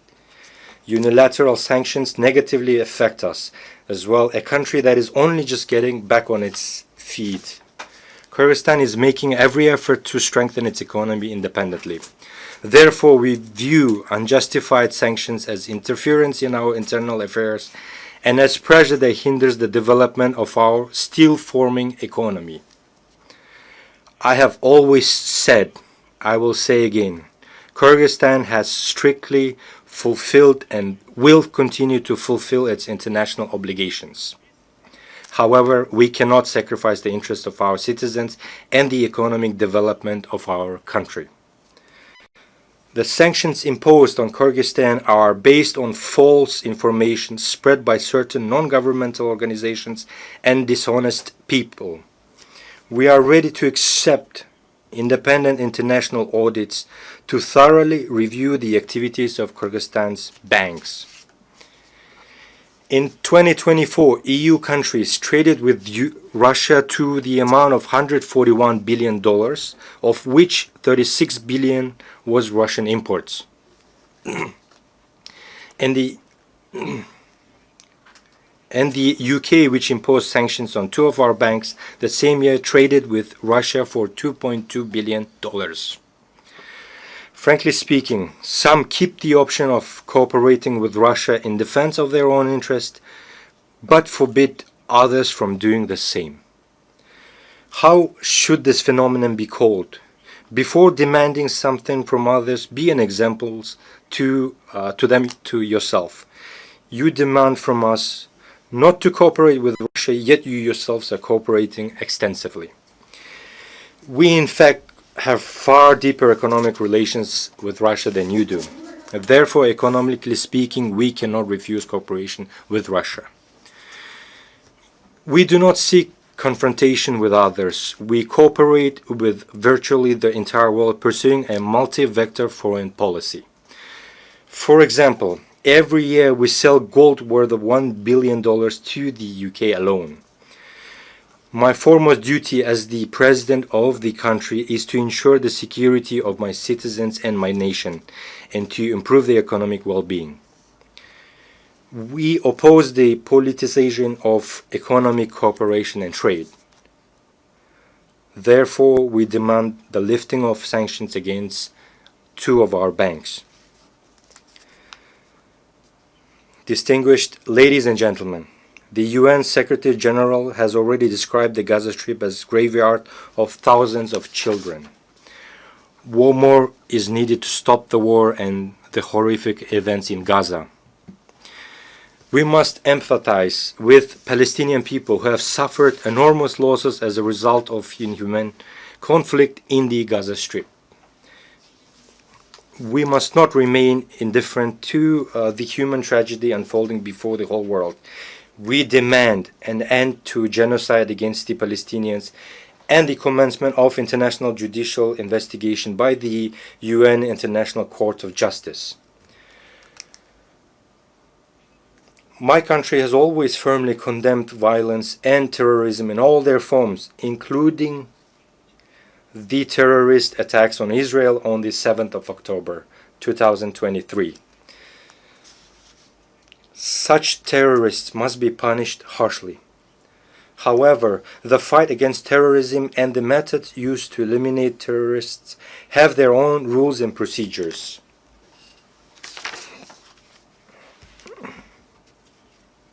Those methods must be used. Because of actions of such terrorists, millions of ordinary civilians should not perish. Why do we allow the mass deaths of ordinary people and innocent children by the hundreds of thousands? The only way to establish a lasting peace is to implement the principle of 2 states for 2 people. Palestine must gain independence based on 1967 borders. We also condemn the recent rocket strikes on the territories of Qatar and Iran, since such attacks infringe on the sovereignty of independent states, create threats to regional stability and security, and run counter to the norms of international law. The fight against terrorism and modern threats in Gaza, Iran, Lebanon, and other regions must be proportionate to their scale and nature. Civilians, women, and children must not suffer and be sacrificed. Distinguished ladies and gentlemen, as a neighboring country, Kyrgyzstan considers it important, especially in these difficult times, to provide comprehensive support to the Afghan people by integrating Afghanistan's economy into the regional and global economic processes. To isolate Afghanistan at the international level and deprive it of foreign assistance is wrong. It is unjust. We believe that the use of financial instruments for geopolitical and ideological gain, thereby deepening the humanitarian crisis, is an act of injustice and inhumanity. Therefore, we are convinced that the assets of Afghanistan frozen by Western countries in the amount of $9 billion must be returned to the Afghan people as soon as possible. These funds could contribute to the restoration of infrastructure, expansion of access to credit through local banks, the development of agriculture, and the creation of new opportunities for millions of people living in poverty.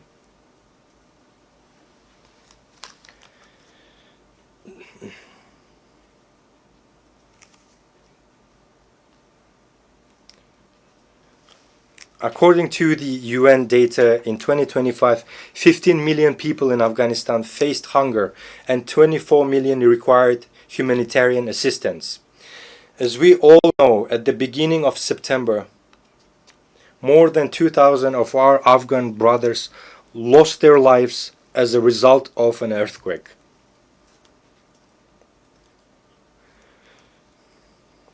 tragically, due to lack of financial resources and weak infrastructure, timely assistance could not be provided to those affected. We call upon the leaders of Western countries to immediately return these assets for the sake of future of the Afghan people. If you truly want the Afghan people to overcome poverty, hunger, as soon as possible, return them without delay. Only then will your words about human rights and interstate obligations correspond to your actions. Distinguished participants, today's challenges in African countries, from conflicts to food insecurity, require not sympathy in words, but solidarity in action. Africa is 54 countries with a population of more than 1.5 billion people. It is the second largest continent after Eurasia. Africa possesses enormous reserves of resources, and we are confident that in the near future Africa's role in the global economy and international politics will multiply several times. Therefore, the continent's colossal natural wealth must serve the accelerated development of Africa itself and the fulfillment of its own interests. The peacekeeping work of the UN must be strengthened. My country began sending its peacekeepers on UN missions at the dawn of its independence in the early 1990s. This once again proves that we are sincerely wish to contribute to the cause of strengthening peace and security in the world. The contribution of a state should not be determined by its size, but by the depth of its commitment and sincere desire for peace and solidarity. We support the strengthening of international treaties, including the Treaty on Non-Proliferation of Nuclear Weapons. It is important to educate the younger generation to perceive a world without nuclear weapons. It is essential to raise awareness among young people about the devastating consequences of weapons of mass destruction. The International Day for Disarmament and Non-Proliferation Awareness, initiated by Kyrgyzstan and supported by the UN member states, is an excellent platform for implementing this concept. Kyrgyzstan is one of the initiators and the depository of Treaty on Nuclear Weapon-Free Zones in Central Asia. We have acceded to all fundamental international instruments on disarmament and non-proliferation, including the Treaty on Non-Proliferation of Nuclear Weapons and the Comprehensive Nuclear Test Ban Treaty. In line with the principles of consistency, this year the Kyrgyz Republic made the political decision to sign the Treaty on Prohibition of Nuclear Weapons. We firmly believe that our planet must exist without nuclear weapons. This human invention must be used solely for peaceful purposes. Ladies and gentlemen, for sustainable development and regional integration, the countries of Central Asia require equal dialogue and active cooperation. Despite complex historical and geographic factors, Kyrgyzstan has peacefully resolved its border issues with neighboring countries, in particular Tajikistan and Uzbekistan. This process involved lengthy negotiations and at high political levels, expert levels, and was resolved with due respect for the interests of all sides. I can state with confidence that today the borders between Kyrgyzstan, Tajikistan, and Uzbekistan are borders of friendship, trade, and cooperation. This experience confirms that peace is possible where there is political will, respect, and dialogue, which enabled us to resolve existing contradictions and embark on a path of creation and development. Kyrgyzstan is ready to share this experience of resolving complex issues with the international community. Let us use the more than $3 trillion that are spent annually on armaments worldwide to improve people's lives, eradicate hunger, protect our environment, and clean the air. After all, there are no borders when it comes to breathing air. We all breathe the same air. Therefore, I call on us to live not in a race for who has the most powerful weapons, but in a competition for whose country has the cleanest nature and air. Dear friends, climate change is a reality we are witnessing today. We face threats of drought, melting glaciers, changes in ecosystems, and loss of biodiversity. Kyrgyzstan, as a mountainous country, is particularly vulnerable to these changes. We are already experiencing the threat of declining water resources and risks to agriculture and biodiversity.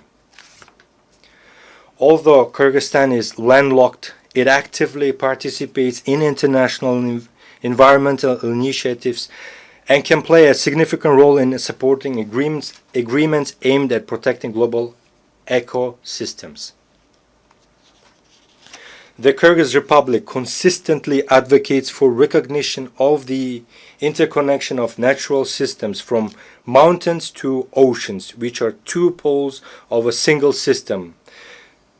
The future of the oceans begin on the mountaintops. In this context, we ratified the agreement on conservation and sustainable use of marine biological diversity and became among the first 60+ countries to join the agreement. Rivers that sustain marine and coastal ecosystems originate in mountains. Thus, the protection of mountain ecosystems and the sustainable management of the oceans are interconnected. At present, the country is preparing the second Bishkek Plus 25 summit, scheduled for 2027, as a central platform for states, international organizations, and experts on sustainable development of mountain regions. We invite all of you to take an active part in this event. Dear friends, as former UN General Secretary Dag Hammarskjöld once aptly said, the UN was not created to lead humanity to heaven, but to save humanity from hell. Today these words are more relevant than ever. The organization was born from the horrors of war, but lives and on thanks to faith in cooperation, dialogue and respect. Now more than ever, it is important to preserve and strengthen the system of multilateralism as a shield against anarchy and unilateral decisions. There is an urgent need to develop fundamentally new international mechanisms that adequately respond to contemporary challenges and threats. Our organization needs to change. This is no longer a choice, but a requirement of time and today's realities. In this context, we support the effort of the Secretary General to reform the UN under the initiative UN80. It is also time to improve the reform work of the UN Security Council. At present, 50 members of the Security Council effectively decide the fate of all world's states. Questions of war and peace, security and stability depend on whether they can reach a consolidated position. Moreover, the 5 permanent members of the Security Council can always block any decision. Kyrgyzstan advocates for a necessary measure to improve the UN Security Council in a way that takes into account the interests of majority of states. In this regard, it is important to achieve a compromise on all aspects of Security Council reform as soon as possible. This reform must be based on principles of universality, broad geographical representation, and wide support among UN member states. Kyrgyzstan considers it legitimate and fair to expand the rights of African states to membership in the Security Council and to eliminate historical imbalances. More than 60 member states, including Kyrgyzstan, have never been elected to the Security Council, while some countries have been elected 5 or 6 times. We think it's not fair. Distinguished delegates, Kyrgyzstan strives to make its contribution to peace, global security, and sustainable development. In order to draw the attention of the UN and the world to the challenges faced by small states, Kyrgyzstan has put forward its candidacy for non-permanent membership in the UN Security Council for the period 2027-2028. The support of countries that have never been elected to this Security Council will strengthen confidence in equality among members and thereby raise the authority of organization and reinforce trust in it. We sincerely believe in the principle of justice, and I ask UN member states to support us in the elections in June next year. Every country should have the opportunity to serve as a member of the Council and contribute to the cause of maintaining peace and security. I can confidently say that Kyrgyzstan is among those states with the experience needed to raise meaningful issues in the Security Council. We will firmly uphold international law, justice, the protection of human rights, and support the multilateral system based on mutual respect, balance of interest, and responsibility to future generations. Distinguished ladies and gentlemen, our challenges are shared, and our responses must be united. Our words must match our deeds. We cannot afford inaction. Peace requires effort. The future of our planet is in our shared responsibility.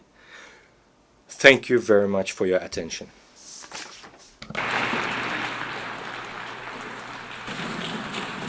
On behalf of the Assembly, I wish to thank the President of the Kyrgyz Republic.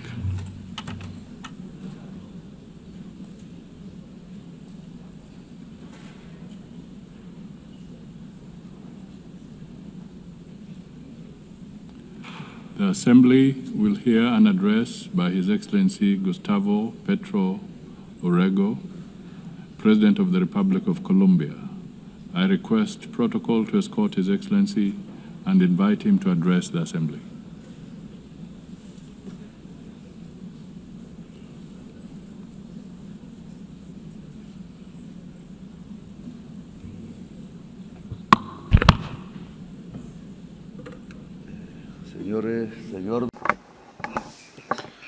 President of the General Assembly, this is my last statement as President here, the fourth time. In my first speech, I announced that it was very likely that there would be conflicts in Ukraine and Gaza and in Palestine, and that I suggested that there be a peace conference, but those who don't have bombs or large budgets are not heated here. Well, 4 years later, the horrific situation in Palestine did not lead me to think that almost the same thing could happen in the Colombian Caribbean area, where unarmed young people are being shot at with missiles in the open seas. And now we are in a different situation. Perhaps it's more global, a kind of Stone Age that has descended on all of humankind. Missiles against 17 unarmed young people in the Caribbean Sea, some of them Colombians. The persecution, imprisonment, and expulsion of millions of migrants, missiles that have killed some 70,000 people in Gaza, the lack of action on the climate crisis. All this is linked, and all this has the same cause. Migration is simply an excuse so that a rich society, rich, white, and racist, believes itself to be the superior race and is not realizing that its leaders are leading it to the abyss, to its own distinction, together with the rest of humanity. They said that the missiles in the Caribbean were used to stop drug trafficking. That is a lie. stated here in this very rostrum. In 2023 and 2024 were years when the largest amount of cocaine was seized, and over 700 drug traffickers were extradited to the United States in Europe. I extradited them, and my government confiscated the cocaine, and we didn't shoot a single missile, nor did we kill any youths. The years where I was able to prove that it's more effective to substitute coca crops than eradicate them, than forced eradication using poison, and forcing peasants to use it. The violent war against drugs was a failure, and I replaced it with an effective anti-trafficking policy, not based on a mix-up between an inert substance, that is drugs, with people who actually use it and practice it. But what was necessary is to destroy dialogue and to shoot missiles. Was it really necessary on unarmed, poor young people in the Caribbean? The anti-drug policy is not meant to stop cocaine that is coming to the United States. The anti-drug policy is to dominate the peoples of the South as a whole. You shouldn't look at the drugs, you should look at who has the power and who dominates. This is why I speak to you as a decertified president. I've been decertified by President Trump, without him having any right to do this, a human right or divine right or any sensible reason. They want to force by violence tens of thousands of peasants to do what the U.S. government wants to do, which are influenced by mafia groups in Colombia. Thousands of peasants are massacred in Colombia by politicians who were senators, who were presidents, who were ministers, that were bribed and on the payroll of the drug mafia.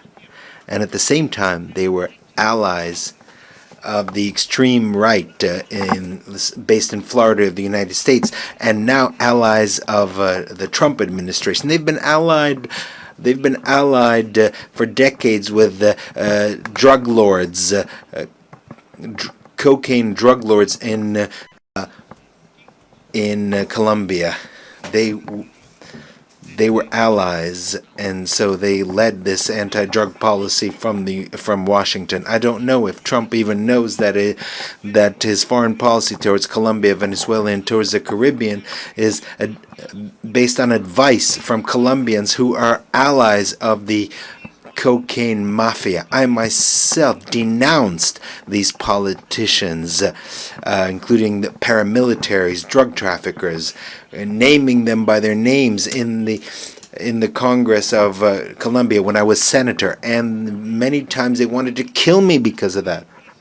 And they did not want me to become president. They wanted me to shut up, and now they don't want another progressive government to be reelected. That is why I've been personally decertified, and they have spread calumny against Colombia.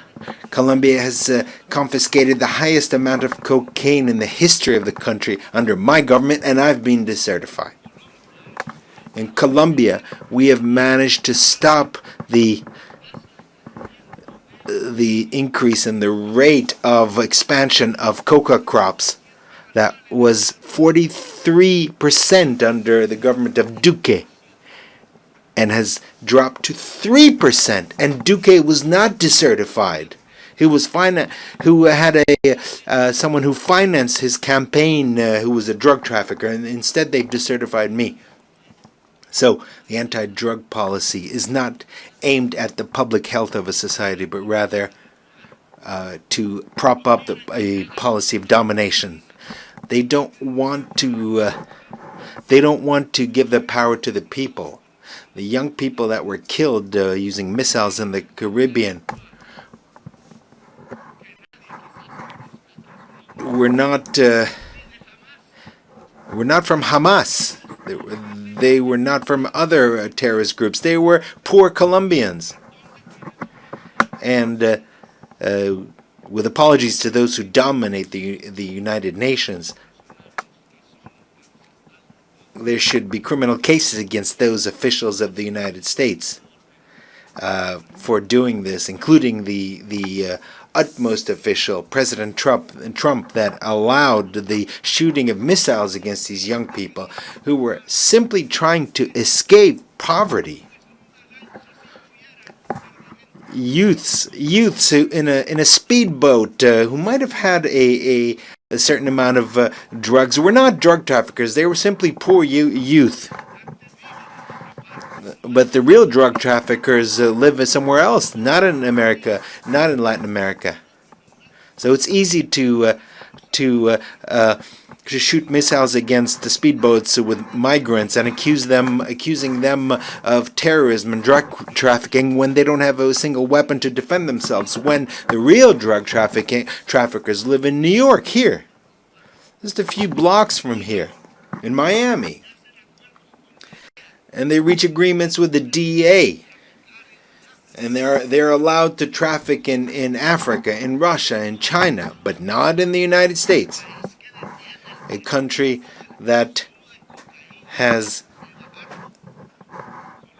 not managed to reduce its consumption of cocaine. Because it's drug addicts, or rather, they did manage to reduce the consumption of cocaine simply because their addicts switched to another type of drug, fentanyl, which is much deadlier. This fentanyl is produced in the industrial heartland of the United States, here, not far from here. And the consumers are here as well. It's produced and consumed in the United States. That is the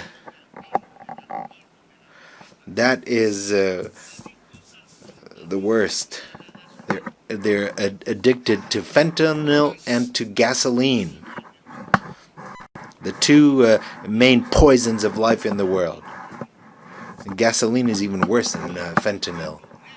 Only the black-skinned people here, those who are ancestral here, that were thousands of years have been here, or young people, or women who don't want to see their children die of any color of their skin.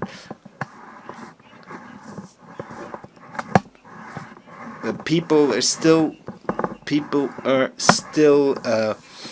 hooked on fentanyl or hooked on television. Only they can stop this domination by the United States. The people who have taken to the streets in California, in New York, in Philadelphia, where the Liberty Bell stands, in spite of the National Guard that Trump sends out against its own people to shut them up, to the states that are free. These states are no longer uniting their efforts in the face of tyranny. The President of the United States does not know that 1 million Latin Americans have died.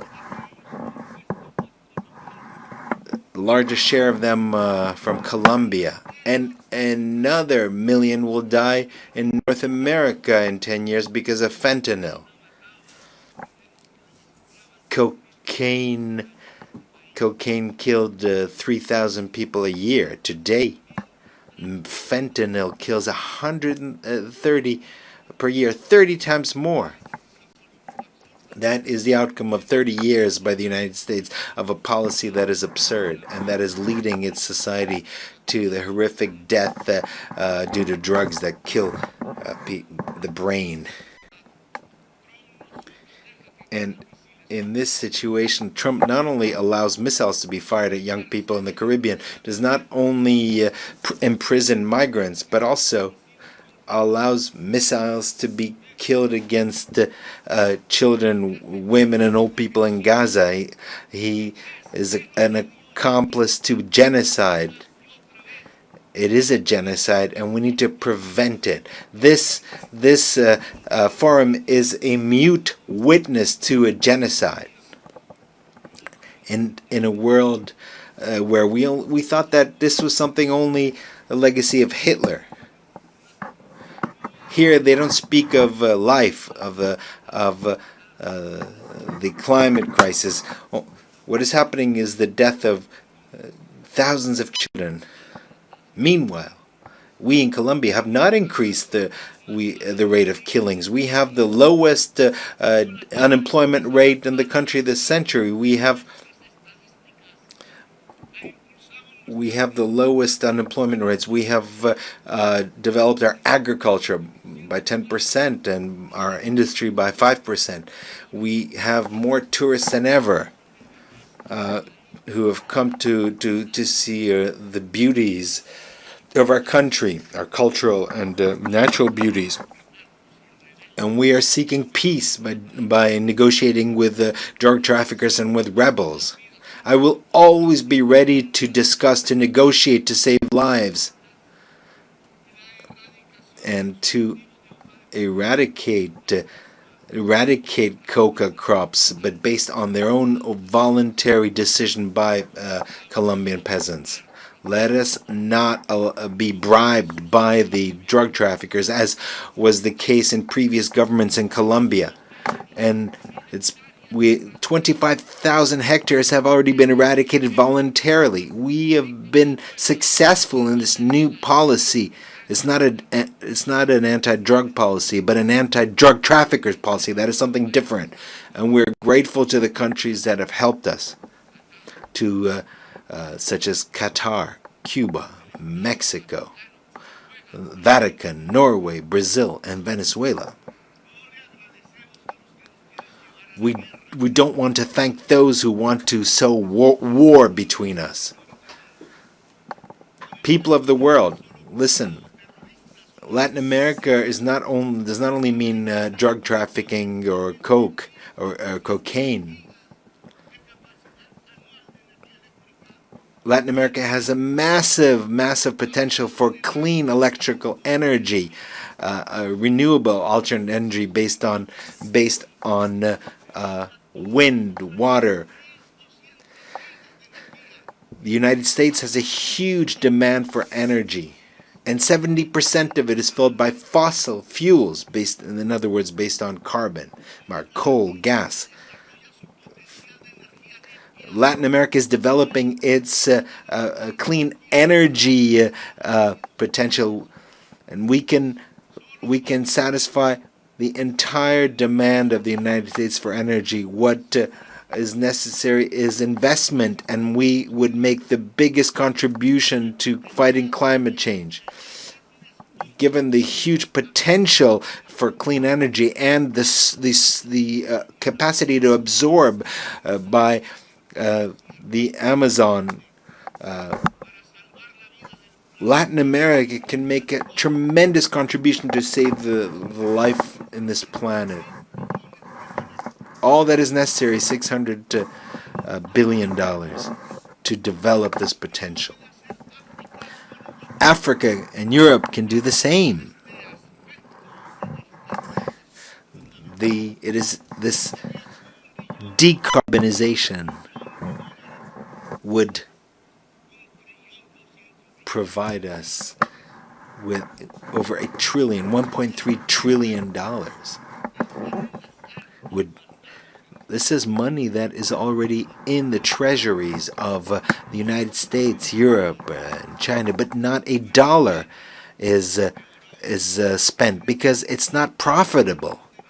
Or rather, it might be profitable in terms of human life, including life in the United States, in Europe, and China. However, they don't want to depend on Latin America and Africa, they know that to bring together the clean energy of Africa and Latin America would not only decarbonize the planet, save it from the climate collapse, but it would also change the global power of which is discussed here, but that power is spoken in terms of bombs. But this would truly create a global democracy and change the means of production, because life and humanity would become the priorities, and they would edge out greed. Greed is the poison of life. And Mao spoke of this, Chairman Mao. According to science, we have 10 more years until we reach a point of no return in terms of the climate. And once we reach that point, we won't be able to do anything. We will simply observe the disasters, and we'll feel them in our own families and cities, because it will be irreversible. The extinction of life, extinction of human life will be, there'll be an irreversibility of the process, and no technology, no political or social force will be able to do anything about it to stop this collapse. And we only have 10 years left. That is what science tells us. But here people don't believe in science. The most powerful man in the world does not believe in science. That is the irrationality. And Germany, the country of great philosophers, of Kant, Feuerbach, and others,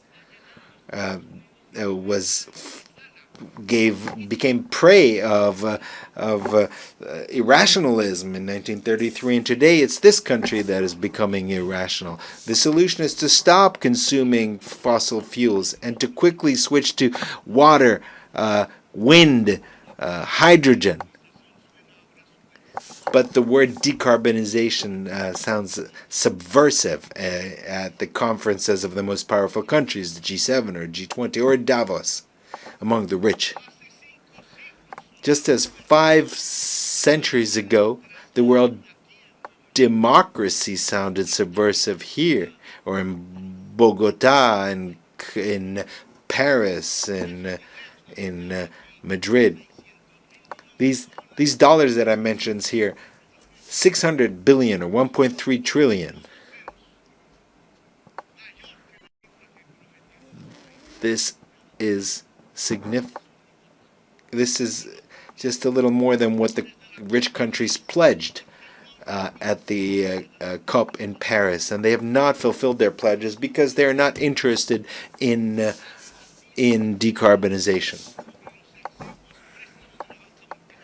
And what has come is basically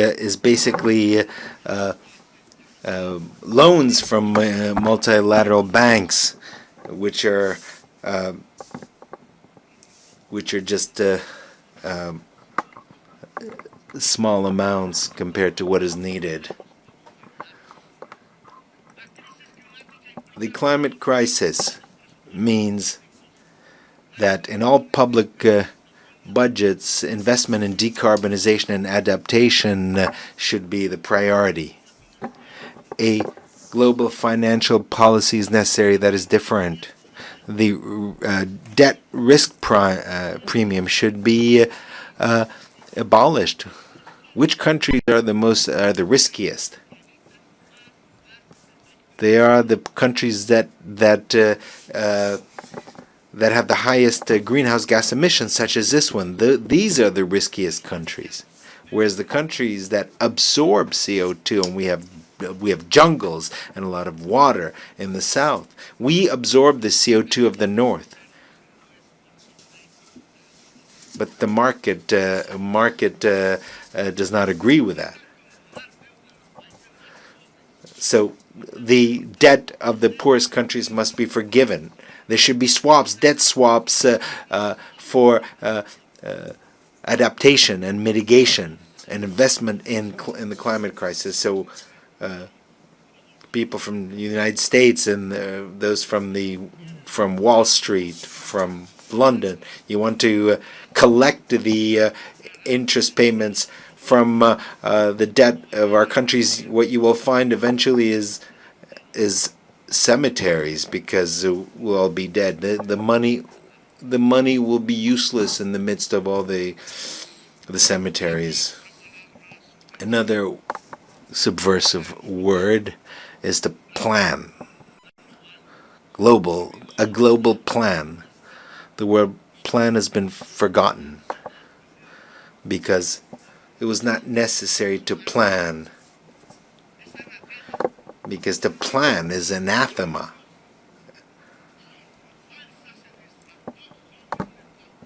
And there was a fundamentalist belief in the markets, thinking that markets would bring happiness. The Swiss economist Arras said this.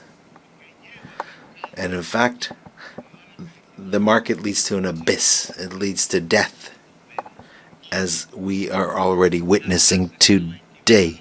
Malras, that was his name, was wrong. Neoliberalism was mistaken from the very beginning, and it's been guiding our countries for the past 50 years based on completely erroneous formulas.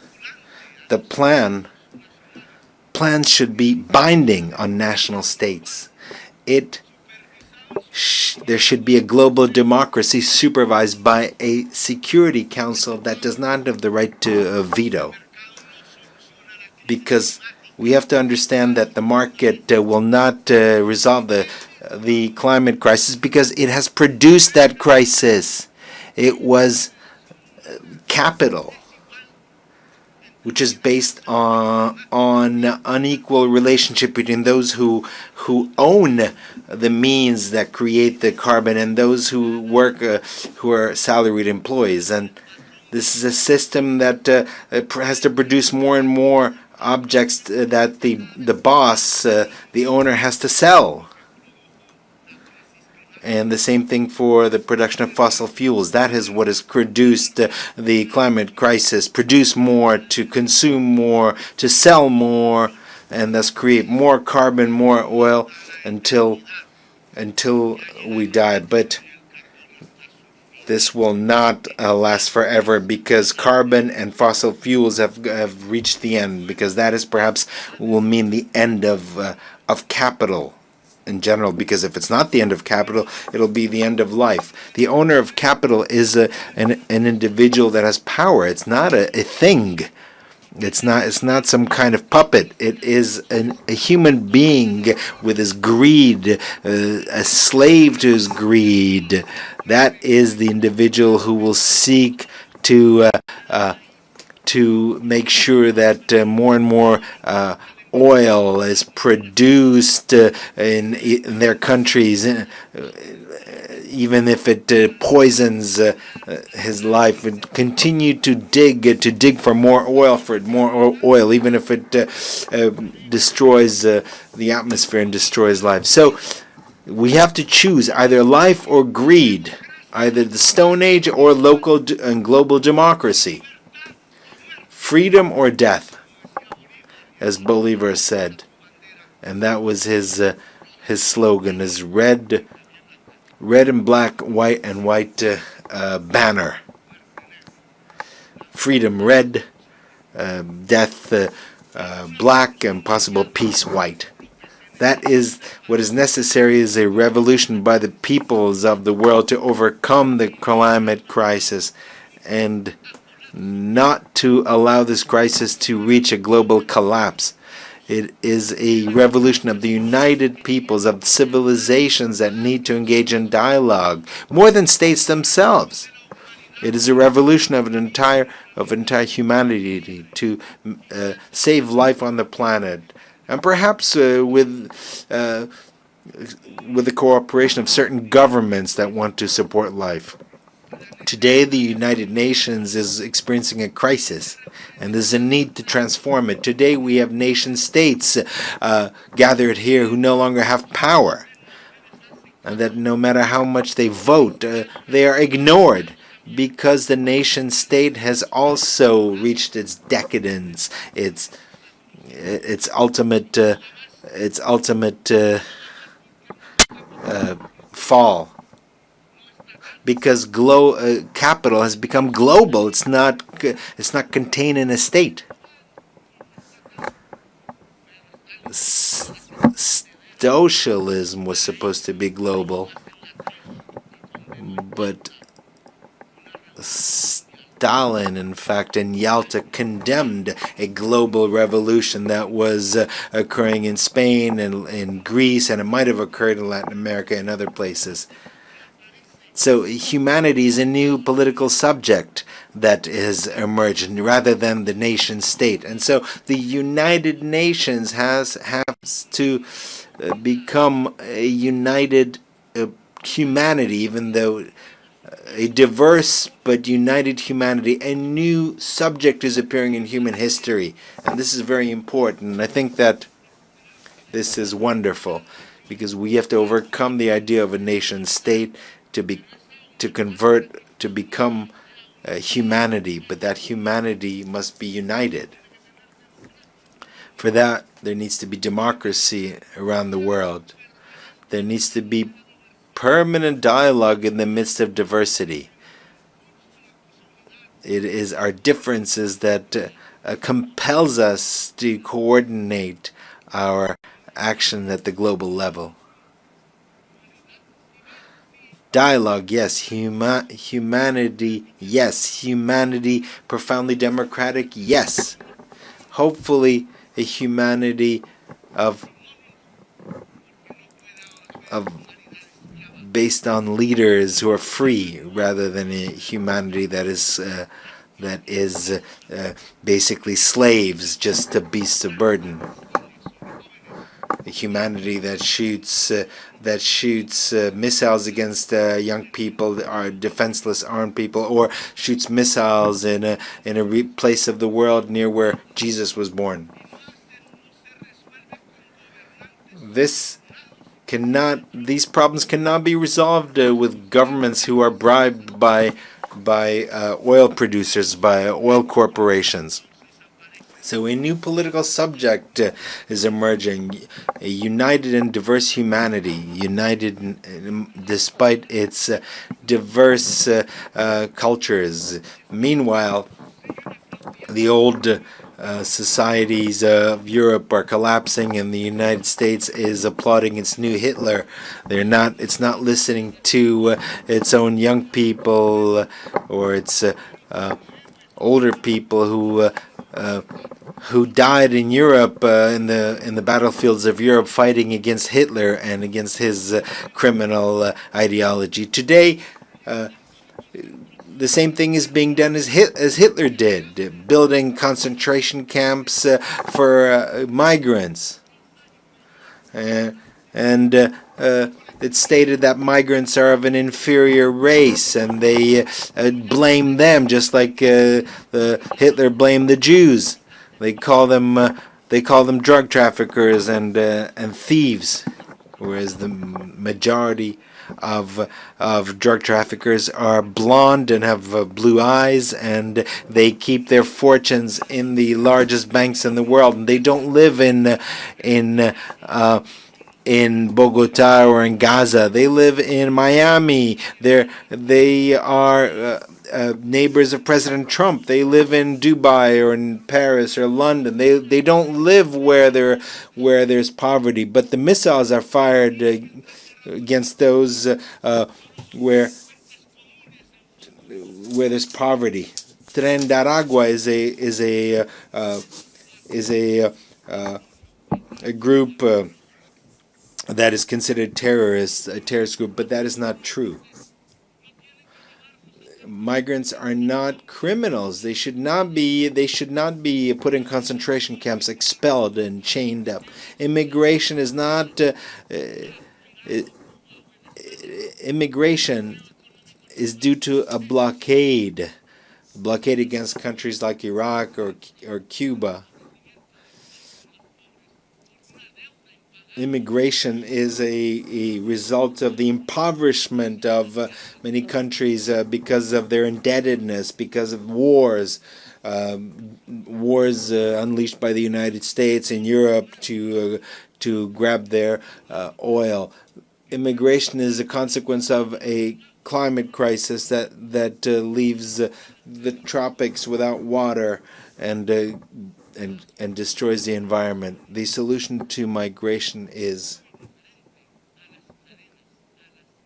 very different from missiles or prisons or camps. There is no higher race. There's no supreme race.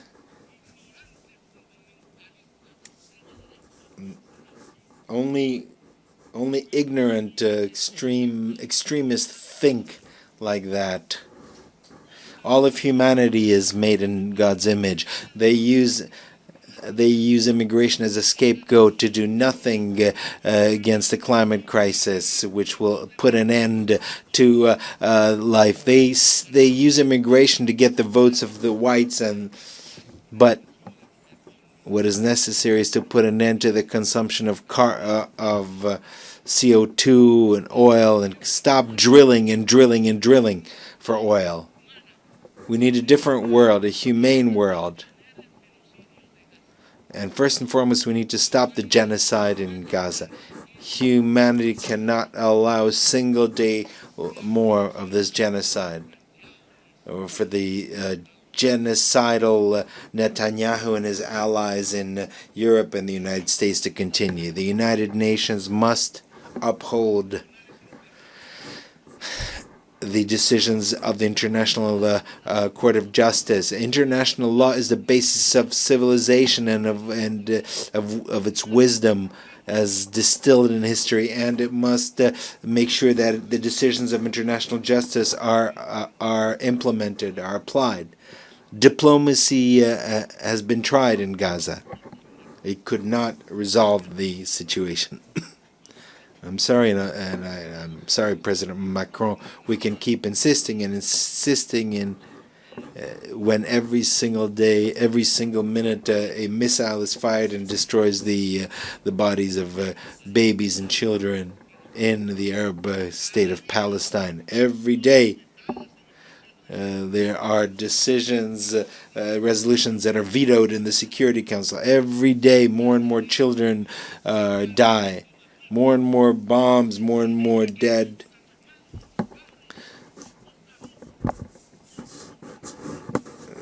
Perhaps those who do this, who shoot this, are robots. Maybe they don't have their own children. They're not human.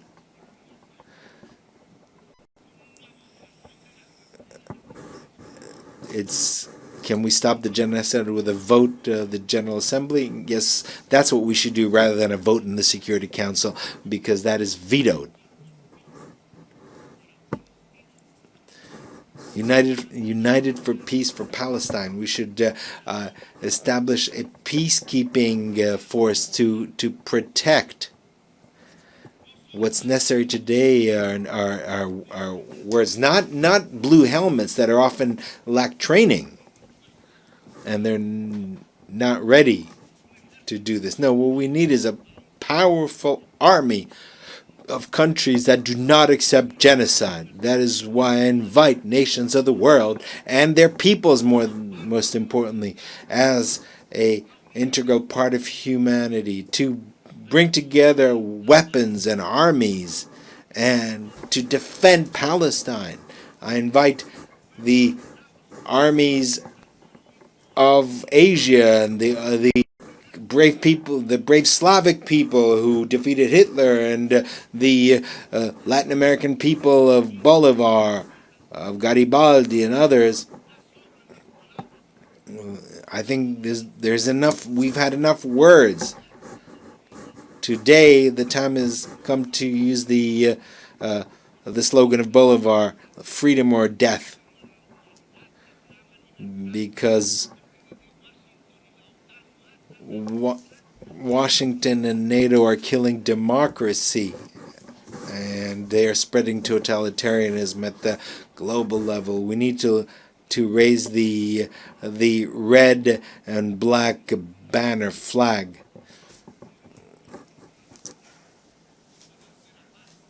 Without forgetting the white color, which was the color of peace and the color of hope in the heart of humanity. The United States no longer teach democracy, but rather kill democracy, especially among its immigrants, filled with greed.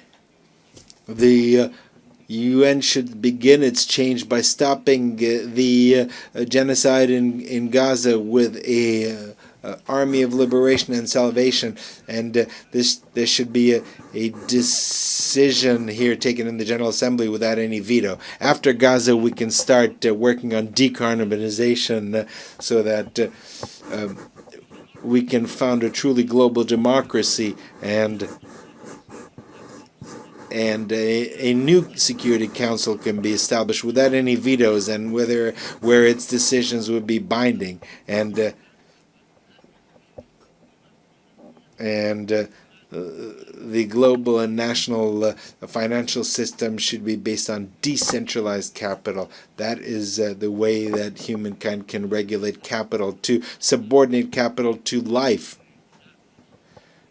to regulate it to people. That is the path by which the United Nations will move from an alliance of states to an alliance of cultures and peoples. If we overcome the climate crisis, and if we unite as humanity, we will manage to make the United Nations an assembly of peoples which seeks to make sure that every individual is free, making sure that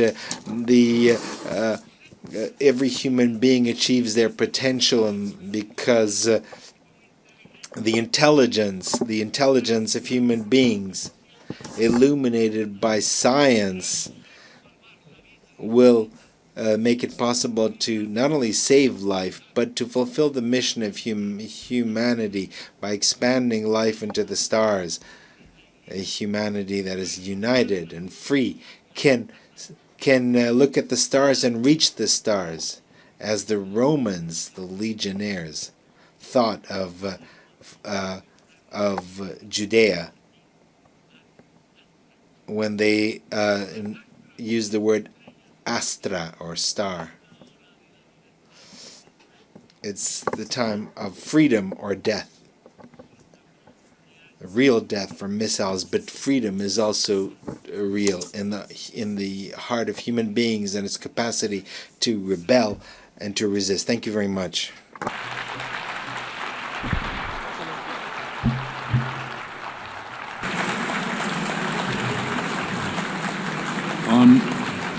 On behalf of the Assembly, I wish to thank the President of the Republic of Colombia.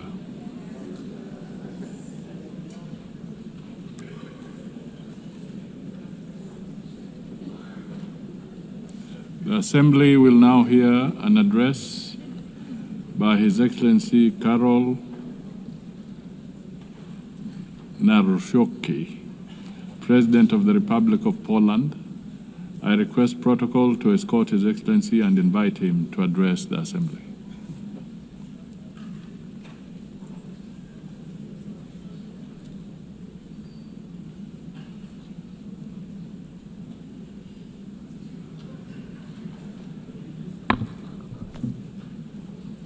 Ladies and gentlemen, excellencies, I like and appreciate a lot English language, but I love Polish language, which epitomizes more than 1,000 years of Polish heritage, Polish culture, and Polish history. So I would like to share with you Polish language. Szanowny Distinguished Mr. President, Your Excellencies, esteemed delegates, I am standing here for the first time as President of the Republic of Poland. And of course, I feel great proud because of this. But at the same time, I'm aware of what serious challenges we are facing today as an international community. This is indeed so, for the world has changed completely over the last couple of years since the start of the Russian invasion of Ukraine. On February the 24th, 2022, we were brutally, all of us, awakened from our blissful dream of a world at the end of history. The history did not finish, and the history will not finish, and we need to be aware of that. So we were awakened from our blissful dream in which we strive for universal peace and respect for the principles of international law. I believe these are the words which are repeated more frequently in this community. This dream, ladies and gentlemen, does no longer exist, and we often repeat the words which do not reflect reality which surrounds us, both in Central Europe, in Eastern Europe, and in many other regions of the world from which you have come. State borders have ceased to be untouchable, as a matter of fact, and international law, which has so far been considered the compass of the world order, began to be treated more as a suggestion rather than a rule. Let me remind you that shortly after the outbreak of the war and the attack of the Russian Federation on Ukraine, Polish men and women demonstrated incredible solidarity with the fighting Ukrainian nation. We opened our hearts, our borders, we opened up our homes. We provided material, financial, and military assistance, as well as diplomatic one. Today, ladies and gentlemen, 1 million Ukrainian refugees live in Poland. Ladies and gentlemen, the Russian invasion of Ukraine is not only the most serious conflict in Europe since World War II, but it is also a turning point. The existing international order is crumbling before our eyes. The world has entered a new and dangerous era of rivalry between great powers, breaking rules and testing how far one can go before someone says a clear enough stop. The principle of sovereignty, you can ask this question. It is increasingly trampled upon, the prohibition of aggression reduced to a dead letter. Instead of law, an attempt to use naked and brutal force. We are at a turning point in history, a time when the decisions made today will have consequences for decades to come.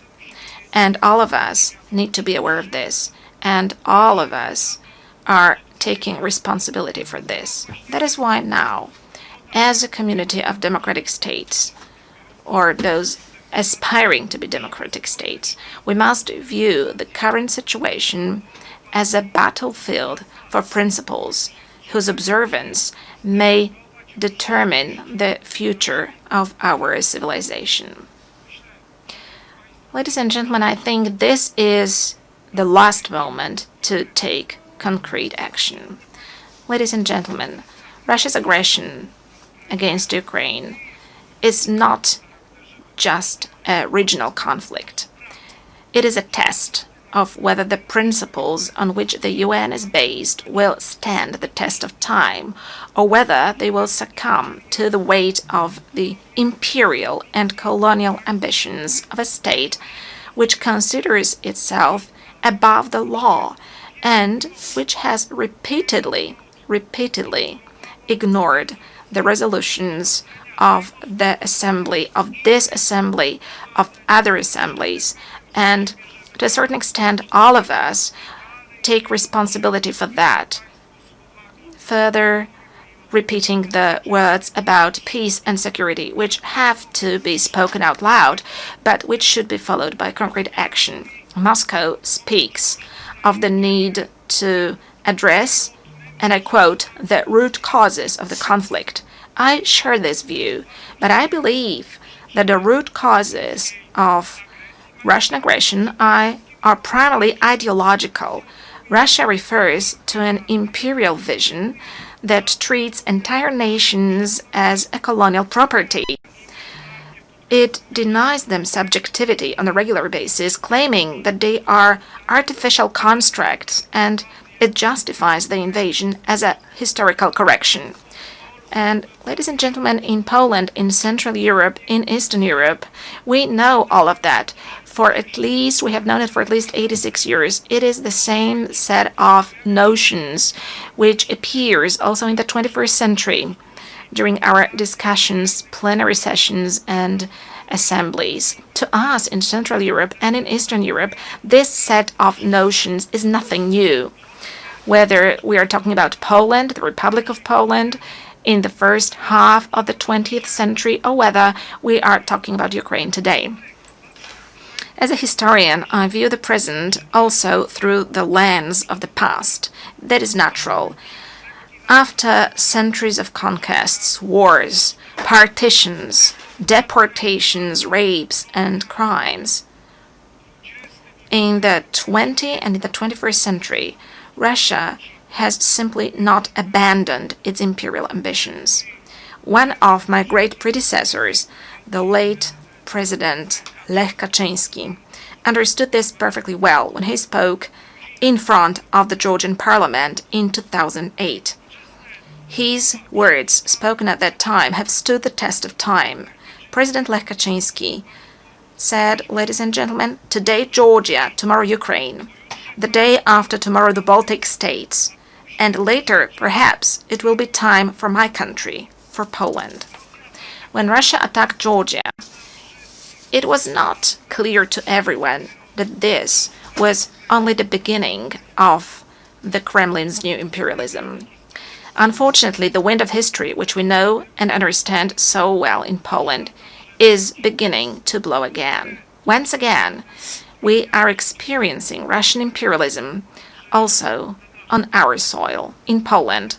2 weeks ago, on the night of September 9th to 10th, the Russian drones attacked the territory of a NATO member state, on the territory of Poland. A dozen or so drones violated my country's borders deliberately, because I assure you, ladies and gentlemen, that this was not a coincidence. It happened on orders issued in the capital of a country which is a permanent member of the Security Council. As a result, for the first time since World War II, Poland was forced to open fire on hostile objects over our territory. And rest assured, ladies and gentlemen, as Commander-in-Chief of the Armed Forces and as President of Poland, that Poland will always react adequately and it stands ready to defend its territory. Poles, ladies and gentlemen, were not scared of the Soviets in 1920, and they defended the European civilization. They defended the Soviets in 1920. Polish people and the countries of Central Europe did not give up their spirit of freedom and sovereignty for 45 years of Soviet colonialism after 1945. And Polish people, as well as countries of Central and Eastern Europe, will not be scared of Russian drones either. But, ladies and gentlemen, this is not the point. The point is, how long are we going to agree to such acts of violating our international community? And that is precisely why, ladies and gentlemen, in Poland we're allocating significant amounts to develop our defense capabilities. That is why we are building the resilience of our country, but also of our part of Europe. Since the victims of similar provocations by Russia are also the Baltic states, our friends, the Estonians, for example, as well as Romania. As a leader in the region, we are working to strengthen the close ties among the Bucharest 9 countries. And that is why we are developing cooperation within the 3 Seas initiative. As the voice of the region, we emphasize that we do not consent to Moscow's ruthless acts of provocation against us and other European nations, testing our reactions and intimidating our societies. We do not agree to that.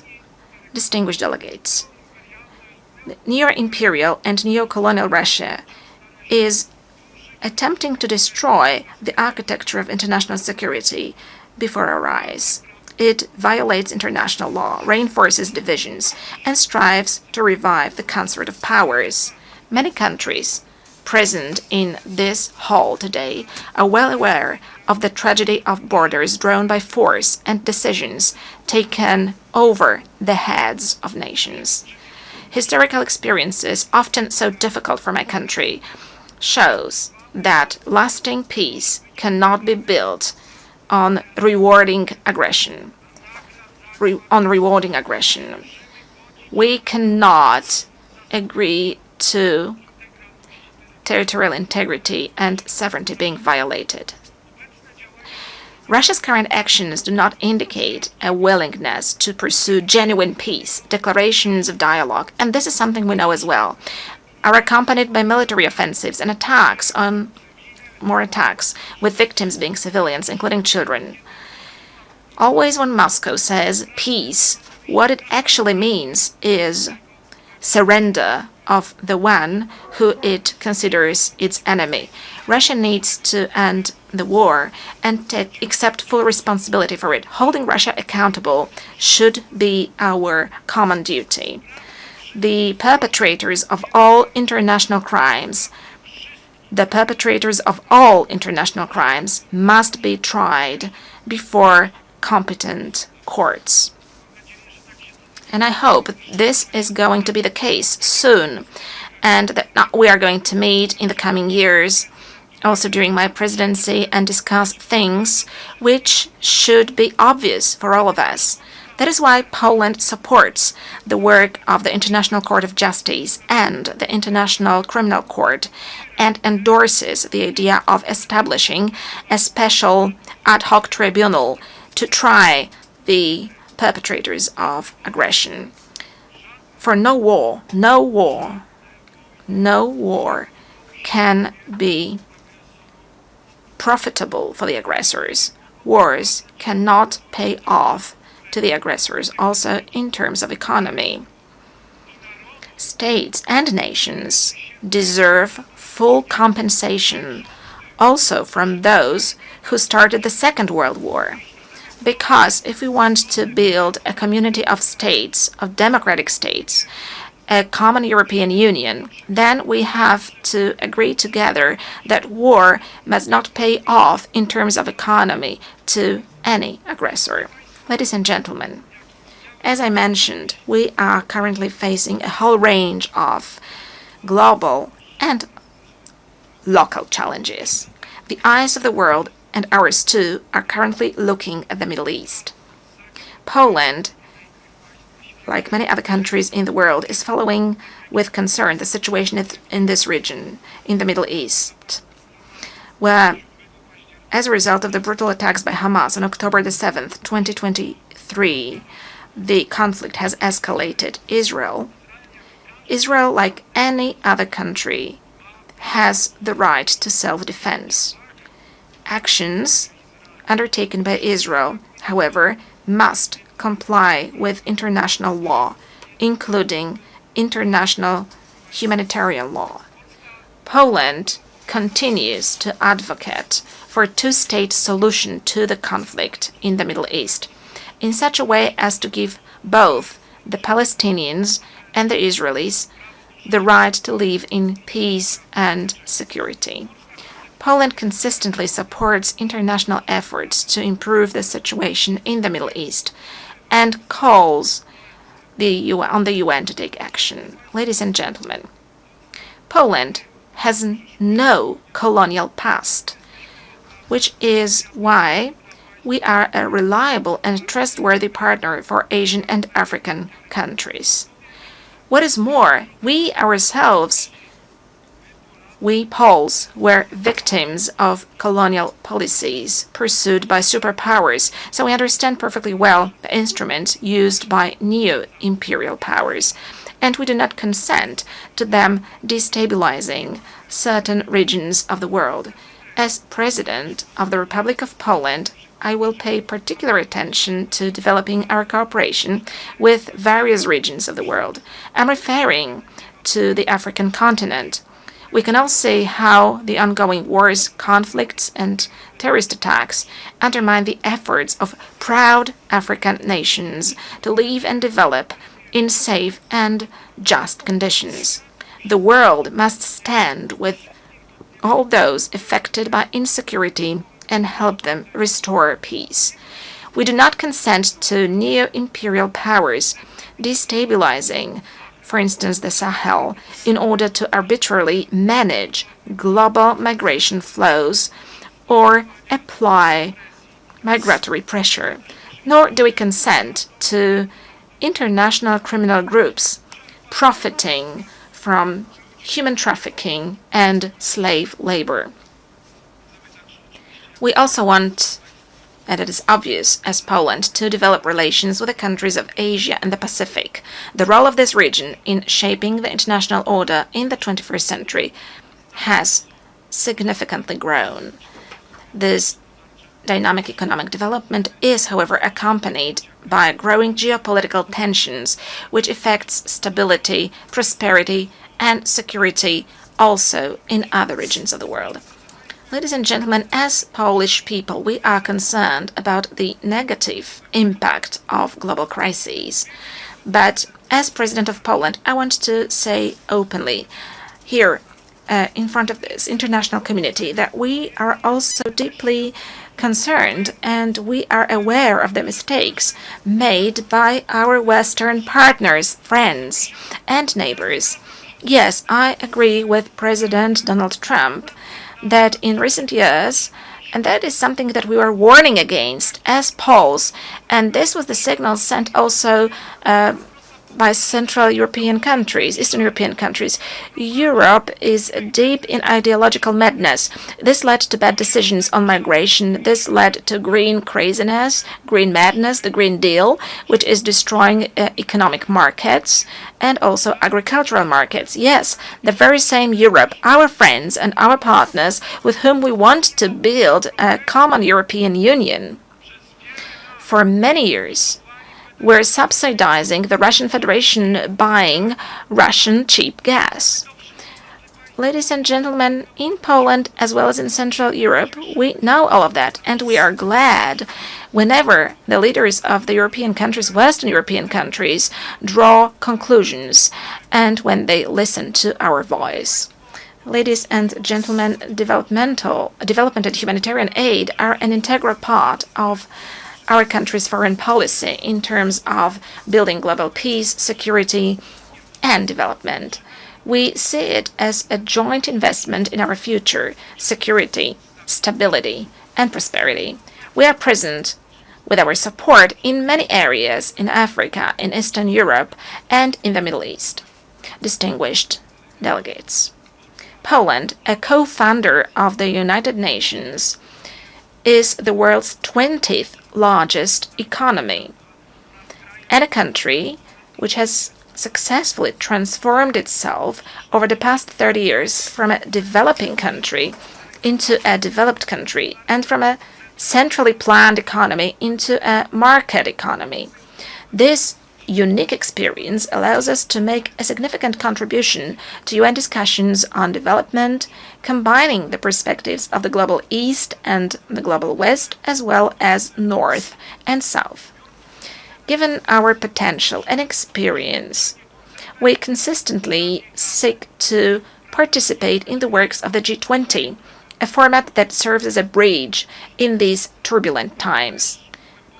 We also hope that the invitation to cooperate and to participate in the next summit of the group issued by the United States of America, for which I'm grateful to President Donald Trump, will translate into Poland's permanent presence in this community. Ladies and gentlemen, human rights are one of the three main pillars on which the United Nations system is based.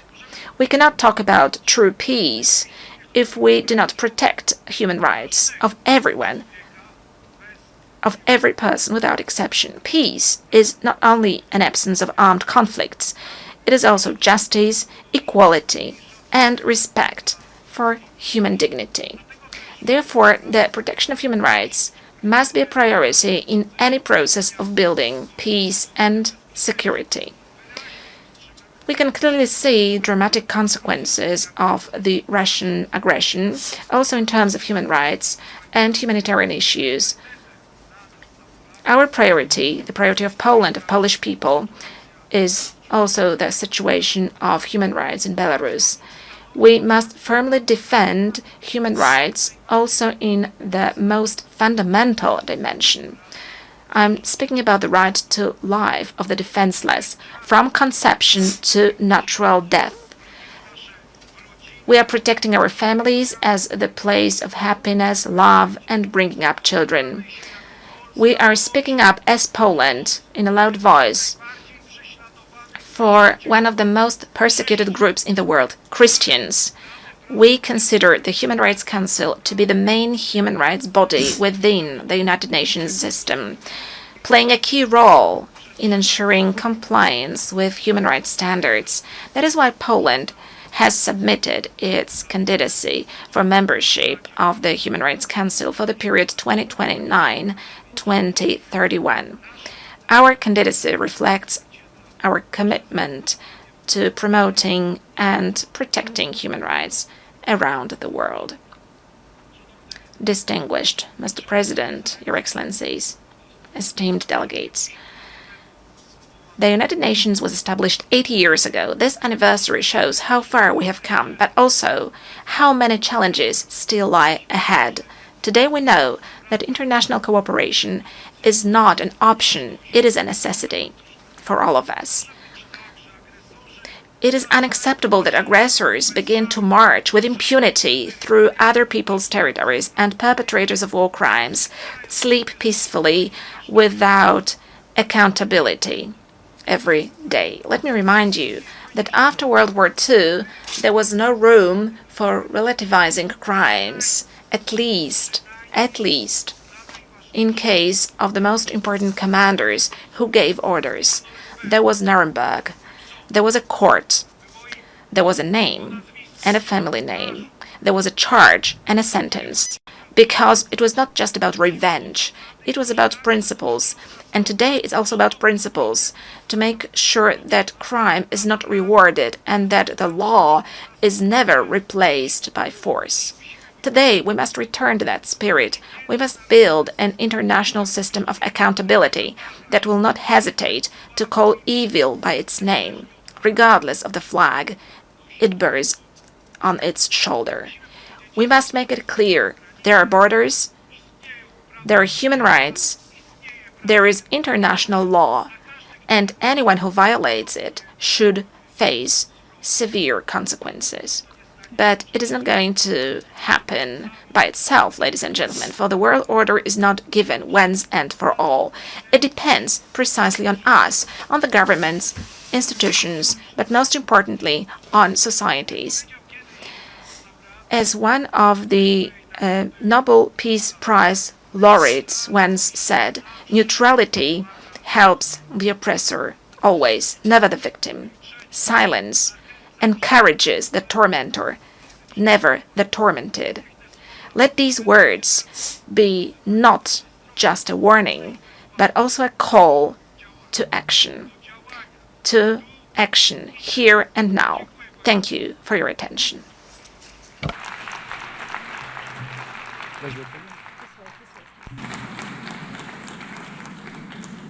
On behalf of the Assembly, I wish to thank the President of the Republic of Poland.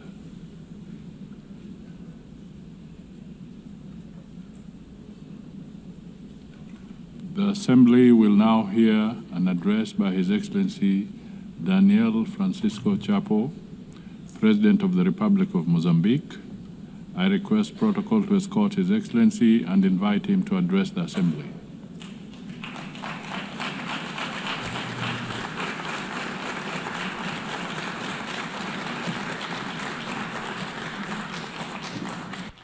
Muito obrigado.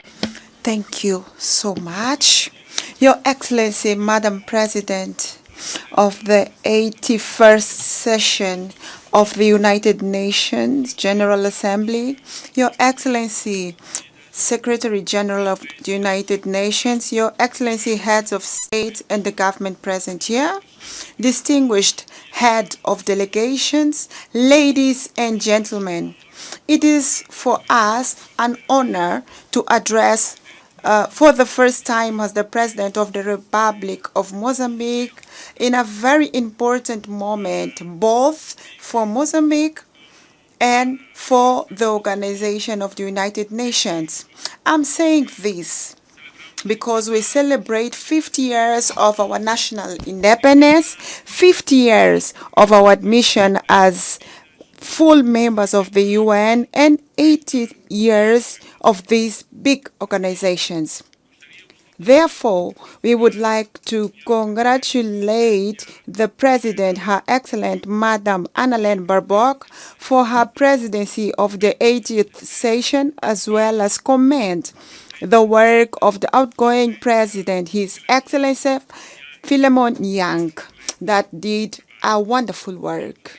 We cannot fail to pay tribute to the Secretary General of the United Nations, Engineer Antonio Guterres, for his tireless advocacy in the defense of multilateralism, for the attention to Africa's priorities, and for his vision in launching the UN 80 initiative. Today, 8 years after its creation, we are pleased to witness the progress that the United Nations has helped to achieve. The independence of the Republic of Mozambique, as well as the many African countries and other continents of this planet, this is one of the evidence of this legacy of the UN. Despite multiple challenges that the UN faces, it remains firm at the forefront of the global processes, which is why we emphasize that any reform effort aimed at making it more responsive and with better capacity to address contemporary realities will only be complete when we include the reform of the Security Council of the UN. Your Excellencies, the year 2025 has tested the limit of multilateralism with the United Nations at the epicenter. We have witnessed the intensification and escalation of conflicts and growing sense in the whole world, and we also see a growing sense of impunity. The ongoing conflicts in various corners of the world and the crisis remind us that the promise to save the future generations from the scourge of war, written in the letter of 1945 Charter, remains unfulfilled. 8 years of building multilateralism institutions, safeguards, and principles that have governed global affairs are now at risk. The result is clear. Wars are multiplying, the climate crisis is worsening, debt are mounting, tariffs are rising, the disillusion is spreading, and above all, the nuclear spectra is returning. Added to these threats, we also have the economic consequence of successful crisis in the world. We are talking about the pandemic of COVID-19, the war in Europe, in the Middle East, and the wars in Africa. From the rising of commodity prices to financial volatility globally. All of this generates unsustainable debt and ever-deepening inequalities in the society. We are witnessing a concerning setback of the international commitment. with only 5 years to go until 2030, to the agenda of SDG is at risk because the targets have not been met and we still have a long to go. And the climate crisis accelerates and intensifies all other crises that we know. Droughts are turning up the population with famine, cyclones into humanitarian disasters, displaces into despair, which is exploited by unscrupulous stakeholders. It was in this context that the historic opinion of the International Court of Justice of 23rd of July 2025 unequivocally reaffirmed that the states have binding legal obligations to protect the climate and the environment from the greenhouse gas emissions. This is a milestone of universal significance. For countries such as Mozambique, which bears no historical responsibility for the climate crisis, but are amongst those that are the hardest hit by its consequences. Droughts, cyclones, floods, inundations. This decision is very important. It's a legal principle for us. It's a call to climate justice. It's a call to global solidarity and immediate actions from the side of all of us. The environmental crisis is compounded by the technological challenge. Artificial intelligence and other emerging technologies offer extraordinary opportunities, but also serious risks of exclusion, manipulation of the society, and even militarization throughout autonomous weapons. These advances pose new challenges to the defense and human dignity, justice, and labor. As long as we do not fully understand how these models work, we cannot entrust them critical tasks without robust safeguards in place. Otherwise, we are going to destroy the world. For that reason, Mozambique advocates a technological and climate diplomacy capable of regulating risk and democratizing benefits through genuine transfer and sharing of knowledge, of technology, so that the science and technology are not factors of exclusion, but rather instruments of climate justice and inclusive development in the world. Faced with these interconnected challenges, our continent, Africa, can and must play an active role in defining international rules and standards, formulating principles and scientific ethics, and determining research priorities, ensuring that technology innovation is always at the service of the humanity and not at the service of destruction of the humanity. In face of this crisis, the isolation is not the answer. Constructive dialogue and strengthening of multilateralism are. The Pact for the Future, adopted in 2024, offers concrete and innovative responses for a launching of multilateralism adapted to challenges to the 21st century. Mozambique, as an African country with vast natural resources and unparalleled cultural wealth, has distinguished itself in the promotion and strengthening of democracy in the African continent. Since we moved forward with political pluralism, we've been working tirelessly to consolidate the foundation of a robust democratic system, holding regular and transparent elections that reflect the will of people and ensure that every Mozambican citizen has the voice and a say in the decisions that shape the future of our nation in Mozambique. Indeed, our presence in this podium is a result of a free and a transparent process of the Mozambican people from Rovuma to Maputo, from Zumbo to Indico, and in the diaspora. We have historically had an ongoing commitment to dialogue and building bridges between different political and social actors. This commitment to the dialogue was crucial for the lasting peace achieved after decades of conflicts and for the political stability that we enjoy today in Mozambique. Currently, Mozambique stands out for its ongoing efforts to promote an inclusive national dialogue, which the public consultation phase was launched on the 10th September.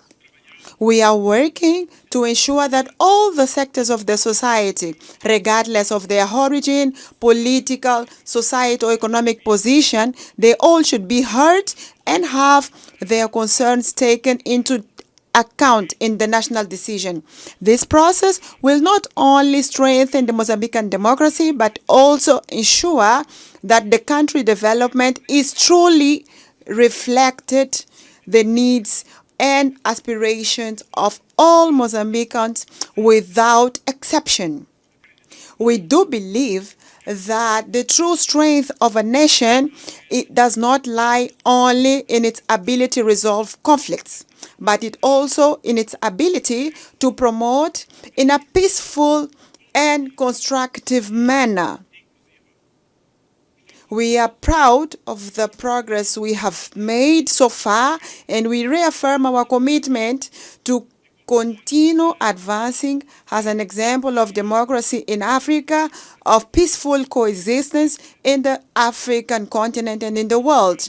We are proud to have promoted during our term the Security Council, where we were non-permanent members, the presidential statement on Africa about the role of Africa in global affairs, as well as to have contributed for the historic resolution 1719-2023, which paved the way for the predictable and sustainable financing of the operations of support to peace in African Union through United Nation Treasure. This milestone confirmed that Africa is not only a beneficiary of multilateral order, but also an indispensable actor in the reforms and revitalization.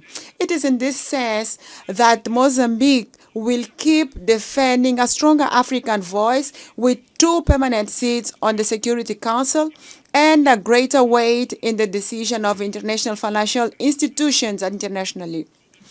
A new global financial architecture capable of alleviating debt, mobilizing financial resources for the sustainable development and climate action, as well as correcting historical asymmetries. An inclusive multilateralism which preserves intergovernmental character of the UN without allowing that this organization can become an assembly of shareholders dominated by the richest. We want to reiterate equally the fact that we want to have 2 states like Palestine living side by side with peace with Israel as the only fair way, legitimate and long-lasting, so that we can have the aspiration of both people. I would like to congratulate the countries that have recently decided to recognize Palestine, the same right that was given to Israel, contributing to reinforce legitimacy and the fact that we are going to have the solution for both states. The same way, I would like to reaffirm our firm opposition against the coercive measurements that are unilaterally excluding the people, Cuba to Venezuela, Zimbabwe to other countries in clear violation of the UN Charter against the principles of justice, solidarity, and the international law.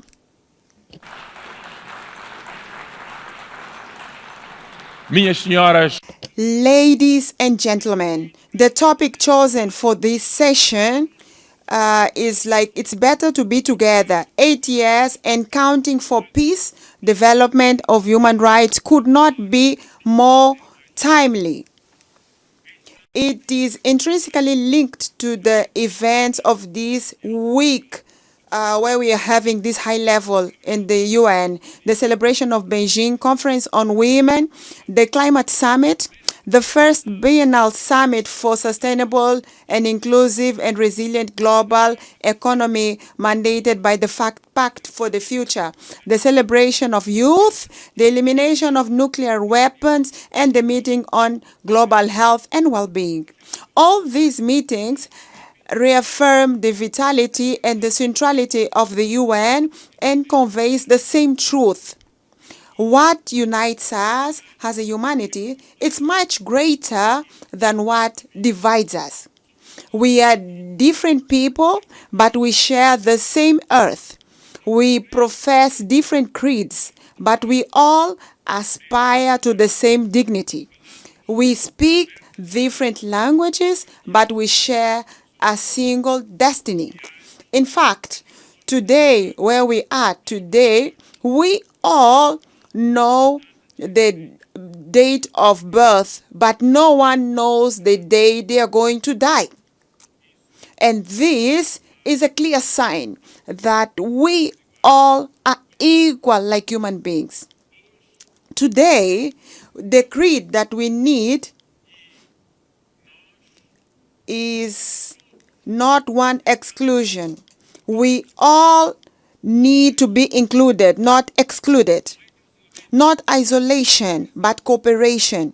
Not unilateralism, but multilateralism based on solidarity. We need today, all of us, to have a renewed faith in the humanity's collective ability to face the common challenges of Gaia, our common home. The world is at a real turning point. We all feel this. Either we deliver the 23rd agenda that we've written it ourselves, or we will have to accept seeing a relegated and failed promise. And for this, goodwill is not enough. Honoring the principle of common responsibility and this differentiality is important. We need resources on a scale. We need to work in a smarter way to align mandate with national priorities for each of us, to invest in data, technology, institutional capacity, and most of all, ensure that Africa has a full seat at the table where decisions are taken for its future. The message of Mozambique is very clear. We want partnerships based on mutual respect and shared value.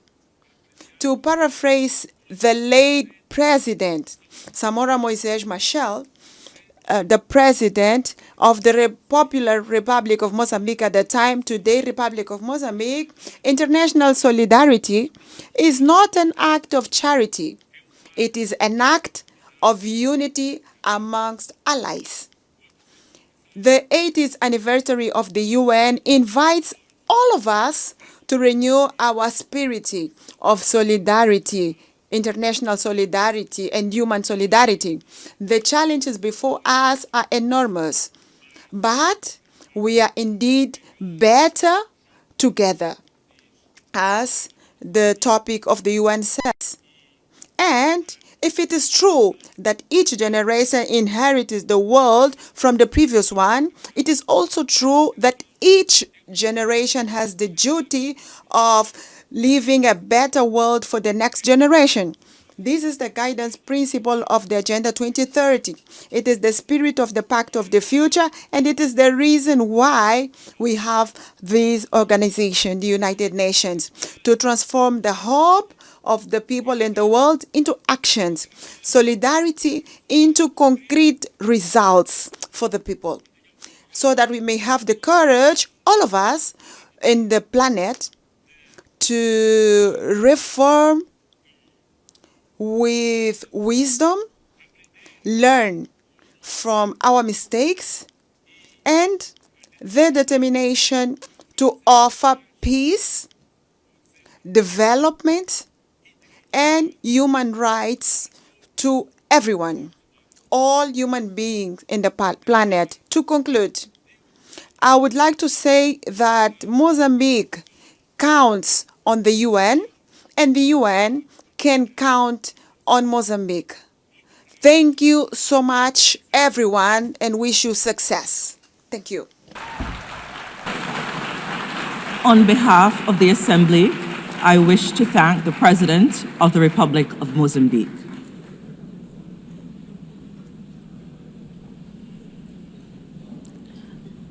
The Assembly will hear an address by His Excellency Luong Kong, State President of the Socialist Republic of Vietnam. I request protocol to escort His Excellency and invite him to address the Assembly.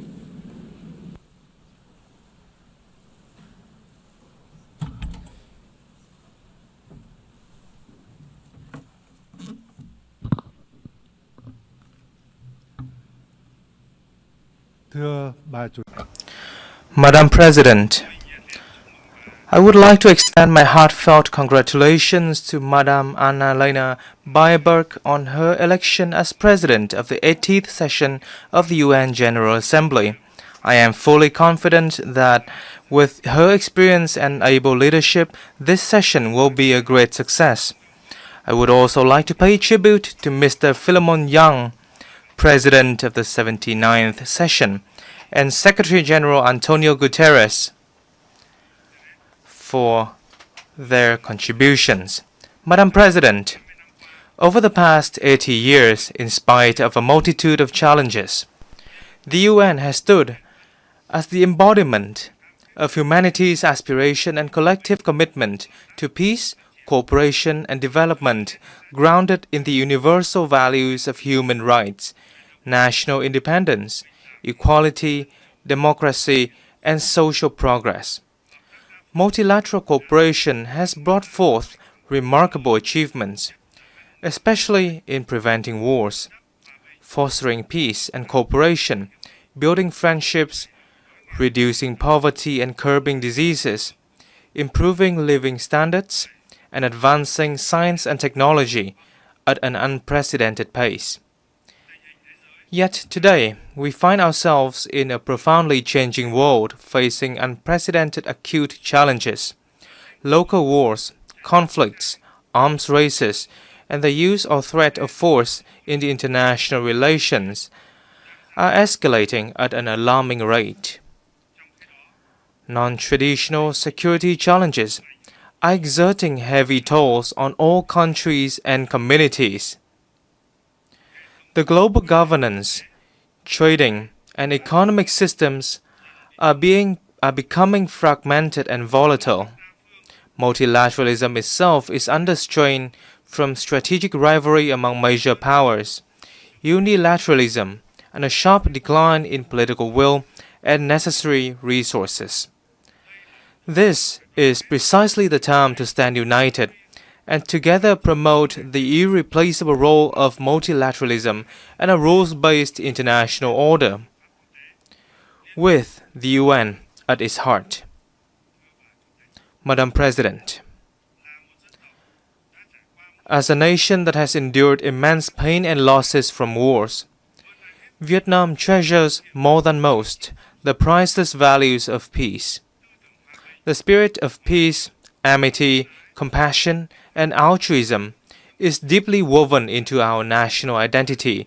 This forms the bedrock for us to overcome previous sufferings, mend old wounds, shelve the past, and look towards the future with the hope to become a friend and reliable partner to all nations around the world. Peace is both the goal and the prerequisite for our journey towards a stable, just, democratic, and prosperous future. Honoring the value of peace and driving robust transformation for a sustainable future is the sincere message that Vietnam wishes to share with the international community on the occasion of the UN's 80th anniversary. In this spirit, allow me to share my reflections as follows. First, honoring the value of peace requires concrete actions rather than just words. We must reaffirm the role and primacy of international law as the cornerstone for peace and equal relations among nations.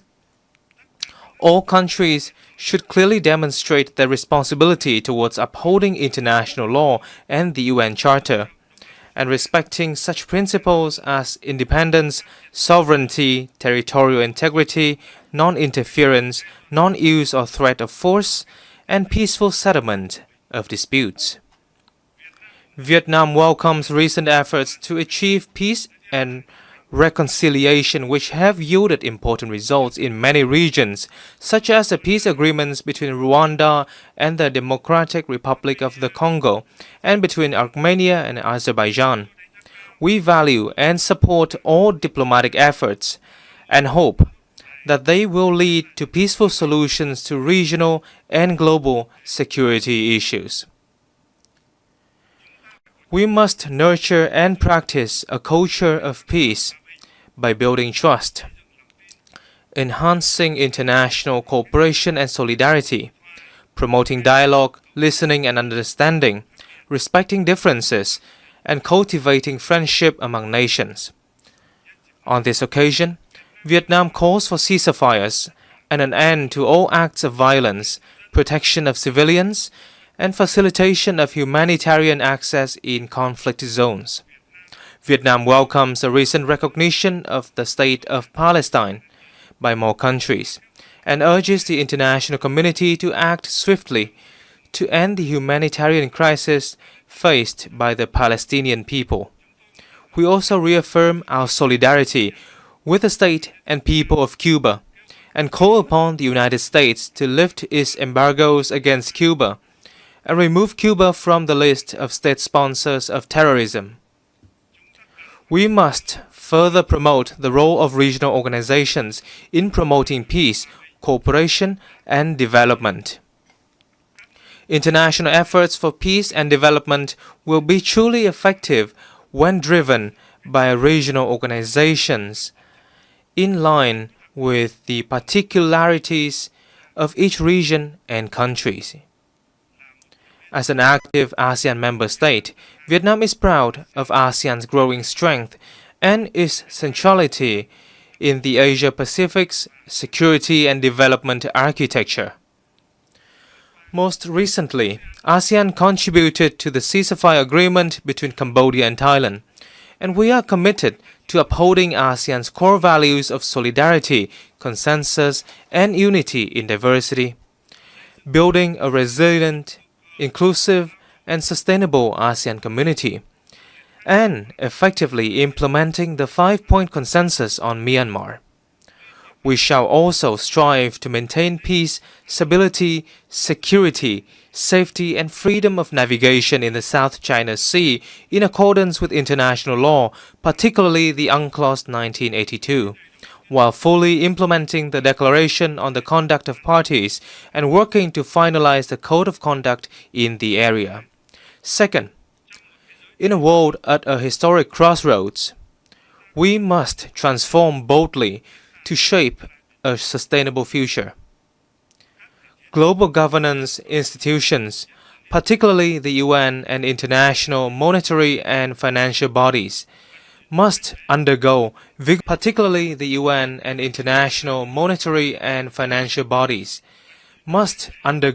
vigorous reforms to become more adaptive, ensure equitability, transparency, coherence and efficiency in their operations, and better respond to the needs of all countries and peoples.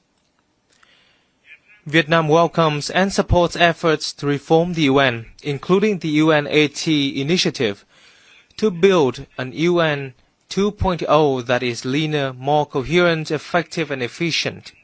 This initiative must follow a holistic and integrated approach, being driven by member states. Vietnam stands ready to share its experience in successfully implementing the Delivering as One initiative of UN organizations in the country. We must build sustainable development models based on digital transformation and green transition two mutually reinforcing drivers that can spark a sweeping revolution.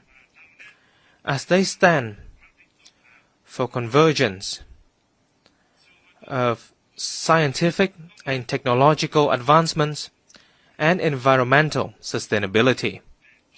To optimize this dual transformation, countries must formulate relevant master plans, invest strongly in R&D, train high-quality human resources, and develop green technology infrastructure. Furthermore, it is of great importance to advance international cooperation on technology transfer and mobilization of green finance to ensure that no one is left behind. Developed countries must take responsibility in sharing and transferring technology to developing and underdeveloped countries. In this digital era, societies are undergoing transformation of an unprecedented pace, scope, and depth, accompanied by rising challenges such as poverty, inequality, unemployment, and a crisis of information and trust. We must ensure that social transformation remains a human-centered process, with focus on such priorities as comprehensively eradicating poverty, providing full and decent employment, and ensuring social justice and inclusion. Vietnam hopes that the Second World Summit for Social Development this November will deliver important outcomes and add momentum to the implementation of the 2030 Agenda for Sustainable Development. Madam President, from the ruins of wars, once poor, outdated, and isolated, Vietnam has made historic progress. We now enjoy diplomatic relations with 194 countries, strategic and comprehensive partnerships with 38 nations, and membership in over 70 international organizations.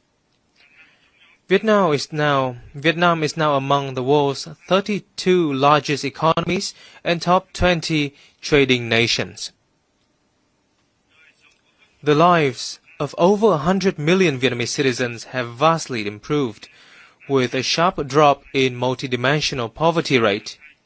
We have met the Millennium Development Goals ahead of schedule and are striving to fulfill international commitments and are on course toward two strategic centennial goals: becoming a modern, industrialized, upper-middle-income developing country by 2030, and a developed high-income nation by 2045. On behalf of the state and people of Vietnam, I express heartfelt gratitude to the UN and its agencies, member states, and partners who have been working with us and supported us on this journey of development.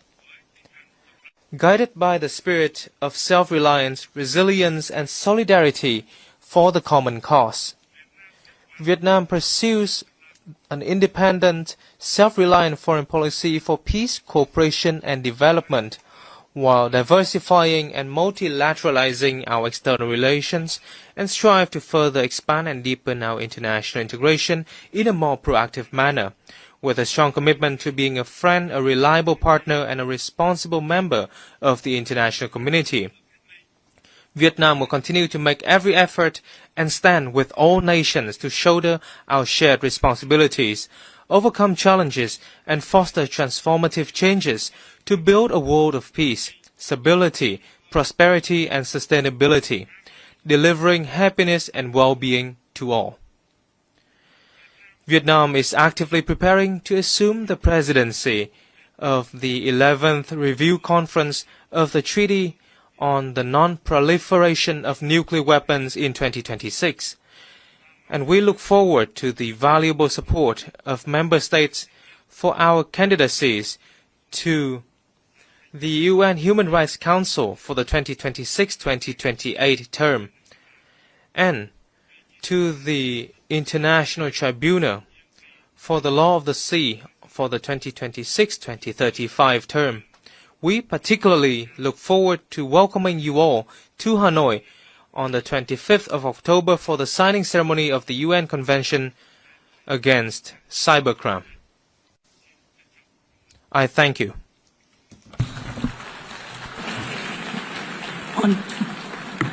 On behalf of the Assembly, I wish to thank the State President of the Socialist Republic of Vietnam,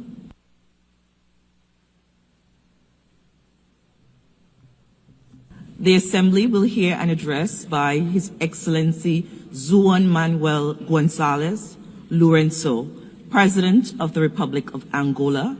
I request protocol to escort His Excellency and invite him to address the Assembly.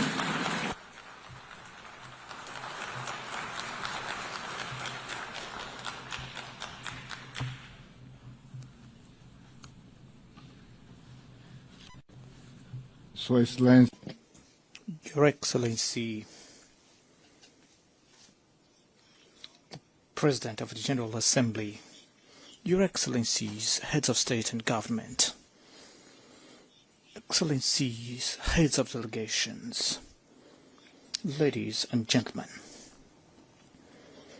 I stand before Your Excellencies in my capacity as President of the Republic of Angola and current chairperson of the African Union to speak about my country, to share our perspective on the evolution of the events unfolding in this increasingly troubled world, and to discuss matters concerning Africa, a continent that mobilizes our energies and efforts as we seek solutions to finally awake it once for all towards development.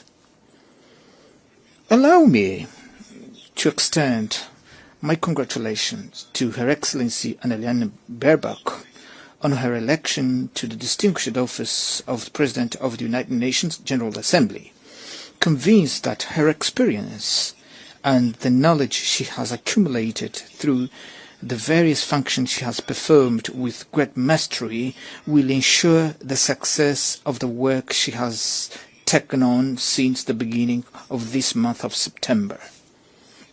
I also would like to congratulate her predecessor, His Excellency Philemon Yang, for the assertive manner in which he presided over the General Assembly during the past year, having devoted his utmost dedication to ensuring that this body should operate with commendable efficiency, a fact that rightfully deserves our collective recognition in light of the positive outcomes achieved throughout his tenure. I cannot fail to acknowledge His Excellency Antonio Guterres, Secretary General of the United Nations, for the role that he has so ably played with a profound sense of commitment underpinned by his admirable qualities as a man of dialogue and peace amid prevailing geopolitical complexities. Madam President, Excellencies, 80 years have elapsed since, compelled by imperatives of that era, a group of nations and their respective leaders took the wise decision to establish the United Nations organization, which from that moment, through both turbulent and peaceful instances, had succeeded in fulfilling its great mission of maintaining the global peace and stability, contributing to the advancement of humanity and to preserve and deepen respect for human rights. This is a great achievement of the peoples of our planet, which cannot and must not be neglected and underestimated by any power, political leaders, or by anyone, lest by magnifying egocentric visions and interests, we forfeit the benefits of peace bequeathed to us by women and men who, over time, led us so far in an environment of harmony and global understanding. This journey has not always been linear, yet in the most critical moments, prudence has prevailed over the Western impulses of large-scale conflict, and this has been possible solely through continual dialogue, which has proven to be the only factor capable of bridging differences, overcoming obstacles, and appeasing even the most troubled and belligerent spirits. Today, these lessons from the past are of great value and must serve as our sole references that guide us toward solution to the conflicts in Africa, Europe, the Middle East, Latin America, in Asia, and wherever they may arise.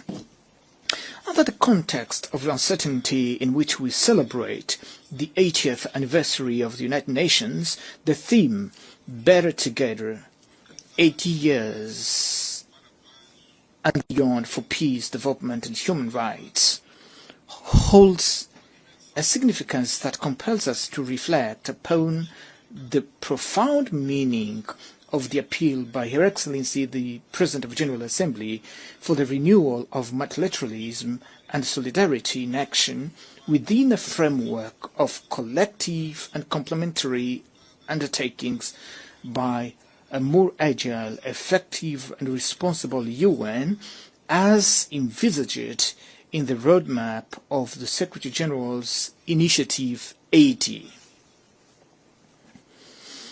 In light of these perspectives, it is urgent that we revitalize the United Nations and lift it from the complex situation in which it finds itself currently, in order to restore the active role that he has always played, a strongly valuable role that, during the Cold War, gave us assurance of never feeling as close to a global conflict as we do at this moment, amid the profound dissonance prevailing in international relations.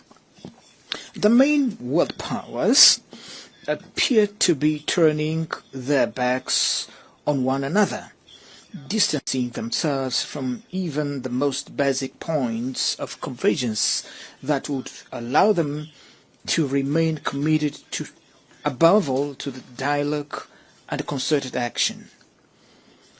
Today's challenges confront us with a choice, either to do everything in our power to preserve peace, or to face war with all its consequences, thus jeopardizing the future of humanity.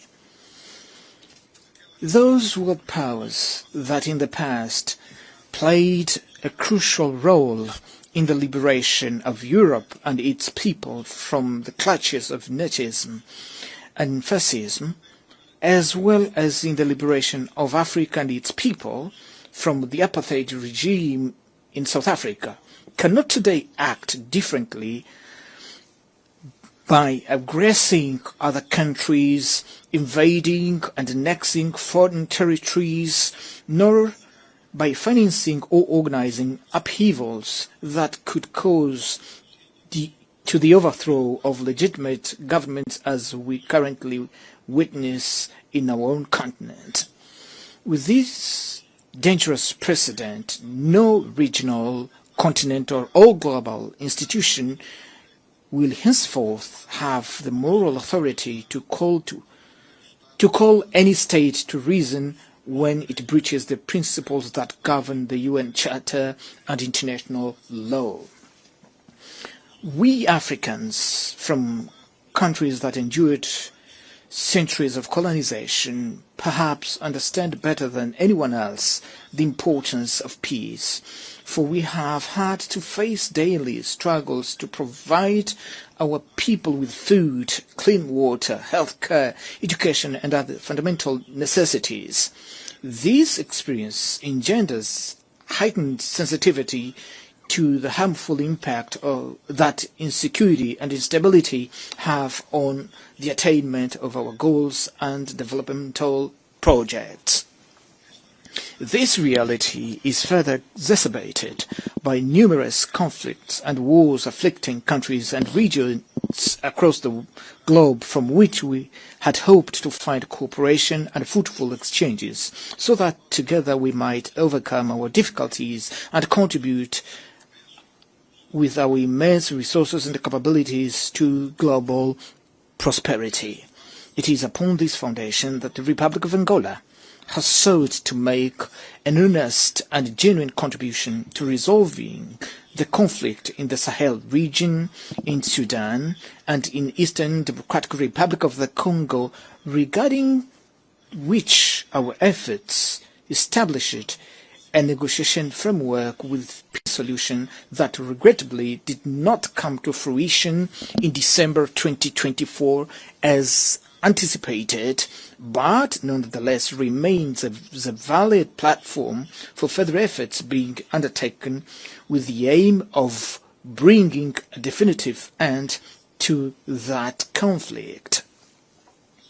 Madam President, Excellencies, that conflict and so many others that we recall are to a large extent the result of passivity of the United Nations member states, who have often revealed themselves to be ineffective in the face of invasion of third-party territories and interference in internal affairs of sovereign countries that occurred over the recent years and have not provoked a firm, resolute and assertive reaction, therefore have become fait accompli that lie at the very center of the major tensions that the world is currently experiencing.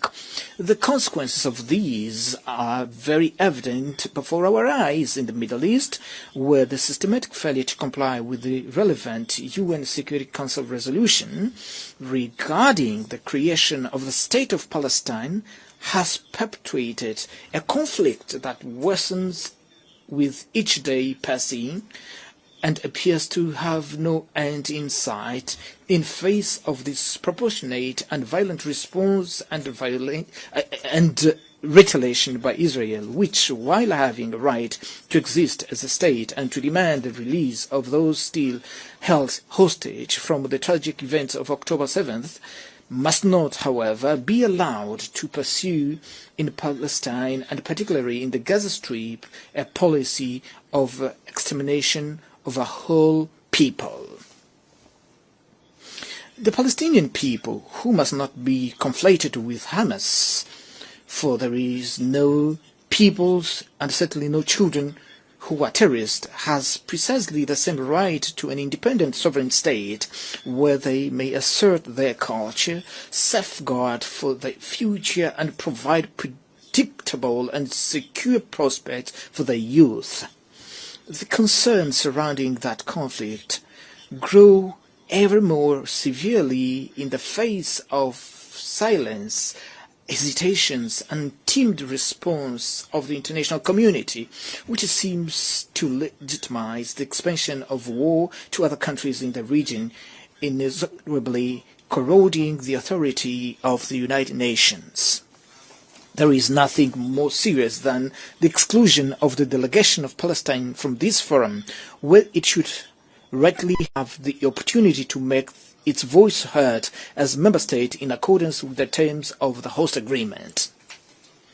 The failure to guarantee the presence of the President of the Palestinian Authority at this General Assembly sends a profoundly negative signal as it encourages the continuation of genocide we all are witnessing helplessly and with impunity, which delays the resolution of the issue and complicates the efforts that have been made to bring an end to that intricate conflict. We strongly condemn this unilateral position, which is contrary to the principles that govern the United Nations, even as we urge unconditional lifting of the unjust and prolonged embargo against Cuba, which has dire consequences for the economy and the living conditions of the Cuban people, who struggle daily to withstand a punishment rejected by the international community as a whole. Cuba which played an important role in the struggle of African peoples, leading to the overthrow of the racist and inhuman apartheid regime in South Africa, and by virtue of this was a signatory to the New York Peace Accord of December 22nd, 1988, which brought freedom to the South African people and led to the independence of Namibia, cannot be arbitrarily and unilaterally considered a state sponsor of terrorism in light of the relevant United Nations resolutions. This model of conduct by a small group of countries, which does not conform to the even minimum acceptable standards of global coexistence, is at the root of the unilateral and subjective sanctions imposed also on Zimbabwe and Venezuela, measures that produce no other results other than the suffering of population who, in an act of great patriotism, ultimately unite themselves in the defense of their nations. Madam President, Excellencies, the authority of this organization, whose foundation is the UN Charter and international law, must be urgently restored without narratives that highlight a logic of double standards, so that just solutions may be sought for the war in Ukraine, or so that solutions proposed by the meeting held in Alaska may be reinforced. Ukraine, being a European country, after President Trump met with President Putin on a pragmatic manner, and without prejudice to the need for direct negotiation between Russia and Ukraine, one would expect that European leaders, in an interest of Europe's peace and security, would likewise seek direct dialogue not only with President Zelensky, but also with President Putin. We cannot afford to squander this opportunity, for otherwise we risk witnessing an escalation of unpredictable proportions and consequences not only in Europe, where all active stakeholders must abandon the perilous calculation rooted in the notion of military victory through the weakening of adversaries' capabilities. It is in the light of the present challenges and the ongoing global crisis that the United Nations must re-emerge and become more proactive, lest its role as the main entity for global governance be diminished and be transformed into an institution incapable of ensuring world peace. Therefore, it is our responsibility as states and sovereign nations not to allow the UN to succumb.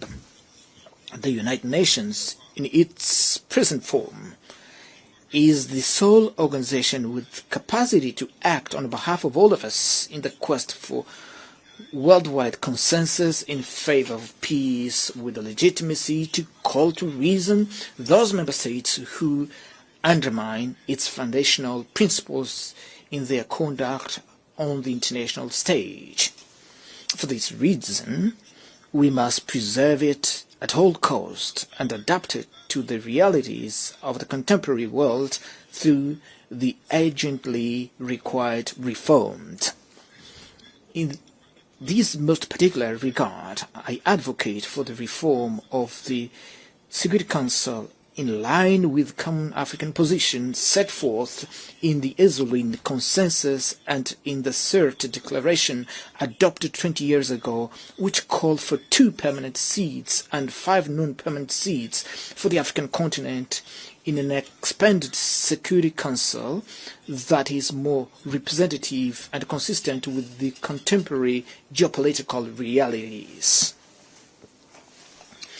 Without this indispensable step, which has already experienced an unjustified delay, we will not be able to ensure the realization of the Pact for the Future adopted last year, which recognized the urgent need to endow the United Nations with a more democratic and balanced Security Council.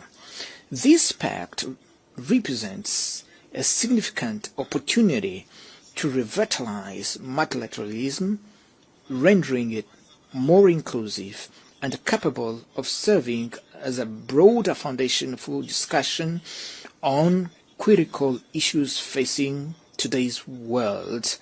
Amongst these, I wish to underscore, alongside many other relevant issues, the issue of financing for development and climate challenge.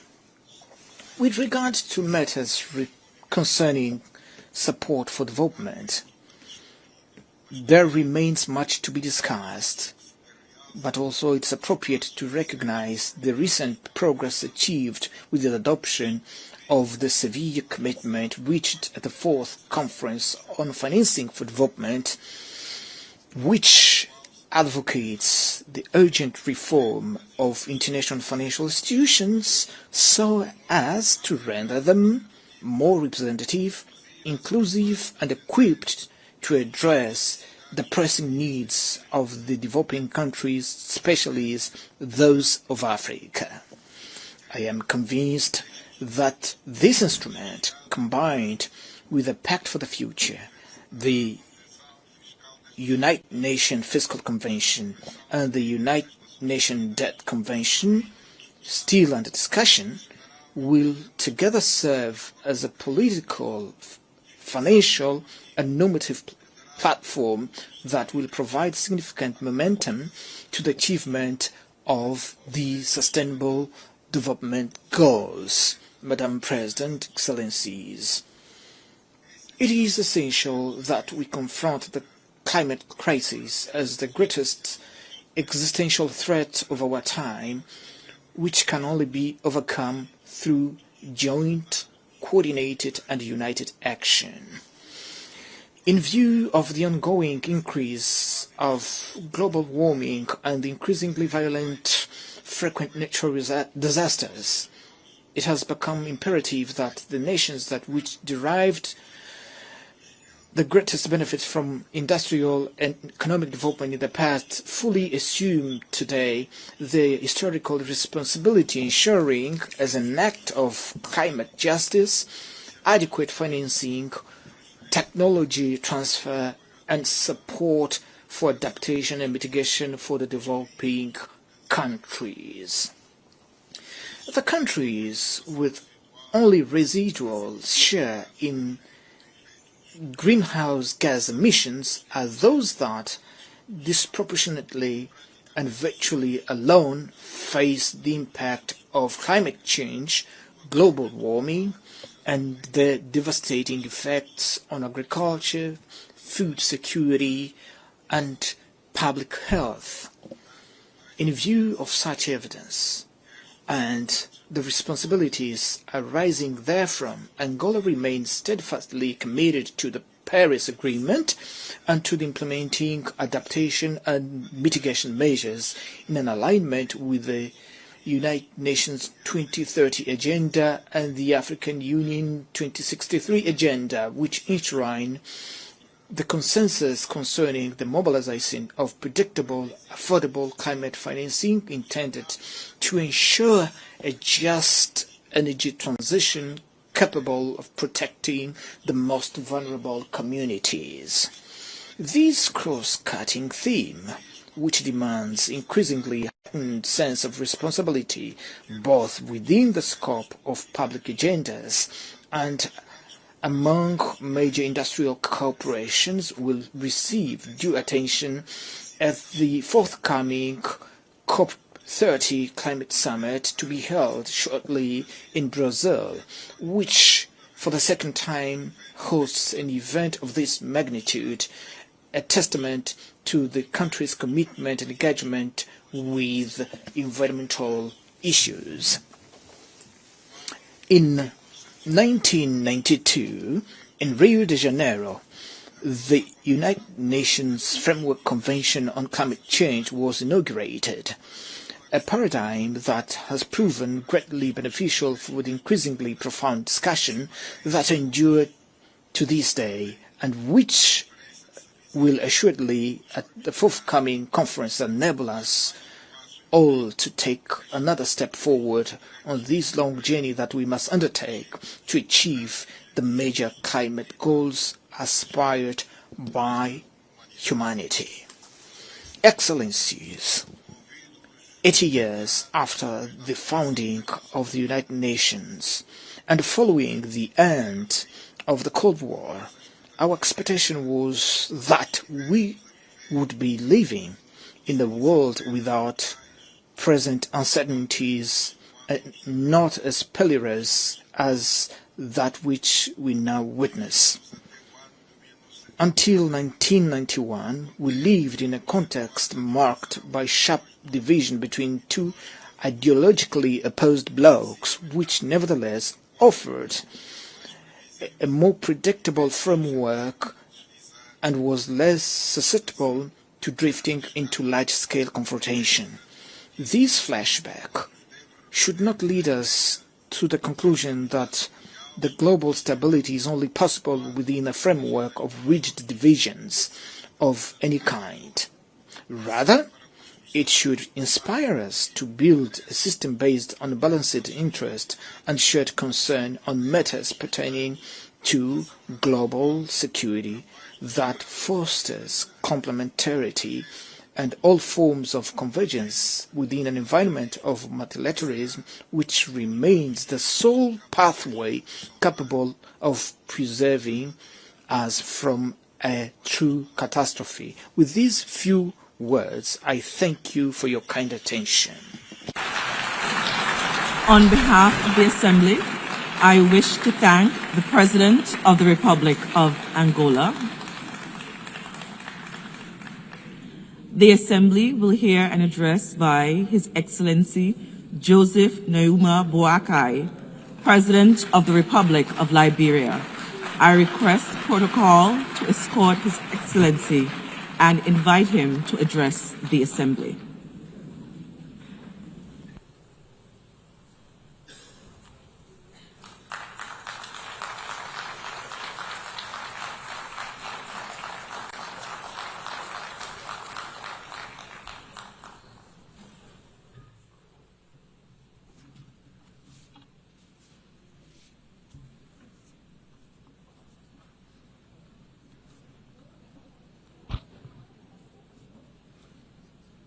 Madam President,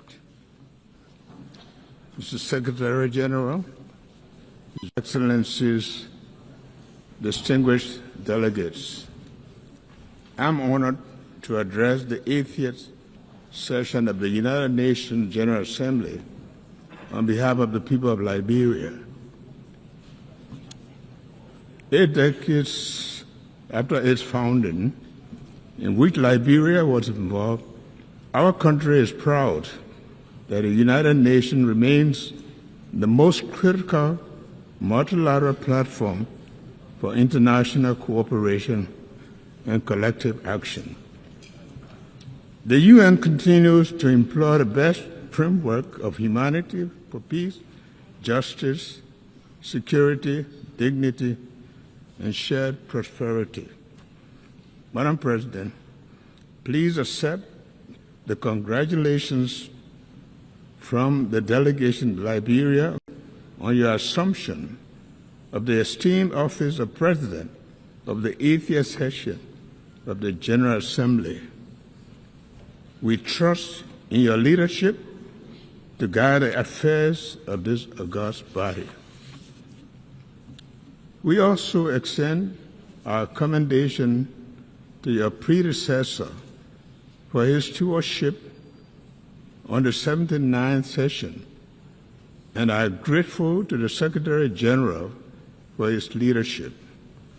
Excellencies, distinguished delegates, please accept the gratitude of the Liberian government and the people for the overwhelming trust demonstrated by the General Assembly members in electing Liberia to serve on the non-permanent seat of the United Nations Security Council for the 2026-2027 term. This marks Liberia's first full term on the UN Security Council, 80 years after the country signed the charter in Herbst Theater Auditorium in San Francisco. While the nameplate during this 2-year term will read Liberia, the seat, however, belongs to Africa. We are committed to ensuring that Liberia's contribution to the Security Council's discussions and the decisions are shaped by hard-earned experiences in conflict resolution, as well as our successes in peace-building, democratic reform, political transition, and governance. Additionally, the collective experience of the continent will be taken into consideration. Liberia looks forward to advocating for Africa's fair representation on the UN Security Council, which can only be achieved through permanent representation as a key part of the UN Security Council reform agenda. Excellencies, when the UN was founded in 1945, nations came together in the belief that peace could only be secured through cooperation. After 2 world wars, it became a widely held conviction that nations are stronger when united than when divided. 80 years later, that conviction is being tested like never before.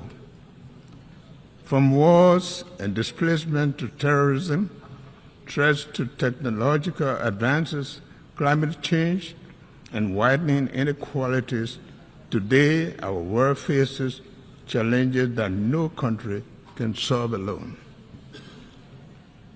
At the same time, and paradoxically, when the world needs to strengthen multilateralism, its credibility and efficacy are being questioned.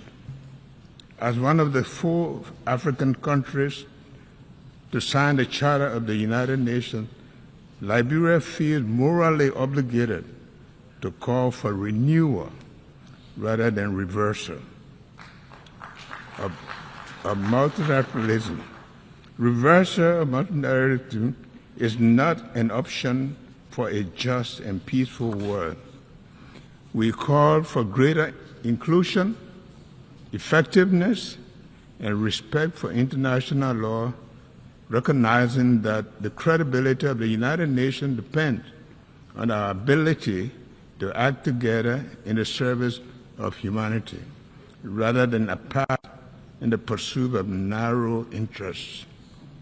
Madam President, wars in Europe, Middle East, and Africa remind us that peace is often fragile and must be constantly defended. Therefore, as in 1945, Liberia once again reaffirms its commitment to the dialogue, diplomacy, and the peaceful resolution of disputes. In this spirit, Liberia supports all credible mediation efforts aimed at resolving conflict between Russia and Ukraine, as well as Israel-Palestinian conflict. Liberia stands on a common African position for the realization of the 2-state solution, where Israel and Palestinians can live side by side in peace and security in accordance with international law and the relevant UN resolutions.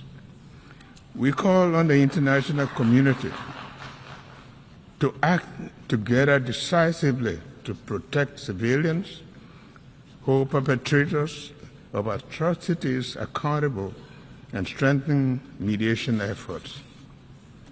Rising from the ruins of civil war, Liberia knows all too well that human cause of conflict and importance of peace.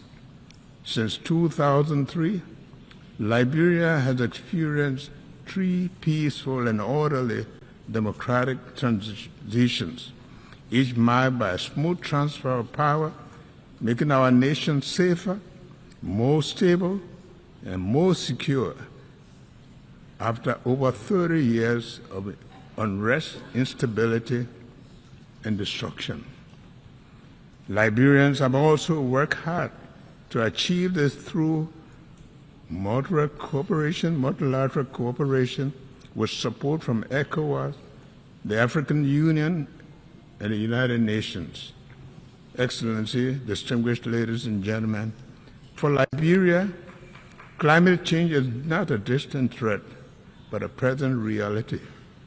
Rising seas are eroding our coast, wildstorms and heavy rain devastate communities, threaten lives and livelihoods, and exacerbate food insecurity.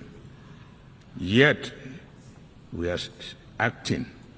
We are carrying our coastal defense project, developing climate information system for early warning systems, finalizing our carbon market policies, and advancing the blue economy safety. But our efforts alone are not enough. We urge implementation of the Paris Agreement, full capitalization of the loss and damage fund, and greater global investment in adaptation and mitigation.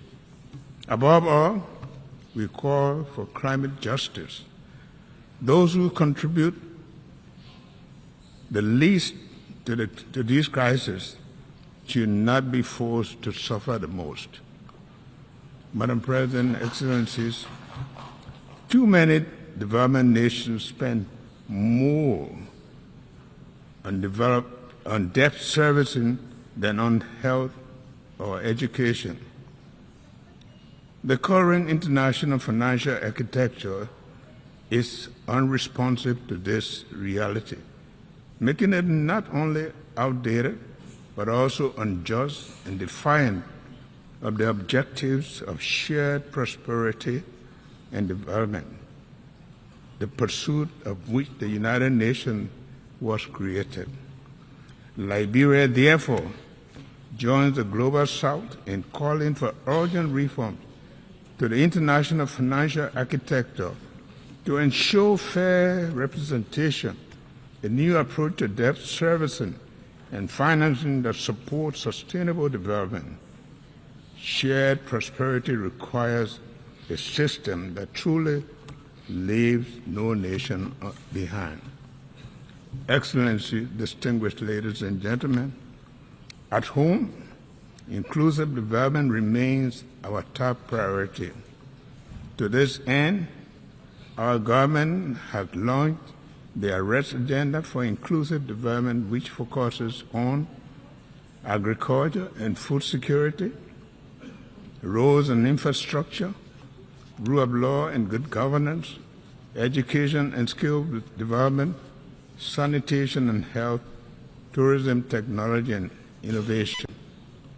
The Arrest Agenda aligns with our National Vision 2030, which aims to transform Liberia into a lower middle-income country and lay the foundation for a capable state by 2030.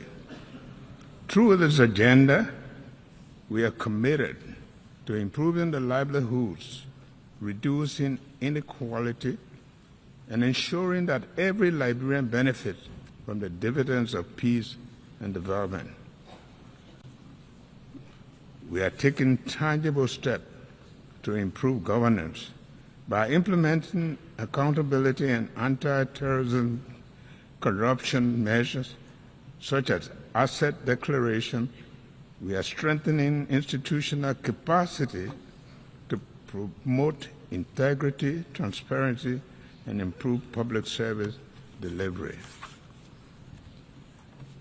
Liberia has endured some of the darkest chapters of human suffering, having experienced one of the most brutal conflicts in recent history. Over the past 2 decades, we have remained firmly on the path of recovery, working to heal our nation and rebuild from the painful legacy of war. My government has taken deliberate, meaningful steps toward national reconciliation. These include honoring the memory of the victims, supporting initiative for memorialization, and upholding the commitment to justice and the rule of law. While we recognize that these efforts are complex and challenging, they are essential steps towards achieving lasting peace and genuine national healing. May I now take the opportunity to renew my government's request for the international support and assistance in establishing a War and Economic Crimes Court, which will further the Liberian people's aspiration for national healing and reconciliation through justice. Madam President, for the United Nations to remain relevant and practical, it must adapt. Liberia